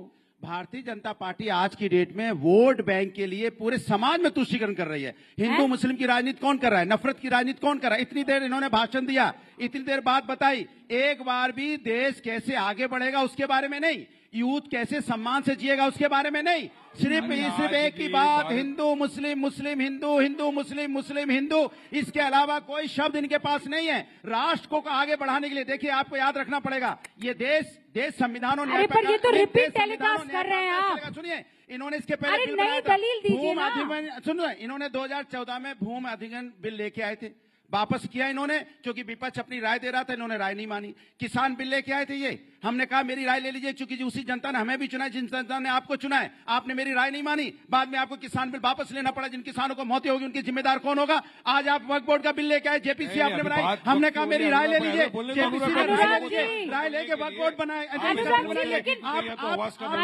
सुनना ही नहीं चाहते। कवि कहना क्या चाहता है, लेकिन इसका कवि कहना क्या चाह रहा है? कवि कहना चाह रहा है, क्या कहना चाह रहा है? कवि बोलना चाह रहा है कि इसको समझ नहीं आ रहा है। तानाशाही अपनाती है, ओके, से बिल पास करती है, बोलना चाह रहा है, पब्लिक को समझ नहीं आ रहा है। भारतीय जनता पार्टी आप वालों को भी समझ में नहीं आ रहा है, और आप भी हमारे साथ अन्याय कह रहे हैं, कभी ये कहना चाह रहा है। अच्छा ठीक है, सुन लिया, कोई समझ नहीं तो पा रहा है। आनंद, आपने वारिस से जो सवाल पूछे, वारिस ने उसका जवाब दिया। उन्होंने कहा दिया जवाब? नहीं दिया भाई, वारिस आपने जवाब नहीं दिया। हर बात का जवाब दिया। मैंने आनंद भाई से सवाल किया कि ये जो नया वक्फ का कानून आया है, ये किस तरह से वायलेशन नहीं है 14 का, और आपको मुसलमानों से इतनी हमदर्दी कब से हो गई, जो इनसे इतनी नफरत करते हैं। तो आप मुसलमानों के लिए कुछ अच्छा करना चाहते हैं तो उनकी बेटियों को डिमांड ड्रिवन स्कॉलरशिप दीजिए, हमको भी हमारे हिसाब से आजादी दीजिए, हिजाब पहनने दीजिए, एजुकेशन लेने दीजिए, विकास का काम करने दीजिए, हमारा माइनॉरिटी का बजट बढ़ा दीजिए। आप जो माइनॉरिटी का बजट आप कर्टेल कर देते, और जो असंवैधानिक बिल जो आप लाए, मिनिस्ट्री का बजट डबल हो गया है, इनको ये भी नहीं पता। ये मैं पन्ना लेकर आई हूँ। ओके, जवाब दीजिए। हमारा अधिकार है, हमको हमारा अधिकार दीजिए, यही तो बात है बस। आनंद, रूबिका जी, वारिस पठान साहब इतना झूठ बोल चुके हैं कि असादुद्दीन साहब सोच रहे होंगे, अरे तुम इतना झूठ बोलोगे तो मैं क्या बोलूंगा। अब मैं एक एक करके इनका जवाब देता हूं, और बीच में इंटरप्ट मत करेगा, आपको आपके साउथ इंडियन बालों की कसम, मतलब विग वाले, ठीक है। पहली बात, हिंदू मुस्लिम कर रहे हैं, मैंने इनसे क्या पूछा? सीधी सी बात पूछी, जो डिस्क्रिमिनेशन हिंदूज के अगेंस्ट हो रहा है, आपको वो दिख ही नहीं रहा है? आपको अब वो हमें नहीं दिखा, अगर आपको दिख रहा है तो अरे काहे आप बीच बीच में परेशान कर रहे हैं? कैसे बोलेगा? रुकिए ना अनुराग जी, वो आपके बीच में नहीं बोले हैं, कमाल है। अच्छा नहीं लगता आपको? यहाँ वोट देने वाला कोई एक भी होगा ना तो पलट जाएगा, वो देगा, समझिए आप, देगा। ओके आनंद, क्योंकि हम गैस की बात पूछेंगे, 50 रुपए बढ़ा है, उस पर कोई बोलने को नहीं तैयार है। एग्जाम्पल मैंने आपको दे दिए। अरे गैस के दाम 50 रुपए बढ़े, आप तो रोजगार पा रहे हो, जिनके पास गैस का पैसा नहीं हो कहां से मिलेगा? जरा बताइए। आप गरीबों से पूछे जाके, आप तो यहाँ बैठे एसी में, उस गरीब से पूछे 50 रुपए कहां से लेके आएगा? जिसके घर में रोजगार नहीं है, पूछो कैसे जिंदगी चलती है। आवाज डाउन करें भाई, सुनिए, हर बार ऐसा ही क्यों होता है? मुझे आवाज डाउन करनी पड़ती है। अनुराग जी, लड़ने से कुछ नहीं होगा, यहाँ सभ्य तरीके से डिबेट हो रही है ना। ओके ओके अनुराग जी रुक जाइए। आनंद की बात करना आपको आनंद एक मिनट। मैंने सिलेंडर की आवाज क्या उठाई, आप चिल्लाने लगे। अरे शर्म सर, नहीं आती आपको? सर आपने गरीबी देखी है कभी? सर कभी सुनिए, देखी गाँव में? पूछे लोग कैसे जी रहे हैं। डांट क्यों रहे हैं भाई? डांट ही नहीं, हमको याद ऐसे दिला नहीं रहा हूं। बात करते दिल्ली में हैं, बैठ के समाजवादी आपको पार्टी नहीं का पता ऑफिस गरीब थोड़ी कैसे ना जीते है। हैं। अरे भाई यहाँ आप सम्मानित लोग आ रखे हैं। आप आनंद ले रहे हो, ये आपको सपा सोचना का दुनिया ऑफिस ऐसी नहीं जी रही है। है। मैं एक आंकड़े लेकर बताती हूँ। आंकड़े बताती हूँ, आंकड़े बताती आपको बीजेपी करनी चाहिए रोड पे। आंकड़े बताती हूँ। आप जिस तरीके से चीख रहे हैं ना, ये सच्चर की रिपोर्ट बताती है प्रशासनिक सेवा में मुसलमानों की भागीदारी 3%, आईएएस और बाकी जो है उनकी 4%, आईपीएस जो है वो 4%, पुलिस बल में मुसलमानों की भागीदारी तब 7%, रेलवे में 4%। आज मोदी सरकार 2025 में ये आंकड़े मैंने निकलवाए, यूपीएससी क्रैक करने वाले मुस्लिम छात्र 5.12% बढ़ गए, यानी 3% से आगे गए। रेलवे में जो 4.5% मुसलमानों का आंकड़ा हुआ करता था, वो 14.16% पहुंच गया है, जिसमें 463 गैजेटेड ऑफिसर हैं। अगर मोदी को सच में मुसलमानों से इतनी एलर्जी थी तो ये आंकड़ा बढ़ते हुए कैसे दिख रहा है आनंद रघुनाथन? सीधी सी बात है, देखिए डेटा कभी झूठ नहीं बोलता। अब जॉब्स की कोई बात कर रहा है, अब ये भी बात झूठ बोलेंगे कि जो केम्स रिपोर्ट है आरबीआई की कि पिछले साल 47 मिलियन जॉब्स वर क्रिएटेड, ये भी झूठ है। जीडीपी भी, हर चीज झूठ कहेंगे तो उसका कोई इलाज नहीं है।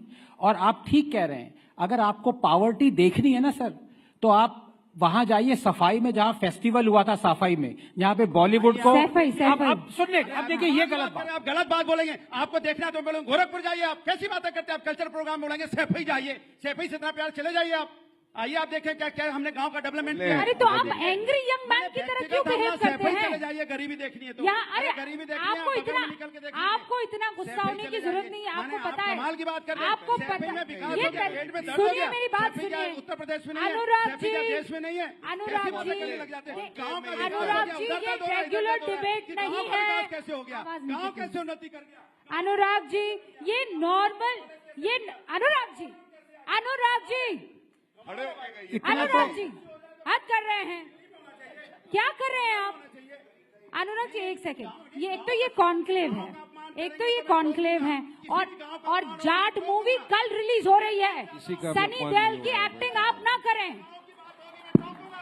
वो जाट मूवी कल रिलीज हो रही है। की बात होगी तो क्या किस बात पे टॉकिंग है? क्या कर रहे हैं आप? करेंगे बैठ के गांव में, अगर वहाँ बॉलीवुड आ गया, इनके पेट में दर्द हो गया। चलिए अब समय हम लोग ओके, अब समय ओवर हो गया है। मैं आखिरी 30 सेकंड सबको देना चाहती हूँ। पहले आप ले लीजिए पेड़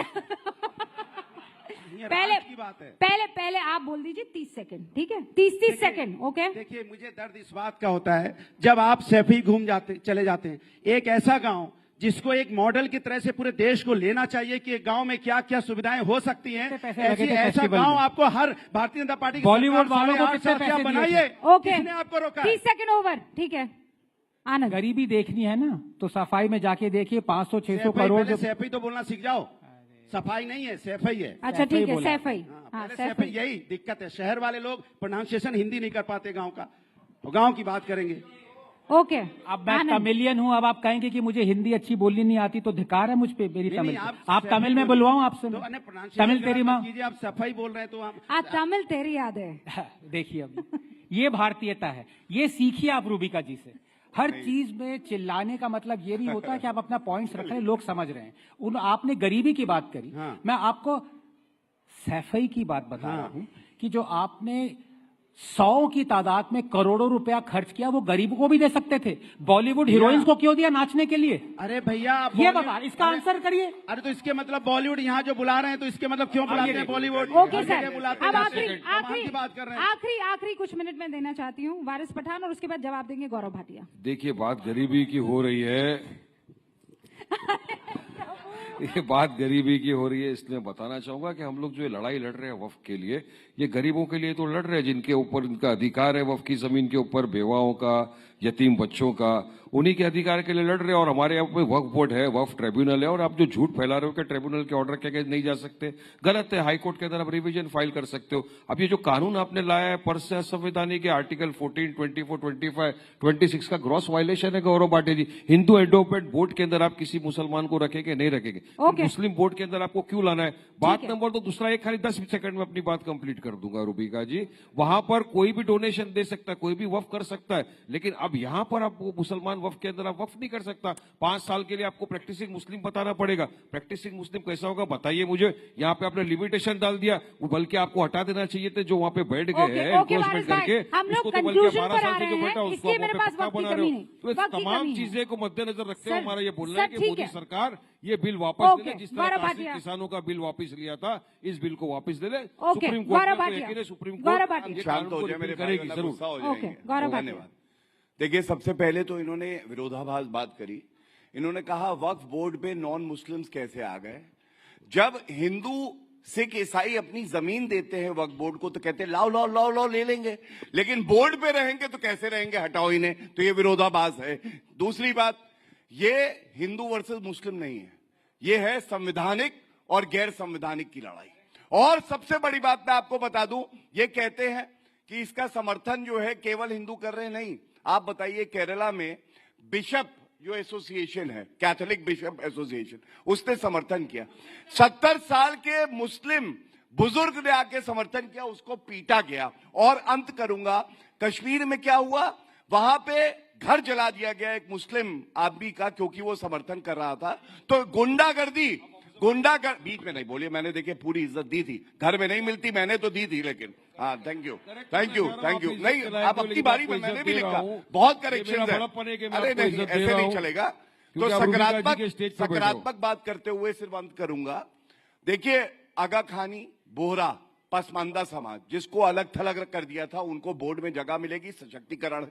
महिलाओं को बोर्ड में जगह मिलेगी, सशक्तिकरण है। तीसरा, कानून पढ़ा नहीं होगा इन्होंने, पहले ज्यादा किया, अब तो है बीच में नहीं, ये अच्छा किया आपने, नहीं वाह, पहले नॉन अवेलेबल था, अवेलेबल कर दिया, अच्छा किया। सर, मेरे पास वक्त की कमी है, वक्त की कमी है, वक्त की कमी है, एक लाइन बोल के अर्ज कर रहा हूं। हाँ, वक्त की कमी है मेरे पास, क्रिश्चियनों की जमीन के ऊपर आ गई, वक्त की कमी है, अब क्रिश्चियन की जमीन पर अब वक्फ के पास दलीलों की कमी है। बहुत बहुत शुक्रिया आप सभी का मेरे साथ जुड़ने के लिए। गौरव जी, वारिस पठान, अनुराग भदौरिया, आनंद रंगनाथन। मुझे पता है वक्त की कमी थी, लेकिन यहाँ अपनी अपनी दलीलों की नहीं। देखते रहिए न्यूज़ 18 इंडिया। बहुत बहुत शुक्रिया।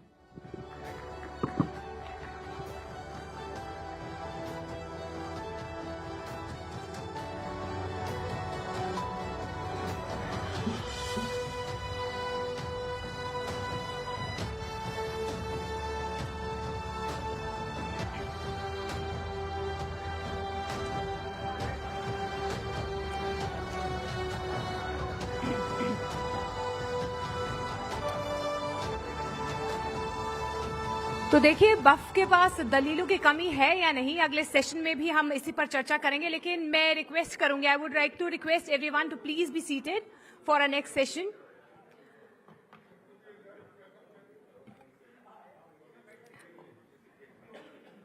तो क्योंकि हम राइजिंग भारत समिट के मंच पर हैं और ऐसी इंटेंस डिस्कशंस हम कर रहे हैं, लेकिन वक्फ को और बेहतर समझने के लिए हम अपने अगले सेशन की तरफ बढ़ते हैं।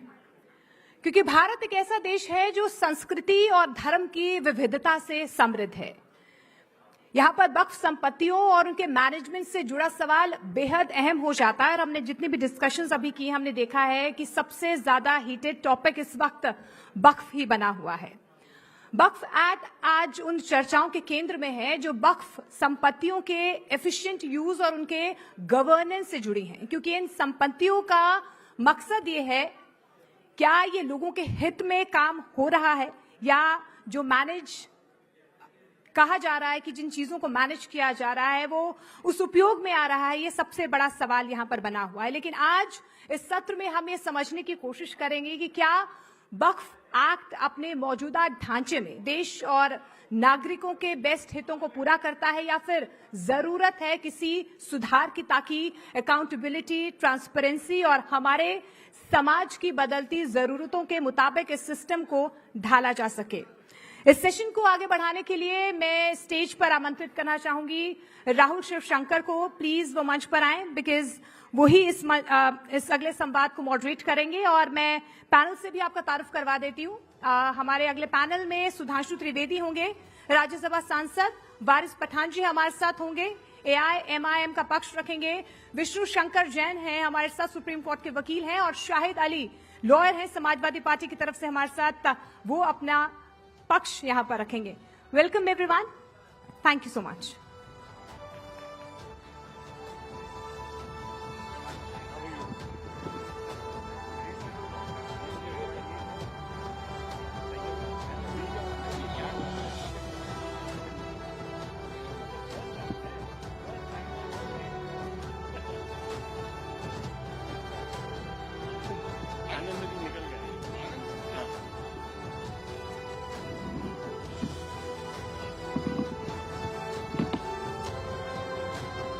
Ladies and gentlemen, thank you very much for your patience. We promised to be better behaved than the panel before this, but we're going to discuss something very interesting. The Prime Minister has spoken for the first time on the Waqf Amendment law, and he's come out and said that it is the Congress that perpetuated iniquity in our society, and it is because the Congress believes in appeasing the hardliners that the Waqf Act of 1995 came about, giving one community privilege over all others. How does our panel this evening react to this statement by the Prime Minister and the debate that it has sparked across the political spectrum? Let's get a sense of that. I want to first begin with Varis Pathan, who is, of course, the irresistible force on this panel, and he will, of course, be taking on the immovable force, Sudhanshuji. So, Varis Bhai, I want to understand something from you. You say that the Waqf bill perpetuates inequality and discriminates against Muslims. Can you explain how? Well, Rahul, the apprehensions which we are having regarding the Waqf Act, they are coming true now. As we rightly said that by incorporating Article 3D in the amendment, they will now say that it is ASI protected thing and they will take away the property. Their intentions were right. And so what happened yesterday? In UP, the ASI came there at the Sambal Mosque, they removed the green board, they put a blue board and that instead of Jama Masjid, now they have written it Juma Masjid. This will go on and on. That is why we say this bill, which Act now is totally unconstitutional. It is a violation of Article 14, 24, 25, 26 of the Constitution, which is given to us by Dr. Baba Sahib. And I say why? Article 14 talks about equality, Rahul. Equality should be everywhere, whether with the Hindu Endowment Board or with the Muslim Waqf Board. In Hindu Endowment Board, you cannot have a non-Muslim, non-Hindu. In Waqf Board, you can have Hindus. In Hindu Endowment Board, anybody can give Waqf.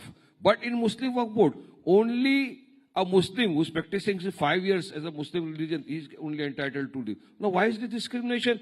That limitation period. Now, Modi said that we want to remove encroachment and all. There was a bill brought in 2015, but they've removed that. Now, if a person is there encroaching the property for 12 years, he will become the owner of that property. You have removed that, whereas this is not there in their property. So here also there is a discrimination. The right to practice religion is a fundamental right guaranteed to us by the article which is given to us by the Constitution. Article 26, I have my right. You cannot interfere into what I am doing in my religious affairs. This is the private property. This is the personal religious affairs. You cannot just enter and say, no, we will take up. You talk about corruption. Well, corruption is not there. Corruption is everywhere. When the last time what we saw in the video, which is viral everywhere, a judge's home, 15 crore rupees, more than that were stashed in a storeroom. So corruption is, so that means, does this mean to say that Modi government take away the entire judiciary? Okay. So if corruption is there, what did you do for 11 years to remove those corruption? Okay, so you should have taken steps to remove the mafia and everybody. Point by point. That's why we say it's per se illegal and this has to be repealed. Okay, so you're making 3 points. Number one, that the state gets through the back door control over Muslim properties, especially religious properties, exclusively religious properties. You're saying also that on Hindu temple boards, you have now a new dispensation in which you cannot appoint non-Hindus, while this is going to happen on our Waqf board. And the third, which is a point that you have been making for a while now, that fundamentally you have a situation where you feel, and I find that strange, because for 75 years, the state has exercised control because they apprehend corruption in Hindu temples on temples. So I don't see how you're being singled out as Muslims because the majority has suffered this for 75 years. But Sudhanshu ji, जरा आप विस्तार से ये बताइए कि ये bill जो ये कह रहे हैं कि मुसलमानों के राइट्स को सर्कमस्क्राइब करता है, वो आप क्यों इससे डिसएग्री करते हैं? There are three aspects. One is a technical aspect, one is a political aspect, another is a moral aspect. On technical ground, it is categorically clear. Number one, it has nothing to do with the committees of mosque, dargah, and qabristan. They are going to be unaffected by this. It has to do only with the management of the land. And it is being categorically and unequivocally stated by several high courts. In 1964, Allahabad High Court has used the word that the Mutawalli cannot be an equivalent of Mahant because it's not a religious act. In 1976, Calcutta High Court has clearly said that it has having no religious connection and it is not come under the purview of Article 26 of the Constitution. And in Kerala High Court judgment of 1993, they have also clearly said that this is not a religious activity. It is just doing with the management of the land. And now, come to the political question. It's a very peculiar thing to understand that from 1913 to 2013, first I would like to say there is a statement that since the matter is related to the Mohammedans and related to Mohammedans law, so there is no question of public policy arise. Means government should not have any role. You know whose statement this is? This is the statement of Muhammad Ali Jinnah in April 1913 in Imperial Legislative Council while trying to pressurize the British government, and with the help of Congress, they try to get it done. Today, they are the same language in 2025. From 1913 to 2025, nothing has changed. So, strictly on politically speaking, I would like to ask that they are having, from 1913 to 2013, 17 lakh acre land. And 2013 is the date in which such a committee recommendation came. And it said that the Muslims are in a worse condition than scheduled caste. But from 2013 to 2023, 21 lakh acre land has been added. It's a very peculiar, you can say, mind-boggling logic. And second thing, out of this 39 lakh acre land, I would like to ask, now political question, how many institutions, hospitals, universities, how many libraries, even the centers of Islamic excellence are there? How many for orphans, for widow, for divorcee, for the poor? Nothing. And what is the earning? Just net profit is 1 crore 25 lakhs from 39 lakh acre land. On the other hand, Ram Janmabhoomi is having 2.77 acre, 3,000 crores earning, and 400 crore contributed to the tax. So that shows they are not having any apathy even towards the Muslims. And one more thing. If they are having so much of sentiment for Islam, why there is a separate Muslim Shia Waqf board and central Waqf board?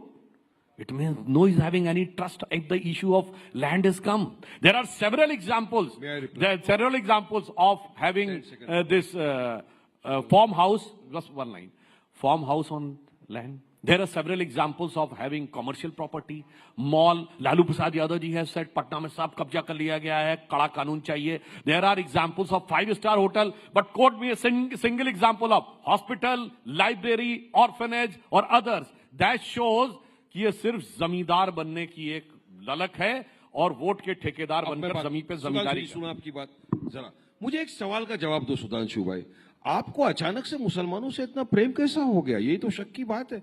आपको हमारे 2 minute की अजान से तकलीफ है, 10 minute अगर कोई रास्ते में नमाज पढ़ लिया उससे तकलीफ है, आपको हमारे हिजाब से तकलीफ है, आपको हमारे खाने पीने से तकलीफ है, आपको हमारे दाढ़ी टोपी से तकलीफ है, आप अगर कोई चला गया शक की बुनियाद पे JSR नहीं बोला आप उसको मारते हो, आपको इतनी सारी चीजों से तकलीफ है, आप बिल्किस बानो के बलात्कारियों को खुले फिजाओं में छोड़ देते हो, जब छूट के आते बेल पे आप उनको गार्लैंड करते हो, टिकट देते हो, जकिया जाफरी इंसाफ मांगते मांगते मर गई, उनको आपने इंसाफ नहीं दिलाया, आपको अचानक से मोहब्बत ये जो आई है ना सुधांशु जी, ये वक्फ को बचाने के लिए नहीं, ये वक्फ को खत्म करने के लिए आप कर रहे हो। झूठ फैला रहे हो आप, भरम फैला रहे हो देश में आप। अगर आप यकीन में इंसाफ की बात करते हैं, आपके जवाब मुसलमान बहनों को दीजिए डिमांड। आपके जवाब देने से पहले मैं एक चीज छोटी बात कहना चाहता हूं। मुसलमान जेल में बेकसूर बंद है, वारिस छोड़िए पठान उनको, क्यों साहब, नहीं देते हो बेल उनको? वारिस पठान साहब, नहीं देंगे नहीं, आपको उन मुसलमानों से आज तकलीफ है जो वक्फ एक्ट को सपोर्ट कर रहे हैं। मणिपुर में घर जला दिया, नहीं, आप मेरी बात सुनिए। वायलेंस इज कंडेम्नेबल, मैं बोल रहा हूं आपको। That is not easy to say. Yes, no, because the chilling effect of that act, and it's not just against one Muslim in Manipur. There have been several incidents where Muslims who have supported the BJP's position on the Waqf Act have been attacked. The chilling effect that goes through the community means that hundreds and thousands of other Muslims, women, pasmandas, others from different communities who are benefiting will also now keep quiet. So this is not an exception. And this doesn't mean that there's one incident. But one second, let him respond. Jafar in our community. Let him, no, Mir Jafar. Peculiar gains and benefits are so if people follow the constitution. Because Modi has given them okay, post, so one second. they want something from Modi. That's why they're no, one second. Are you saying, knowing that they are going are you against saying the that Muslim people orphans? who respect the constitution are Mir Jafars? No, this is the question of not respecting the Constitution. We are respecting the Constitution, and that is why we have moved the Supreme Court. Had we not respected the Constitution, we would not taken the due process of law. We have gone to the Supreme Court. Good. We have filed an appeal before the Good. That's Supreme Court. That's a good thing. I'm not denying. But there are Yes. certain people who wants to just see to it that So Modi what? gives them something. They have a right. And for their peculiar That is democracy, personal sir. peculiar gains and That benefits. that doesn't they are matter. to- That is also democracy. He has used the word that he is against violence. But Afzal Halat ka mara hai, who was the mastermind of attacking parliament. याकूब मेनन की judicial killing हुई है, जाकिर नायक शांति का मसीहा है, इशरत जहां बेटी है, हाफिज साहब है, भारत तेरे टुकड़े होंगे इंशाल्लाह कहने वाले भटके नौजवान हैं। गजब की डाइकोटोमी ऑफ द कैरेक्टर है कि I am against violence but I am in favour of those. आप ऐसे मुस्लिम्स के साथ रहते हैं। Let me complete the sentence sir, condemn करो। सुनिए, very important point I want to make. When Manmohan Singh was Prime Minister, who was invited to Prime Minister House? Yasin Malik, who was accused of murdering several IAF officers. When Modi ji became Prime Minister in 2015, which Muslim was invited? It was the 50th year of the martyrdom of Veer Abdul Hamid. His entire family and his wife was invited and respected. That is quite clear कि वीर अब्दुल हमीद जैसे अच्छे और सच्चे मुसलमानों के साथ हम हैं और अपराधियों और आतंकवादियों के साथ आप हैं। आपके खुद के एलाय शिवसेना के लीडर संजय निरुपम ने कहा कि अगर आप शाहीन बाग बनाओगे हम जलियांवाला बाग बना देंगे, जनरल डायर तैयार कर देंगे। आप उसके खंडन करते हो नहीं करते हो? बोलिए क्या स्टेप लिया आपने उसके खिलाफ है, क्या एक्शन लिया आपने उसके खिलाफ है? आप जलियांवाला बाग बनाएंगे, जनरल डायर बनाएंगे। उसके बाद भगत सिंह पैदा हुआ था और वारिस पठान बोल रहा है आप बनाएंगे, आप बनाओ जलियांवाला बाग, वारिस पठान आगे खड़ा रहेगा, मारो मेरे सीने पे गोली, आएंगे गोली हक की इंसाफ की लड़ाई के लिए। सुनिए, हाँ ये वायलेंस के अगेंस्ट है। 15 मिनट के लिए पुलिस हटा लो तो देख लेंगे। 20% 100 करोड़ पे भारी पड़ेगा। जलियांवाला की बात तो जुदा नहीं कर रहे हो। क्या छोड़िए, बुल्ले काटे जाएंगे, राम राम चिल्लाएंगे, उसका कंडेमनेशन करो नहीं करेंगे। प्लीज वारिस भाई, look, we are coming to the serious aspect. We're one stage today. Can he quote a single Muslim country in which Waqf board is having this type of provisions which India's Waqf board is having? I challenge him. Second thing, can he quote a single minority community in India? Does Buddhists have this right? No. Sikhs have this type of right? No. Christians have this type of rights? No. Parsis have it? No. Jews have? No. Even the Christians, the Catholic Bishop Council of Kerala has written a letter on 31st of March this year that this should be amended because 400-acre land of Christians has been claimed by them. This is the fundamental. दोनों में से बता दीजिए, एक दूसरी जगह पे संविधान है क्या? भारत से बता दीजिए, दिया हुआ संविधान है क्या? सऊदी के अंदर कानून है, आप चोरी करोगे हाथ काटने के, वो भारत में लाना चाहते हो क्या?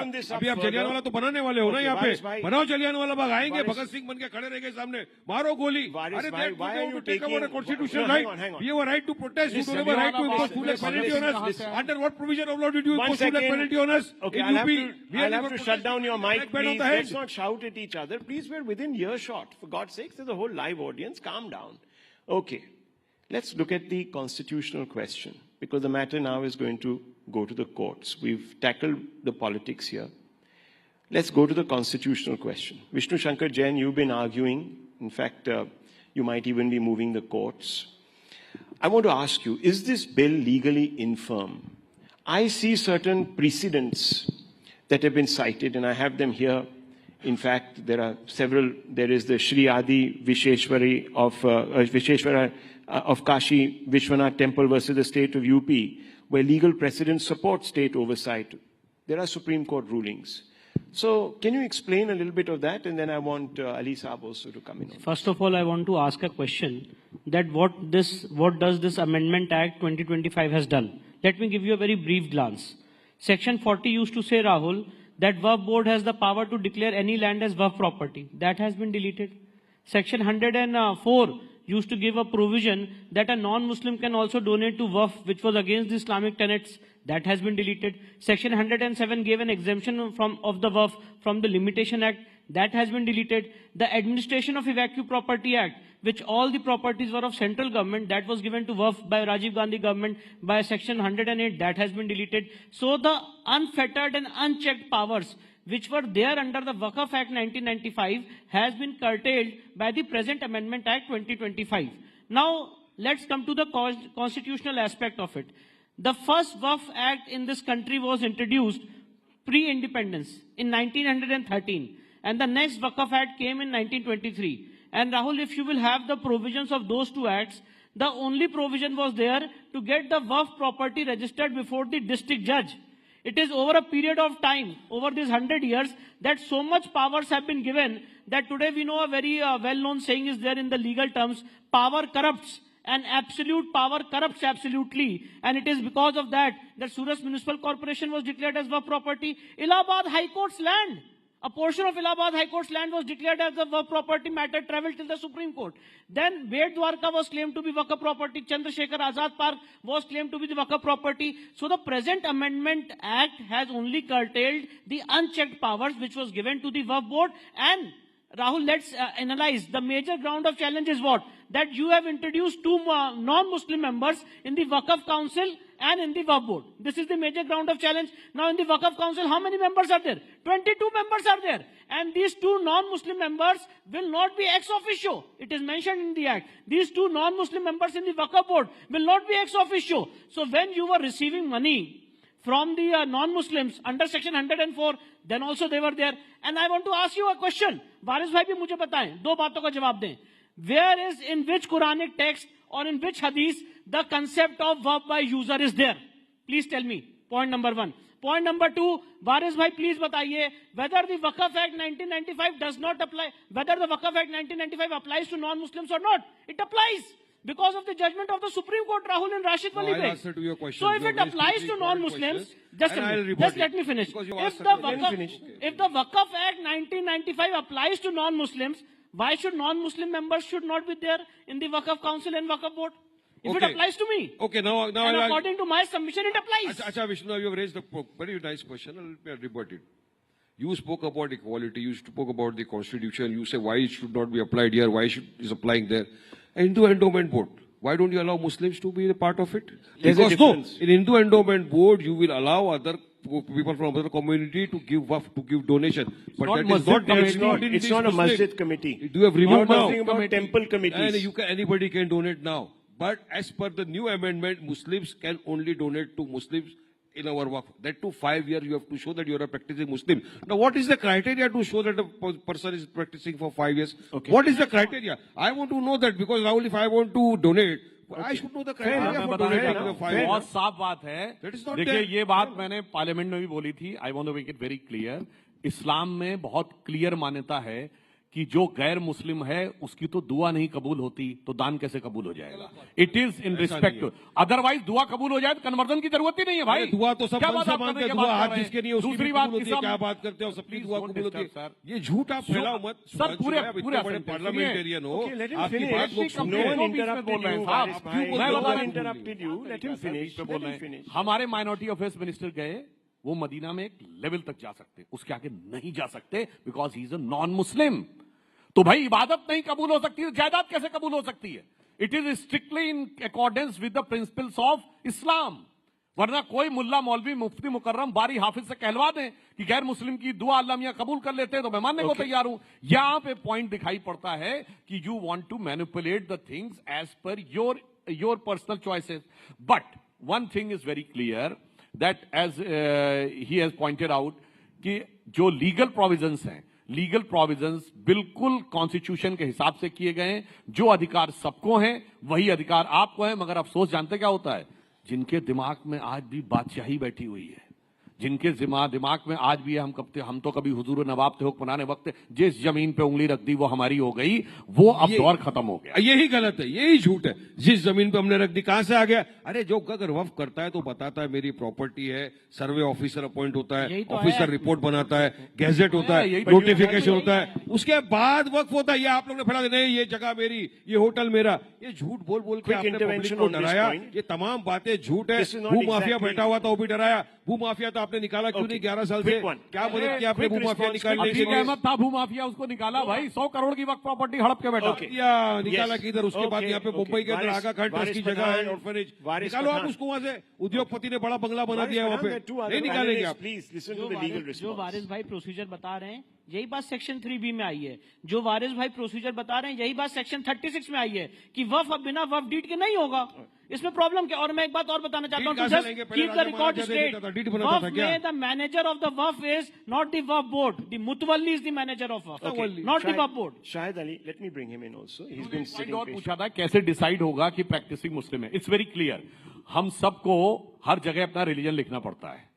तो जिस समय सेंसस में अगर आपने अपना रिलीजन मुस्लिम लिखा हुआ तो कोई प्रॉब्लम नहीं. If you are converted then you have to get a certificate from a Maulvi. And that should be 5 years old. ये हिंदुइज्म में है? नहीं, हिंदुइज्म में तो कन्वर्जन का कॉन्सेप्ट नहीं है. हमारे यहाँ कन्वर्जन का कॉन्सेप्ट क्या करेंगे आप? कहीं भी अप्लाई करेंगे क्या? हमारे यहाँ कन्वर्जन का कॉन्सेप्ट टाइम भी दे दीजिए इन दोनों को, कोई मसला नहीं. सॉरी, मेरा टाइम भी इन दोनों को दे दीजिए, कोई मसला नहीं. ओके, नो, क्यों? If they have been continuing, they have been this speaking, my time may also be given to them. I have no objection. Okay, no, please make your point, sir. Make your point. So, this Waqf amendment bill, which has been brought into this act, Waqf Act, this is not only against the Constitution. I will tell you, this is against the secularism. This is against the preamble of Constitution. This violates basic features of India. Basic features cannot be amended or cannot be abrogated by anyone. So since by virtue of these provisions of these amendments, they have abrogated the basic feature, we believe that this will not stand before the Honorable Court. How this violates not only the preamble, but Article 26(14), I will tell. India is standing on 3 pillars basically, the executive, legislative and judiciary. Now, by virtue of these amendments, they have curtailed the powers of judiciary and they have conferred power upon the executive in the form of DM. So, presently the power will lie were with the Waqf board, or with the Waqf tribunal. Tribunal basically is the court, judicial court. So, they have taken the power from the Waqf tribunal and they have conferred power to the DM. He will ascertain as to who has the title. In India, here is a judicial system. Only the courts, judicial system can try and can establish and can tell by way of passing judgment as to who is the owner. The title can be decided only by the honorable courts, not by executive officer. So, by taking power from judiciary, they are conferring power from executive. So, you have been demolishing one of the pillar of India. So whether India will be standing on 2 pillars, which is standing on 3 pillars? But do you know that some people will say that this is an attempt at equalizing the distinctions? Because for Hindus, this has been the case for 75 years, sir. So let's put that into perspective. Let's put that out there also. There's been an inequity. Anyhow, very quickly, Vishnu Shankar Jain, on this point that he has made, I'll leave it at this then. Very quickly. According to me, Shahid Bhai is relying upon the principles of secularism. The dichotomy is that when secularism was introduced in the constitution, there was no JPC which was constituted. The stakeholders were not allowed to participate and there were no discussion. But anyways, but Shahid Bhai is saying that there are certain rights which have been violated. So point is this, Rahul, according to me, according to my legal scrutiny, this present Amendment Act is completely in consonance with the provisions of the Constitution. Only those provisions have been deleted which were violating the principles of fundamental rights and which were making the other sections of the society feeling discriminated in violation of Article 14, 25 and 26 of the Constitution. Well, viewers, this is an unending debate, as you can see. One thing I would like to ask, he has asked about secularism. I challenge anybody, even the listeners. I accept the challenge. Sir, let me complete. Can ye quote a single secular country in the world which is having provisions like Waqf board, triple talaq, Mehram, Halala, Hajj subsidy? And if there is a conflict between Sharia and Supreme Court, Shabano case, then the Parliament trounced the Supreme Court and established Sharia over the Supreme Court. I challenge, just name one secular country. I accept this challenge. Electoral bond. I accept this challenge. Farmer bill. I accept this challenge, and the debate may be convenient. No, but I'll just say No, one example. I accept all this. It happens only in Muslim countries. So they tried to convert India a partial Muslim country in the garb of secularism. Absolutely not. Otherwise, Okay, we leave it at this. We'll close the debate. We've run out of time. Run out of time. Run out of time. Dr. Ambedkar, suniye, I've run out of time. in the Constituent Assembly debate, anybody can go and check. The secularism what was proposed by Mr. K.T. Shah, That and is who has participated in the debate was Dr. Ambedkar. secularism na. Okay, we are going off track. It was rejected Gentlemen, because please. Dr. Ambedkar said, अगर minority होगा तो secular नहीं होना चाहिए, secular होगा तो minority नहीं होता. Okay, किसी so secular देश में minority नहीं होती. We're मगर off. नेहरू We're जी का off. कहना था We're कि off. minority Out of time, and we're off topic now. I'll leave it at this. Please. Too quarrelsome. Please calm down, everybody. Calm down. It's all over. Thank you very much. Thank you very much. Okay. Okay, let's cut this. Thank you. It's over. The debate is over, sir. The debate is over. Clearly said. I would like the audience and your entire nation to know that Mr. Modi has said that they want to remove the secularism from the constitution. अरे आवाज जाएगा ऐसा भी है. Outside also जा सकते हैं.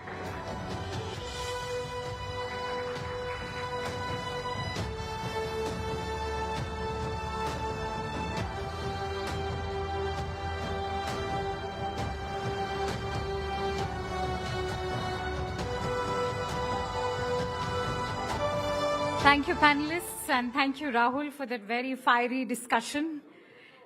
As many of you are aware, the global trade environment has become increasingly complex in recent years, as has the politics of our nation. And one of the most significant shifts has been the imposition of reciprocal tariffs by the United States. This move has placed India in the spotlight, highlighting the delicate balance between economic growth, trade policy, and international relations. This upcoming session today will focus on understanding how these tariffs are affecting India's trade dynamics, the challenges they present for Indian industries, and the broader implications on the economy. To provide a deeper understanding of how India can best respond to these tariffs while continuing to thrive on the global stage. My colleague Shivani Gupta will be moderating the session today. Shivani, the stage is all yours. And joining Shivani with us is Gusharan Singh, who is a renowned economist, Dipanshu Mohan, Director, Center for New Economic Studies, and P.K. Basu, economist. What a stellar set of experts Shivani has. And I'm sure you all can't miss this discussion.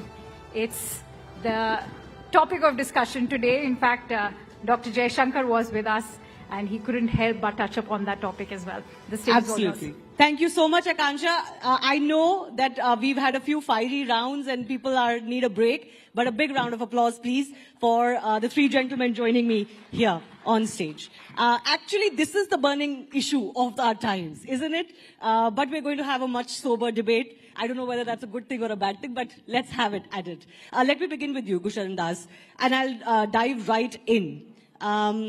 India is in a precarious situation because we're kind of doing okay. We're kind of okay as far as the heat from US tariffs, reciprocal tariffs is concerned. But, you know, we are not the major player in the market. So we have to be very wary of the headwinds that come our way because of others that are getting affected, namely US and China. So US increased its tariff in a fit to 104% on China. Just yesterday, China has increased its tariffs on US goods to 84% now. Are we all going to burn in this fire, which is primarily between US and China? That's the big question.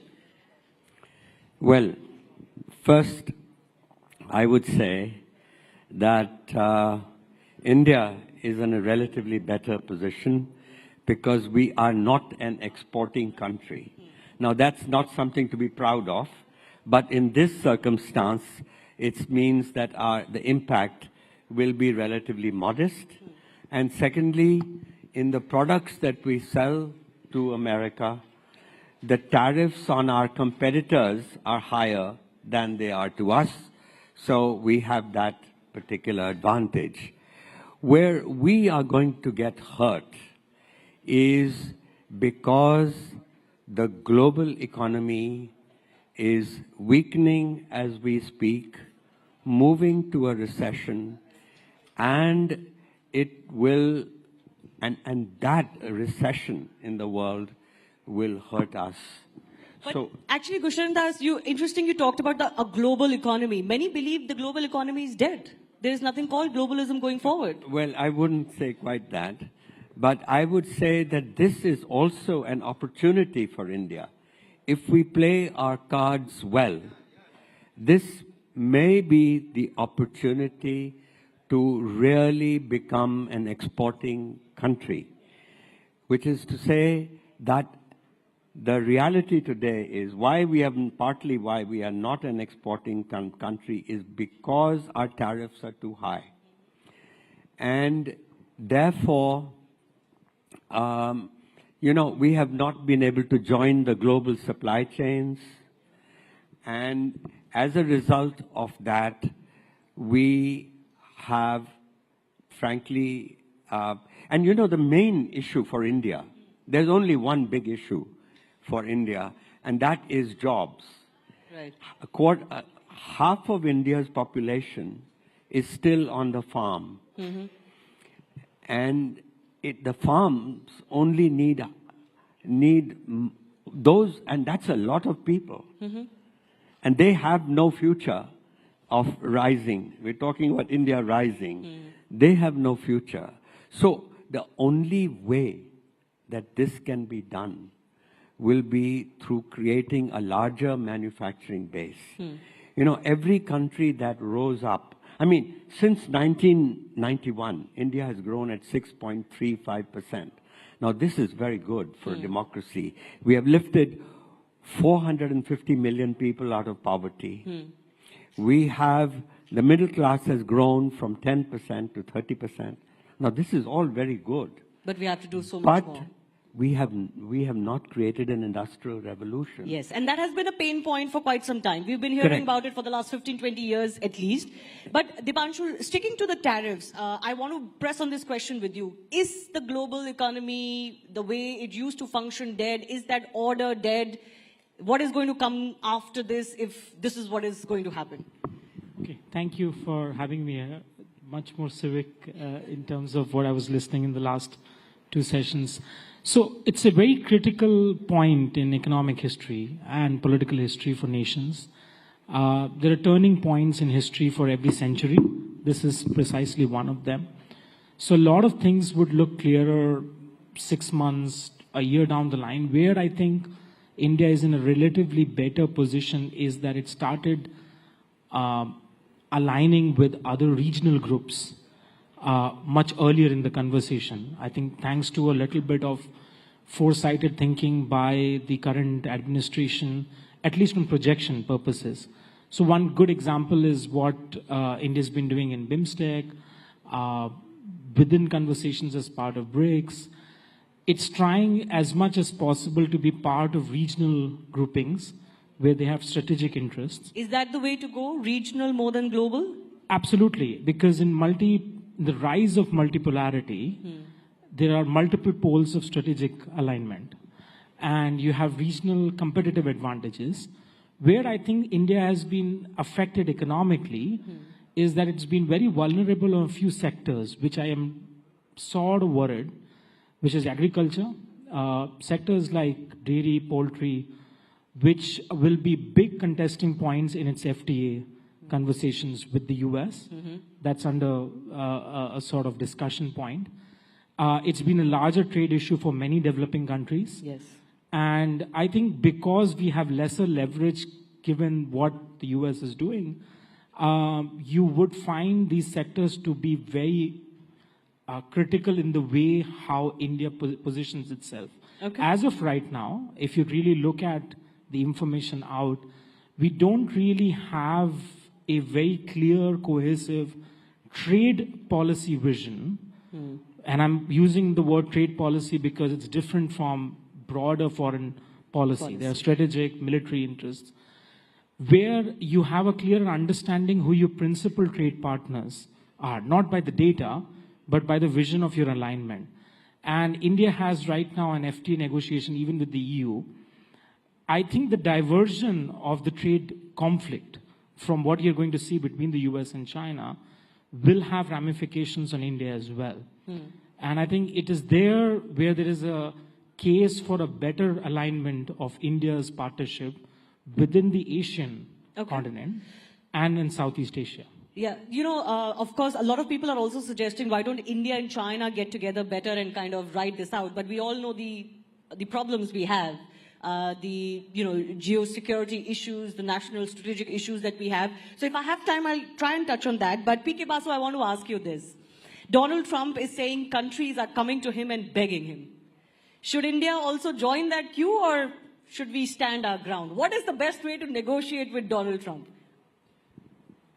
Well, let's get away from some of the rhetoric and the sort of abuse of Trump that is now sort of the global consensus.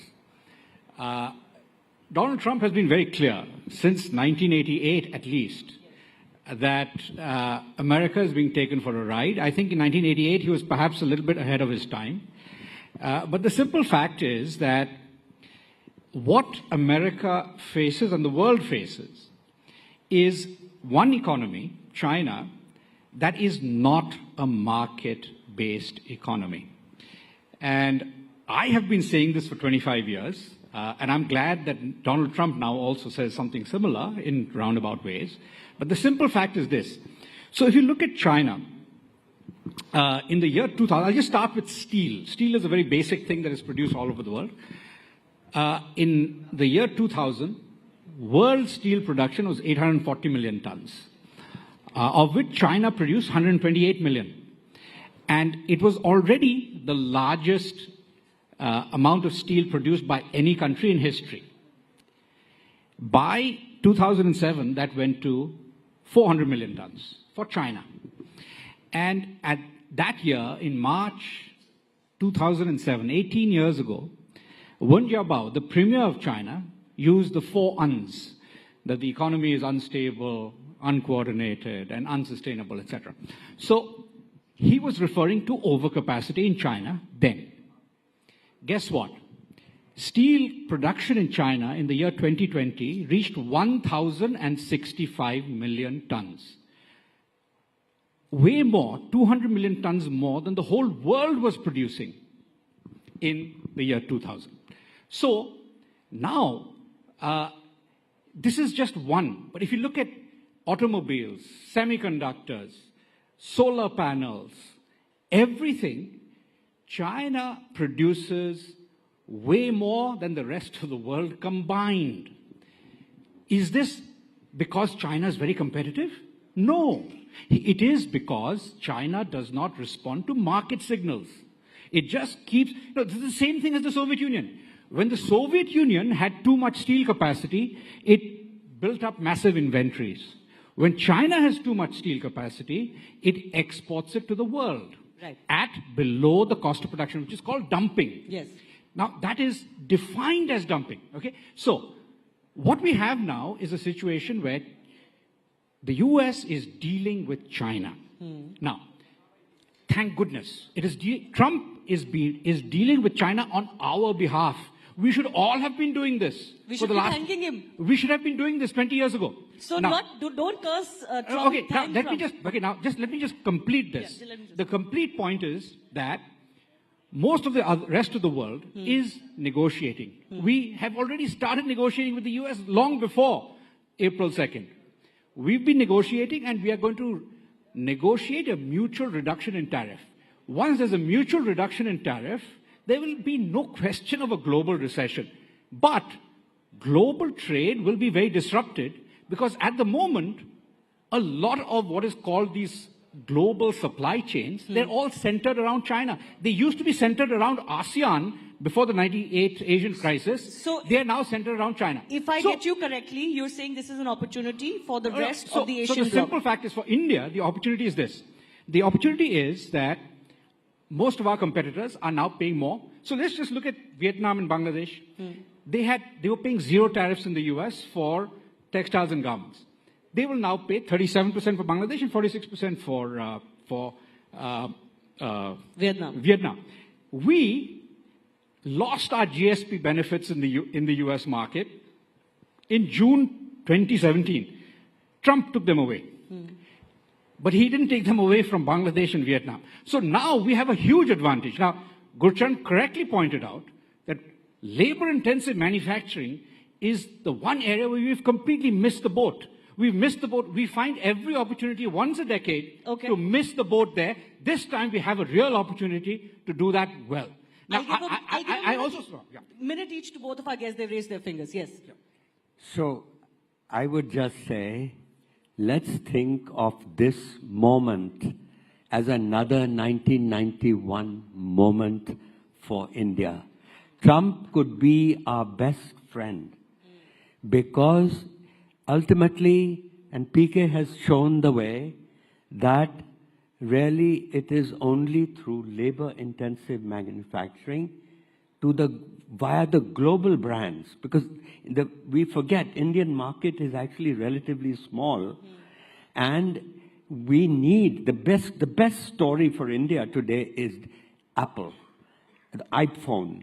If we just duplicate the iPhone model to all the labor-intensive sectors, and it can be done, but it means work. Forget the work of reforms but you know, when the Prime Minister of Vietnam heard that India had got the iPhone, he flew to Cupertino, California to talk to the head of Apple, and he said, now we have lost the iPhone, give us the tablet, give us the iPad. And he got it. Now, every chief minister in India has to behave in that way. And it can be done. So opportunity, but it needs to be grabbed. And as you were saying, gentlemen, that we have missed those opportunities in the past. Dipanshu, very quickly, I have a final round of questions. But one thing we have to be clear. We have 10 years of data of the current government and what it has done. My problem is a lot of this has been said year after year. They've had a number of opportunities. What you would find it difficult to understand is the issue around precursor to labor-intensive manufacturing is human capital development. And if you see year after year, the natural weightage of budgetary allocations towards areas of human capital development has repeatedly been falling. Now, where you would find India to become ready is investing in a medium to long-term vision, which I feel is more or less lacking. And I think unless and until, because we're talking about Rising Bharat, if you don't have a long-term vision to become another Vietnam, or to become another Bangladesh, or to become another, South Korea, the evidence right now is we're falling more in a Latin American trap of high debt, government putting a lot of money, private sector not investing enough, consumption demand weakening, and you have a situation where you're sort of battling for yourself. So we have to be very clear that what is our vision, not just in policy, but in action. And I think I am not convinced by looking at the last few years that we're able to do it. We started doing it in 2014. The first 2 years of FDI data is very promising, even for private investment. But America is facing its demonetization moment now, like we did in 2016. Okay. So you have a big issue with the intent being there to do the right thing, but the way this is being done is going to erode a lot of good faith. Let me ask a couple of rapid fire. PK Basu. But can I just respond to this? Okay, go ahead. You see, the basic thing that most people don't understand is that we lament the fact that private investment hasn't really picked up in India. In India, yeah. Private investment has been stagnant pretty much around the world for 25 years because of China. You look at the level of investment spending in the United States today compared to 25 years ago. The CAGR is less than 3%. You look at Korea, CAGR growth, compound annual growth rate for private investment spending in Korea is less than 1%. So Indonesia, Indonesia, Jokowi was president for 10 years. And during that time, he came in saying, I want 7% growth. What did he achieve? Less than 5%. Why? Because he couldn't get investment spending going. This is not specific to us. In fact, we are the second fastest growing in terms of investment. He doesn't agree Second with you. point is, it's completely, this is data. Now, the final point I'll make, one more, is that, we often say that we haven't industrialized. We missed the industrial revolution. Not true. India is the second biggest producer of steel, aluminium, cement in the world, with the fourth biggest producer of cars in the world. Electronics and labor-intensive manufacturing are the two areas where we failed.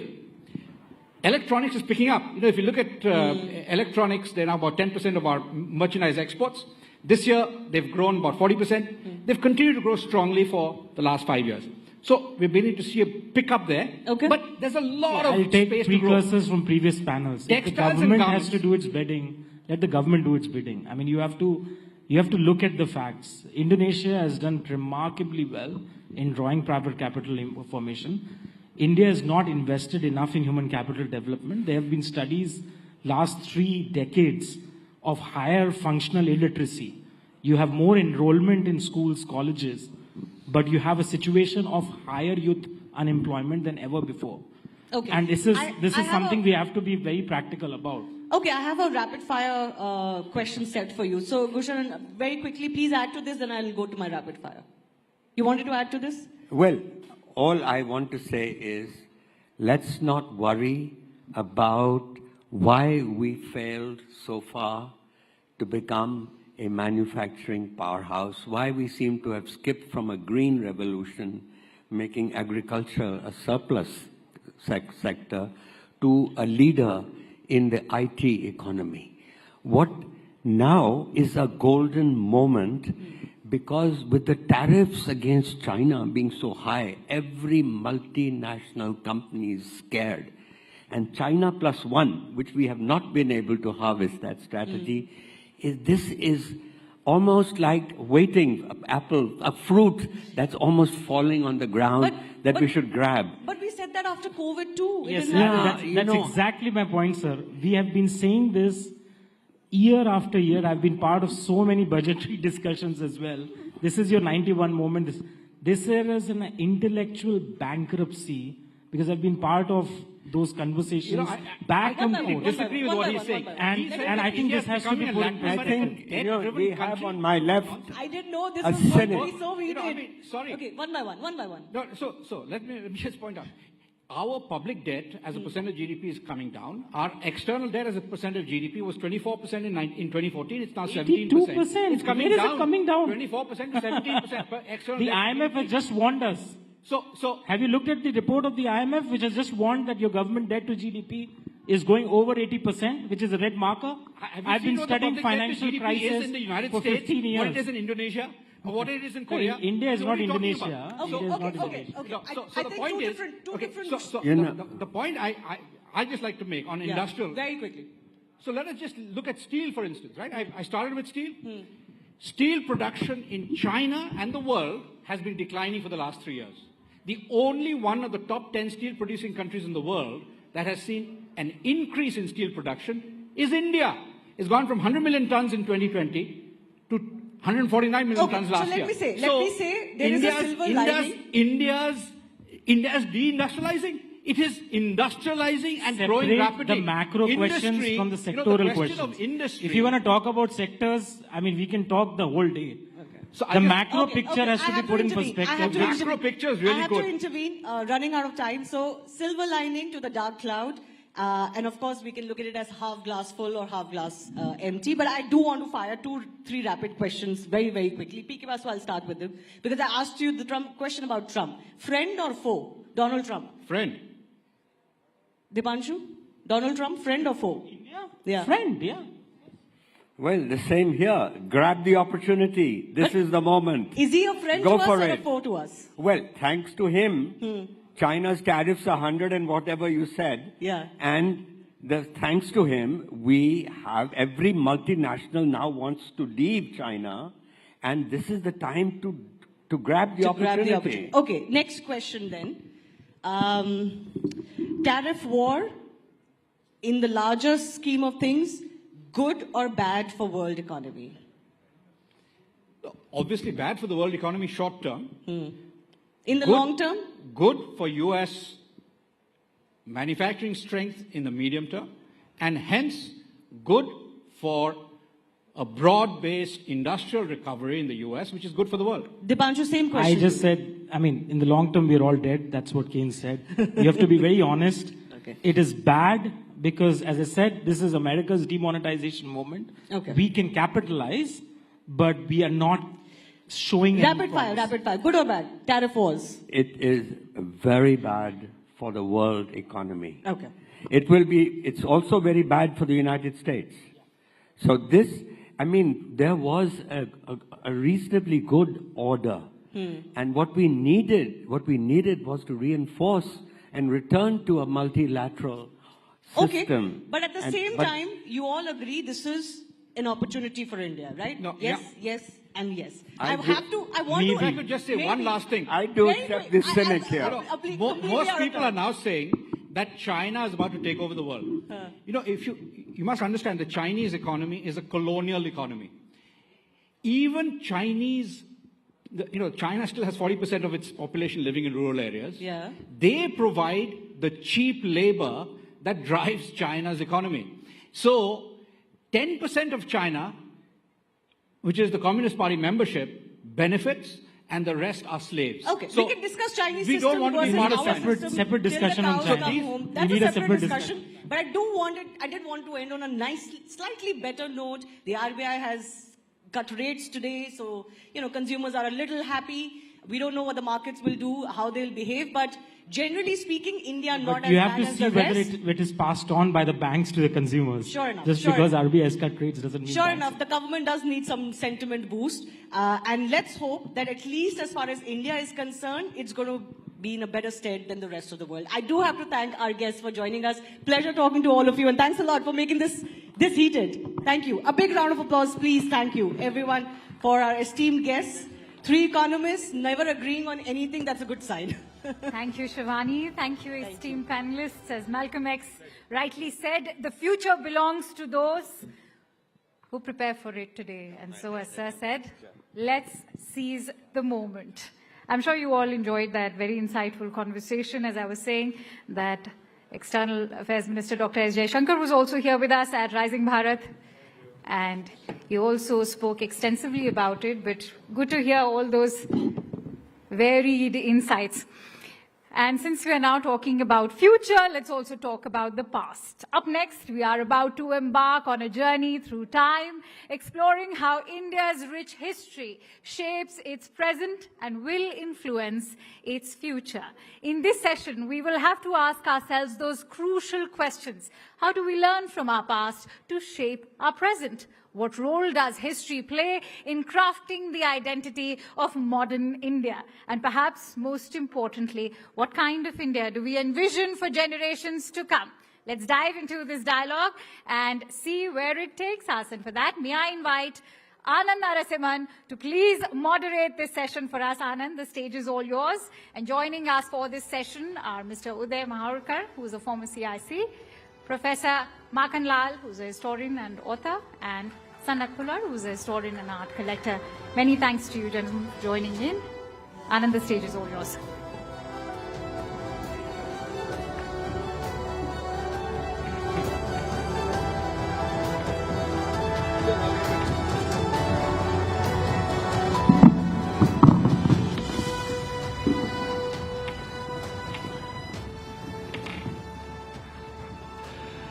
Namaste. This is a conversation I've always loved to speak about, our history. The past, present, and the future, let's have a historical dialogue. That's the thought process. Uday Maurkarji and Makhanlalji and also Sanat, thank you very, very much. My first question is, to understand our past, कहते हैं कि अतीत को समझना आवश्यक है, यानी भूत को, we have to understand. और भूत, if you are able to understand our past, reconcile with our past, accept it, that's when we can live in the present and perhaps look ahead to the future. How much do we know our history? And how much do we need to know our history to even be able to perhaps understand the present circumstances so that we can course correct for the future? I think there are many false and true narratives going around, in terms of history. I think if we don't interpret history properly based on true history, then our future is difficult. You need to identify true history and then interpret it properly. So I think there is a need for National History Interpretation Commission.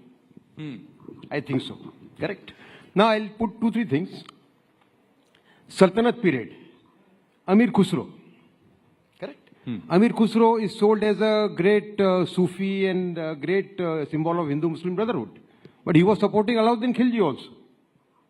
If you look at the Sultanate period, you see one big, we have a very ordinary sense of history, Now, entire Muslim period is clubbed as Mughal period. It is not correct. Sultanate period is the worst period for Hindus in their entire history. There is not a single ruler during Sultanate period from Iltutmish to Lodi, Tughlaq, Firoz Tughlaq, Muhammad Tughlaq, who can be called secular by any yardstick. So this you're saying... So that is the most painful period. Then comes Akbar. No, I'll tell you. I am not pitching for a ultra-right narrative as such. Then comes Akbar.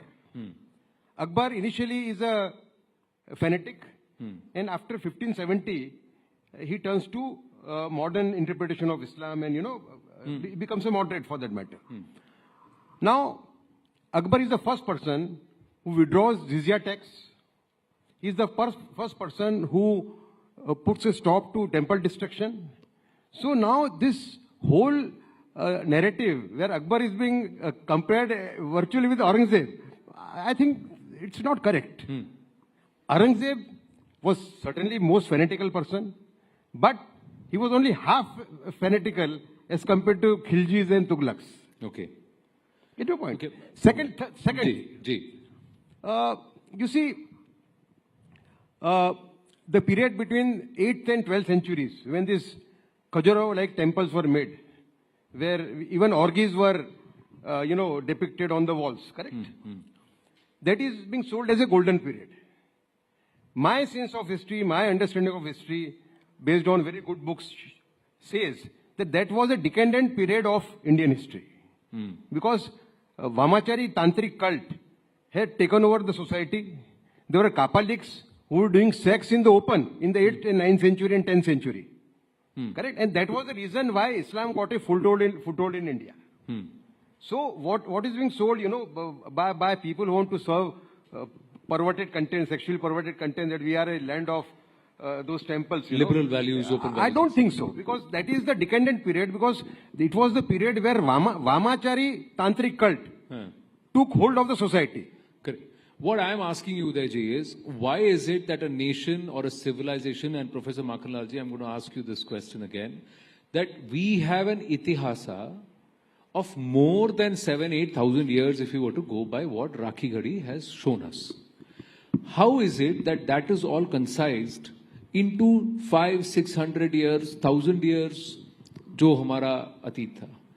Is that what is going to help us define who you are going to be in the future? Is 10,000 years of history, is that so difficult to accept, understand, grasp, that कि इसको अब इतने में ही सीमित कर देते हैं, भाई ये वाला पीरियड है, इसको निकाल लो, जैसे इंस्टा शॉर्ट्स हो गया, तो हिस्ट्री शॉर्ट्स नहीं हो सकता.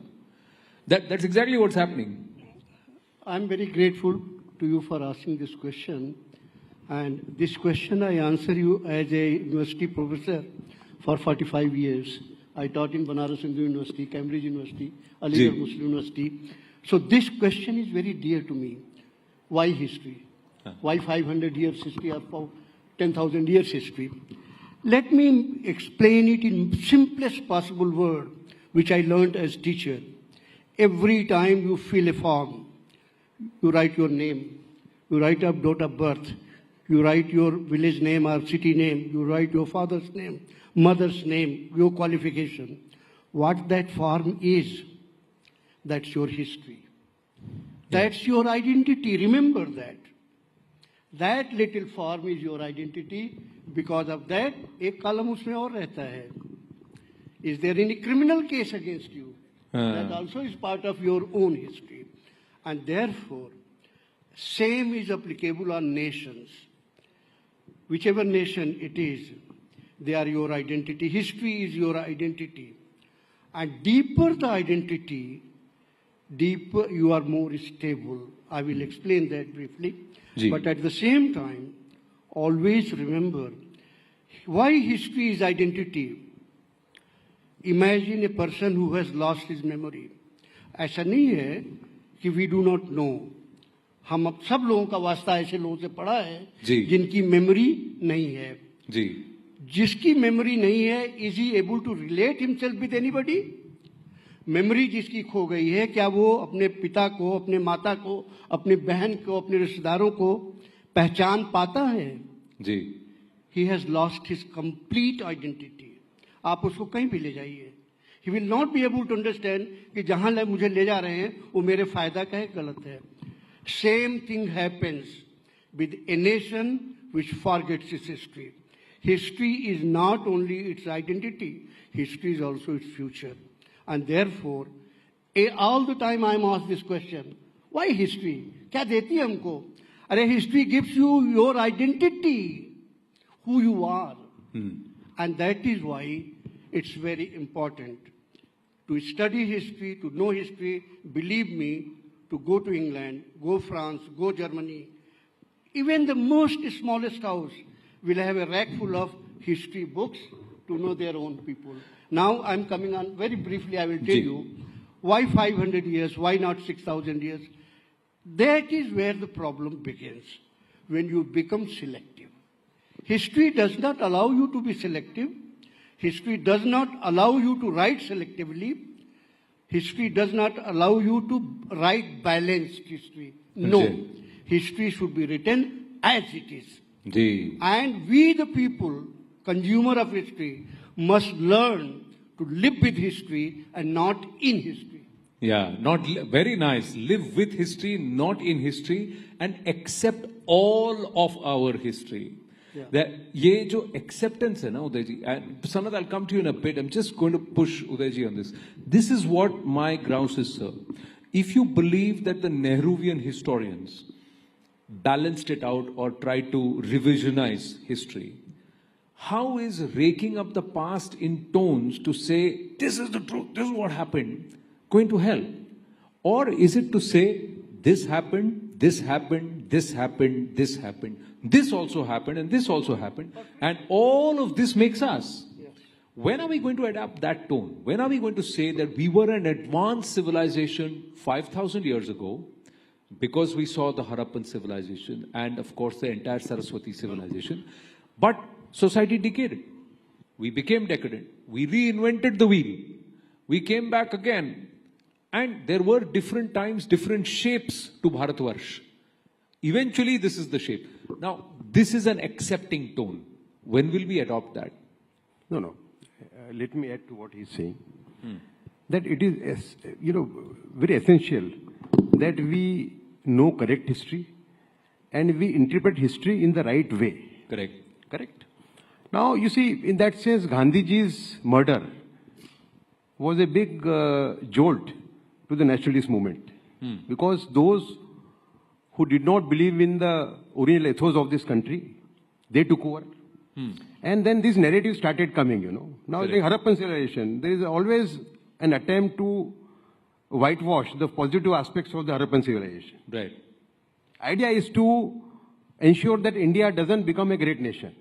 It is being done by a set of leftist historians, communist historians, and Islamist historians. Okay. The first thing which happened after independence, R.C. Mazumdar and Sir Jadunath Sarkar, two very balanced historians but patriotic people, they were sidelined soon after independence. No, Udayji, what I'm saying is, I'm not contesting all of this happened. Let's accept this happened. Jadunath Sarkar ji, R.C. Mazumdar ji were not allowed to present Itihasa as it happened. There were people who corrupted the interpretation to say as it should be interpreted or as we want them to read it. ठीक है. How are we going to correct that? To tell all of Bharat, it's not with an agenda, it's not with venom, it's not with spite, nor is it with pride or arrogance. It's with a sense of realism to say, all of this is what has made us who we are today. Ye kab hoga? And I'm asking you this again, is unless this happens, I will repeat. Do you ever think that by 2047, that generation will be an accepting Bharatiya generation which knows कि ये मेरा भूत था, ये सब कुछ हमारे साथ हुआ है. How history is taught? And this is how it is. History is taught through schools. Right. The first lesson of history a child gets is from the school. Correct. So I'll repeat again. We need a National History Interpretation Commission based on scholars who will identify correct history and draw correct lessons from them. Otherwise, these false narratives, you can't tackle them. They'll continue. Ji Makhanlal ji. Can I intervene? Ji.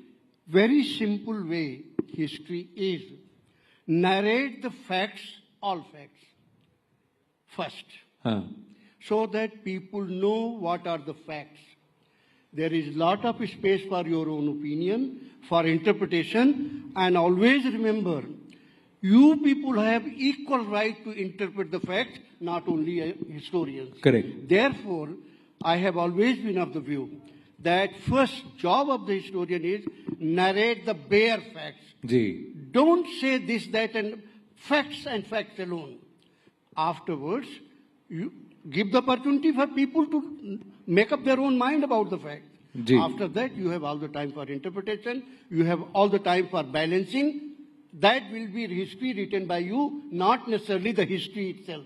Right. That is your opinion of history, but public which reads the facts, they will be also able to form their own. Now the point is, how do I teach these facts? How do I make sure that every person sitting here understands the same set of facts and it is left to their interpretation how you want to interpret those facts? So that means a half glass full, half glass empty, and an empty glass after you drink it. There are three possibilities. Anand, that can only happen when we set up a National History Interpretation Commission. Sir, the point is, again, that is the only way. Otherwise, all sorts of material is there in the market. Okay. Let me give just one example what is history, because he is also sitting quietly and very shy, not so aggressive like us.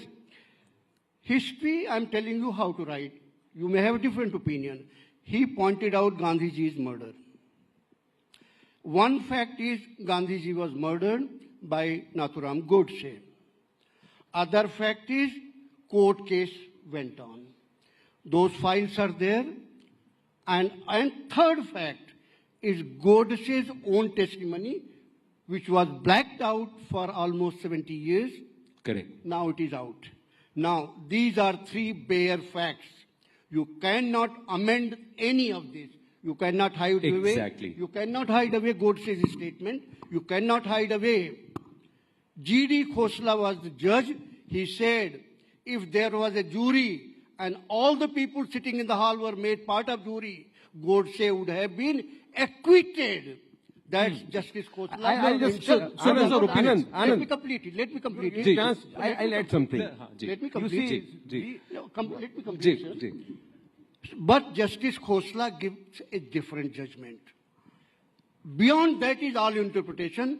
Why Godse killed, what Godse meant in his testimony, why G.D. Khosla said if the entire hall was jury, Godse would have been acquitted. Now, all this is matter of your own interpretation. But correct. Facts have to be there. Correct. So what you are saying is put out rather than. Anand, I want to add one point. One point before giving me a chance. Now. You see, take Savarkar's example. Savarkar is still being accused of Gandhi murder. Correct. In spite of other commissions, right. Declaring him innocent, Correct. Now, in 1978, Manohar Malgaonkar, the great author, literary figure, he wrote a book, The Man Who Killed Godse. By no means he was a Hindutva person. Correct. He was an honest, patriotic Indian, Right. He met Digambar Badge, the person on whose statement Savarkar was arrested. Right. The one who became approver. Right. Badge told him in 1978, 30 years after Gandhiji's murder, that Savarkar had no role to play I had given the statement under the pressure of the then government. Right. No, I understand. What I'm saying is, our itihas or history is... He was not part of the... Savarkar was not part of the trial. He was acquitted right in the beginning. Yeah, he was not. What I'm saying is, this has got to be history. What the judges said, what the accused said, what the incident was, and what the prosecution said. All of this, should it not be out for us to consume? If some of it is masked, that means you are being fed partial information, so that your opinion, our opinion, as a society, as a people, is doctored in a particular direction. Now, thank you for your patience, Sanat.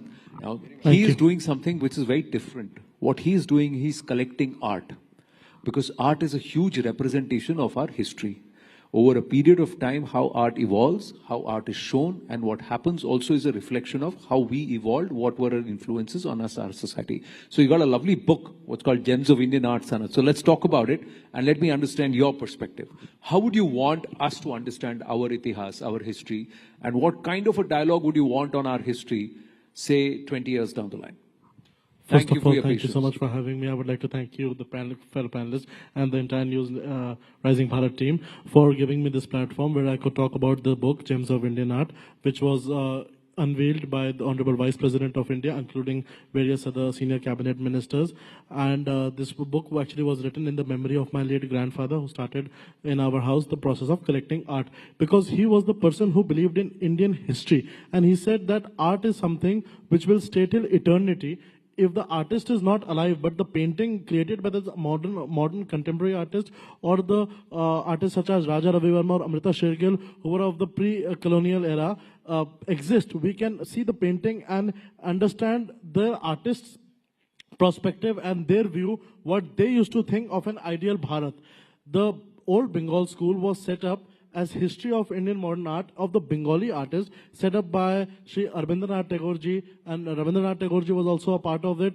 They were the people who saw how Indian art can grow. Because actually the problem what has been not only in Indian art, about Indian history is, few people have only thought that the British history or the Western part of the history is superior to our history. They have always neglected that India was the richest country if it had not been looted by the people who looted India when it was the richest country, country in the world. In the colonial period, like you say, from 1890 onwards till about 1920, the biggest loot happened. Yeah. And then after that, a process came of demeaning the Indian history, only showing how superior their kings, their queens were. Why don't they talk? Why they never talk about Maharana Pratap or the Indian kings who conquered the world? Why didn't they think that Sikandar, who came down everywhere, he couldn't conquer India? Why don't they realize that? Because of the way the Indian Maharajas fought.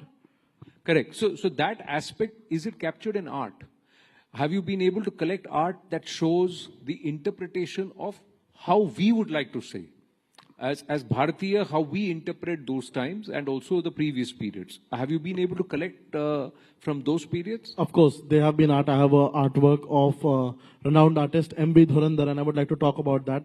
That is a painting, that is a huge canvas painting showing the Darbar of Chhatrapati Shivaji Maharaj and how he used to... Is it there in the book? It's not there in this book. It will be there in the volume 2 of this book. Volume 2. So we look forward to that is the treasure which we have.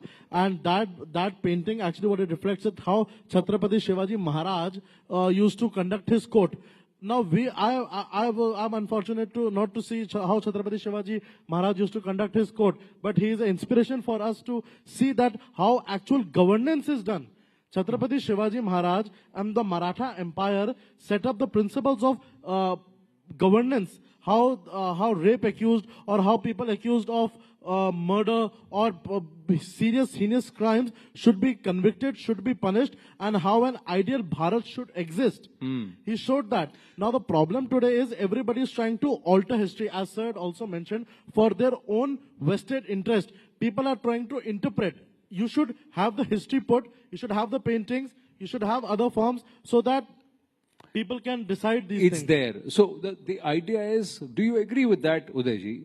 yes, we should have people who will interpret the history in the right perspective. That is a Bharatiya perspective. I would like to add one thing. Yes, please. Yes, Anand, complete. For the same thing, I also, as sir said, I would like to urge from your platform, the Ministry of Culture, to make up a platform where Indian art and culture could be moderated by a regulatory body where Indian history can be preserved. Because today what is happening is people are preserving only their business interest. Because it has been regulated by private individuals, few people who are actually intermediaries are trying to control this art market, thinking that they are, because there is very less government interference. Because the government feels that Indian art is only $144 million in India. They don't see what the larger picture we are forgetting is, it is $60 billion in the world. Yeah. Because the world market is always trying to demean Indian artists, because of which artists such as F.N. Souza, M.F. Hussain had to take inspiration from Picasso.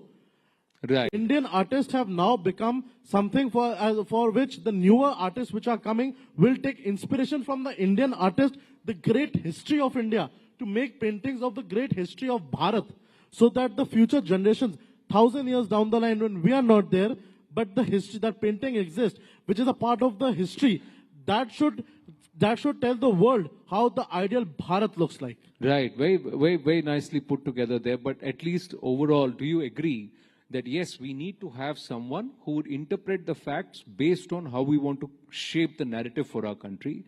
But most importantly, we need to put the facts out, not dress it up, not darken the lines, not shade what certain versions, but all of it should be out for everyone to consume. Because when you accept something, you have to accept all of it. Correct history is something which is the need of the hour. If we want to become a great nation, then we need to know correct history. Howsoever bad or good it might be for our needs. Yeah, final word. You see, I think we are ending. We all are stakeholders in history for one very simple reason. History is our identity.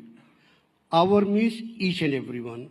So therefore, we must be gracious enough to accept our history the way it is. Because there is no country in the world which does not have history.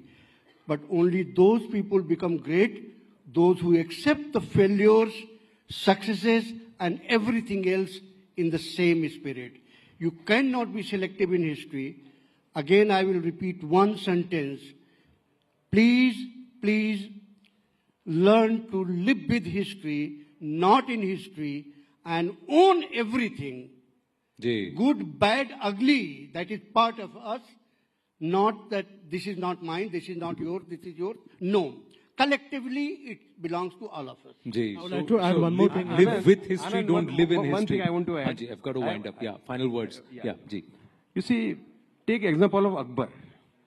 Akbar is today compared with almost with Aurangzeb, you know. Now, Akbar is the most hated figure in Devbandi madrasas. If you go to Devbandi madrasa, Akbar is, you know, sold as a non-Muslim almost. Right.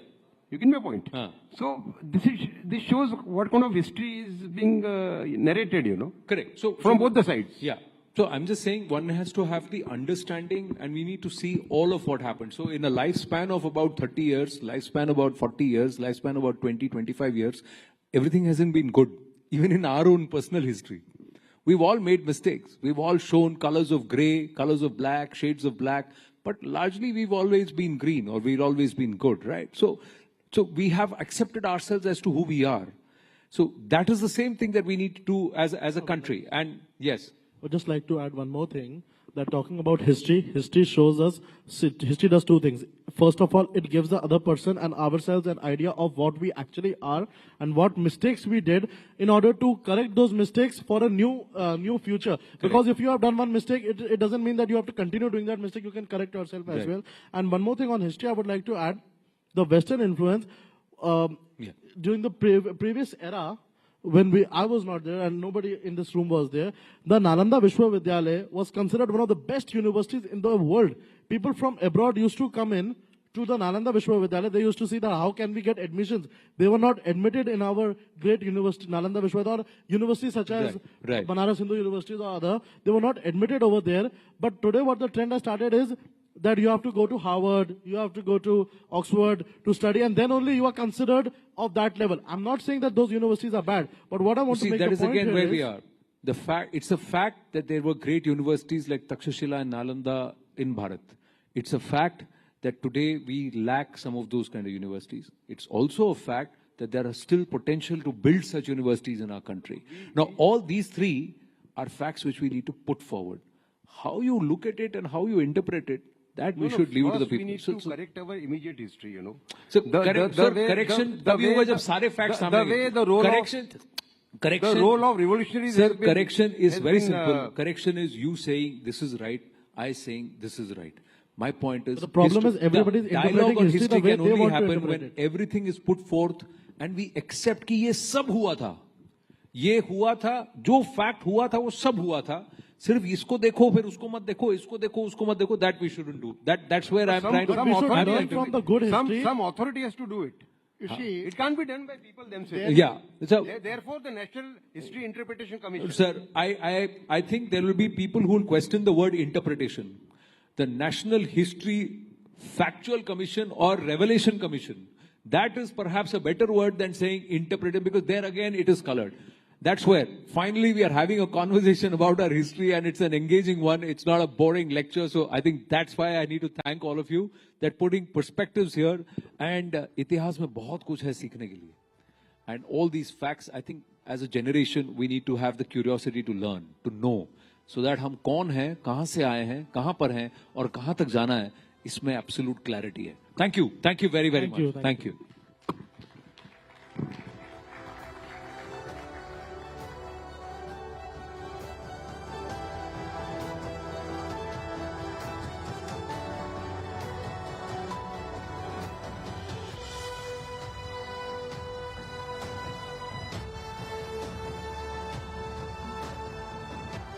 Thank you, panelists. Thank you, Anand, for that very straightforward conversation. And as they say, history is a great teacher.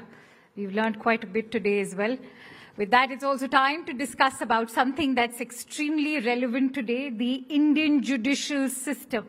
The judiciary is the backbone of any democracy, entrusted with the responsibility to uphold the rule of law and protect citizens' rights. But in order for it to remain effective, it must not only be impartial, but also accountable to the people it serves and transparent in its processes. And in this next upcoming session, we have top legal minds of our nation who will offer their views on judiciary's role in shaping the future of our courts. Ladies and gentlemen, please join me in welcoming on stage Avishankar Singhvi, who is an advocate at the Supreme Court, Arghya Sen Gupta, who is a legal scholar and founder and research director at Vidhi, Sumit Chandar, who is an advocate at the Supreme Court. This one is going to be my seat. And Ashish Dikshit, who's a senior lawyer at the Supreme Court too. Thank you for joining in. Ladies and gentlemen, let's welcome them with a huge round of applause, please. I have the pleasure of also moderating this session.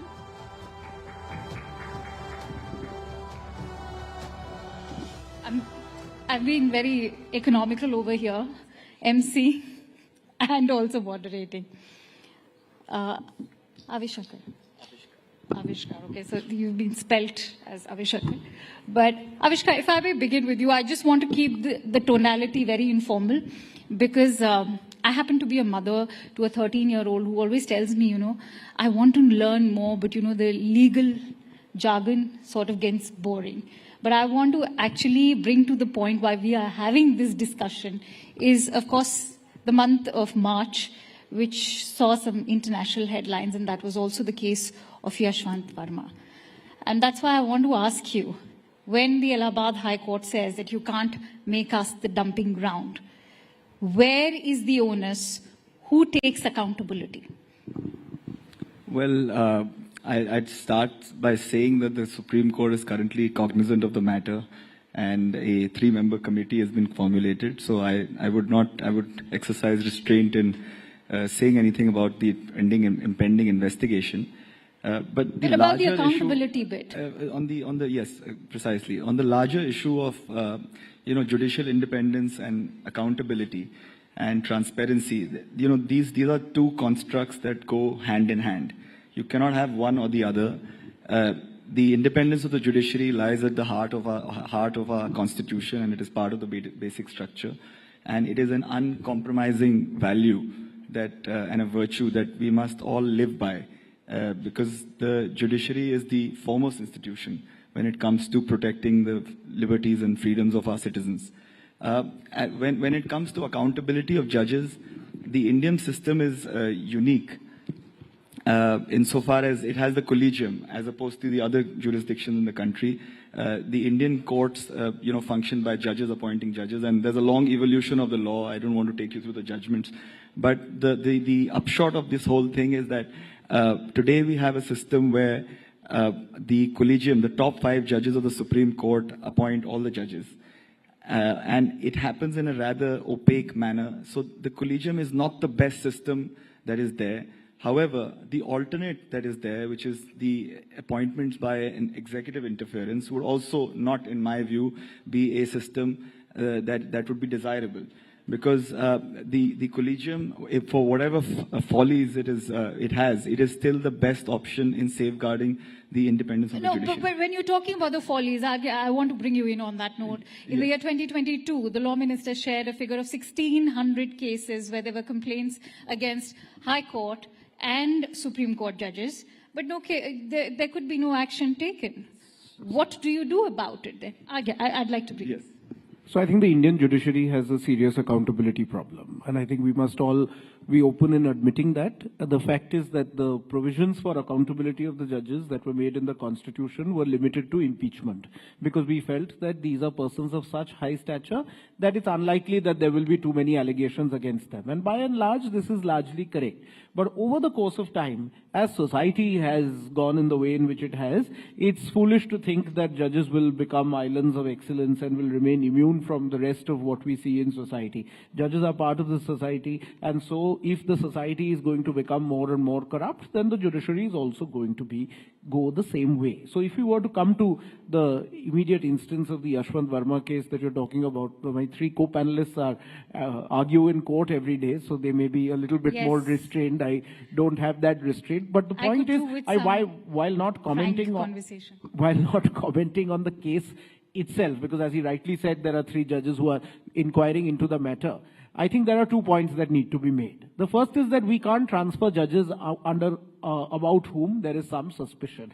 Transfer of judges cannot be done on the basis of the fact that there is something problematic about a judge, because an Allahabad High Court or earlier a Sikkim High Court or Guwahati High Court has a right to have judges who are entirely above board. So just because there is a cloud transfer, the gentleman somewhere, is not a solution. So my sympathies with the Allahabad Bar. So where is the solution? Perhaps pause a bit and think what should have been done. Maybe demand the resignation, maybe just pause the transfer, go for an inquiry.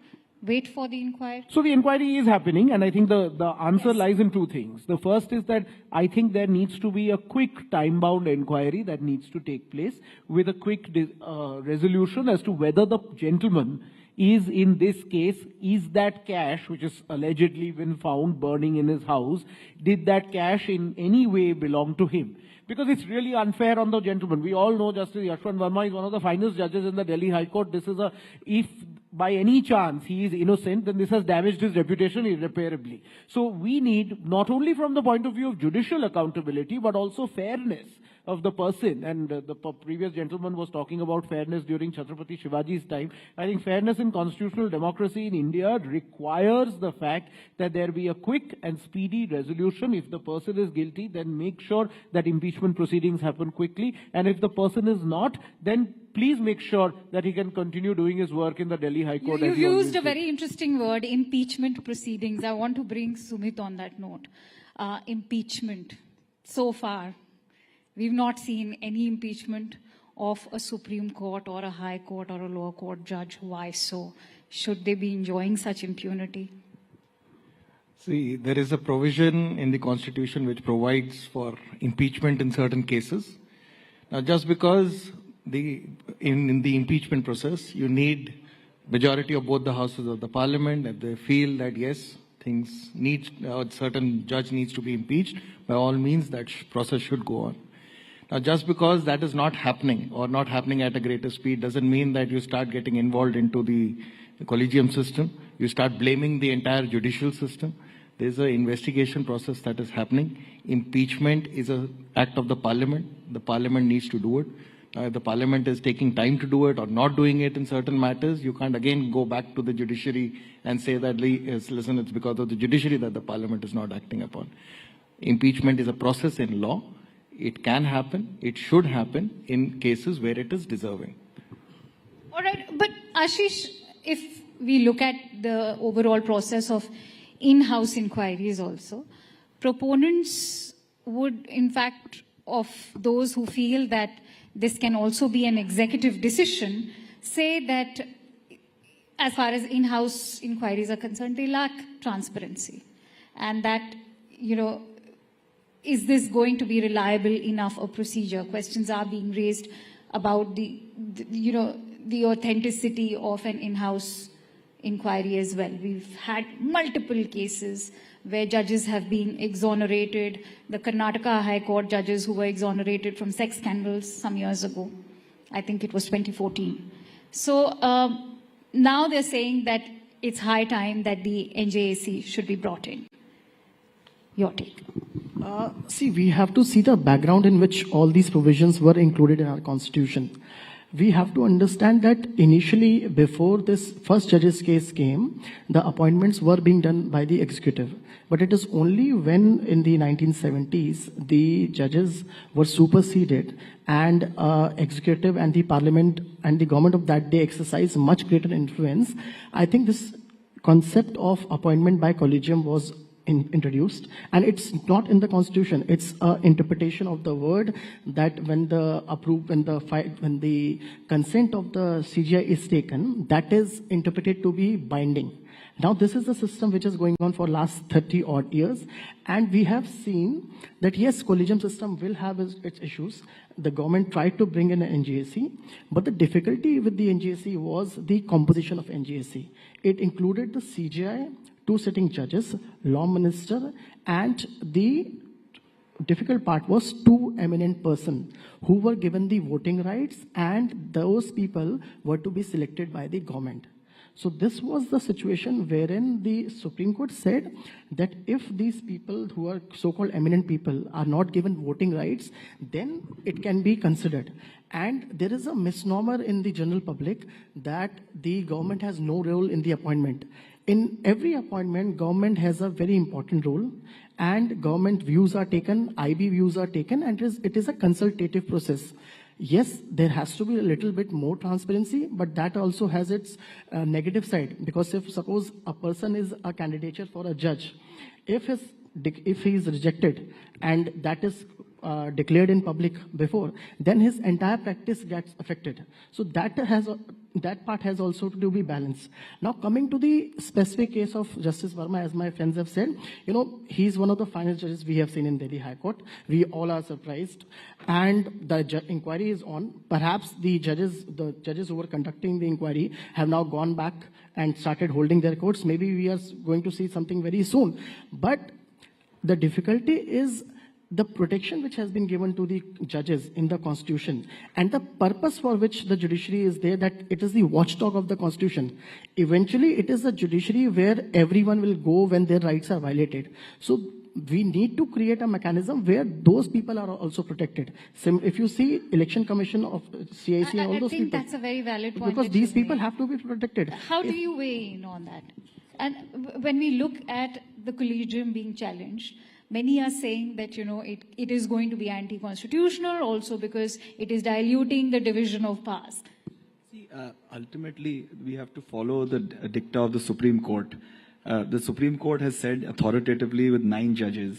The NJAC was merely following the earlier judgment of the second judge's case in the 9 judges. So there was no doubt in my mind that the NJAC would have been struck down and the 99th constitutional amendment would be declared unconstitutional on account of it being violative of the earlier judgment. Now, the issue today is more fundamental. It is at the stage of selection of the judges. that is the area where you can employ more safeguards in the collegium system and actually have a more, robust mechanism where it is not as opaque as it is today. Today, the collegium system suffers from opacity, it suffers from arbitrariness, it suffers from a lack of judicial oversight, it suffers from other follies, but those follies are not, to my mind, equivalent to render the entire system undesirable and to have a NJAC sort of system, because as Soli Sorabji famously said that these are all human beings. Ultimately, human beings will be, they'll be falling foul to the integrity, to other issues. So you cannot ensure or legislate independence. Independence comes from within, and independence of the judiciary will only come by selecting the right people. And that is what should be emphasized today. And whatever happens in a particular case is not the reason for you to take a knee-jerk reaction. It must be well debated. So I'm not for a particular system. I think the current system must be reworked, tweaked, but you cannot go to NJAC, definitely. No, but has that been a knee-jerk reaction, what we saw earlier, when Prime Minister Modi during the 2014 tenure brought it in? That. Also, when you look at talking about a corruption-free India, is the onus just left on to the executive? We expect each and every organ of the government to be corruption-free. Why should the judiciary be granted this kind of impunity? So let me put it a little bit differently. So your daughter is 13 years old and she wants to know more about the judiciary.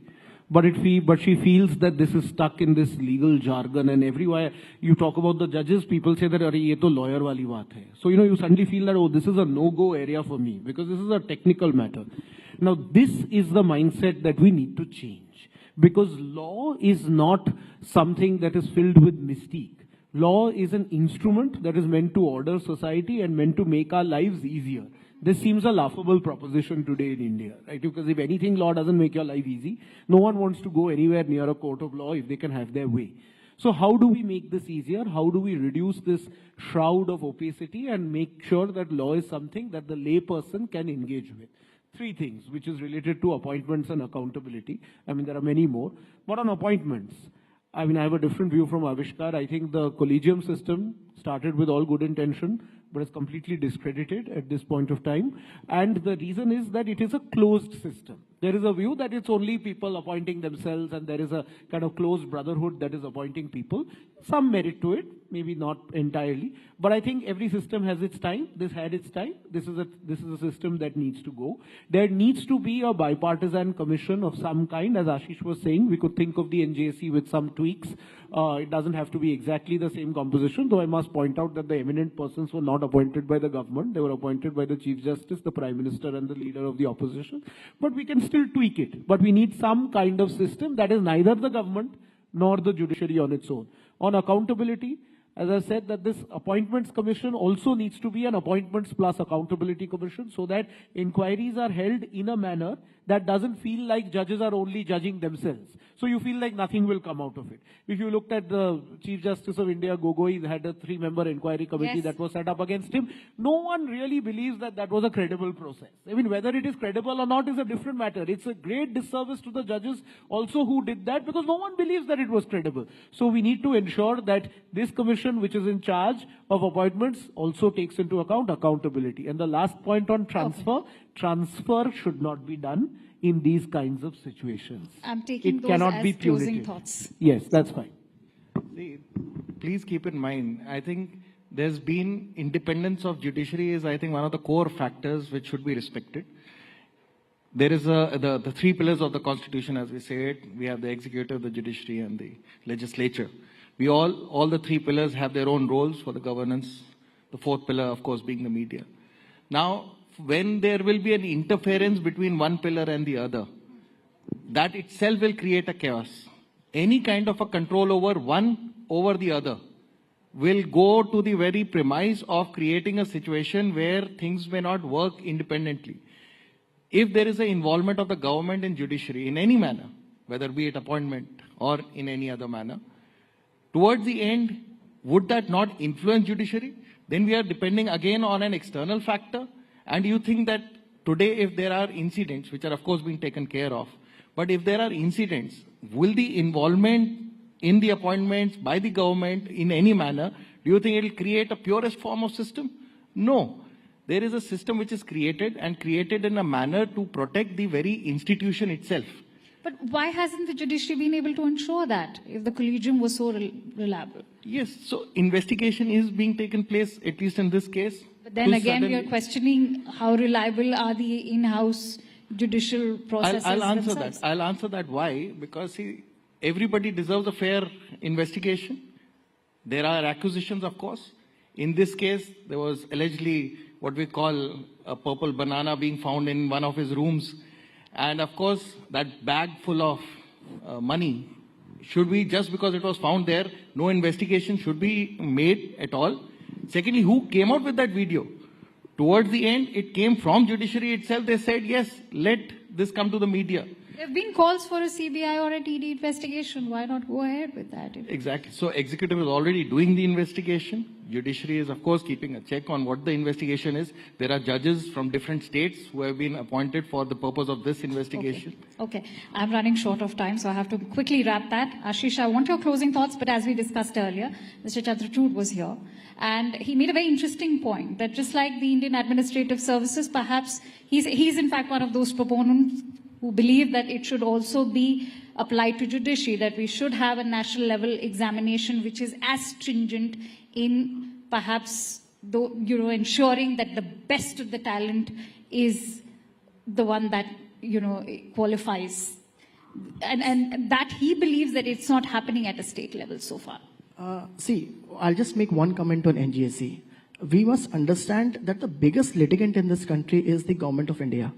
So if you want a litigant to have a complete say in the appointment of judges, do we expect a fairness or a procedure where the good judges will be appointed? That's the thing which we have to see. No one is against the government in a consultative process, consultative mechanism. But whether the government should have the final say in the appointment is the part where, for the sake of independence of judiciary, we all have to oppose it. Now, coming to this larger issue of having the All India Judicial Service Examination, this idea has been mooted for long. As of now, the examinations are conducted by the High Court. Because the district judiciary is subordinate to the High Court of that state, the examination is conducted by the High Court. And High Courts have resisted this thing because eventually it is the High Court who is responsible for the implementation of law and the manner in which the cases are decided. When we say that there is a huge pendency, government is not blamed. It is the judges who are the blamed. So they have to see whether which kind of candidates are appointed. Justice Chandrachud has a view. He did say that yes, there should be a commission, there should be a exam.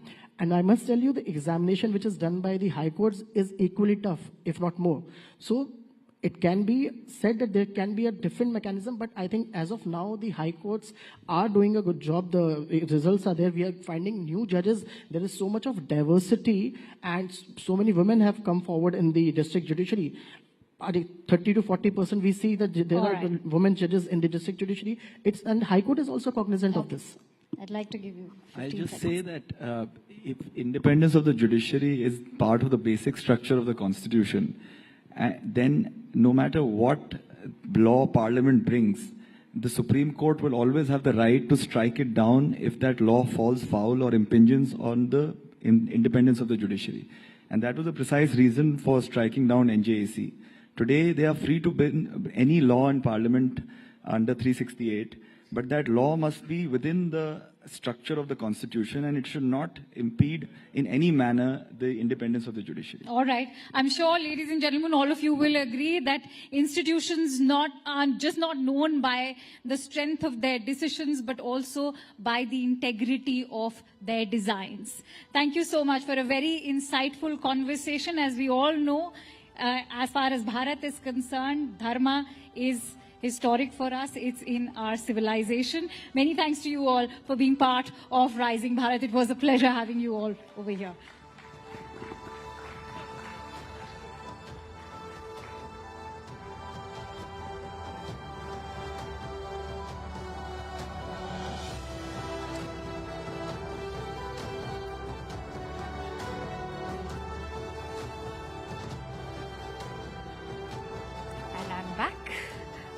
session tonight. We have a very special guest over here, a master chronicler of the forgotten and often overlooked stories that have shaped our world. His work has always sought to illuminate the complex and sometimes forgotten pasts of cultures, empires, and individuals whose stories are too often sidelined. Whether it's his exploration of the Mughal Empire, the Silk Road, or the history of the East India Company, he has a unique way of bringing these hidden histories to light. I'll say hidden gems to light. Tonight, in fact, we'll delve into this process of uncovering these often elusive narratives with one and only William Dalrymple, who will reflect on how these hidden histories are just as vital to our understanding of the world today. And also, to have that conversation, I'd like to invite somebody who's a personal favorite, Rahul Shiv Shankar, to take this conversation forward.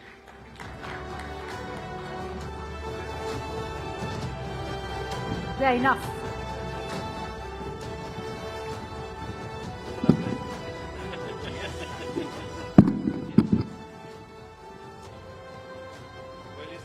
Is there anything more left for me to say after that sterling introduction?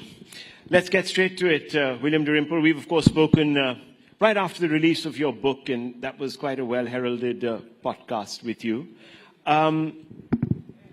You've long chronicled British and Mughal India.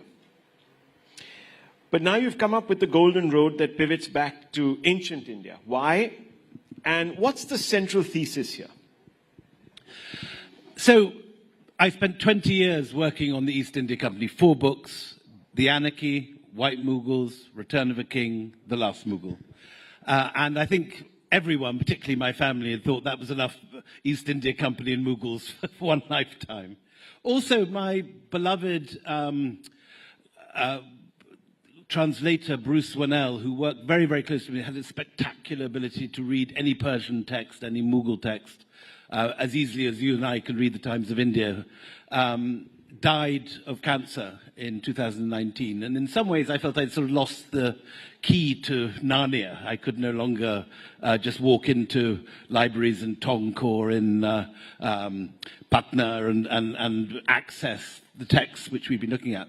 So I went back to the subjects which had interested me as a teenager. I was originally keen on archaeology and ancient history. And it was very exciting after 20 years, really, working the same world, to completely discover a new world, the world of early India, of this extraordinary period when India was completely the center of Asia. It was the center initially of the trade and the economy.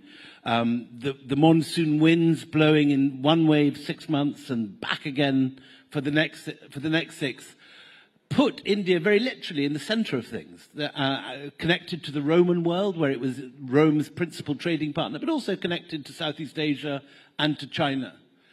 And one of the main ideas in the book is that the Silk Road has come to dominate our understanding of ancient Asia.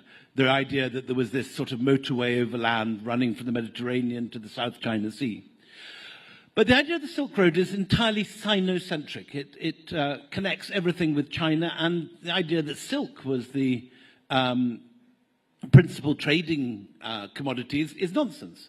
It isn't reflected in any of the sources. And in fact, the idea of the Silk Road was invented in 1877 by a German geographer called von Richthofen. It's an entirely modern idea.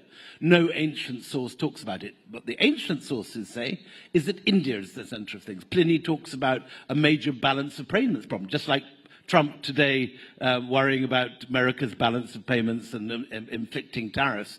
In the Roman period, Pliny is worried because he says India is the drain of all the world. Great Indian exports like pepper, cotton, ivory, nard, and silk, because actually Chinese silk came to Rome via India, were major exports, and they suffered a 30% tariff at the border, not so different from what Trump is proposing for this country now. And this provided as much as a third of the entire Roman imperial budget. So the idea in this book is that the Silk Road never actually existed before the Mongol period, when Genghis Khan's conquest did create a motorway that linked Mediterranean with the South China Sea. Before that, maritime routes rather than overland routes, and India rather than China. Well, it's interesting because I would have thought that for someone coming in from the West, you would have been at least passably acquainted with this huge legacy, and therefore would have been curious about it. But you seem to suggest that it's the translator's fault, that you sort of did not, that ancient India remained marginal in your work. No, it was the first thing that I loved when I came. My very first trip to India, I went straight to Gwalior, Sanchi, Khajuraho, Ajanta, Ellora. But over the course of time, got obsessed with the East India Company. The idea that a corporation could take over a continent seemed to me an extraordinary thing. And of course, it's something that's happening at the moment. We're worrying about this, the oligarchs in Trump's world, the way all the tech moguls were there at the inauguration. These huge companies like Amazon and Meta, and Apple and Microsoft, all of whose annual profits are greater than the GDP of most continents. This extraordinary power that corporations now have. It seemed to me a very interesting subject. But I have loved going back to this. And this was a lockdown book. We were all locked down. I had my library. And it gave me a wonderful opportunity to read very widely across different fields. And what I found was that the history of this period is often locked into different silos. So the Buddhist history is often told as part of a Chinese story, the Silk Road. The story of Sanskritization of Southeast Asia, how Indian epics, Indian language, Hindu kingship spread to Angkor Wat, where the largest Hindu temple in the world is built not in India, but in Cambodia. But the largest Hindu empire in the world is the Khmer Empire. The way that Indian mathematics spread through the Arab world to give us the number system we all use, the nearest thing we have to a universal language. These seem fascinating ideas, and what I was trying to do was bring them all together under one roof and connect the dots, which I think people haven't done. The last time a book like this was written is probably A.L. Basham's Wonder That Was India, which is written in 1954. Of course, we've had some historians that have looked at that, but at that period. But wanted to ask you, because it's an interesting thought experiment. And it points to the rising Bharat that we see today. So it's not an accident, is it? So my view is that, I mean, if you look at Angus Maddison is the historian who studied trade figures historically, GDPs per head, and tried to work back from present figures to the sort of thing that was going on in Mughal India or medieval India or medieval Ming China, for example.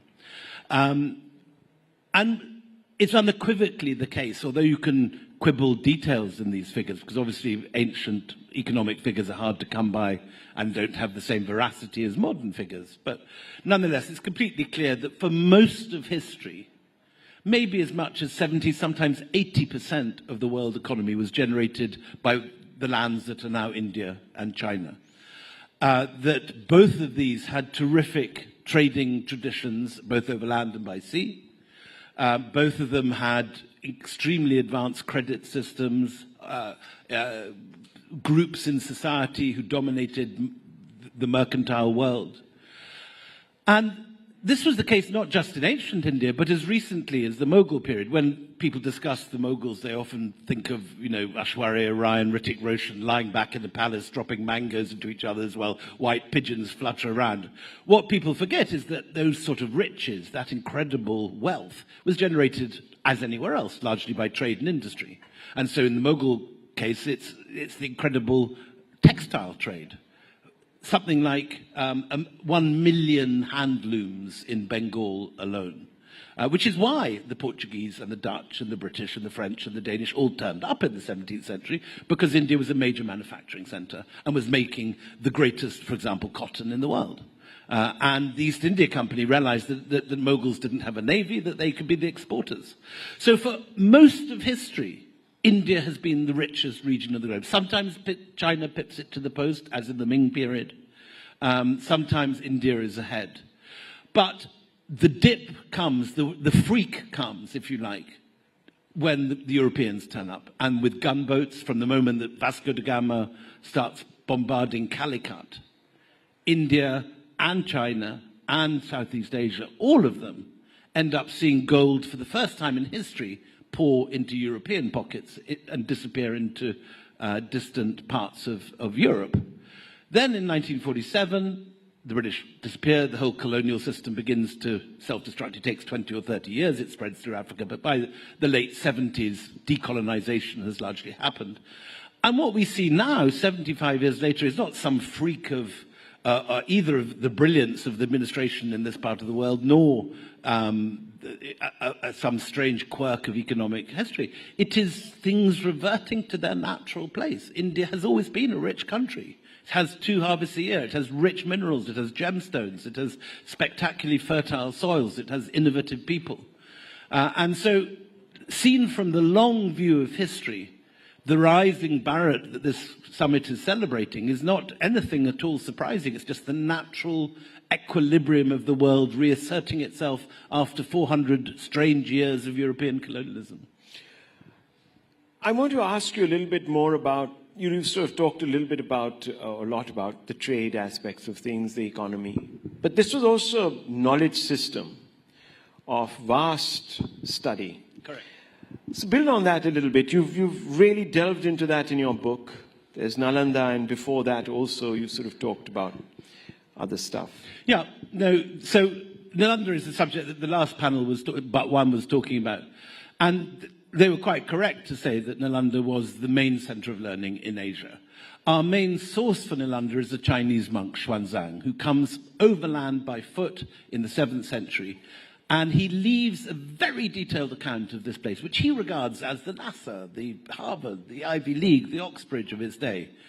And we know that not just Xuanzang, but hundreds of other monks from China, from Korea, from Japan, come to this place because it has the best library in Asia, 9 stories tall, 3 sections, all the books in the world. You can borrow any of them as long as you put them back in your pigeonhole in the central courtyard in the evening. And Xuanzang is like some sort of bright-eyed undergraduate that's just turned up at Harvard for the first time. Everything is wonderful, everything is extraordinary. The monks are men of genius. They all work hard, they all study. And it's something which I think has been forgotten. And when people go from this country to Southeast Asia, to Vietnam, to Cambodia, they see the effects of this period.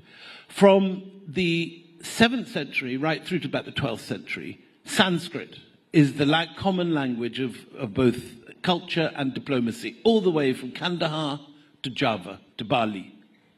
And the renown of Indian literature, like the Mahabharata, the Ramayana, the Puranas, are being read in all these countries. Men are renaming themselves, the small kings at the edge of an estuary in Malaysia. A chieftain in Java suddenly becomes not Kadunga like his father, but is Mahendravarman, Suryavarman. They take these Sanskritic names, and the landscape is renamed and reimagined. So you have a new Ayodhya outside Thailand, outside Bangkok, a new Kurukshetra in Laos. The Mekong, some etymologies say, is just the Khmer pronunciation of Ma Ganga. So, and most of the main Shaivite shrines in India find their names cropping up again with the new Khmer pyramid temples that are being built in the jungle in Cambodia. So India has terrific prestige during this time. It starts with the economy and with trade, but it grows into a whole civilizational diffusion. And the most remarkable conquest, if you can call it that, of the imagination, important to say this is a conquest of ideas, not a conquest of swords. It was not done with jackboots and spears and shields and swords. This was an empire of ideas, an empire of the spirit. The most remarkable conquest is China. And under China's only woman empress, called Wu Zetian, Wu brings in monks and scholars from Nalanda, some of them Chinese, some of them Indian.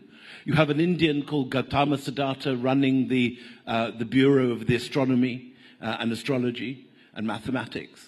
We have other Indians in senior places of government. And this is the high watermark of Indian influence. China becomes, for this one reign, a Buddhist country. It becomes the state religion. Confucianism and Taoism are both demoted. And again, I don't think people in this country are quite aware of the extent to which, often China and India are seen as rivals with, two different spheres of influence. I don't think many people have taken in the fact that an Indian religion born in Bihar becomes the state religion of China for a period of history.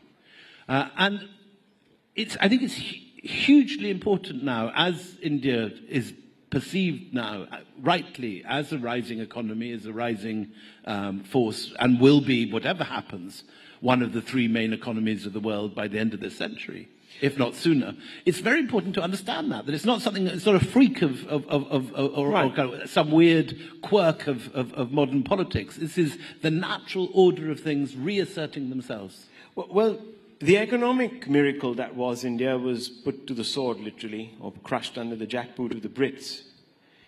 But the knowledge system that it was also crushed, some people say, by the sword. Nalanda, for example, was sacked. And that led to what many people today describe as the great vandalism of what was an Indic culture, which predated Islam and, of course, then the Brits. How is it that we have not looked back and examined that sort of got lost in time?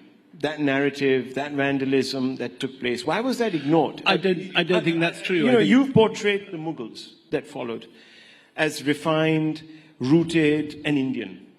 How do you now view critiques that this framing glossed over conquest, destruction, and displacement? You've been hard on the British, but not so. So there are a long period of Islamic rule in this country. The worst destruction unquestionably took place in the early years of the 12th and 13th century. That's when Bakhtiar Khalki burns Nalanda. You get, at this period, as before, rulers who are violent. You get rulers who are great examples of civilization and refinement. It isn't as if violence was introduced to Eden in the 12th century. If you read about Chola conquests, for example, completely destroying the Chalukya capital of Vatapati, ploughing it under so thoroughly that we don't even know where it is today with satellite imagery or anything. We can't find this capital because the Cholas destroyed it, or burning the temples of Sri Lanka, as the Pallavas and Cholas did. Violence has always existed. The Cholas also raided Buddhist monasteries at Sompur Mahavihara, which is the equivalent of Nalanda in what is now Bangladesh. So violence is there throughout history, but you're quite right that there's a terrible things that happen, and the burning of a great library, whether it's Alexandria in the 8th century or whether it's Nalanda in the 12th, is one of the great horrible tragedies of world history. Not everything is lost. It should be said that a lot of the manuscripts from Nalanda make their way both before the destruction and as the destruction is happening to Tibet.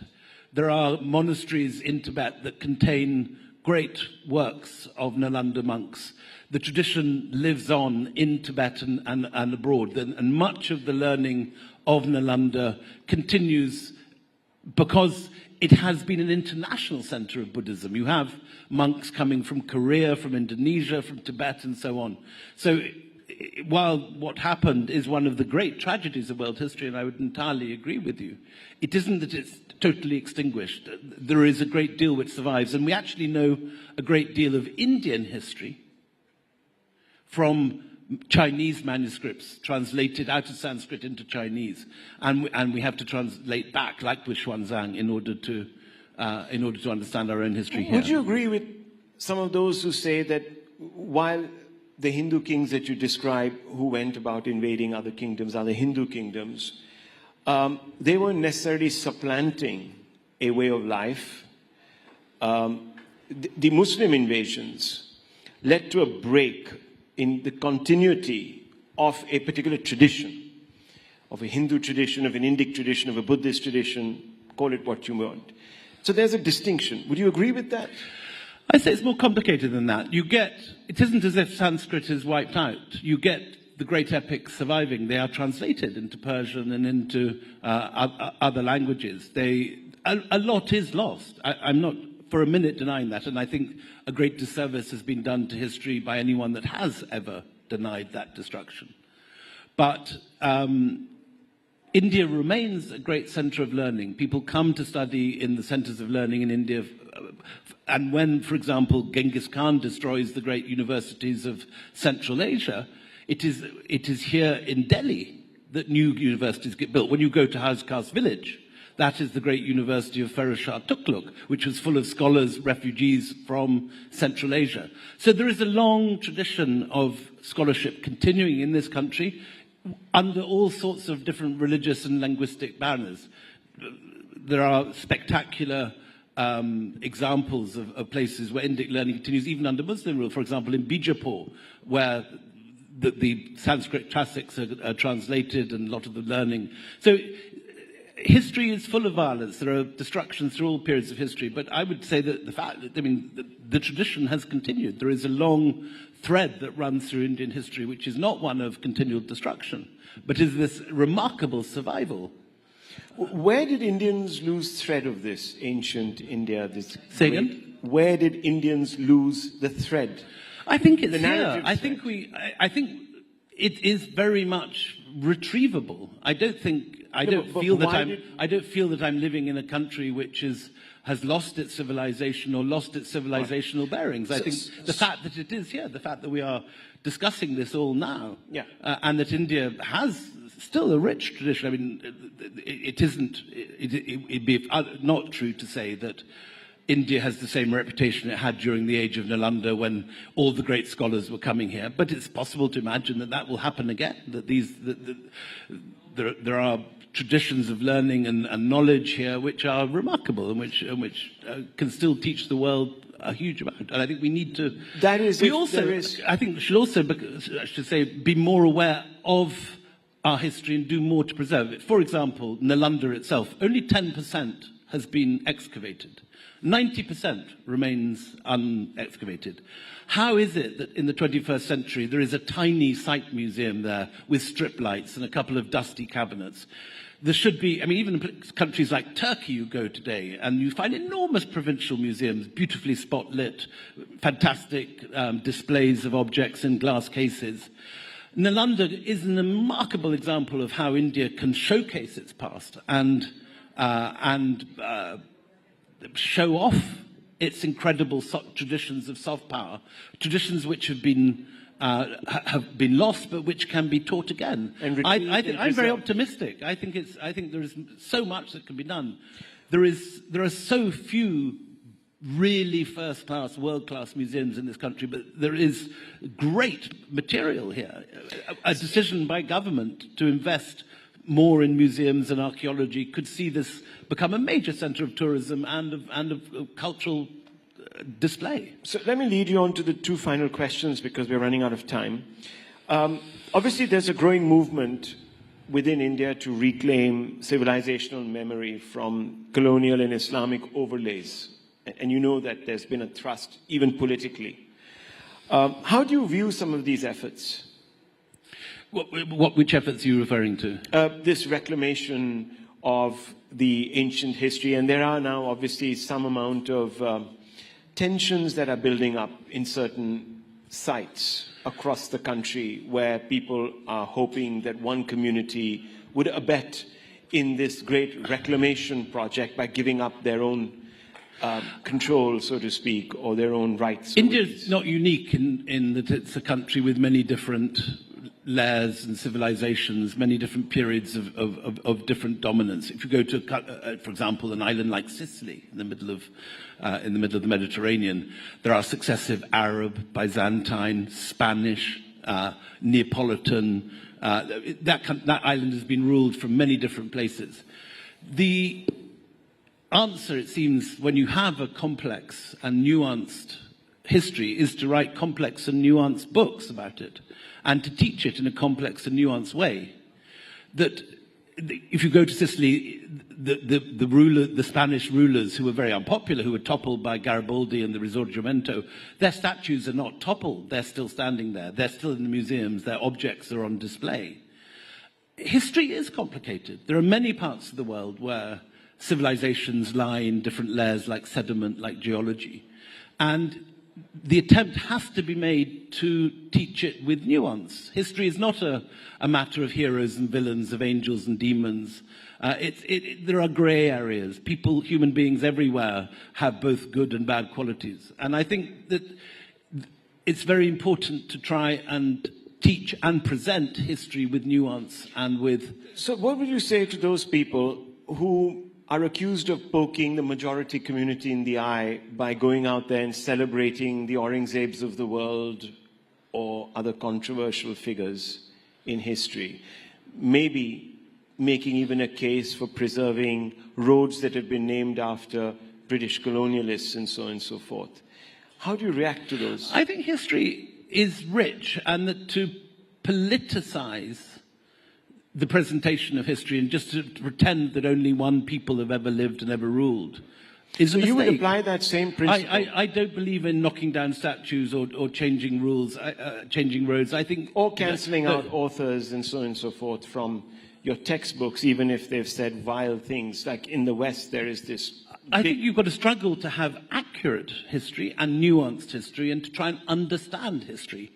You don't learn about history by coming with a set political view and trying to find the facts that prove that view. So you would say that find the facts. Rudyard Kipling, for example, who is now sort of held up as somebody who was a person of his times but no longer relevant because his, frankly, racist views, etc., are offensive to one section of the world and therefore needs to be expunged or not read.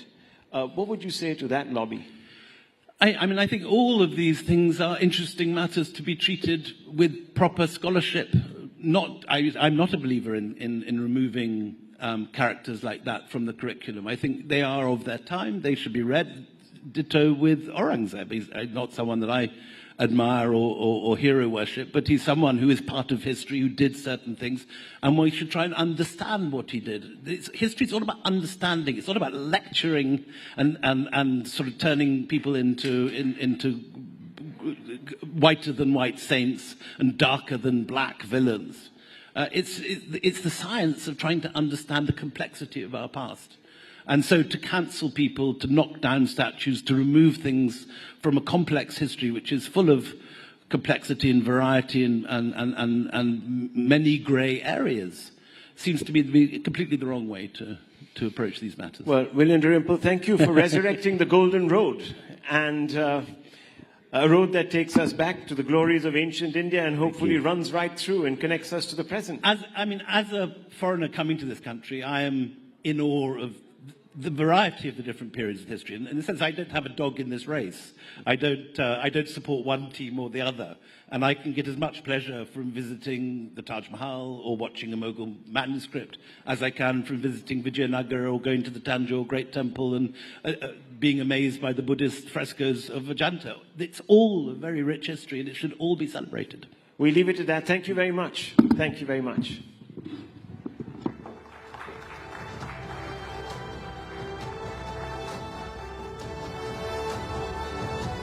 To sum this conversation, I'd like to quote William himself from White Mughal.